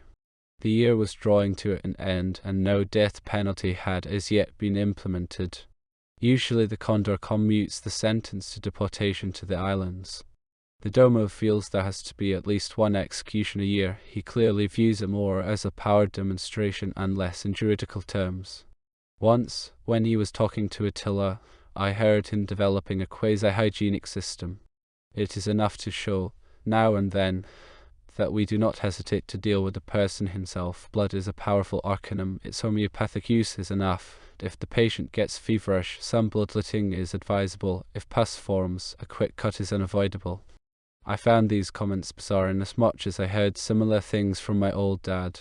Both men see crime as a disease of the body social, my dad with the eyes of the internist, the Domo with those of the surgeon. For the former, the patient dies because of an internal complaint, for the surgeon, because of an operation. Anything that spoke in Carnix's favor ultimately worked against him. There was sympathy for him in the city. After all, he had reacted to an anarchistic aggression. He was a prominent citizen, well respected, and of a good family. He was even distantly related to the Condor. But all these things contributed to the demonstrative character of the verdict and its implementation. At the time of Carnix's trial, someone else was facing the same doom. For months, Eumeswil had been terrorized by assaults on lone girls and women. People spoke of little else around their hearths and in the taverns. These attacks took place at twilight and at some distance from Eumeswil, say, around the Sus, also in broad daylight. The victims included maids, prostitutes, girls from good backgrounds, even a female professor, in short, any woman wearing a skirt, especially a long one. The perpetrators were known as the Tulip Twisters, and they triggered a city-wide mood in which people huddled together and whispered. Yet there were also sympathizers. When Dalen had brought me my tea in the morning, he would sometimes rub his hands and announce, "They twisted another tulip yesterday." These assailants operated as a pair on the side streets and along the edge of the forest. One man would speak to the woman as if he happened to be running into her, while the other would play his trick from the rear. He would rip open her skirt, and they would tie it up over her head. Then they took their pleasure on the rest of her body. Normally, they would stop there, but even so, they wreaked their havoc. One peasant woman, whom they had surprised at her milking, lay stabbed to death in her cow pasture. The police conjectured that she had recognized one of the men, and they investigated this lead. Two of the other victims, likewise farm women, had suffocated in their skirts. They wear heavy homespun cloth here. The tulip twisters did their dirty work for nearly a year. Eventually, few lone females could be seen walking in remote places or after dark. Fashions also changed. Women now wore trousers or knee-length skirts. Raids and undercover work proved fruitless. But in the end, a female officer succeeded where the entire police force had failed. Kunsan, a delicate Korean. She had been trained since childhood in the niceties of self-defense. A long skirt, jutting breasts, a baby cap, and a small parasol, that was her get-up as she minced along the Sus, not very conspicuous, but more as if she were late or had missed an appointment. She had costumed herself as a delicacy, not to mention that Far Eastern walk. But the bait had no lack of barbs. Her figure was squeezed into an impenetrable corset. Her cap likewise had a metallic insert. The top of her parasol was armed with a lead knob and the bottom with a 3-inch steel point. I will ignore details that were subsequently concocted by the populace. Such items belong to hero worship. It is, however, documented that her skirt concealed a spring mechanism that could instantly roll it up so that it girded her hips like a belt. The trap was sprung the very first time. Kunsan had refused any protection. Behind the dunes, an expanse covered with tall brooms stretches away, offering Rosno one of his best preserves. The two men jumped out from the thicket, pouncing on the policewoman, one in front, one in back, They were dumbfounded when her skirt instantly rolled up and she changed into a vengeful Artemis. The assault proved deadly for the front man, since the 3-inch tip sliced through his throat. The other man would likewise have been doomed had he been hit full force by the lead knob, which Kun-san, whirling swiftly, aimed at his head, but the knob only grazed it. While he was still reeling, she threw herself on him with her iron grip and hurled him over her shoulder. Then she poked her fingers into his eyes. "Hey, pal, not what you expected, right?" He was very glad when she delivered him to the city. Asterisk. 2 postilions had been indulging in these pranks. The title is actually used for stable boys, but the Condor loves such designations. He cultivates not only the naval legacy but also his cavalry tradition. While the horses have no military function and, aside from the mounted patrols, little significance for the police, there is a hierarchy of ranks from the Grand Kaya to the man who picks up the droppings. The postilions wear blue uniforms with yellow piping and boots with braiding. Some have been promoted to minions. They often have duty at the Casbah for weeks at a time, and needless to say, they store up fantasies there. The prisoner, Salvatore, was a lithe, graceful boy with a small black beard. It spoke for Kun-san's superior technique that she had managed to flip him over. Asterisk. Eumeswil now suddenly had 2 causes célèbres, which were treated with the usual pomp, spirited debates in front of overcrowded auditoriums, where ladies from the West End could be seen next to pimps from the waterfront. During the examination of the witnesses, the female professor fainted. Kun-san, who demonstrated some of her holds, was the heroine of the day, but Karnix and Salvatore also aroused sympathy. On the other hand, the postilion was very nearly lynched outside the Palace of Justice. Such is the chaos when the populace gets riled up. I was rather glad that little was said about Dalen. After all, I was virtually his accomplice. Asterisk. Both cases were tried as capital offences. I was in the courtroom in order to hear the summations for and against Karnix, and I was surprised by the deployment of rhetoric. Plainly, the Domo's emphasis on grammar was already bearing its fruits. Naturally, Karnix's attorney pled self-defense, for while there could be no doubt concerning the unlawfulness of Dalen's offense, it was debatable whether the other condition, namely that of a clear and present danger, had been fulfilled. Needless to say, if their clear and present danger of an ongoing action is questionable, then the fighter with the command of the tenses has the edge. I do not wish to go into the niceties. In any event, the demands that law must place on logic were satisfied. At this point, I feel tempted to discuss the merits and perils of education in times of decay. Whenever education is expressed in language, it brings an invisible legacy into the present. In decadence, it is enjoyed. In a time without history, it is still perceived, still sensed. One sees the fish swimming even when one no longer knows how it manages to do so. This restores an old relationship, but on a new level, the relationship between the illiterate and the literate. Asterisk. As a historian, I felt content when leaving the courtroom because I found that the presentation of the defendant and his actions had succeeded. In this respect, great trials verge on becoming artworks. Guilt is not thereby extinguished, but it gains something within the composition. Defense attorney and prosecutor are then no longer adversaries. They work together on the image that emerges from light and shadow. No Last Supper can forego a Judas. This hints at one of the perspectives of the anarch, who does not acknowledge guilt, namely, the arrival of an era in which death and terror are not reduced, but newly conceived. For this, the world must be dreamed once again, and in a godly way. Both Karnix and Salvatore were sentenced to death almost concurrently. The Casbah has a rule that an execution must be done by hand and that blood must flow. Criminals are decapitated, political shut. The public viewing is guaranteed, but limited. I believe I have already said that the death sentence is very seldom carried out, and that its implementation is not so much a legal and moral character as a logical and administrative one. The year was waning, and an execution was due, if only so that, as the Domo said, Pedro should not get rusty. Pedro is the headsman for criminal cases. The surprise was great when it was announced that it was Karnix who had been refused clemency. Salvatore, in contrast, was exiled to the islands. I overheard most of the decision taking shape at the night bar, and I also took notes. The Domo had carried his point, although he was clearly over-insistent about his principles. This bordered on art for art's sake. He probably wanted to avoid any appearance of what used to be called class justice. Salvator was a stable boy, Carnix a respectable citizen. Furthermore, Carnix had struck a sore point, the Caspa's dislike of private possession of explosives. Above all, I believe, Salvator owed his life to the Domo's secret sympathy with criminals. I noticed that his head begins swaying almost benevolently whenever the conversation turns to major felonies.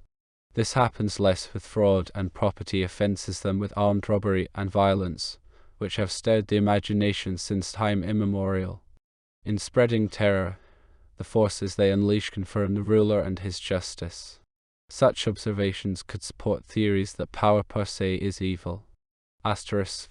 Boys like Salvator always find benefactresses with a taste for high meat. One of them, Lady Pelham, had managed to get in to see the prisoner. She had money and influence. I heard the Condor telling the Domo, visiting his cell without supervision, and for 2 hours to boot, that's pushing it. I had her thoroughly searched. She didn't even have a nail file. On the other hand, he was togged out in his uniform and all the paraphernalia. The Domo laughed. He was in pre-trial custody. What would a postilion be without boots, whip, and horn? Incidentally, she wants to accompany him to the islands. She's already submitted her request. My dear father regards the Domo as a humorless sort. This is debatable. In any case, he is not lacking in wit, a wit based essentially on shortcuts. It is amusing when someone skips a few steps. Thus, the Domo jumps over 2 or 3 possible objections. To this end, he naturally requires intelligent interlocutors. Asterisk. So Salvator was banished to the islands. While they are very close to the mainland, one hears as little from them as one heard in the past from hospitals for incurables, where lepers wasted away for the rest of their lives after receiving final benediction. This may be the right time for a few remarks about treatment of prisoners as it has developed in Eumeswil. I have repeatedly emphasized that for the anarch there are no punishments, but only measures taken among equals. If I start by quoting the Domo and on the basis of my rapid jottings at the night bar, then I am merely providing a sketch. Asterisk. Any incarceration lasting more than 2 years is a waste of time. It is throwing good money after bad. Life imprisonment is absurd. Better death, which most convicted men prefer anyway. Asterisk. If forced to choose, anyone would favor a brief detention, no matter how perilous, to 12 years behind bars. This lies in the nature of the thing. One favors a dangerous crisis over a chronic languishing. Asterisk. It is the instant of despair that brings the change. This is true not only for imprisonment, but imprisonment can aim at that instant. 3 months should be enough, 6 would be too much. Hermits knew the recipe: fasting, waking, and working to the limits of one's strength. Asterisk. Above all, a trained and well-paid staff. Distance. 3 feet from the person. This applies not only to the prisoner, but also to the guard. Physical contact is permitted only in self-defense against bodily assault. Asterisk. Witnesses are to attend every confrontation, every interrogation. A coerced confession is worthless, even damaging. It must be obtained like the mate in chess. Asterisk. If someone absolutely insists on risking his life, then his game should not be spoiled. He must be taken seriously. This applies also to hunger strike. If a man wishes to do battle, he has the right to be treated according to military law. Asterisk. Anyone who disposes of another's man time holds not only his sorrow but also his joy in his hand. He can lessen or heighten them as he sees fit. There have been penitentiaries in which the inmates were allowed to waste away in dreadful bleakness until the end. They died of consumption and wound up in cemeteries where a cross was marked only by a number. How different it is if for a night I either grant him or withhold his wife, his girlfriend, a streetwalker. Even the hardest man will soften. Yes, Condor, in this way he can become your friend. This insight came from a discussion about Salvator that I noted. Incidentally, Latifa told me that she sometimes refreshes a prisoner in this manner, albeit not without a fee, honorarium, the honorable payment. Asterisk. An egg of Columbus for justice, it is laid again every year. The Domo was speaking as they came from dinner recently. He was referring to one of the suggestions that arrived by mail. There is a special letterbox for them. He particularly values the anonymous missives.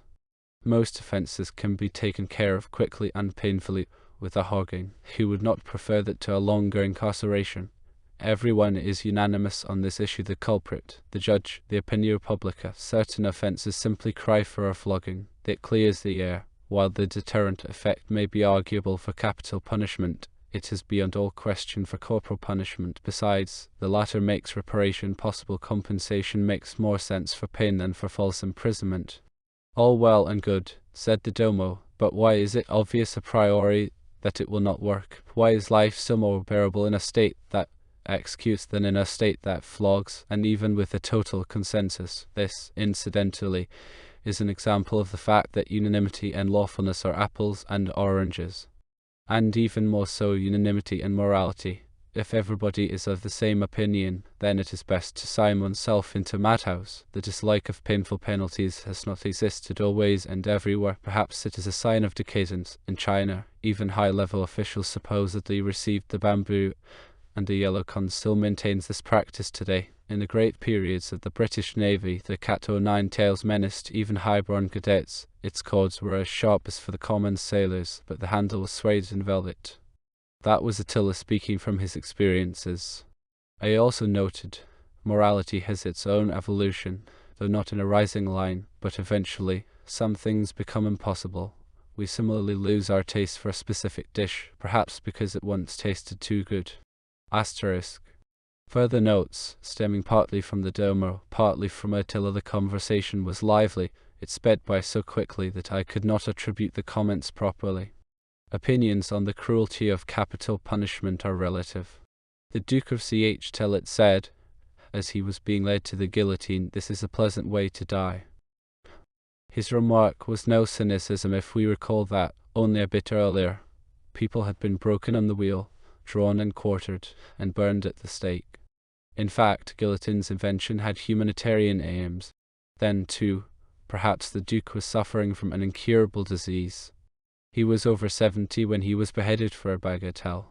Suicide demonstrates that there are worse things than death. The obvious detachment toward death that lingered could have been an afterglow of the heyday of the Baroque. When Sillery was being dragged to the scaffold, he said, "Up there, my gout will be cured." It is understandable that this detachment survived more among Christians than among philosophers. For instance, the Carmelites of Campigny, or Madame de la Montmorency, the Abbess of Montmartre, who, with bound hands, said upon seeing the decapitation machine, "I have been longing for you for a long time. This is a precious death." Attila quoted this and other utterances from people condemned by the Revolutionary Tribunal. He also allowed the cynics to speak. Item: photography falsifies the problem by limiting itself to the ephemeral. The appearance of cruelty could easily be mitigated, even transformed into its opposite, say, through drugs that bring euphoria. Is that the task of justice? Justice holds not only a sword, but also a set of scales. The relationship between sin and atonement has to be balanced. The point is not just to get rid of the perpetrator. In that case, it would be better to banish him. People used to say, justice has been dispensed. And then, the topic should be discussed only by people who have lingered in the vestibules of death, close to the serpent that gives death and life. The contact can be transmitted and rediscovered. Pericles rebuilt the temple of Eleusis after many years of its deterioration. This can happen at any time and in any place. Before the condor could respond, the Domo said, "What for? It is better for us if they are afraid of death." Asterisk. If a perpetrator has had 3 sentences of at least 1 year each, he vanishes in the islands and thereby forever from the city. There are exceptions, along the lines of that mythical Captain Dreyfus, whose case I have studied in the Luminar. Along with Giordano Bruno and others, he is one of my dear father's saints. Our islands were not invented by tyrants or generals. Republics and democracies also like to use them. The rulers change, the prisons abide, they are even overcrowded with each new regime. I recall that father and brother rubbed their hands together when the Condor's predecessors were sent to the islands by the tribunes. They even viewed this as an act of clemency. Today, they think otherwise. Indeed, they think too much altogether. As a historian, I deal with the necessity of this institution.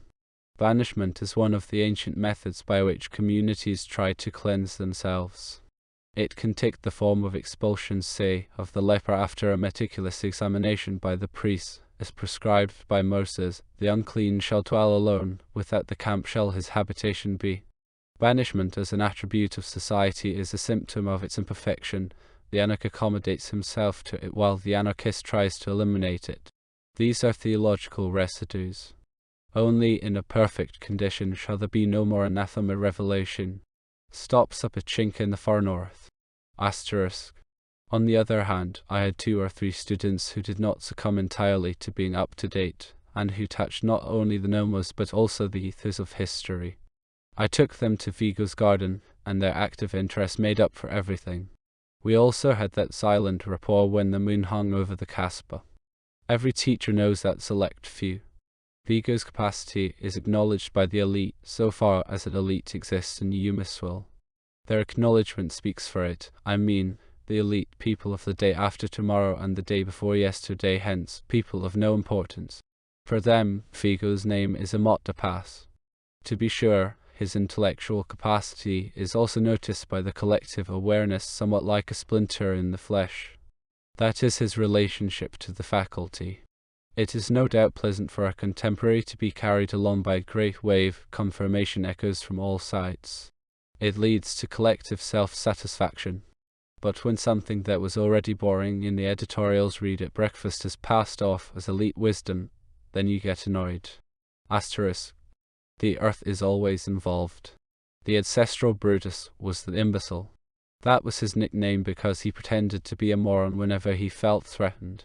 He accompanied the sons of Tarquin to the oracle of Delphi, where they asked who would be the father's heir. The answer they received was whoever kisses the mother first. On the way home, Brutus, in a mock accident, fell to the ground and touched the earth with his lips. The prophecy was fulfilled. Perhaps I have dwelt too long on the islands, but for the Anak they are a major theme, for he leads a solitary and insular existence. When Sindbad sails from the Tigris, through the Persian Gulf and the Arabian Sea, and into the Indian Ocean, he leaves the historical, nay, even the mythical world. This is the beginning of the realm of dreams, to which he gives the most individual shape. Everything is forbidden and everything allowed. The sailor is terrified by his dreams. He triumphs over them as their inventor, their creator. The sand of the islands is dazzling, corals ground down into atoms by the surf. Yet the strength of their gardens has survived. It passes, indestructible, through the great mills of the world. This island, it may also be a fish dressing in the sun, with palm trees growing on its back. Asterisk. To return to Eumeswil, our islands are populated with malcontents whose communities soon turn out to be the same old societies with all their sense and nonsense. They regard the island as an intergnum, a stopover on the journey to a better world. So they prowl through the institutions, eternally dissatisfied, always disappointed. Connected with this is their love of cellars and rooftops, exile and prisons, and also banishment, on which they actually pride themselves. When the structure finally caves in, they are the first to be killed in the collapse. Why do they not know that the world remains unalterable and change? Because they never find their way down to its real depth, their own. That is the sole place of essence, safety. And so they do themselves in.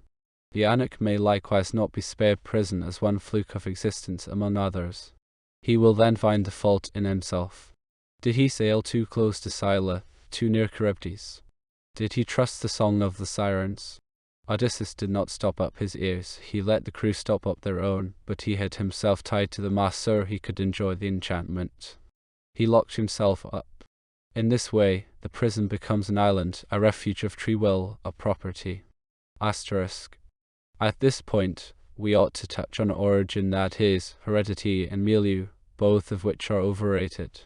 They are the first accidents we have to confront upon seeing the light of day, whether as bastards in a saloon or legitimate heirs in a palace. A beggar's staff or a sceptre, the hansel of fate, frequently one has been traded for the other. King Lear roams the heath, a female serf becomes empress. And over, Odysseus, the divine endurer, who triumphs now as beggar, now as king. Origin 1,000 meanings and only one sense. The German word Erb, legacy, is cognate with labor. The Anak accepts the labor, while any compulsion is contrary to his nature. He is familiar with only one kind of serfdom, the discipline of subordinating his body. The root of milieu, in contrast, is medius, and emptis est celui qui est au milieu. The Anak recognizes himself as the middle, that is, his natural right, which he also grants to everyone else. He recognizes no law, but that does not mean that he despises law or fails to study it meticulously. If his milieu is water, he will move his fins. If it is air, he will spread his wings. He subdues the surf as a flying fish. He knows when to submerge, nor does he shrink from fire. We are touching upon a further distinction between Anak and anarchist, their relation to authority, to legislative power. The anarchist is their mortal enemy, while the Anak refuses to acknowledge them. He seeks neither to gain hold of them, nor to topple or to alter them. Their impact bypasses him. He must resign himself only to the whirlwinds they generate. Asterisk. The Anak is no individualist either. He wishes to present himself neither as a great man nor as a free spirit. His own measure is enough for him. Freedom is not his goal, it is his property. He does not come on as a foe or a reformer. One can get along with him nicely in shacks or in palaces. Life is too short and too beautiful to sacrifice it for ideas, although contamination is not always avoidable. But hats off to the martyrs. It is harder to distinguish the Anak from the solipsist, who views the world as the product of his own devising. This attitude, though step-mothered by the philosophers, is widely tenable, as borne out by dreams. The world as a house with its scaffolds is our conception. The world as a garden full of flowers is our dream. Of course, the solipsist, like all anarchists and as the most extreme one, is hoisted by his own petard, since he arrogates to himself an autonomy whose responsibilities are too much for him. If he as an individual has invented society, then he bears the sole guilt for its imperfection, and if it spells his doom, then he bears the sole guilt, mythically for his impotence as a poet and logically for an error in thinking. Asterisk. Birth and birthright condescend the Anak to rule. This is one role among others that he has to master. Ruling is a corve, especially for the ruler. A Louis Roman 14 lives in a golden cage with less freedom than the least of his stable boys. Tolstoy, in his history of the Russian campaign, rightfully says that of all the actors Napoleon had the least freedom. One can judge the Caesars by the extent to which they achieve self-realization despite the constraints of fate. In the life of Tiberius, there must have been a turning point when the glory and misery of ruling became burdensome and he forsook the capital for the island his Capri, which, as Suetonius says, he chose because it was ringed by steep, sky-high cliffs and deep seas. This turning point must have predated Tiberius's journey to Campania, from which he never returned to Rome. It was foreshadowed by contradictory actions. Thus, a few days after reprimanding Cestius Gallus in the Senate for his debaucheries and revelries, Tiberius invited himself to the man's home, ordering him to modify no thing in his table habits and to have the meal served by naked girls. The historians have noticed this ambivalence. They have pulled him to pieces, at least regarding the second half of his life. They say he chose Capri as a place where nothing was forbidden and where he could satisfy his cravings on a fantastic scale without being noticed by the public. They may be right, but for the Anak, this is secondary.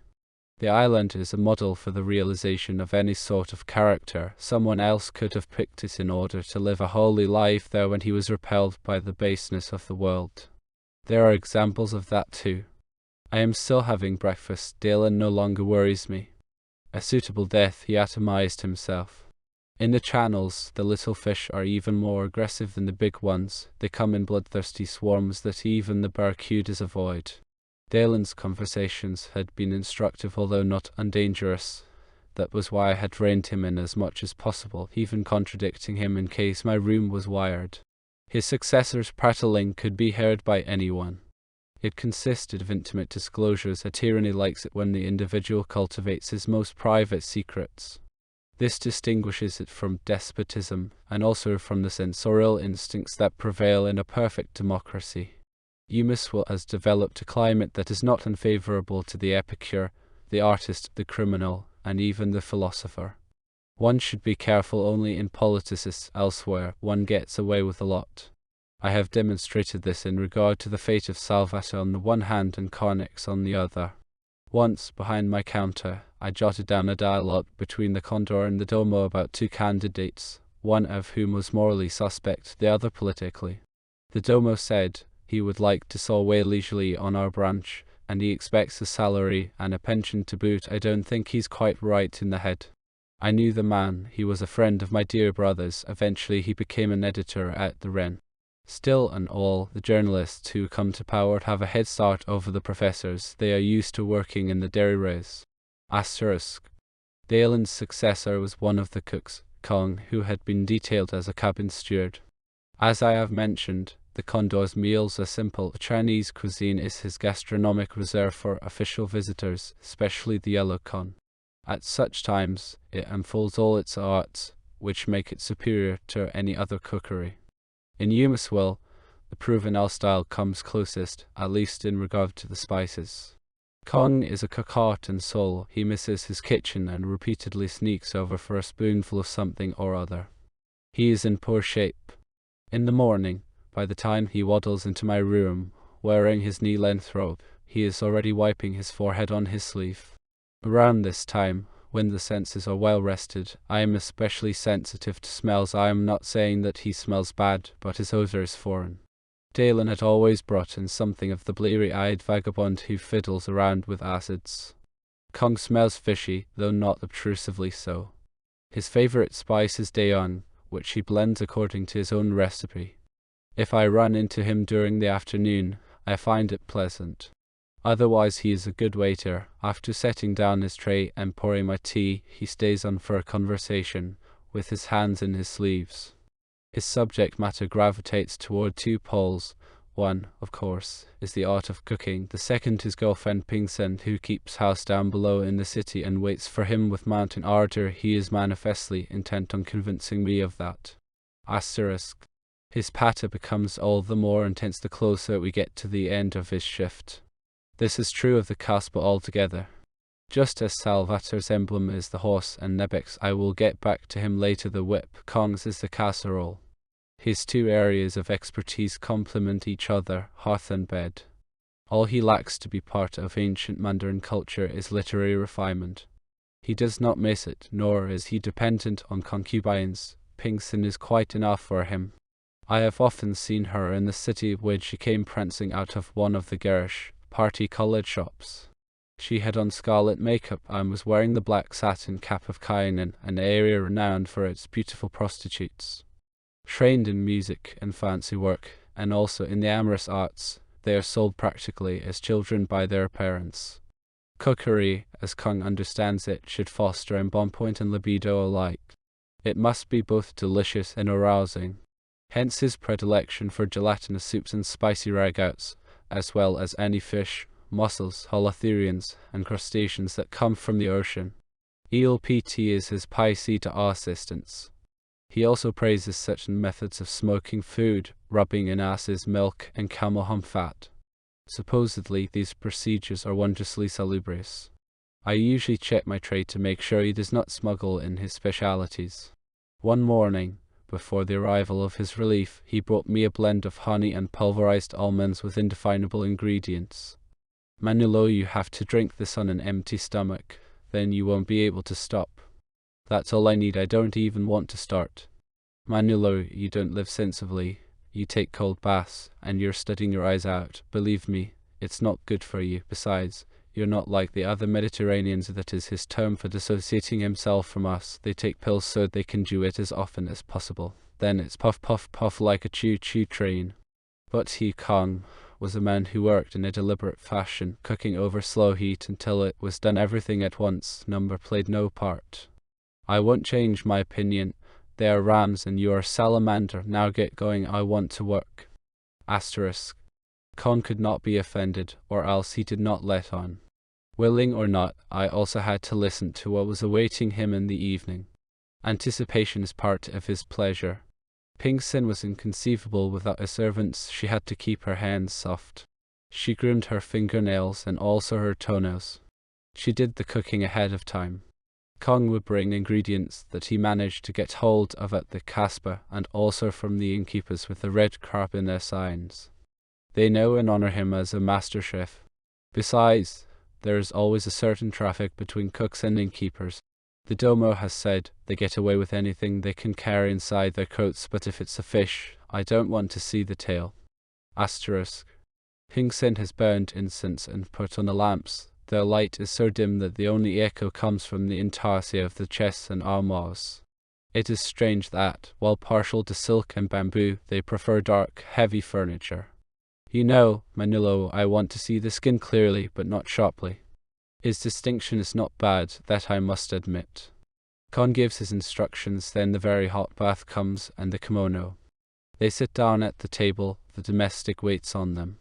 After serving the soup as the last course and thanking them for the honor, she vanishes for the night. They linger over their tea. Get down to business already so I can be rid of you. Not on your life.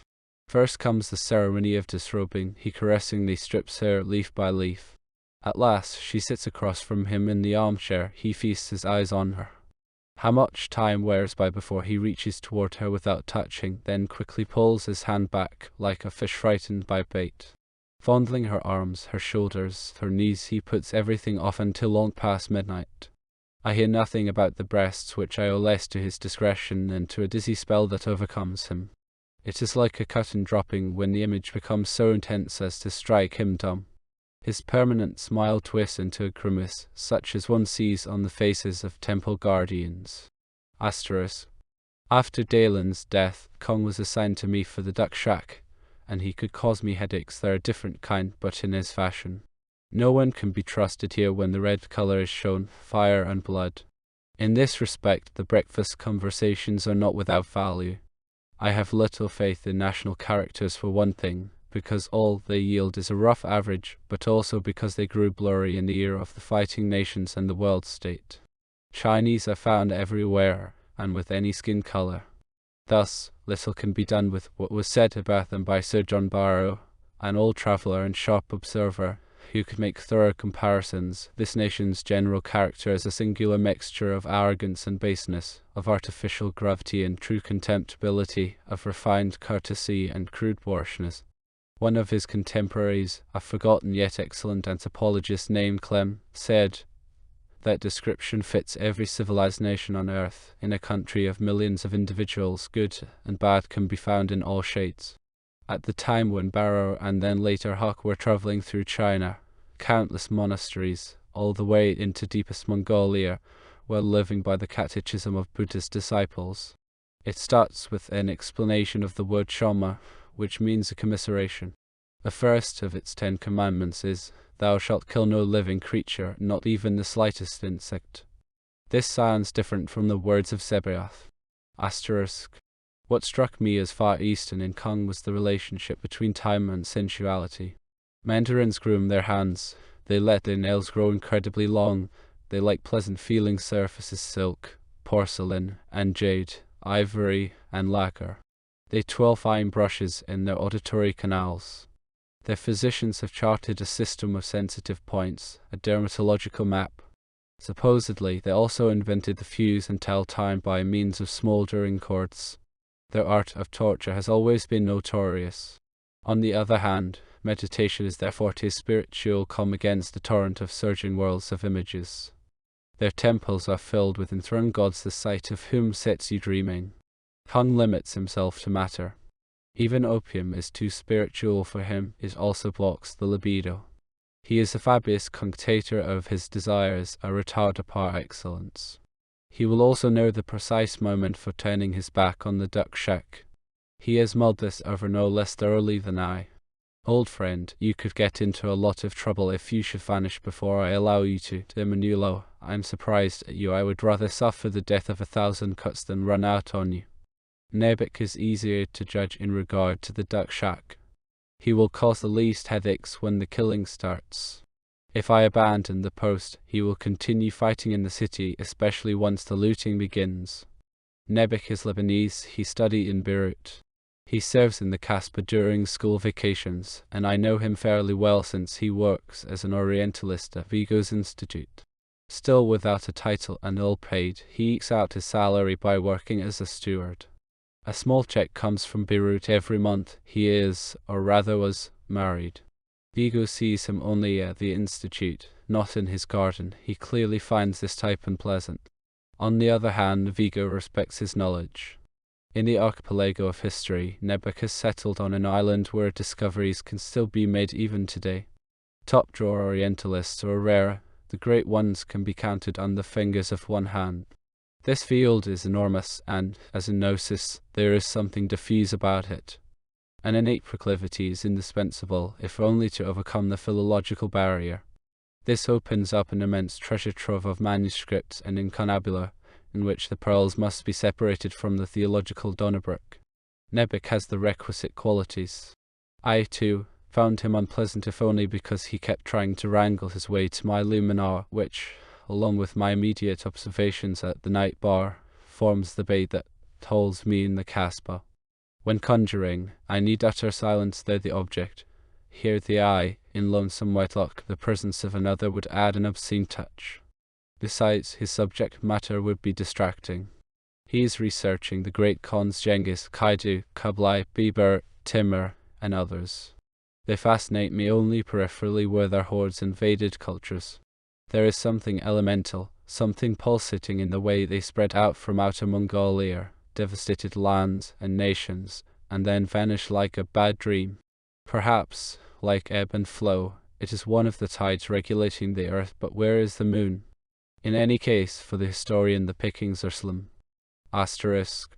One night in the garden we were discussing Nebek, and Vigo confided in me, I really do not know whether he deserves the title of Orientalist. Actually, he is more of a detective, studying footprints in the sand, and these traces were marked only in cultures. Mongolian horseshoes can still be found along the Rhine. The things that Nebek excavates in the lamissaries are worthless, but he does peruse the Chinese, Persian, Indian, and European sources with a delight in the scars caused by our burns. Here in Eumeswil the masses are historical, an elite is metahistorical.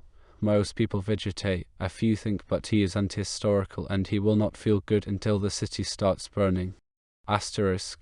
The ego lets everyone be, that was why his criticism astounded me.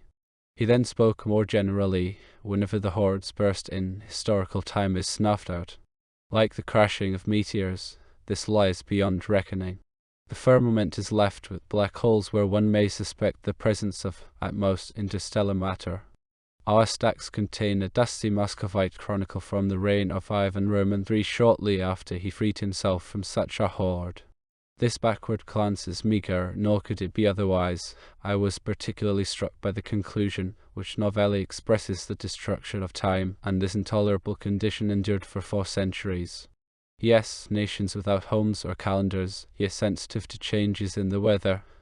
Lunar nations, without contours sharp enough for the historian, that may be the basis for the aversion that one of our people, a very ancient man, feels toward the Turks. Asterisk. Like any faculty member, Nebek had access to the Great Luminar, but only down in the Institute and for restricted periods. The Great Luminar is a greatly desired passkey, similar to the gold phonophore. The users work on apparatuses with restricted keyboards.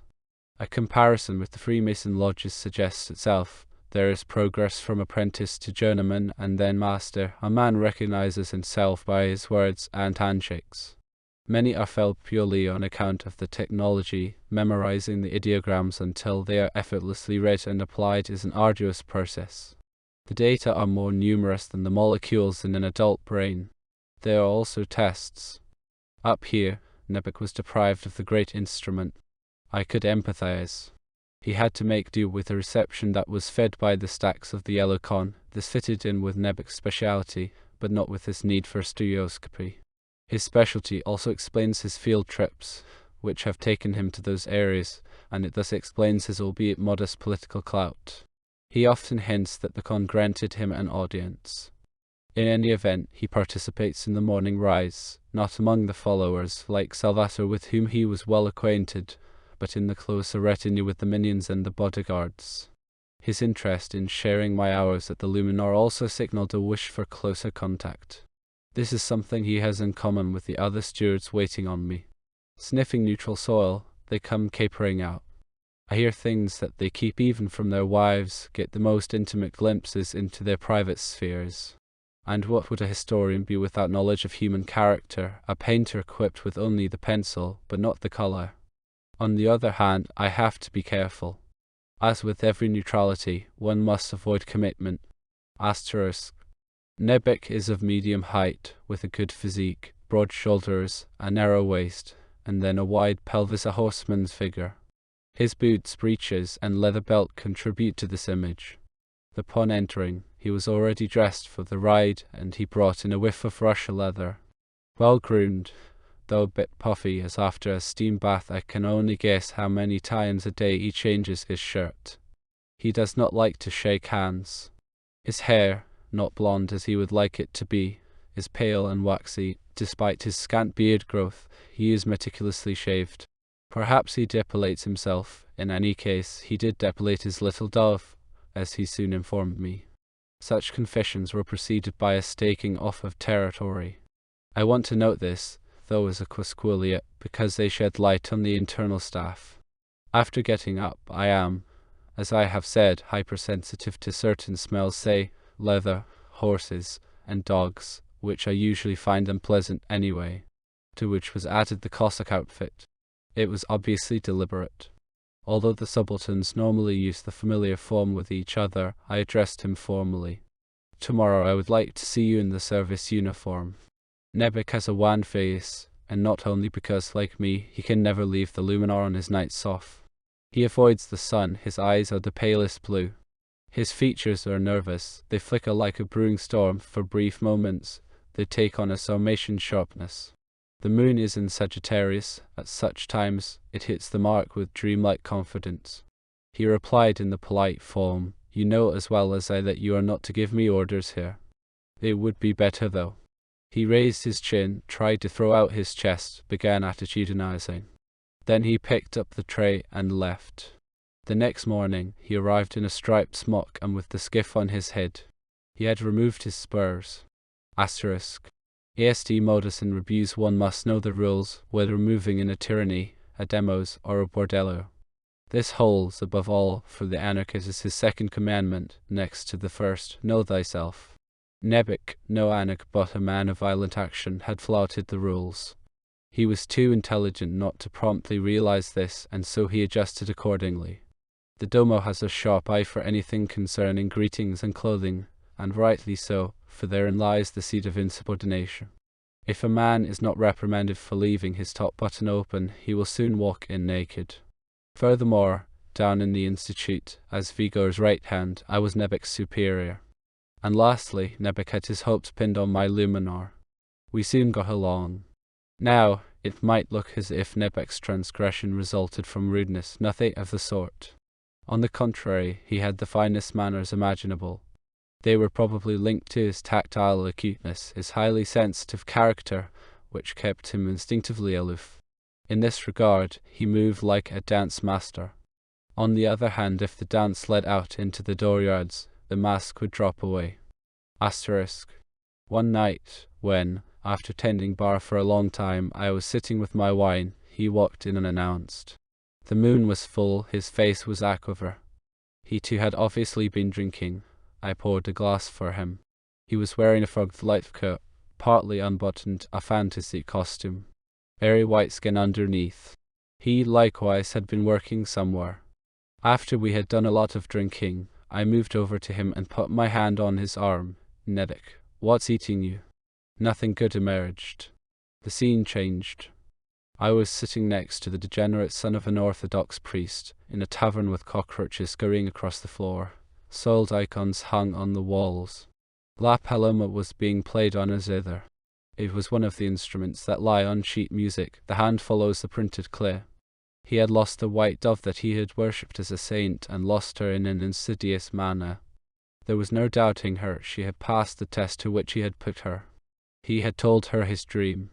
I am suffering in the lowest hell, which I deserve, but you are resting on the Lord's shoulder. You glance down at my torments. A mere drop of water would ease them, if only for a second. I plead with you. You do not waver. You poke out God's eye and drop it on my tongue. That is salvation. Tell me, would you do it? He brushed the hair from his forehead. Yes, Manuel, she promised she would. There was no doubting her. I kissed her feet. Asterisk. I disliked his dream. It brought bad air into the studio. A man may lose his composure, but not his courtesy. Nebec had tendencies in that direction, hence his cleanliness, indeed, his compulsive washing. It was hot. I pushed the window open and heard the guard's footsteps on the granite. There are sounds that have a cooling effect. A variant of the story of the rich man and poor Lazarus. Very early on, this text had been one of those that especially bothered me in Scripture. Father Abraham, in his legalistic arrogance, prohibits Lazarus from even slightly moving his finger in order to cool the tongue of the now impoverished man suffering torture in the flames. Swarms of teachers have lived off this drivel. I sat down opposite Nebec again and get to the point. What happened? Asterisk. Beirut is a hot town where Muslims, Christians, and Jews live cheek by jowl, further split up into sects. Just as there are soils with Iranian virtues, which may have contributed more to evolution than we may allow ourselves to dream, so, too, there are landscapes with incessant religious turmoil. Time is not as productive there as in secular history it is produced. The sects include the Druzes and the Maronites. The former trace their origins back to the divine doves, the latter to the holy Mara. The two groups have been attacking each other for centuries. When Nebec had begun his studies there, he rented a room with a Maronite family consisting of a widow and two children, a daughter, the little dove, and her baby brother. They lived in a one-story house near the beach, by the road to Mayamutin. The little dove had enchanted him on the very first day with her shyness, her pallor, her obedience toward her mother, the way she looked after her little brother, the way she adorned the icons and prayed to them. What had to happen did. On a moonlit night like this one, I will skip the classical details. This child, no angel is so pure. And, needless to say, the widow promptly noticed it. She did not even seem to mind. It was likewise self-evident that she insisted on marriage before the consequences became visible. Nebec left the house one night and moved to Eumeswil. He was still a student. I met him when he introduced himself to Vigo. We were fascinated by his initial visit. The extremely arcane facts that he presented were joined by a kind of passive suggestiveness, a smiling silence that literally challenged agreement. There was no question that he would receive a scholarship. Besides, he came highly recommended. Asterisk. He soon noticed that he could not get over his little dove. She haunted him. She was more intense in his memory than she had been in his proximity. One day he went to Vigo. I would like to get married. We are expecting a baby. Vigo said, Congratulations, a child is a great thing. I can only encourage you. Nebec flew to Beirut and got married according to the Maronite rite. Then he returned with his little dove. Although we had little contact outside of school, I once visited his home. It is hard to distinguish between what a man sees in a woman and what dreams he places in her, especially when he sits there with a face that says something like, Well, what do you think? I, in any case, remember her as vaguely as a pastel that one politely puts back after viewing it along with a dozen others. She poured the tea and listened to our conversation, accompanying it with an occasional smile. Another lunar creature. Perhaps she should apply some rouge. The child came a short time later. It died after taking a few breaths. A boy with an open skull. The domo had given Nebec some time off. When he returned to the Kasbah, he was paler than ever. Of all the horoscopes that he had cast, this was the worst. Mars was rising. Jupiter was down. It was best this way. Asterisk. Of course it was best. I soon found a simpler explanation. With all the things weighing on the wife's mind, she was unable to carry a healthy child to term. Two circumstances struck me as utterly incredible. She had kept the secret for such a long time, and he, a born policeman and a highly sensitive bloodhound, had discovered it so late. Granted, he had been in a trance that moonlit night, but there had been no lack of evidence before and after. Plainly, this was the blind spot in his eye, something that everyone knows from his own experience. At some point, however, he must have felt the end of a thread between his fingers, and he pulled himself up like a spider.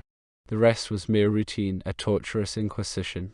By his very nature, Nebic was the sort of man who pries into a woman's past. No speck of pollen is allowed on the myrtle. Damn it, there has always been someone else, a cousin in the arbor or the uncle who took her on his knee. In this case, the man who had been there first was the student who had lived in the widow's home as Nebic's predecessor. And, just like Nebic, he had departed at night when little Benjamin announced himself the little dove's baby, and not her baby brother. Asterisk. That sect hereticii ad libidinem montem is ruled by Old Testament notions. Ascetic rigor enjoys the highest esteem, as do an intact hymen and a blood feud. Hence Nebic was in the right place. The widow had claimed to be pregnant and took off for the mountains with her daughter. There the little dove gave birth to Benjamin. When they returned to Beirut, they passed him off as her baby brother. If her father had still been alive, he would have killed his daughter. Even a distant male relative would have done the job. The fact that the secret was kept so long was something I could attribute only to the docility of the little dove and the strictness of the widow, who, no doubt, had drilled every last detail into the daughter's head. But the tension must have been unbearable. I learned all this from Nebic when I sat facing him during the moonlit night. He obviously could not stand it anymore. I asked, "Why didn't you cut her throat right away?" "No, why didn't you send her back home? Nearly everyone would find out about such a thing if not under such gross circumstances, and you're no saint either." "Thank goodness, but after she was my angel I am her devil. She more than deserves it. She shouldn't get off that cheaply." "Nebic, believe me, she's exactly as you sensed she was at the outset. You saw her substance. Those other things are accidents. She is the born sacrificial lamb." That was precisely the challenge. Deep down, he enjoyed what had happened to him. Asterisk. First he had put pressure on the widow. Flying to Beirut, he subjugated her physically as well. He overpowered her right in the kitchen, satisfying his rage in front of the open fire. There was no shilly-shallying, she knew instantly. Then came the pension he squeezed out of the widow, her vineyard bit by bit, then eventually the house. The little dove remained in his hands. Whenever he came down from the Kasbah, he would put her on trial. He sat in the armchair, she had to kneel before him. I would rather skip the particulars. He interrogated her more and more narrowly. He had to probe everything deeper and deeper, especially the night when his predecessor had gone to her room. He grilled her down to every last fibre and in slow motion. He must have been suffering from a primal angst that he satisfied through torture. "Nebic, you want to wipe it out. You're going to kill her. Then you'll mourn her at her grave as a saint and string yourself up in the attic. Just send her back home." Magma from the Archean, an overwhelming weight. Suddenly an awakened fly began to buzz and it fell silent on the ceiling. The prince jumped. "You did that." He finally managed to whisper. "I did that," said Rogojin just as softly and looked down. Asterisk. "Nebic, this is not the finale. You have to sound yourself out. Tell me you had early dreams like we all do, reveries that we indulge in until we know what's at stake, daydreams." Yes, he knew what I meant. His parents had enrolled the little boy in the Quran school, a sort of kindergarten for the scions of wealthy families. He had attended it only briefly during a hot, lazy summer in Al-Bika, the fertile valley between the Lebanon and anti-Lebanon mountains.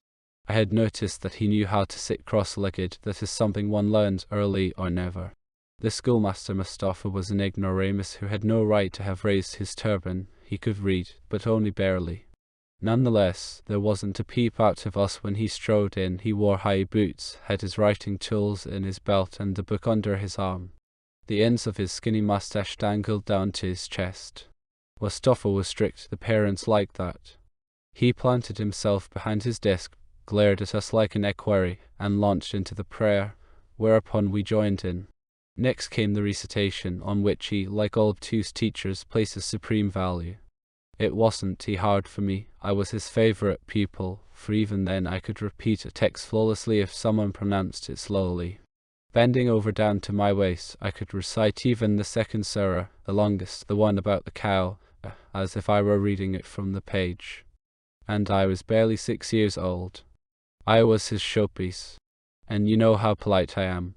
Some of my classmates recited more or less well, others badly or not at all. I would then mentally rub my hands together, for I knew what was coming. Mustafa would stroke the ends of his mustache and frown. If he was a master in anything, then it was in punishing. The copper had to go to the front, loosen his trouser string, and bend over the desk.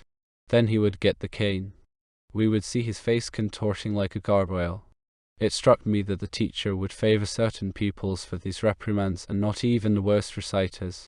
His victims were good-looking boys, spoiled sons of effendis who already sensed what lay in store for them and who began stuttering the instant he eyed them. They were the same boys that I preferred. It was already hot in the morning. I would stay in the shadows as I walked to the mosque with my slate, reeling off the assigned surah, but only moving my lips, and I also indulged in agreeable thoughts. One boy or the other would probably get it again, and my hopes were seldom dashed. Mustafa would never inflict less than 2 or 3 punishments, especially when he was in a good mood. Strangely enough, my concurrence did not escape him. Whenever he summoned one of our favourites to his desk, he would wink at me. Oh, was that good? Asterisk. Mustafa was my role model. I identified with him. There was an arbour in our garden, and I would go there in the evening to dream about him. This arbour, which was out of the way, was luxuriantly overgrown. Even its entrance was concealed by a curtain of vines. 2 creepers had interwoven a bottle gourd and a squirting cucumber. One had been planted by the gardener, the other had settled in as a weed. I would sit there like a bird in a green cage until the moon rose. The heavy calabashes were dangling from the trellis by their necks. Nebek's face had regained its contour. He splayed his fingers as if weighing a gourd. And then the squirting cucumbers. Curious fruits, like certain plums, yellow when they ripen. They are tense, like cocked pistols. Your finger barely has to graze them. You practically only have to think about them, and they burst open and hurl out their juice and seeds. I had fun with them. The taste was bitter when the charge hit my lips. There I became Mustafa, rising to the rank of Pasha in him. I called our favourites to the desk in order to interrogate them, and I was more severe than he. I did have a variant, however. I also summoned girls. I used to watch them in the neighbouring gardens. They were already guarded by eunuchs at an early age. The girls, too, had to undo their trouser strings. I then ordered them to step forward in pairs so I could investigate what they had done with each other. No amount of denying helped. Just what it was they were supposed to confess. Their secret eluded me, although they were guilty beyond the shadow of a doubt. That was my favourite game in that garden. I often played it until the first birds stirred in the bushes. Then I stole back into the house. I am a night person. By then, my pallor was already blatant. My father believed I was studying too hard. He was worried about me. Asterisk. That was Nebek's story. It is strange to see how early the composition of life emerges to be repeated in destiny. I had already sensed it. He and the little dove were made for each other. It was not her guilt, it was her secret that no torture could wrest from her, a secret that made her guilty and was causing her doom. The night was brightening, the horses were pawing the ground in the stables, the dogs were baying. I said, "You can't forgive her." I realized that, but recite the divorce formula 3 times, you have to send her home. It would be too complicated to describe how I brought this about. Indeed, managed to get it done. I had the means at my disposal. Incidentally, it was a wasted effort. Olim ed operam perdidi. Scarcely had the little dove arrived in Beirut than the news of her death came from her mother.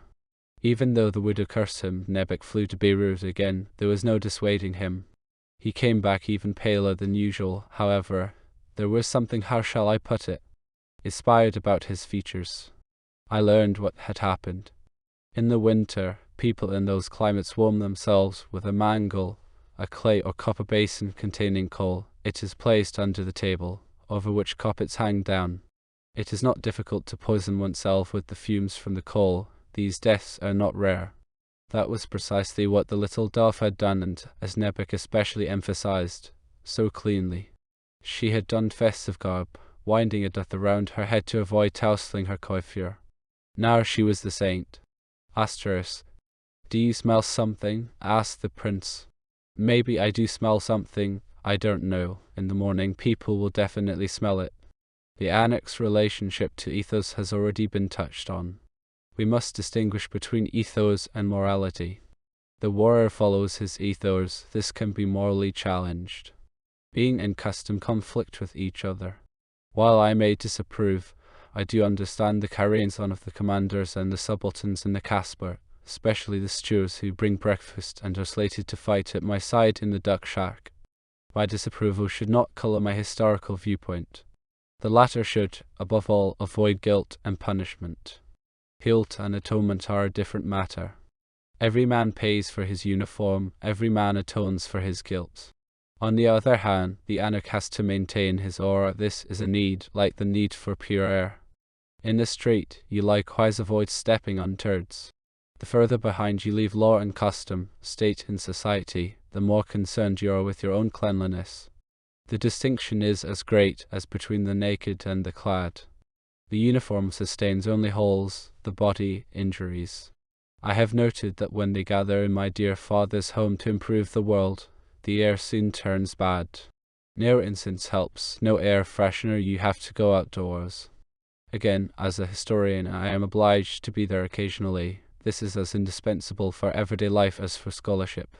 The air smells worst among the anarchists, and they can be found in Eumeswil too, as they are everywhere and always. I gain access to them through my students, although they regard me as suspect. The bad odor is related to their intrinsically correct maxim that everyone should live according to his taste, but their taste stinks. One finds types among them who deliberately step on turds and flaunt it as an intellectual achievement. Vigo, although affected by their machinations, is not unbenevolent toward them. In 10 years, they will all be lawyers with stylish haircuts.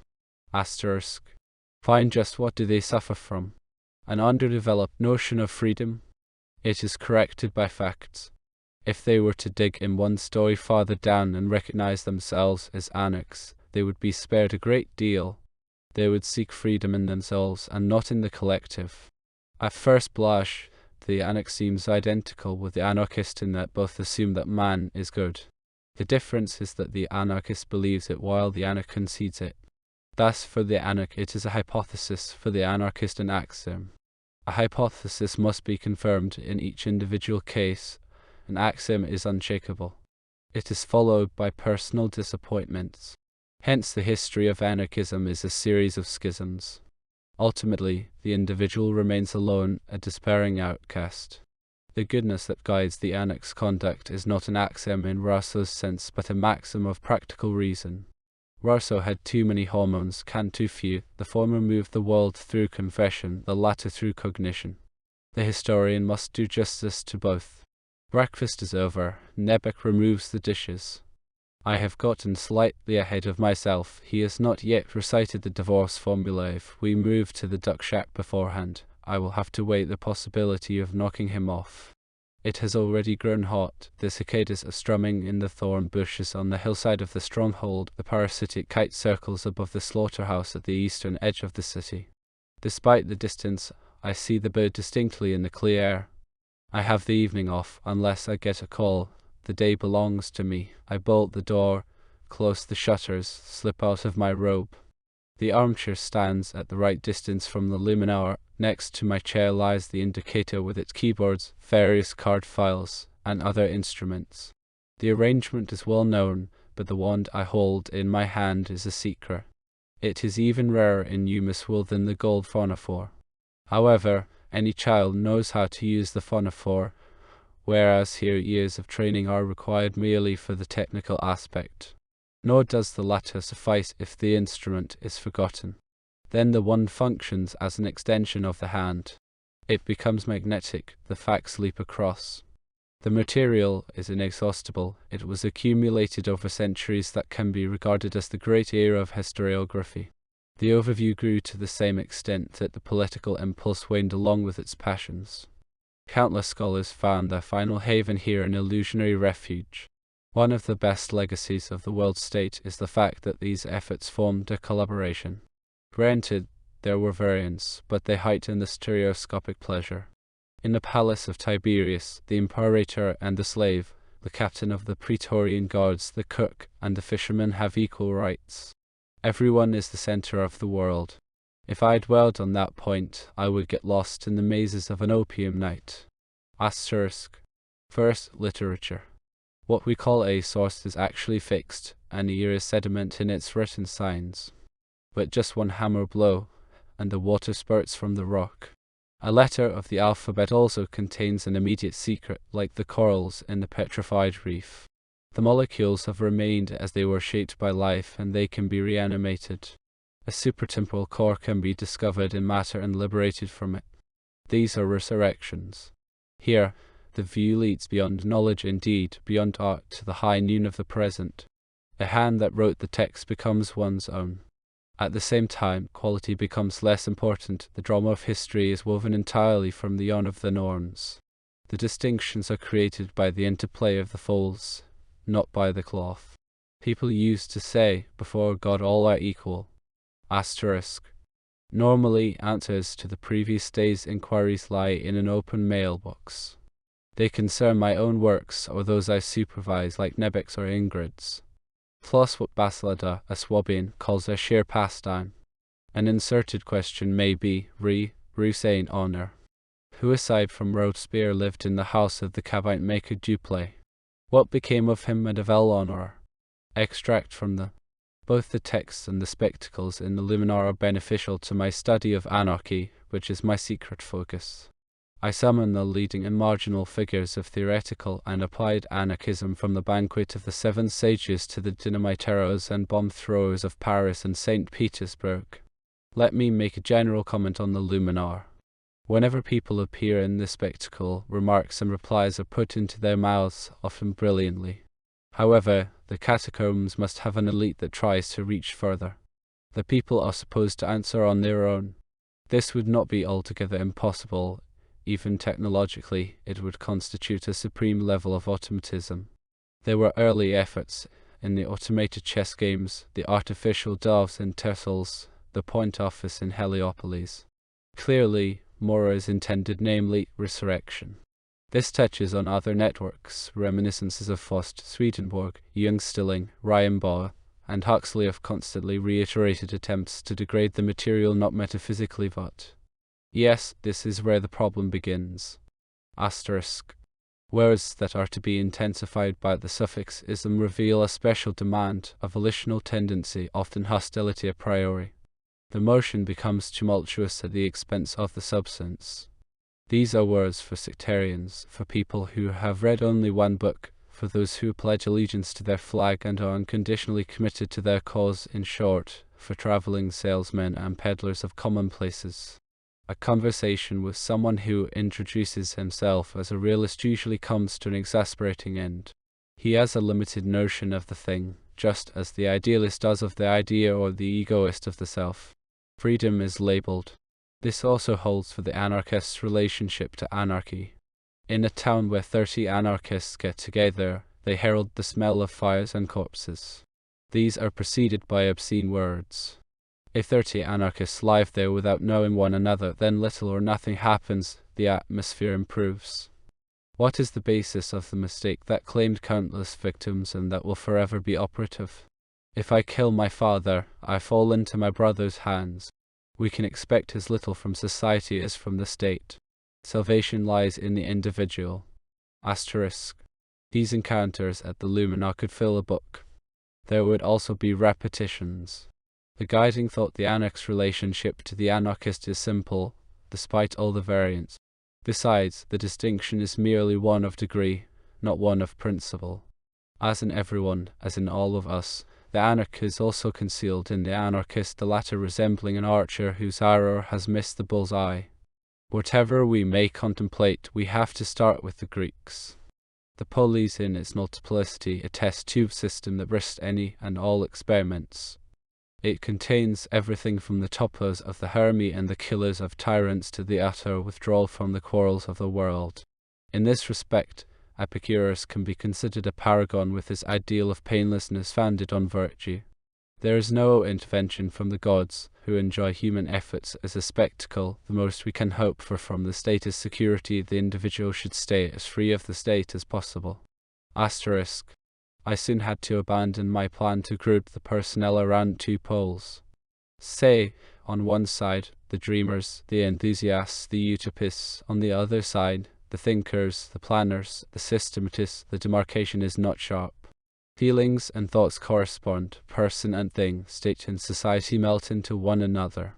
The wave, irresistible in the surf, dissolves into foam because of both its own fatigue and the external resistance. This is demonstrated by practice, for example, the schisms of the Anabaptists or the Saint Simonians. Caution is especially called for when messianic claims are voiced. I reviewed Fourier's world plan in the Luminar. It was presented as implemented in a surrealist version. There were no more towns or villages. The planet bristled with gigantic high-rises, the phalansteries. These white towers were separated by their attached agricultural areas, which were run and farmed as cooperatives. I must admit that the sight had something majestic about it, as Fourier had dreamed. Indeed, there were approaches to his ideal in the course of history. Dreams and images always precede reality.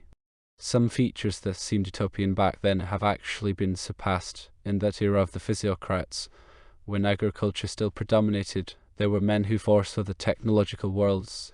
These too were, after all, founded on dreams. Granted, the blueprints often resembled palaces without stairs, but some plans were carried out. The environment was already taken into account, thus the collaboration of the phalansteries has produced a difference in climate, and indeed a favourable one. An agreeable, harmonious temperature prevails everywhere as under a glass roof. Seawater has become potable, the wild beasts are tame. The whole earth becomes habitable, even the deserts, and also the poles, above which heat radiates from torrents of light. The population will grow to 3 billion. People attain a height of 2 meters and live to beat. Pain is the historian's portion. It strikes him particularly hard when he ponders the fate of the do-gooders. An endless lament and an eternal hope are handed down through the generations like a torch that keeps going out. In the Luminar, the images are three-dimensional. According to my whim, I can sit with the Montaignods or the giantess in the convention, occupy the seat of the chairman or the concierge, who may have the best overview of the situation. I am at once plaintiff, lawyer, and defendant, whichever I like. My passion flows into the parties like an electric current. This topic often takes me to Berlin. I visit this city shortly before Hegel's death, moving about there for roughly 2 decades, more precisely, until the uprising of. The air was bad, as it is wherever people are debating. One must put up with it. My goal in visiting the free men was not to observe one of the great minds about whom whole libraries were then written. Indeed, a personal encounter only weakens the impact. I was researching a customer who seldom participated in the conversation. He sat silently in front of his glass, smoking with visible relish. Supposedly, a good cigar was his sole passion. In any case, he had accomplished little in his profession. He taught at a finishing school, his marriage, or his literary efforts, with a single exception. His wife, interviewed by Mackay in London many years after the divorce, had nothing good to say about her ex-husband. They had wed in their Berlin apartment under what were then scandalous circumstances, with Bull and Bruno Bauer as witnesses. When the clergyman, a high-ranking councillor of the consistory, appeared, Bull emerged from the next room in his shirt-sleeves. The bride, too, arrived late. Without myrtle or veil, they had neither a Bible nor wedding bands. Bruno Bauer contributed 2 brass rings that he detached from his purse. The Berlin rumour mill turned them into curtain rings. After the wedding, they all remained together, drinking beer and returning to the card game that they had been playing beforehand. The couple had met at the get-togethers of the free men. The wife, needless to say, was emancipated. Her ideal was George Sand, but in London she turned sanctimonious. She no longer wanted to hear about her marriage, and she told Mackay that her husband was crafty, cunning, and underhanded. She summed him up with the English word sly. She had brought some money into the household, but he had drunk it up and gambled it away. Her statements were probably valid to the extent that he had squandered it on bizarre projects. Like many literati, he was impractical but had bright ideas that he would have done better to use in novels than in commerce. Thus he realized that the dairy industry, which was still being run in a medieval fashion, would be improved if centralized. But he had not reckoned with the housewives. They were accustomed to their farmer, who would appear with his dog cart at the crack of dawn. The customers stayed away. The milk turned sour and flowed into the gutters. But the idea was good, as demonstrated by a shrewd businessman who shortly carried it out and raked in a fortune. Asterisk. I can see him sitting there and smoking, a delicate profile. The sketch that Friedrich Engels drew from memory in London captures only the middle part of the face, the straight nose and the fine mouth. It was revised by the media service in the Luminar. The new version also had the high, though less receding, forehead, which is stern in German. And indeed, he, Johann Caspar Schmidt, had been nicknamed Sterner by one of his fellow students at the University of Königsberg. Later on, he used the pseudonym Max Sterner. His signatures are likewise delicate. One notices that the final stroke sinks with the years. Incidentally, he died not by his own hand, but from a fly sting that became infected. A banal life, misspent in profession and business, a failed marriage, debts, a regular tavern table with the standard blabber preceding the German Revolution, a high-level Philistine, the usual stuff. His literary output, essays and critiques in newspapers and journals, is equally unimportant. It was already forgotten during Sterner's lifetime and would have been consumed by the firestorms had it not been preserved by the Luminar. Yet these little leaves, which, in times of crisis, sprout like mushrooms from the humus and then perish, are invaluable for the historian who wishes to study ideas in Stochen ascendi. They are covered by the rubble of revolutions. And the Marx Engels pamphlet attacking Sterner St. Max, a folio manuscript of several hundred pages, also very nearly disappeared. By the time it was excavated, it was already well gnawed by the mice. Engels had entrusted it to a cabine maker named Babel. The Luminar restored the text. The manuscript was begun in. Another long day has ended. In the city, lights trace out the pattern of the straight principal avenue and the twisting streets. The boats at sea also have lights. A few craft are circling the islands, others linger on the surface, mirror those of the lamps of the fishermen who hunt the loligo, the squid. Whenever he seeks pleasure with the woman, who, just like him, gives off a pearly sheen, resembling the veiling of the iris, the cunning fisherman approaches him. He tosses glass spheres in the sea, they menace, with sharp points, and they shine like you, loligo.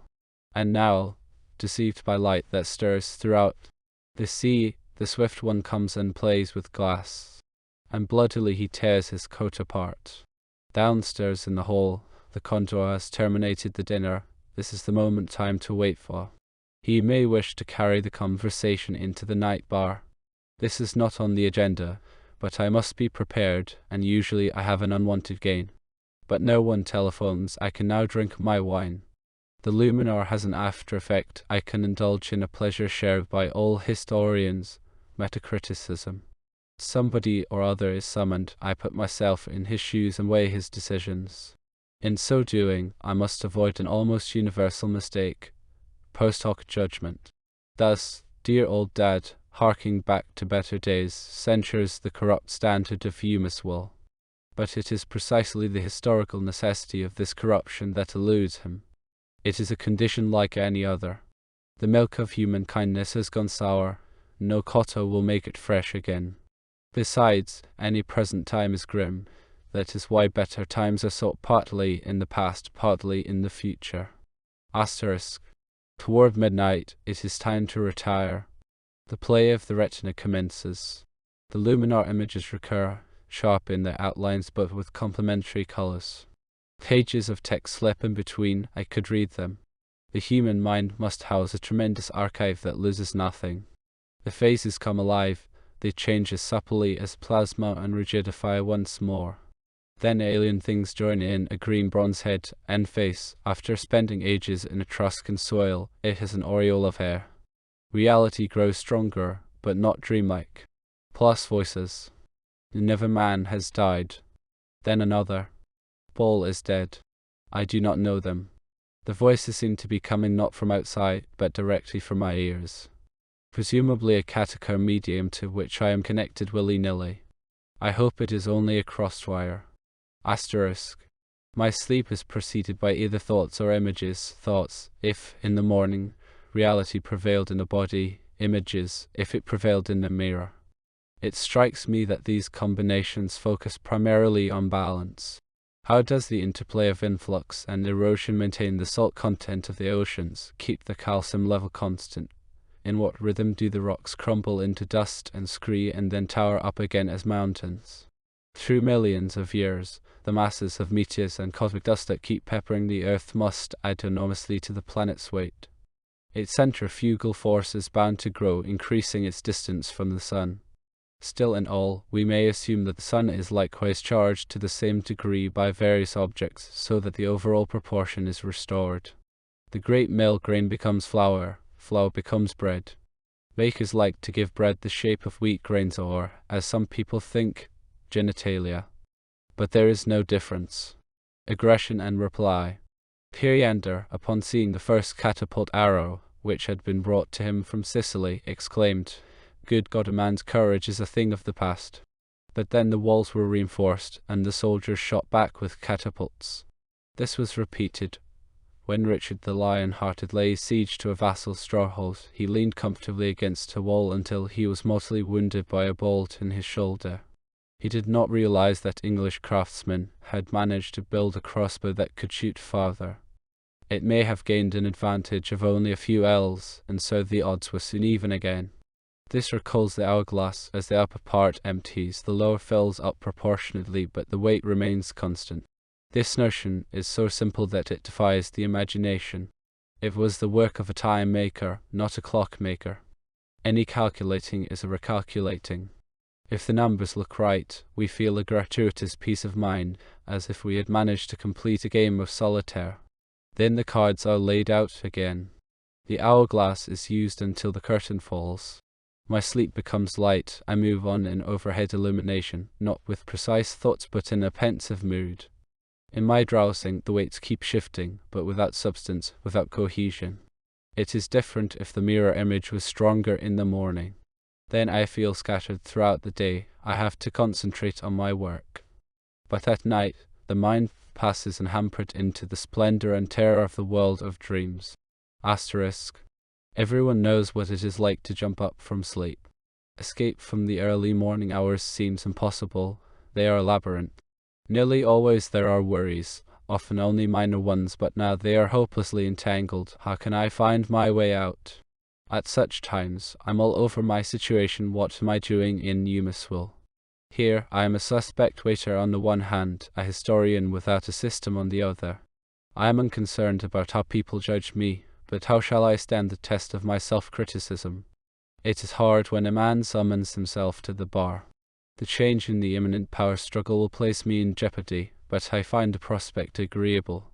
The bunker on the upper sus is prepared for all the trouble I went to. It was more of an intellectual game, like winter plans for a later vacation. You get hold of a tent, a felt boat, a rifle. If things get serious, off I go on my holiday. I will return after a while. That is how all romantic excursions wind up. You escape either not at all or by the skin of your teeth. It makes no difference to me whether Eumeswil is ruled by tyrants or demagogues. Any man who swears allegiance to a political change is a fool, a facchino for services that are not his business. The most rudimentary step toward freedom is to free oneself from all that. Basically each person senses it, and yet he keeps voting. Inside the pulleys, everyone is on a treadmill. The slave is free only in his sleep. He becomes king in his dreams, even on the night before his execution. At these tables, more is served than our daily bread. This, too, is basically sensed by everyone. Prophets and popes have lived on this hunger. Princes of the night garbed as magi want to lay hands on our very dreams. Asterisk. 2 steps, or rather leaps, could get me out of the city in which evolution has run its course. But a few realized this early on, but wagered on evolution all the same. When appraising an experiment, one must ignore any possible usefulness, avoid any value judgments.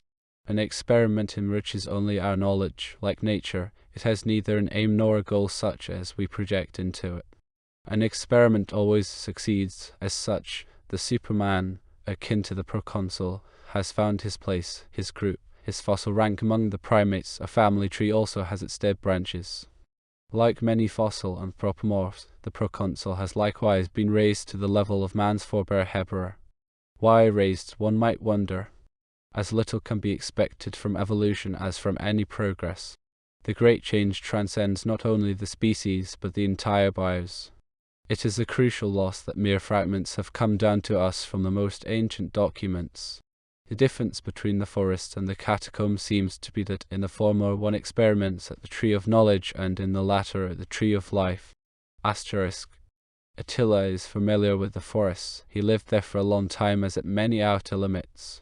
That is why I listen very attentively to his words and even more to his silences. Likewise, more is happening in the catacombs than the hoarding and administering of knowledge. It is the foundations of the species and not of consciousness that are being shaken. In the forest, a new Isis ought to be engendered, and Prometheus liberated from the Caucasus by the subterraneans. In our epiconic world of languishing empires and degenerate city-states, aspirations are limited to the crude needs. History is dead. This facilitates a historical retrospective and keeps it free of bias, at least for those who have suffered pain and put it behind them. On the other hand, the things that gave substance to history and put it in motion cannot have died. They must have shifted from the phenomenal world to the reserves to the night side. We dwell on fossil soil that can unexpectedly spew fire. Everything is probably inflammable all the way to the core. The fact that some places are heating up is perceived not only by visionaries and crackpots. While political and economic problems are touched on only peripherally, the domer has to deal with them ex officio. The intelligence he receives from border patrols and the information he gathers elsewhere are things he keeps top secret, because he considers them dangerous and also because he would like to suppress them. They do not fit into his system. He would prefer to treat them like the tales about sea serpents. At the night bar, I occasionally catch a remark that sheds light on his appraisal of the situation. His assessment, in accordance with his nature, is realistic and could be formulated roughly as follows. There is no doubt that these rumors, while exaggerated, indicate the existence of specific neuralgic points. In a tiny number of centers, knowledge has become autarkic, independent of even the empires. This autonomy of both the technocrats and the biologists is based on the hoarding of knowledge and on its secrecy. The independence is expressed in the luminars, which transmit news and indispensable data. Towers have been driven downward and turned into cisterns that weather the assaults of political might. Such constellations have always existed, say, in the history of the secret orders, or the way the old man of the mountains at the fortress of Alamut influenced the policies of oriental kingdoms. If my evaluation is correct, there are two schools at work. One wants to pile higher stories on the cerebrum, while the forest school wants to sink it back into the thalamus. One group cannot get along without fire, the other without the animal. We in Eumeswil are a little people, and so we have to steer clear of these quarrels. It is more important to have bread on the table every day. Then again, scuttlebutt about sinister things does us no harm. People huddle together as on the brink of an abyss. Such are the domo's thoughts. Attila, by contrast, seems to feel that the condor should get involved in the forests. I once heard Attila say, the condor and the lamb. As a historian, I infer the existence of a still aimless movement that could be called a precurrent, a spiritual disquiet that spreads out before tangible things appear. Parties have not yet formed, but are adumbrated. Something is going to happen. Even nuclear fission was preceded by whispers. On an island without dogs or cats, one could still determine who, if these animals were ever introduced, would go for dogs and who for cats, and who would remain neutral. Thus there are people who are scared of snakes without ever having encountered one. This can be applied to Montezuma and the white gods. Thus, in Eumeswil, Vigo strikes me as being predestined for the forest, Bruno for the catacombs. They are also the only people with whom one can converse about those matters. As I have mentioned, I took the job at the night bar chiefly because of Vigo's advice. I am grateful to him for his exegeses of the bits and pieces I bring back. In regard to what I told him about the domo's ruminations, Vigo said, "The man is good in his place, his trade is sure, because he does not see or wish to know what is going on below or above the surface. Otherwise he would not take science so seriously. The fact that science is a puppet show, especially in technology, would be an absurd thought for him. Yet science does not have a light of its own. The theft of fire, first by Prometheus for the hearth, then by the Uranians for Leviathan. Clearly a third stage is in the offing, the transmutation of fire into mind. At that point, the earth will not make do without gods. Asterisk. Such reflections are typical of Vigo. They have caused him to be discredited in the official establishment. For him, Herodotus is the greatest man. Without a precise study of myth, says Vigo, there can be no well-grounded historiography. While venerating him as I do, I cannot go along with this point. Whatever man may devise, it will fall back on him. I waver between Vigo and Bruno, who, in turn, has a different standpoint. Bruno is closer to the catacombs and has haunted at least their antechambers. One of the areas he studies is the ability of human intelligence to reach a level of supercommunication, which will make the mind independent of technological media. This development would have to be preceded by vast reductions. The Titans restrain freedom, the gods grant it. Asterisk. I am still in the night, still pondering the possible ways out. Perhaps I will see them more sharply in the bunker, in solitude. I have also equipped it with a pure crystal mirror. I expect the catastrophe not to move the political weights around, but to abolish them altogether. Lightning clears the air.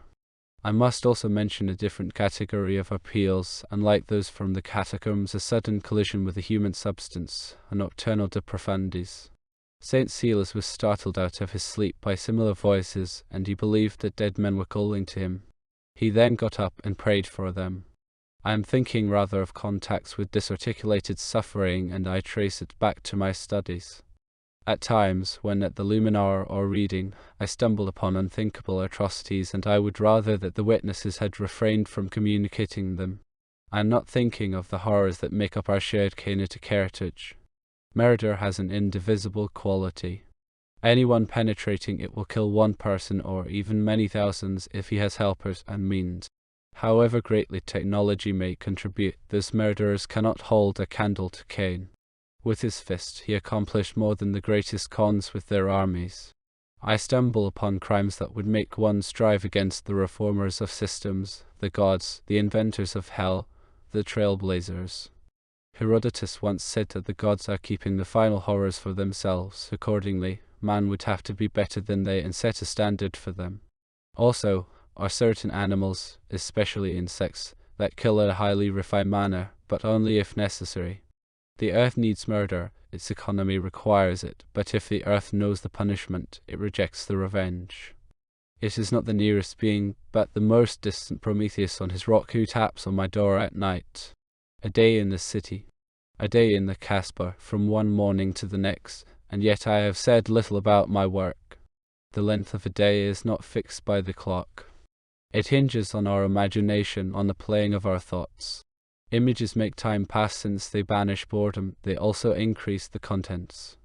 The ideal would be the moment in which time concentrates, even annihilates itself, and everything becomes possible. Light becomes more intense, it becomes absolute. On this as on every morning, my relief comes. I relinquish the night bar and everything in it. I turn in my key and my uniform at the office. During my absence, the studio remains locked, the great luminar is top secret. Now I can head for the city. The stronghold mountain is already warm. The descending footpath, cutting through the curves of the paved road, is a red arrow pointing at the harbour. Green lizards whisk across it, vanishing in the euphorbia. They are indifferent to the tufts of spines. My pay's in my pocket, and I jingle the gold pieces. I will stop at the harbour. Latifa is expecting me. I notified her through Madame Poser. Latifa cannot receive messages directly. All she is the Crephonophore, which is limited to official announcements from the Casbah, and with which one can hear but not transmit. If any vestiges of a class or caste system have survived in the atomized society of Eumeswil, they are expressed in the phonophore. The rights are of a dynamic nature. They are based on power and not on property. Latifa between us was the next best woman to come my way. I spotted her the very first time I went off duty. Her beat is over the waterfront, among the brokers, ship chandlers, and small taverns. That is where she walks up and down. Half-time is marked by Madame Poser's alpagoa cramped, shabby H-tells a pass with narrow stairs going up several stories. Outside the tap room, 2 round tables and some chairs are set up on the sidewalk. Madame rents out by the hour. Few patrons wish to spend the night.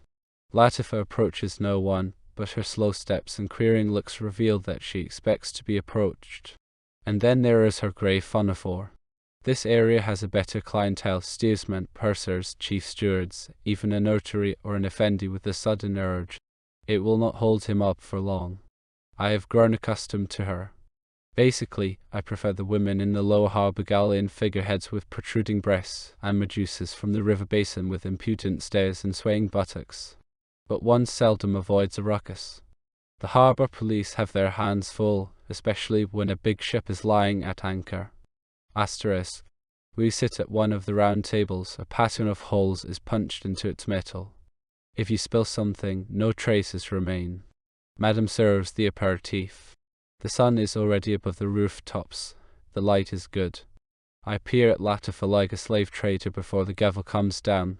There is something ancient about her, something of the early Persepolis. The teeth are of prime importance. They tell about the bone structure. In the left upper row, a gold tooth, which does not really bother me. The tooth is exposed by a smile that lends a mysterious depth to the features. It is an ineradicable male error to treat this as a sign of intelligence. Latifa never applies rouge, only lipstick, together with the black hair that dangles into her forehead. The lipstick makes her face seem even paler. Her facial skin has large pores. You wear long skirts. I suppose you have ugly legs. You'd like to see everything right on the street, sir. Not a bad comeback. Altogether, she eyes me in an appropriate way, critically, as if I were a fish caught in her net.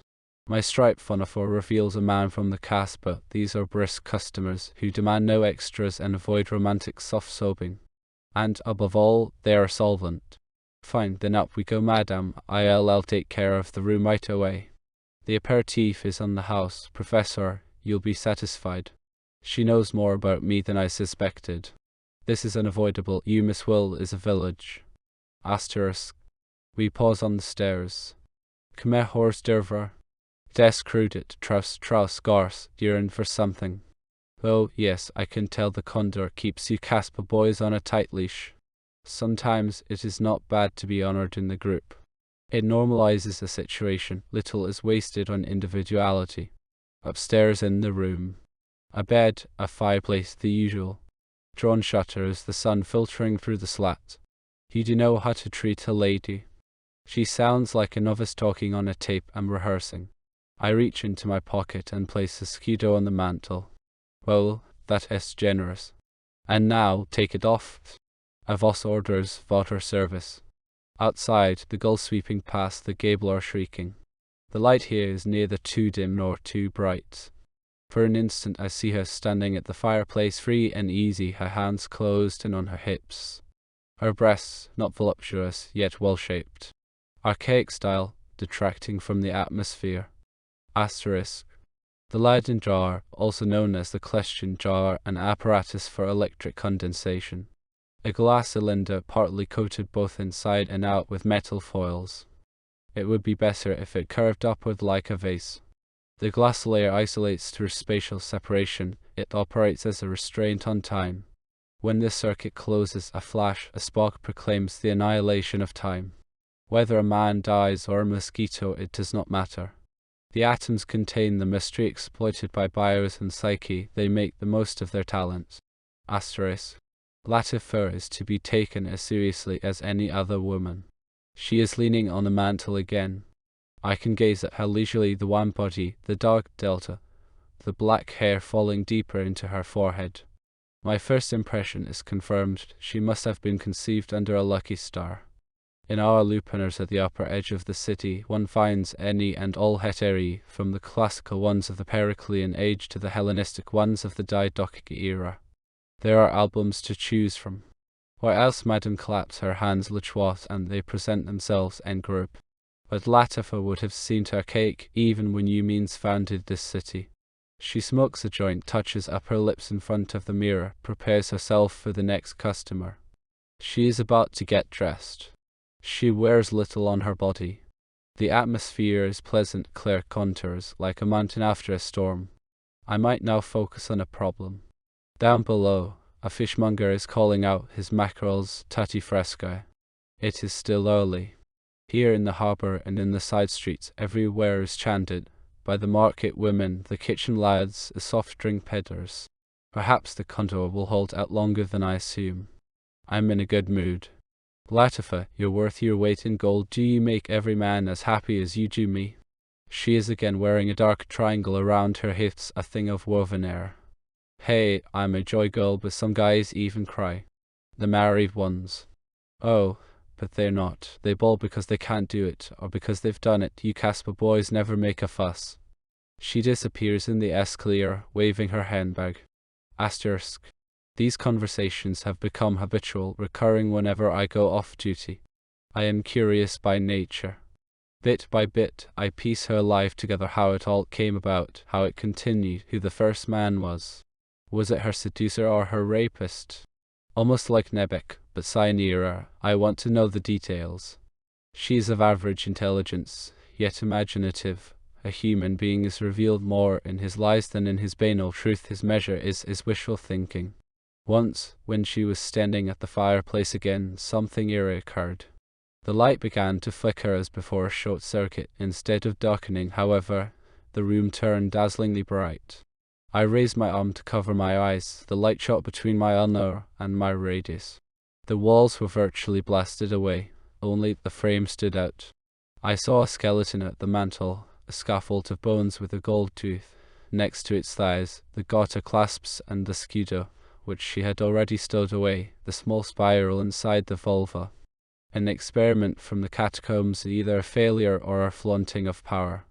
Sometimes these interventions unnerved the city, provoking a kind of paralysis.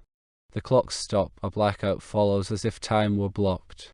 They can also generate quakes and darkness. A brief shaking of the power of the cons, quickly forgotten like a nightmare. I heard Latifa. Should I come again to you? This was the first time she put it that way. We were lying under the blanket, almost skinless, two embryos in the belly of Leviathan. Yes, it was good, a relapse into humanity. After she left, I found the scudo on the mantelpiece. She had put it back. Well intended, but against the rules. At my next relief, she found two scudos. She took them without batting an eyelash. Smart girl. Still and all, we became intimate. Latifa also serves as my lightning rod. Ingrid dislikes brutal embraces. She sticks to the absolute necessities, and even then, I assume, more as a favor. She never stands on ceremony, but she respects herself without being prudish. In our Eumeswil, she seems like a gull from abroad, like a far northern bird of passage in its winter quarters. Her figure is shorter than average, but nicely proportioned. If one saw her face in an anthropological museum, the label would say, female Swede. Why was it that the word twin flashed through my mind the first time I encountered her at the Institute? It must have been due to those nice proportions, which seemed to have emerged from a foundry cast. In such instances, race wins out over individuality. Her color is blue. She wears linen, in shades from an almost whitish blue to very intense aquamarine, with some lavender. Little jewelry aside from a cameo and sometimes a necklace, no ring. At meals, as in all her habits, she is simple, fish soup without saffron, and naturally without garlic con pepe. If we dine together, I follow her example. She and Latifa know about each other. I do not keep them secret. Besides, Latifa's base of operations is very close to the Paiteo where I recover from dealing with Deodat. Ingrid is not jealous. Latifa has no right to be jealous. Ingrid is reliable in her work. In this context, I'm what is known as her doctoral advisor. Her devotion is almost filial. It culminates in incest. That was what I scented at our very first encounter. Vigo is the kind of prophet who is greatly honored save in his own country. Among insiders, his name, to the secret chagrin of his colleagues, is regarded as a mot to pass from Beirut to Uppsala. That is why his courses are always attended by students from far away. Once, when I was saying goodbye to him after one of our evenings, he said, incidentally, another snow goose has reported to me she wants to work with us. She's got good marks, and she's also discovered a thing or two at the Luminar. I'd like you to take her off my hand. He acts as if these responsibilities were burdensome. In reality, they increase his prestige. Asterisk. The next morning, Vigo introduced us to each other at the Institute. He also suggested a thesis, the differentiation of authority in the ancient empires. The research was to include the colonies of the Western powers, especially proconsular autonomy. Sometimes the warrior caste is disempowered by the demos or by the Senate, and it then migrates to remote territories. That is how the motherland gets rid of its agitated minds, aristocrats, and reactionaries in those areas. As the nature reserves, they can wage old-fashioned wars against nomads and mountain tribes, adventurers in service. On the other hand, they can turn dangerous when, like Caesar, they create the Gaul or, like an Iberian general named Franco, return with their legionnaires during a crisis. That was roughly how Vigo pictured it. He said, "It is a vast domain. One ought to extract a leitmotif, perhaps the extrapolation. Mathematically, the extrapolation becomes less certain the farther one moves from the original field, in some cases, right upon leaving it. Now see what can be done with this." And he left us to our own devices. He was right, a vast domain indeed. Still, distance has scarcely mattered since the development of airborne troops. Ingrid worked at the small luminar in one of our rooms, almost a cabin. I noticed that she attuned the blue of her clothing to her lavender sprig. And indeed, she was quick at making good discoveries. Thus, in the archives of correspondence, she found a new version of Lord Clive's suicide. It also helped me in my definition of the anarch. She managed to dig out something fitting the theme in the 12 articles that an Anabaptist had set up during the Germanic Peasants' War. The text said that warfare between Christian nations and thereby the Aryan ban ought to stop. If any men were still left with an uncontrollable lust for war, they should be packed off to fight the Turks. Asterisk. During my service at the Casper, I let Ingrid use my office at the Institute with Vigo's permission. This gave her access to the great luminar. A year passed, but we realized that the topic was unraveling.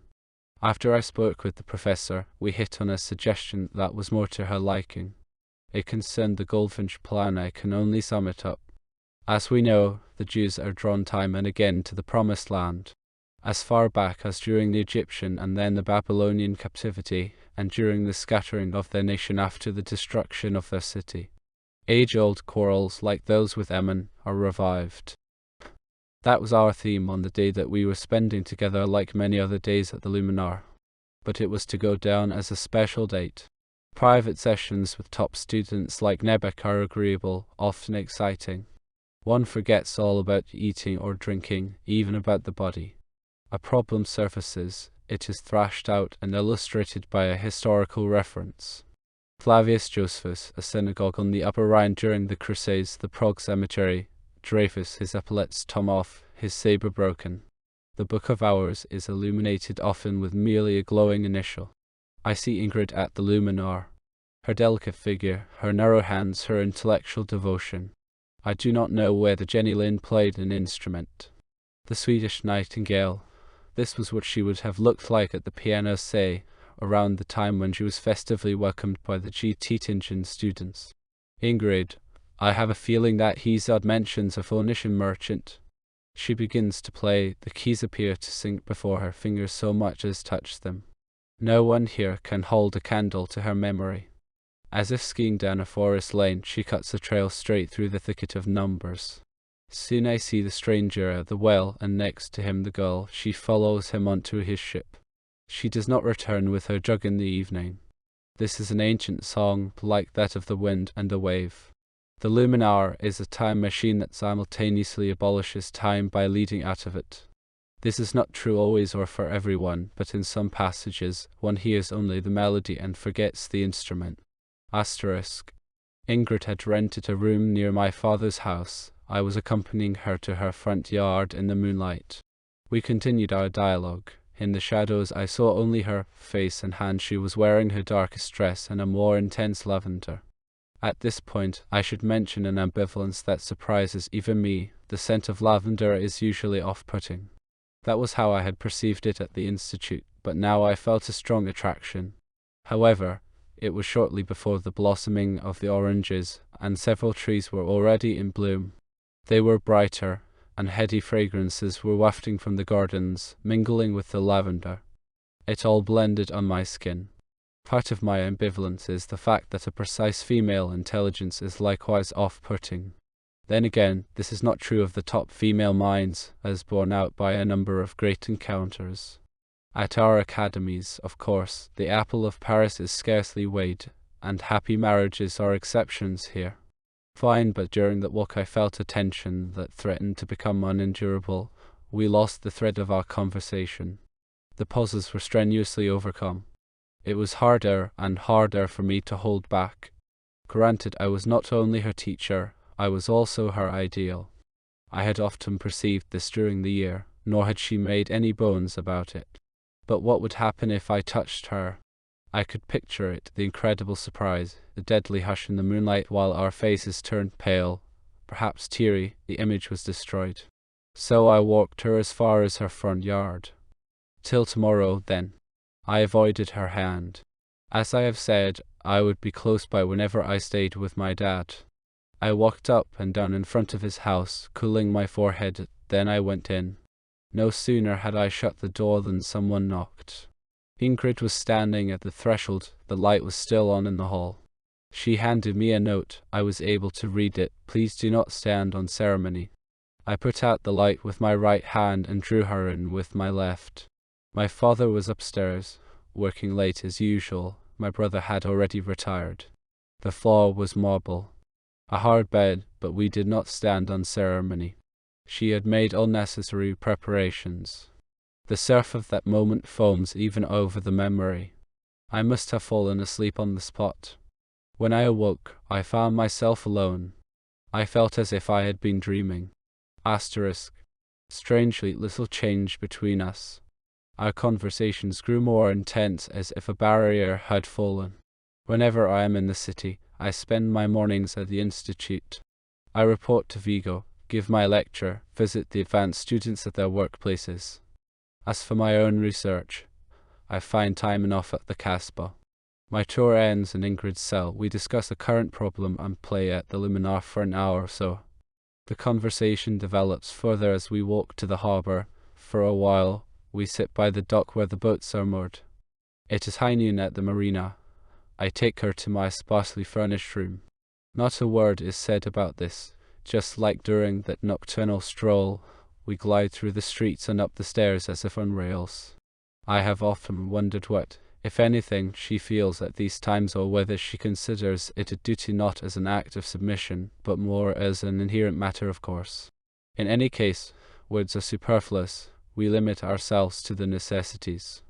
Accordingly, I have never seen her naked, although I feel her body through the cloth. She bears only her thighs and fleece. On the other hand, it would be presumptuous to say that the matter at hand predominated. Naturally, I have to control myself to avoid whispering indecent words to her as I love doing with Latifa. Wasner's museum has a room devoted to the birds that make their nests on the northernmost cliffs. Many of these birds are astonishing for their splendid plumage, their colours, their shimmering brilliance. Some of them were backed by Attila, who tracked not only the fish up there. Life is concentrated in the polar night. I enjoy listening to him at the night bar during the wee hours when he starts talking about his voyages beyond the pack ice belt. His face then takes on Neptunian features. I can see the trident in his hand. He ventures into the crevices that split the iceberg. He forges all the way into the blue grottos polished by the swell. The plunging of glaciers reverberates in their cathedral. Lavender blue ice crystals crackle under the bow. Even Iceland is south from here. We are alone. We continue our dialogue about the Goldfinch plan. According to a Kabbalist exegesis, Leviathan dwells on towering citadels that are remote from one another. Perhaps on cliffs, the Jews are scattered among them as strangers.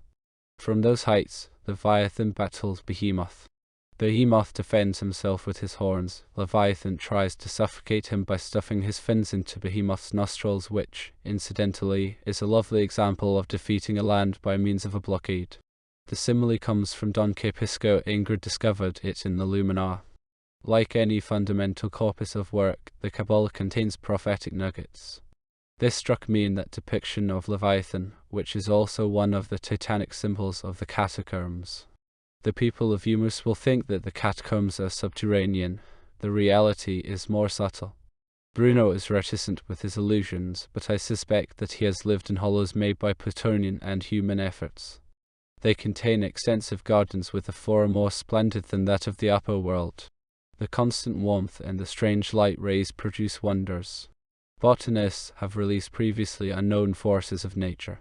I asked Bruno, doesn't that seem odd, since the biologists are on the side of the forests? But you know that when Proserpina was picking flowers on a meadow, she was abducted by Pluto and carried off to the underworld.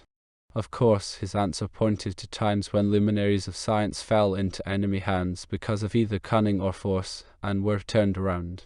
The catacombs may be subterranean, but they vault up with the mountains.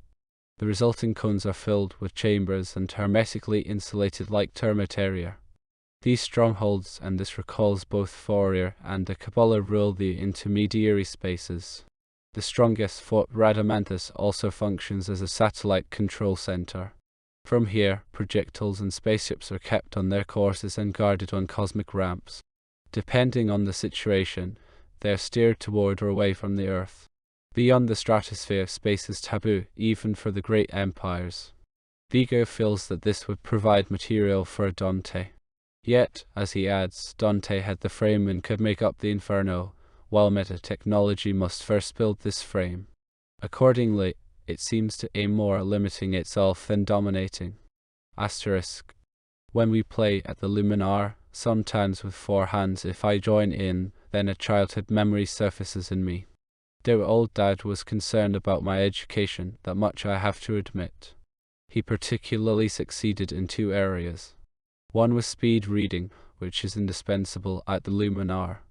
Beyond skimming or reading stenographically, one can gain a qualitative evaluation of a text from the various handwritings, the distribution of the capitals, the accents, the punctuation, which indicate not only what, but also how to read. Otherwise, the immense amount of material could not be coped with. The other area was my piano lessons. The best hits we score are flukes. In our neighborhood, Signora Rixaya was the undisputed music authority. She was an émigrée from Smyrna, Greek, Lebanese, Jewish. Our city is a melting pot. She taught piano in the summer and dance in the winter. A brunette with a full figure and gentle features that recalled a Murillo painting. There was down on her upper lip whenever she grew energetic, and during dance lessons too there was something of a circus about her. For instance, when she clapped her hands, the ladies alone, now messieurs, genu. Precise decorum, as demanded by her profession. I went there reluctantly, like a young dog who has to be carried to a hunt. That was the period of my dismal hours in the attic. I was about to be tormented once again by Di Bella's minuet. By the 5th measure, I invariably fluffed a note, then came the slap on my hand. The slap was the best part of the lesson. It was light, even gratifying. Thus that dark voice, Martin-head butterfingers, you're incurable. There is a technique to everything. I practiced the minuet at home, as if typing letters of the alphabet. In this way, I produced a correct, listless text. The slap stopped, the lessons grew boring. The left thumb must sink on the I failed to do so and was a master tempo. Are you trying to get my goat? You did that on purpose. And she wove her fingers into mine. You can imagine what came next. Now I could hardly wait for my lessons, and I would often hear butterfingers, and also, you're incurable. An ambivalent word. My melancholy faded as if blown away. I got over my mother's death and also became a good student in my other subjects, learning not by heart, but with my heart. The Signora claimed to be 35. Today I believe she was going on 50. There is no better age for an initiator into the mysteries. The teachers will shine with the brilliance of heaven. Just why have I brought her up? Oh, right, I am playing 400 duets with Ingrid at the Luminar. Now it is I who put my hand on hers. I pass along what I have learned. These are crisscross interweavings, a party-coloured carpet, woven not only for one's own pleasure. Asterisk. When describing my free evening at the Casbah, I neglected to mention the chess game. The board is near the wine and the fruit. It must not be touched. The game has only an opponent but not an enemy. It is played as an agon between equals. Hence it is created no less for the Anik than for kings. The bold attack, the cunning snare laid for the player, arouses Olympic contentment in him. He can play against himself, as I do here in the Casbah. The match goes on throughout a service period. To save moves, I first build up one of the opening gambits that have stood the test since Philidor. Then the game begins. It is limited to one move per day. The interval is enough to make me forget the motives that spurred me the previous day. The man who plays against himself must not look over his shoulder. The pleasure is archaic. I move the pawns in noble pieces, the agile bishop, the cunning knight, the powerful rook, the king, the queen. The Casbah is hushed, destiny is concentrated. I achieve a state in which the figures are no longer important, but meaningful. They become autonomous. The simple soldier turns into the commander. The marshal's staff he was carrying in his kit bag becomes visible. Whether ivory or wood, day or marble, the material is concentrated. It reduces itself to its final denominator, no matter if the stakes are hazelnuts, kingdoms, or mere honor. Ultimately, we always play a game of life and death. I am still with Latifa. The game did not go beyond the opening gambit. A girl from the river basin, Aphrodite is in her, as in Cleopatra and in every woman. I could lead her through the black and white squares all the way to the far edge upon becomes queen.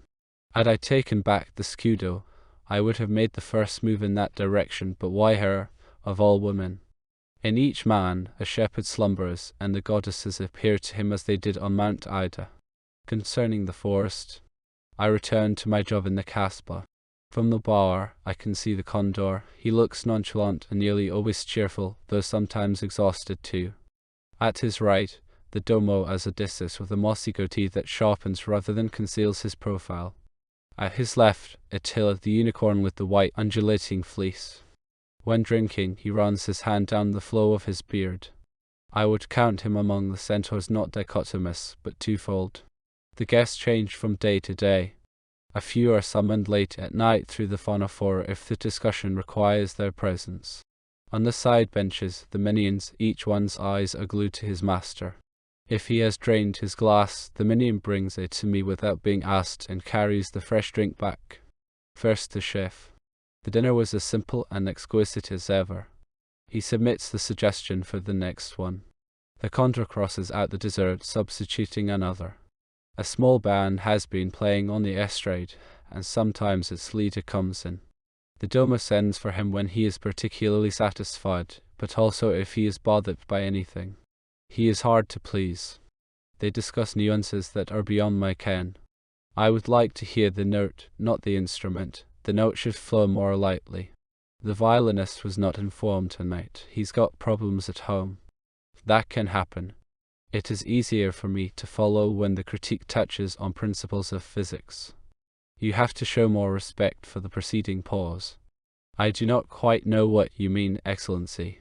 I mean the pause that comes before you stop playing, not the intervals within a performance. That pause is indicated by my raising the baton.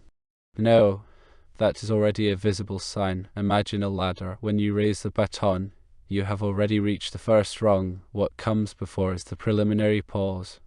Why did that make perfect sense to me?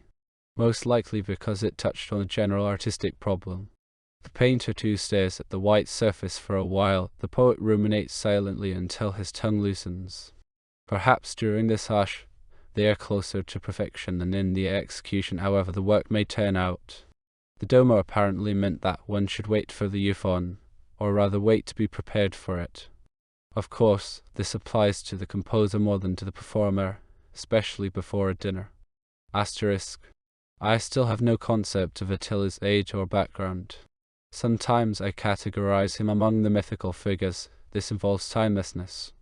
Then again, he reminds me of a certain Comte de Saint-Germain who claimed to be in possession of the elixir of eternal youth and also told about feasting with Alexander the Great.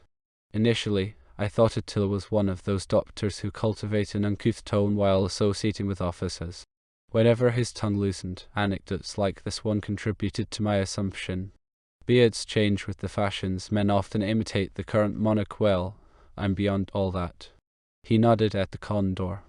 I have often worn a beard like this one, whether on a patriarchal impulse or on an anarchic one. During the first war I fought in, I was a beardless youth. It was the only time I swore an oath of allegiance prior to military service. I mean the only allegiance that I observed. After that, I swore a lot of oaths, either to gain an advantage or to sidestep a disadvantage. Even the Hippocratic Oath was more of a general guideline. Also, like virginity, it was after a lost war that I began wearing the beard I have today. It was already white. As a doctor, I had seen and learned a lot. A great military hospital station is a kind of gateway to hell. The city was occupied by the Yellow Khan's troops and it was already relatively calm. My beard helped me. It made me a venerable personage in the eyes of the Tartars. They were soon referring to me as the general. On the other hand, I noticed that our young men found me offensive. They viewed me as a kind of protest figure. They would insult me, yell curses at me. It did not faze me. I lost patience only once, when a man stood in my way and seized my beard with both hands. I grabbed his shoulders, pushed him around, and kicked him through a saw window. The only damage he could do was to the glass, since the shelves were empty and showing no more than a picture of the Yellow Khan. After that, I felt unsafe. The boys formed groups and got violent. I got anonymous threats. I asked to see the commander, and he received me benevolently. He was enthroned among a luxurious medley of looted furnishings. I kowtowed to him. In this connection, I must remark that I was already way beyond esteeming resistance as a moral achievement. Those are liberal reminiscences, recipes for suicides who save the police some work. Here there is only one kind of behavior, that of the chameleon. This Greek word means earth lion. I swore allegiance once, I resisted once, nation and king have no further claims on me. Asterisk. General, what brings you to me? What can I do for you? Commander, I'm being threatened. They resent me for treating your wounded, for tending them. I would like to continue my work, and so I am asking you for a weapon to protect myself with. He shook his head. It would be better if you gave me the names of these pests. You can count on never seeing them again. Unfortunately, I don't know them. I did know them, of course, and I also owned a weapon that I had stored in a safe place. But one sticks to the rules, and indeed plays on both sides, as long as one can. Besides, I had done a discreet service for the commander. A physician is something of a father confessor. Very well, my friend, I'll make an exception in your case. And so I got a pistol and, most importantly, a gun permit. One should resort to illegality as late as possible. The city park lay between my home and the military hospital. After a long workday, I was crossing the park in the darkness. The guy I had catapulted through the window stood in my way. I released the safety catch. He held a cigar toward me in his left hand. Hey, old goat, do you have a light? Sorry, I don't smoke. Next came a haymaker that knocked me to the ground. Pardonnez-moi, mon vieux, here's my lighter. And sprawling there, I fired through my pocket and gave him something to remember me by. The memory would linger on, slanting shots slanting from below leave complicated wounds. I then went over to the others and ordered them to lie on their bellies. They had become as meek as lambs. I touched the back of each neck with the mouth of the barrel. The Tartars used this approach during an interrogation in order to break resistance, just as the Romans made their defeated pass under a yoke. Once was enough. I had nothing more to fear from them, at least so long as we were occupied. However, most of these young men are offspring of prestigious families. They revolt against the fathers who let themselves be conquered, and that was how they pigeonholed me. I would have gotten along with them if they had understood me. But life is short, and I prefer wine to cider. After a while, I felt it was advisable to fold my tents. One night, taking 2 pistols, I crossed over to the other side. There, I had friends and patrons. We went back a long way. A Mauritanian finds a set table everywhere. Moreover, there are natural gifts. A talented doctor, singer, hetero are popular with both friend and foe. Like Bais de Preen, they carried their belongings with them. They are born with a global passport in their mouths. During these late-night conversations, Attila acts the bon vivant, like someone recounting youthful pranks that he no longer takes seriously, but with which he occasionally entertains others. The peculiar thing about it is the frankness of his comments on tyranny. This may be due to his position of authority. Besides, he is speaking to messmates who are sure of themselves. The Condor and the Domo unabashedly go along with this tone. Something similar can be found in the self-irony of intelligent Jews. It eases, nay, brightens the conversation. I have gathered a number of such anecdotes as are heard in veterans' groups. Oddly enough, Attila barely mentions the period of his studies, yet he must have spent many years in laboratories. They are bound to be registered in his papers. The Domo sometimes alludes to them. Attila must have played a major role in the era of transplants, when medical science attempted grafts on natural growth. It was not only as Uranians that the new sons of Prometheus realized the hour had struck. There could be two reasons for Attila's reticence. Either he views his experiments as excesses that had a repulsive outcome and should therefore be hushed up, or else they were successful beyond all measure. Silence is also called for with the discovery of a gold mine. Perhaps the answer was mightier than the question. A miracle snuffed out the experiment. A master tried to outfox nature, and an explosion corroborated his work, destroying it at the same time. Such is the course of avocations.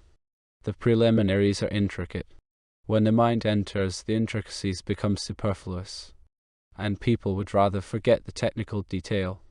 I perk up my ears when Attila, at a late hour, ventures beyond the boundaries into the polar sea, the great deserts, the forest.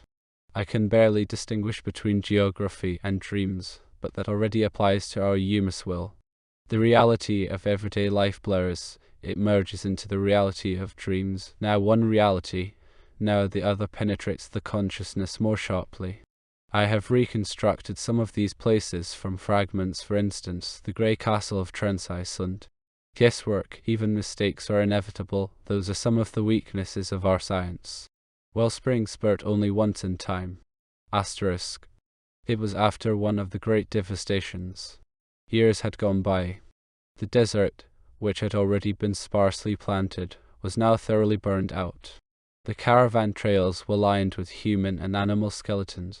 The bones gleamed like opals in the sun. They were calcined. It was not decay that had bleached them.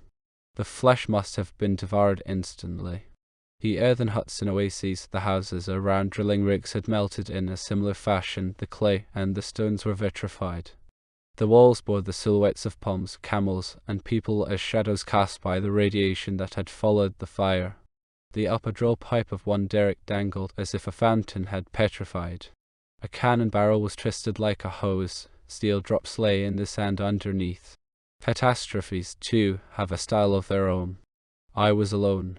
Some of my companions had given up after the early marching because they could not deal with the horrors. A lot of them must have died of thirst or perished in the contaminated valleys. Once again, I was the last. This is one of the experiences of old age. A man grows tired of outliving. I don't know how I reached the forest. Cloudbursts must have filled up the old water holes. I was also moving away from the eye of the destruction. The first vultures were circling in the air. Then I saw plants and animals, including some that were new to me. A few of them evoked pictures in old fable books, as if a demiurge had patched them together. It is well known that people on exhausting marches have visions. On the other hand, these creatures reminded me of experiments I had dealt with for a long time, and perhaps this memory projected them into the desert and magnified them. Such recollections can also become realities. After all, every experiment is a realized reminiscence. The forest stood like a rampart. No axe could ever have touched it. The cataclysm must have intensified its growth, as if the breath of the fire and the subsequent deluge had liberated its primal energy. This would speak for Cuvier's theory. Sea trees had shot up to an acme surpassing the highest towers. Others had spread foliage that could have provided shade for a whole army. It was not until later that I noticed something bizarre in their interweaving. The branches had copulated. In and of itself, this is nothing new for the botanist or for the gardener who inoculates. I once knew a man in Saxony who had grown 7 varieties of fruit on a single trunk. But the extraordinary thing about the forest was the promiscuity of the mixing. Entirely alien species had coupled, and their fruit would have made Linnaeus tear his hair out had he seen them. That, too, reminded me of the laboratories. We had succeeded, if I may call it that, in begetting gigantic growth, multi-armed creatures like Hindu gods, multi-breasted females like the Diana of Ephesus. Groping our way through genetic mazes, we had awakened forebears that we had known only from marl pits and slate quarries. But protean winds were blowing here, and throughout the forest they had achieved something that we had spent so much effort trying to attain in our laboratories. I sensed it directly, almost like an alchemist who, already despairing of the great transmutation, sees solid gold shining in his cone. I felt myself drawn into the metamorphosis into a new world, and my experiences did not confirm the details until later. The road back from the tree of knowledge to the tree of life is a sinister one, but there was no returning to the desert that lay behind me. There death was certain. Despite the risk of getting lost in the forest, I had to cross through it to reach the open sea. Like every jungle, the forest was surrounded by a girdle of dense, partly thorny underbrush. It was more negotiable in the deep shade, but though the foliage covered up the sun, the only thing that could indicate my direction. I must have wandered in circles for a long time, naked and with ripped skin like a castaway. The thorns had shredded my clothes and my body. I found springs and brooks from which I could drink, and also fruits and berries that I took a wild chance on. Perhaps their virtues were imbued with the visions produced by fever, imposing imaginary trials of strength on me. Once I had to avoid an army of termites. They were enormous and marching toward an obelisk that was shooting sparks from its tip. The snakes that travelled in the trees overhead were also huge. They seemed neither to glide nor to fly. The edges of their skin were shimmering. They were clearly demonstrating the transition to dragons. They mated with the trunks enclasping them. Blood-red resin or resinous blood flowed from the fishes struck by their claws. I did not miss my binoculars. Every scale was stamped on my mind. It also appeared that the kind of sensitivity that we only see in mimosas had become universal there. One of the trees had fruit like that of our maples. Our children pinned them on their noses and called the tips little wings. That is a pure metaphor. In the forest it became operative. The fruits did not wilt to the ground, they fluttered. A tumult of tiny bats was celebrating a wedding around the trunk. A man could strike roots here and become a tree. In a clearing, a sunbeam fell upon a ram-like shape. Its left front leg was propped on a lamb with a human face, both dissolved in light as if the vision were too powerful. And then again islands of thicket along the windbreaks. A path had been trodden into one, an animal trail. Lethally exhausted, I blindly groped my way along. The path led to an open space. A cypress was growing there, its height beyond imagining.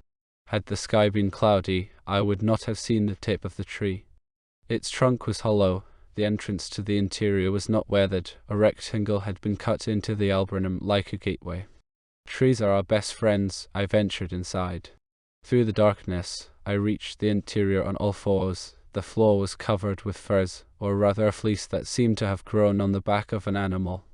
A marvelous bed. I stretched out and instantly fell into a death-like sleep. I don't know how long I rested there.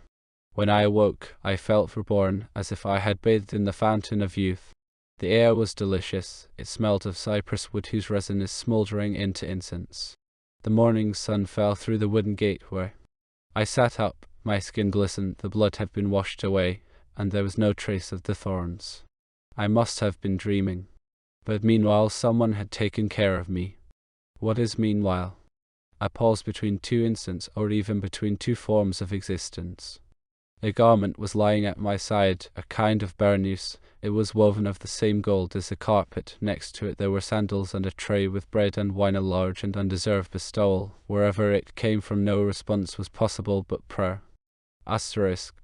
Attila seldom reaches this point, and then more often in monologues.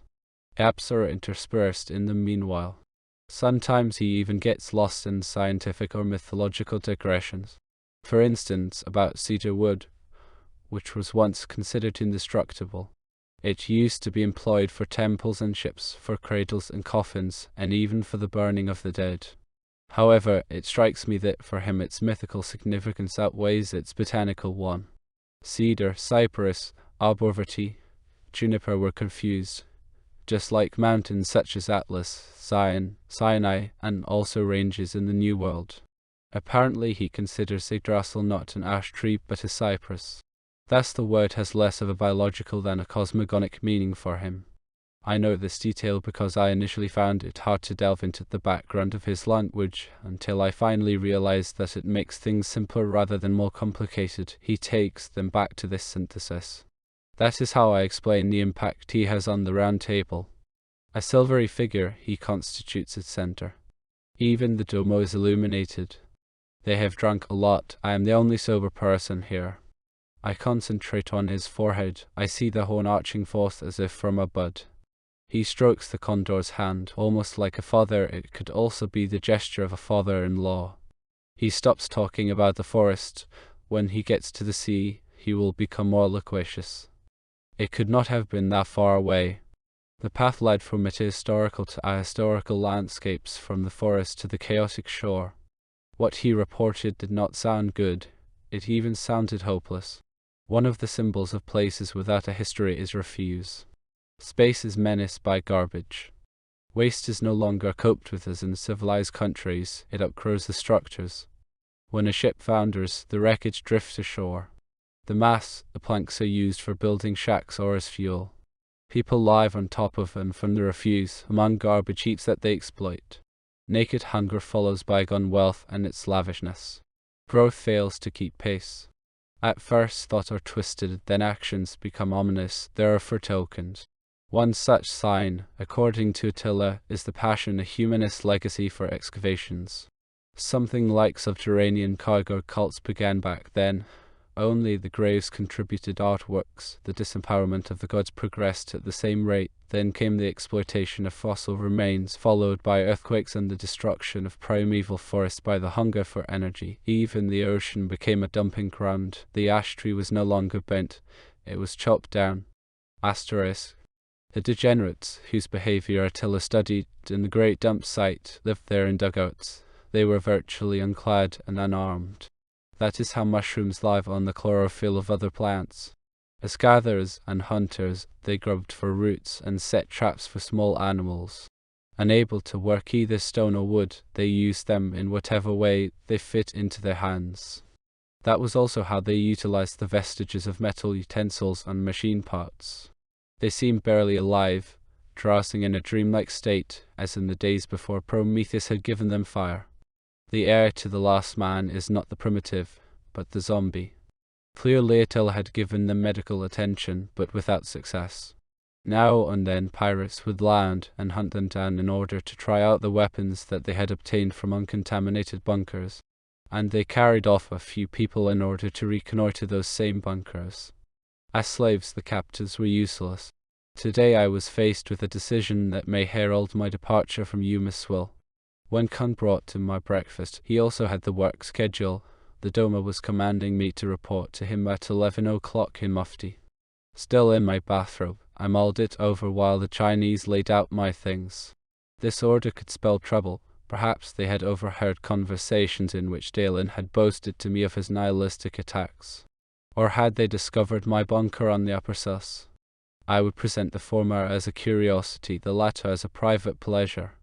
There was nothing to reproach in my work. I had served that night as usual, and the Condor had dismissed me benevolently. So there was nothing serious to fear. Besides, in such cases, one is not summoned, one is taken. Asterisk. The Domo received me at his desk. He was obviously very busy, but concentrating as always. That morning, as it happened, I had recognized my real image in the mirror. It stared at me as though receiving some pleasant news. I have perused its face during many nights. Venator, you know how much we appreciate you, both in your work up here and as a historian. You read nothing superfluous into history. The Condor knew what he was doing when he allowed you to use the great Luminor. That was a sign of trust and also reliance. Then he got to the point. The condor has decided to go on a great hunt. It will take him beyond the desert and into the woods. I am now arranging the preliminaries. We will set out shortly. Along with the hunters and the usual escort, I have decided to take along a small staff of scholars, including Rosner as zoologist and you as historian. The donkeys and the scholars in the middle, you know the quotation, but joking aside, we regard you as our Xenophon, that is, if you are willing. He may have wanted to add something, but then limited himself to a hint. I am uneasy about the whole thing. It could go almost anywhere. He was alluding to Attila. The fact that the Domo had thought of a zoologist and a historian indicates that he wants to keep the hunt within both natural and human boundaries, whatever the dangers. This is also evidenced by his own participation, given how indispensable he is here. He turned to the side in order to get the phonograph for his next report. I saw his head in profile. The close beard sharpens and elongates the chin slightly. That is where the horn seems to start, not on the forehead as with Attila. The Domo's beard shall moss green is demanded by the red rock of the Citadel Mountain. Life is a chain of optical illusions, but this one fitted him. If any of us escapes, then it will be the Domo. He will not get involved with gods. He gave me time to think it over. For tactical reasons, I agreed to sleep on it, though I had made up my mind on the spot. This opens one of the two roads leading out of the city, if only in turn intermediary realm, an antechamber. I will stick not to the Domo, for whom the catacombs are more suitable, but to Attila. He will precede the condor, functioning as a marriage broker. Asterisk. Vigo was the only person whom I might consult before saying yes. I got time off from the Casbah and went to see him in his garden that evening. He promptly understood that this hunt is more than an expedition. Of course, every hunt has its Caledonian background. Vigo's assessment of the situation had a historical foundation. The great goal of the political will is Leviathan. This goal has been more or less achieved. It is necessary in late eras, as under the Caesars, or in the world state as the consequence of technological perfection. Two peaks, one grew from the personal will, the other from the collective will. In the one, the god Caesar; in the other, Homo Magnus as Titan. One is tied to the animal, the other to Plutonian energy. This is shown in the symbols, the eagle and lion, as opposed to colors and tools. The world state is shattered into its parts, just as Bartholomew predicted. We are left with diadochic realms and epigonic city-states. The keynote proclaimed by the 19th Christian century was a permanent, indeed qualitative growth. This seemed to be realized by Homo Faber in the 20th century. Next, new distinctions split off from progress, and they can be roughly described as the differences between economists and ecologists. The former thought in terms of the history of the world, the latter the history of the earth. The former thought in terms of distribution, the latter in terms of administration. Conflicts erupted between the human milieu and the natural environment, and they were exacerbated by the apocalyptic atmosphere that recurs at the end of every millennium. The concentration of power likewise occurs toward the end of an era. This time it was inevitably of a technological nature. Again, speaking roughly, that is, in the framework of classical science, we might say that on the one side biologists were rearming and on the other physicists. One side strove toward the organic grid, the other toward the material grid, genes versus atoms. This led below not only the historical, but also the human fundaments, forest versus underworld. People were skeptical about everything but science. This was the only thing that developed unswervingly and worldwide. It ultimately consumed the state. Science managed to do something that had been reserved for the great titans who had existed before the gods, indeed created them. In order to recognize these goals, which were hidden even from science itself, it had to reach a limit at which death and life offered a new response. Vigo said, "Martin, I have never doubted that you prefer the forest, yet I also know that you regard it as a passage, not as a goal, like Attila, or as a fiction, like the Domo. But what are fictions? A dream comes true in each of our great transformations. You know this as a historian. We fail not because of our dreams, but because we do not dream forcefully enough. Attila has calculated the favorable moment. We will march at night, starting tomorrow in the full moon. The advance units have already gone ahead with the tents. Meanwhile, I have paid my goodbye visits, also calling on my dear old dad, who naturally tried to talk me out of going. He sees this undertaking as something between adventure and charlatanry. Bruno likewise expressed doubts. He would have preferred my heading toward the catacombs. I also went to see Latifer and Ingrid and took another dip in the ocean with its warm and cold currents. Latifer received a bouquet of flowers this time instead of a scooter. My choice hit home. I felt it in my very marrow. Inner warmth was released. Ingrid likewise amazed me by shedding her clothes for the first time. I did justice to the surprise. I then bid farewell to my refuge on the upper Sus. The entrance was already overgrown. Soon it will be spun shut. I had gone there to stow away the notes I have gathered at the night bar. They can be deciphered at most by Bruno. I am leaving my scholarly works at the Institute. They are chiefly sketches. In regard to these jottings, I considered burning them. They weigh on my mind, if only because they are incomplete. A sense of inadequacy casts a shadow on my existence both as a historian and as a man.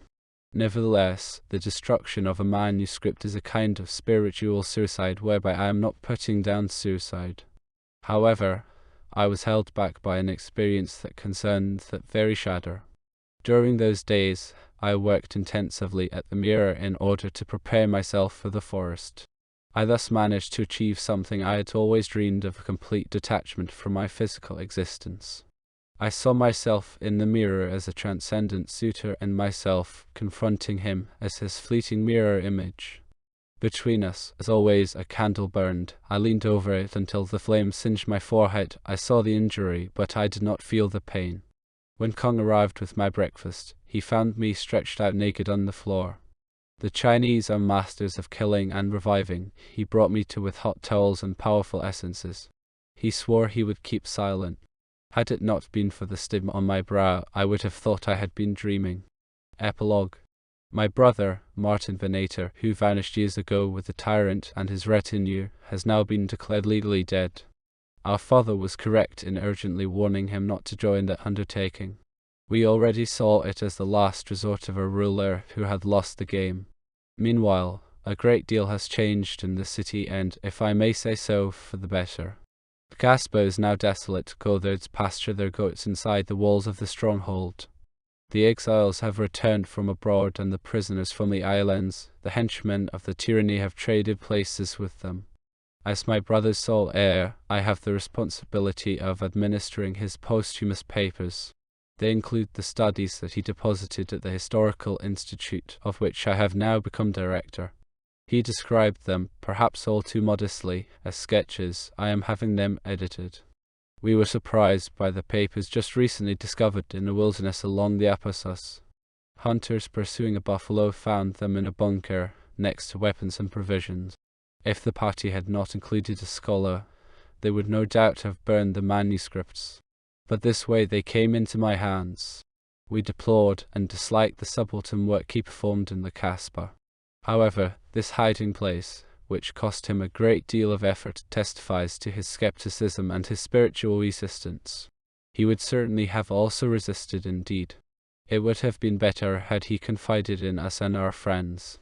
The bulk of his papers consists of a throng of dated or undated scraps, accounts, and jottings about his nocturnal activity, interspersed with passages in hieroglyphic style. Bruno, to whom he specifically refers, has emigrated. Supposedly he has an important position in the catacombs. And then these notebooks, to which I am adding the epilogue. They are more readable, despite the often rapid penmanship. However, I am almost as familiar with his handwriting as with my own. There are things people simply have in common that cannot be denied. Reading these pages has thrown me into an inner conflict between the private man and the historian. My brother did not love his family. Such was his peculiar character. But we loved him. His presentation is loaded with judgments and, in my opinion, misjudgments that would justify my burning it as a private person. I have thought about it.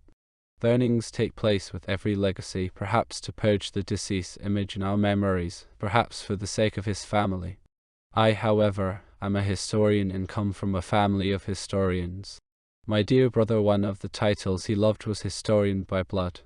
There is an archivist's conscience to which a man must sacrifice himself. I am submitting to it by sealing these pages and storing them at the Institute.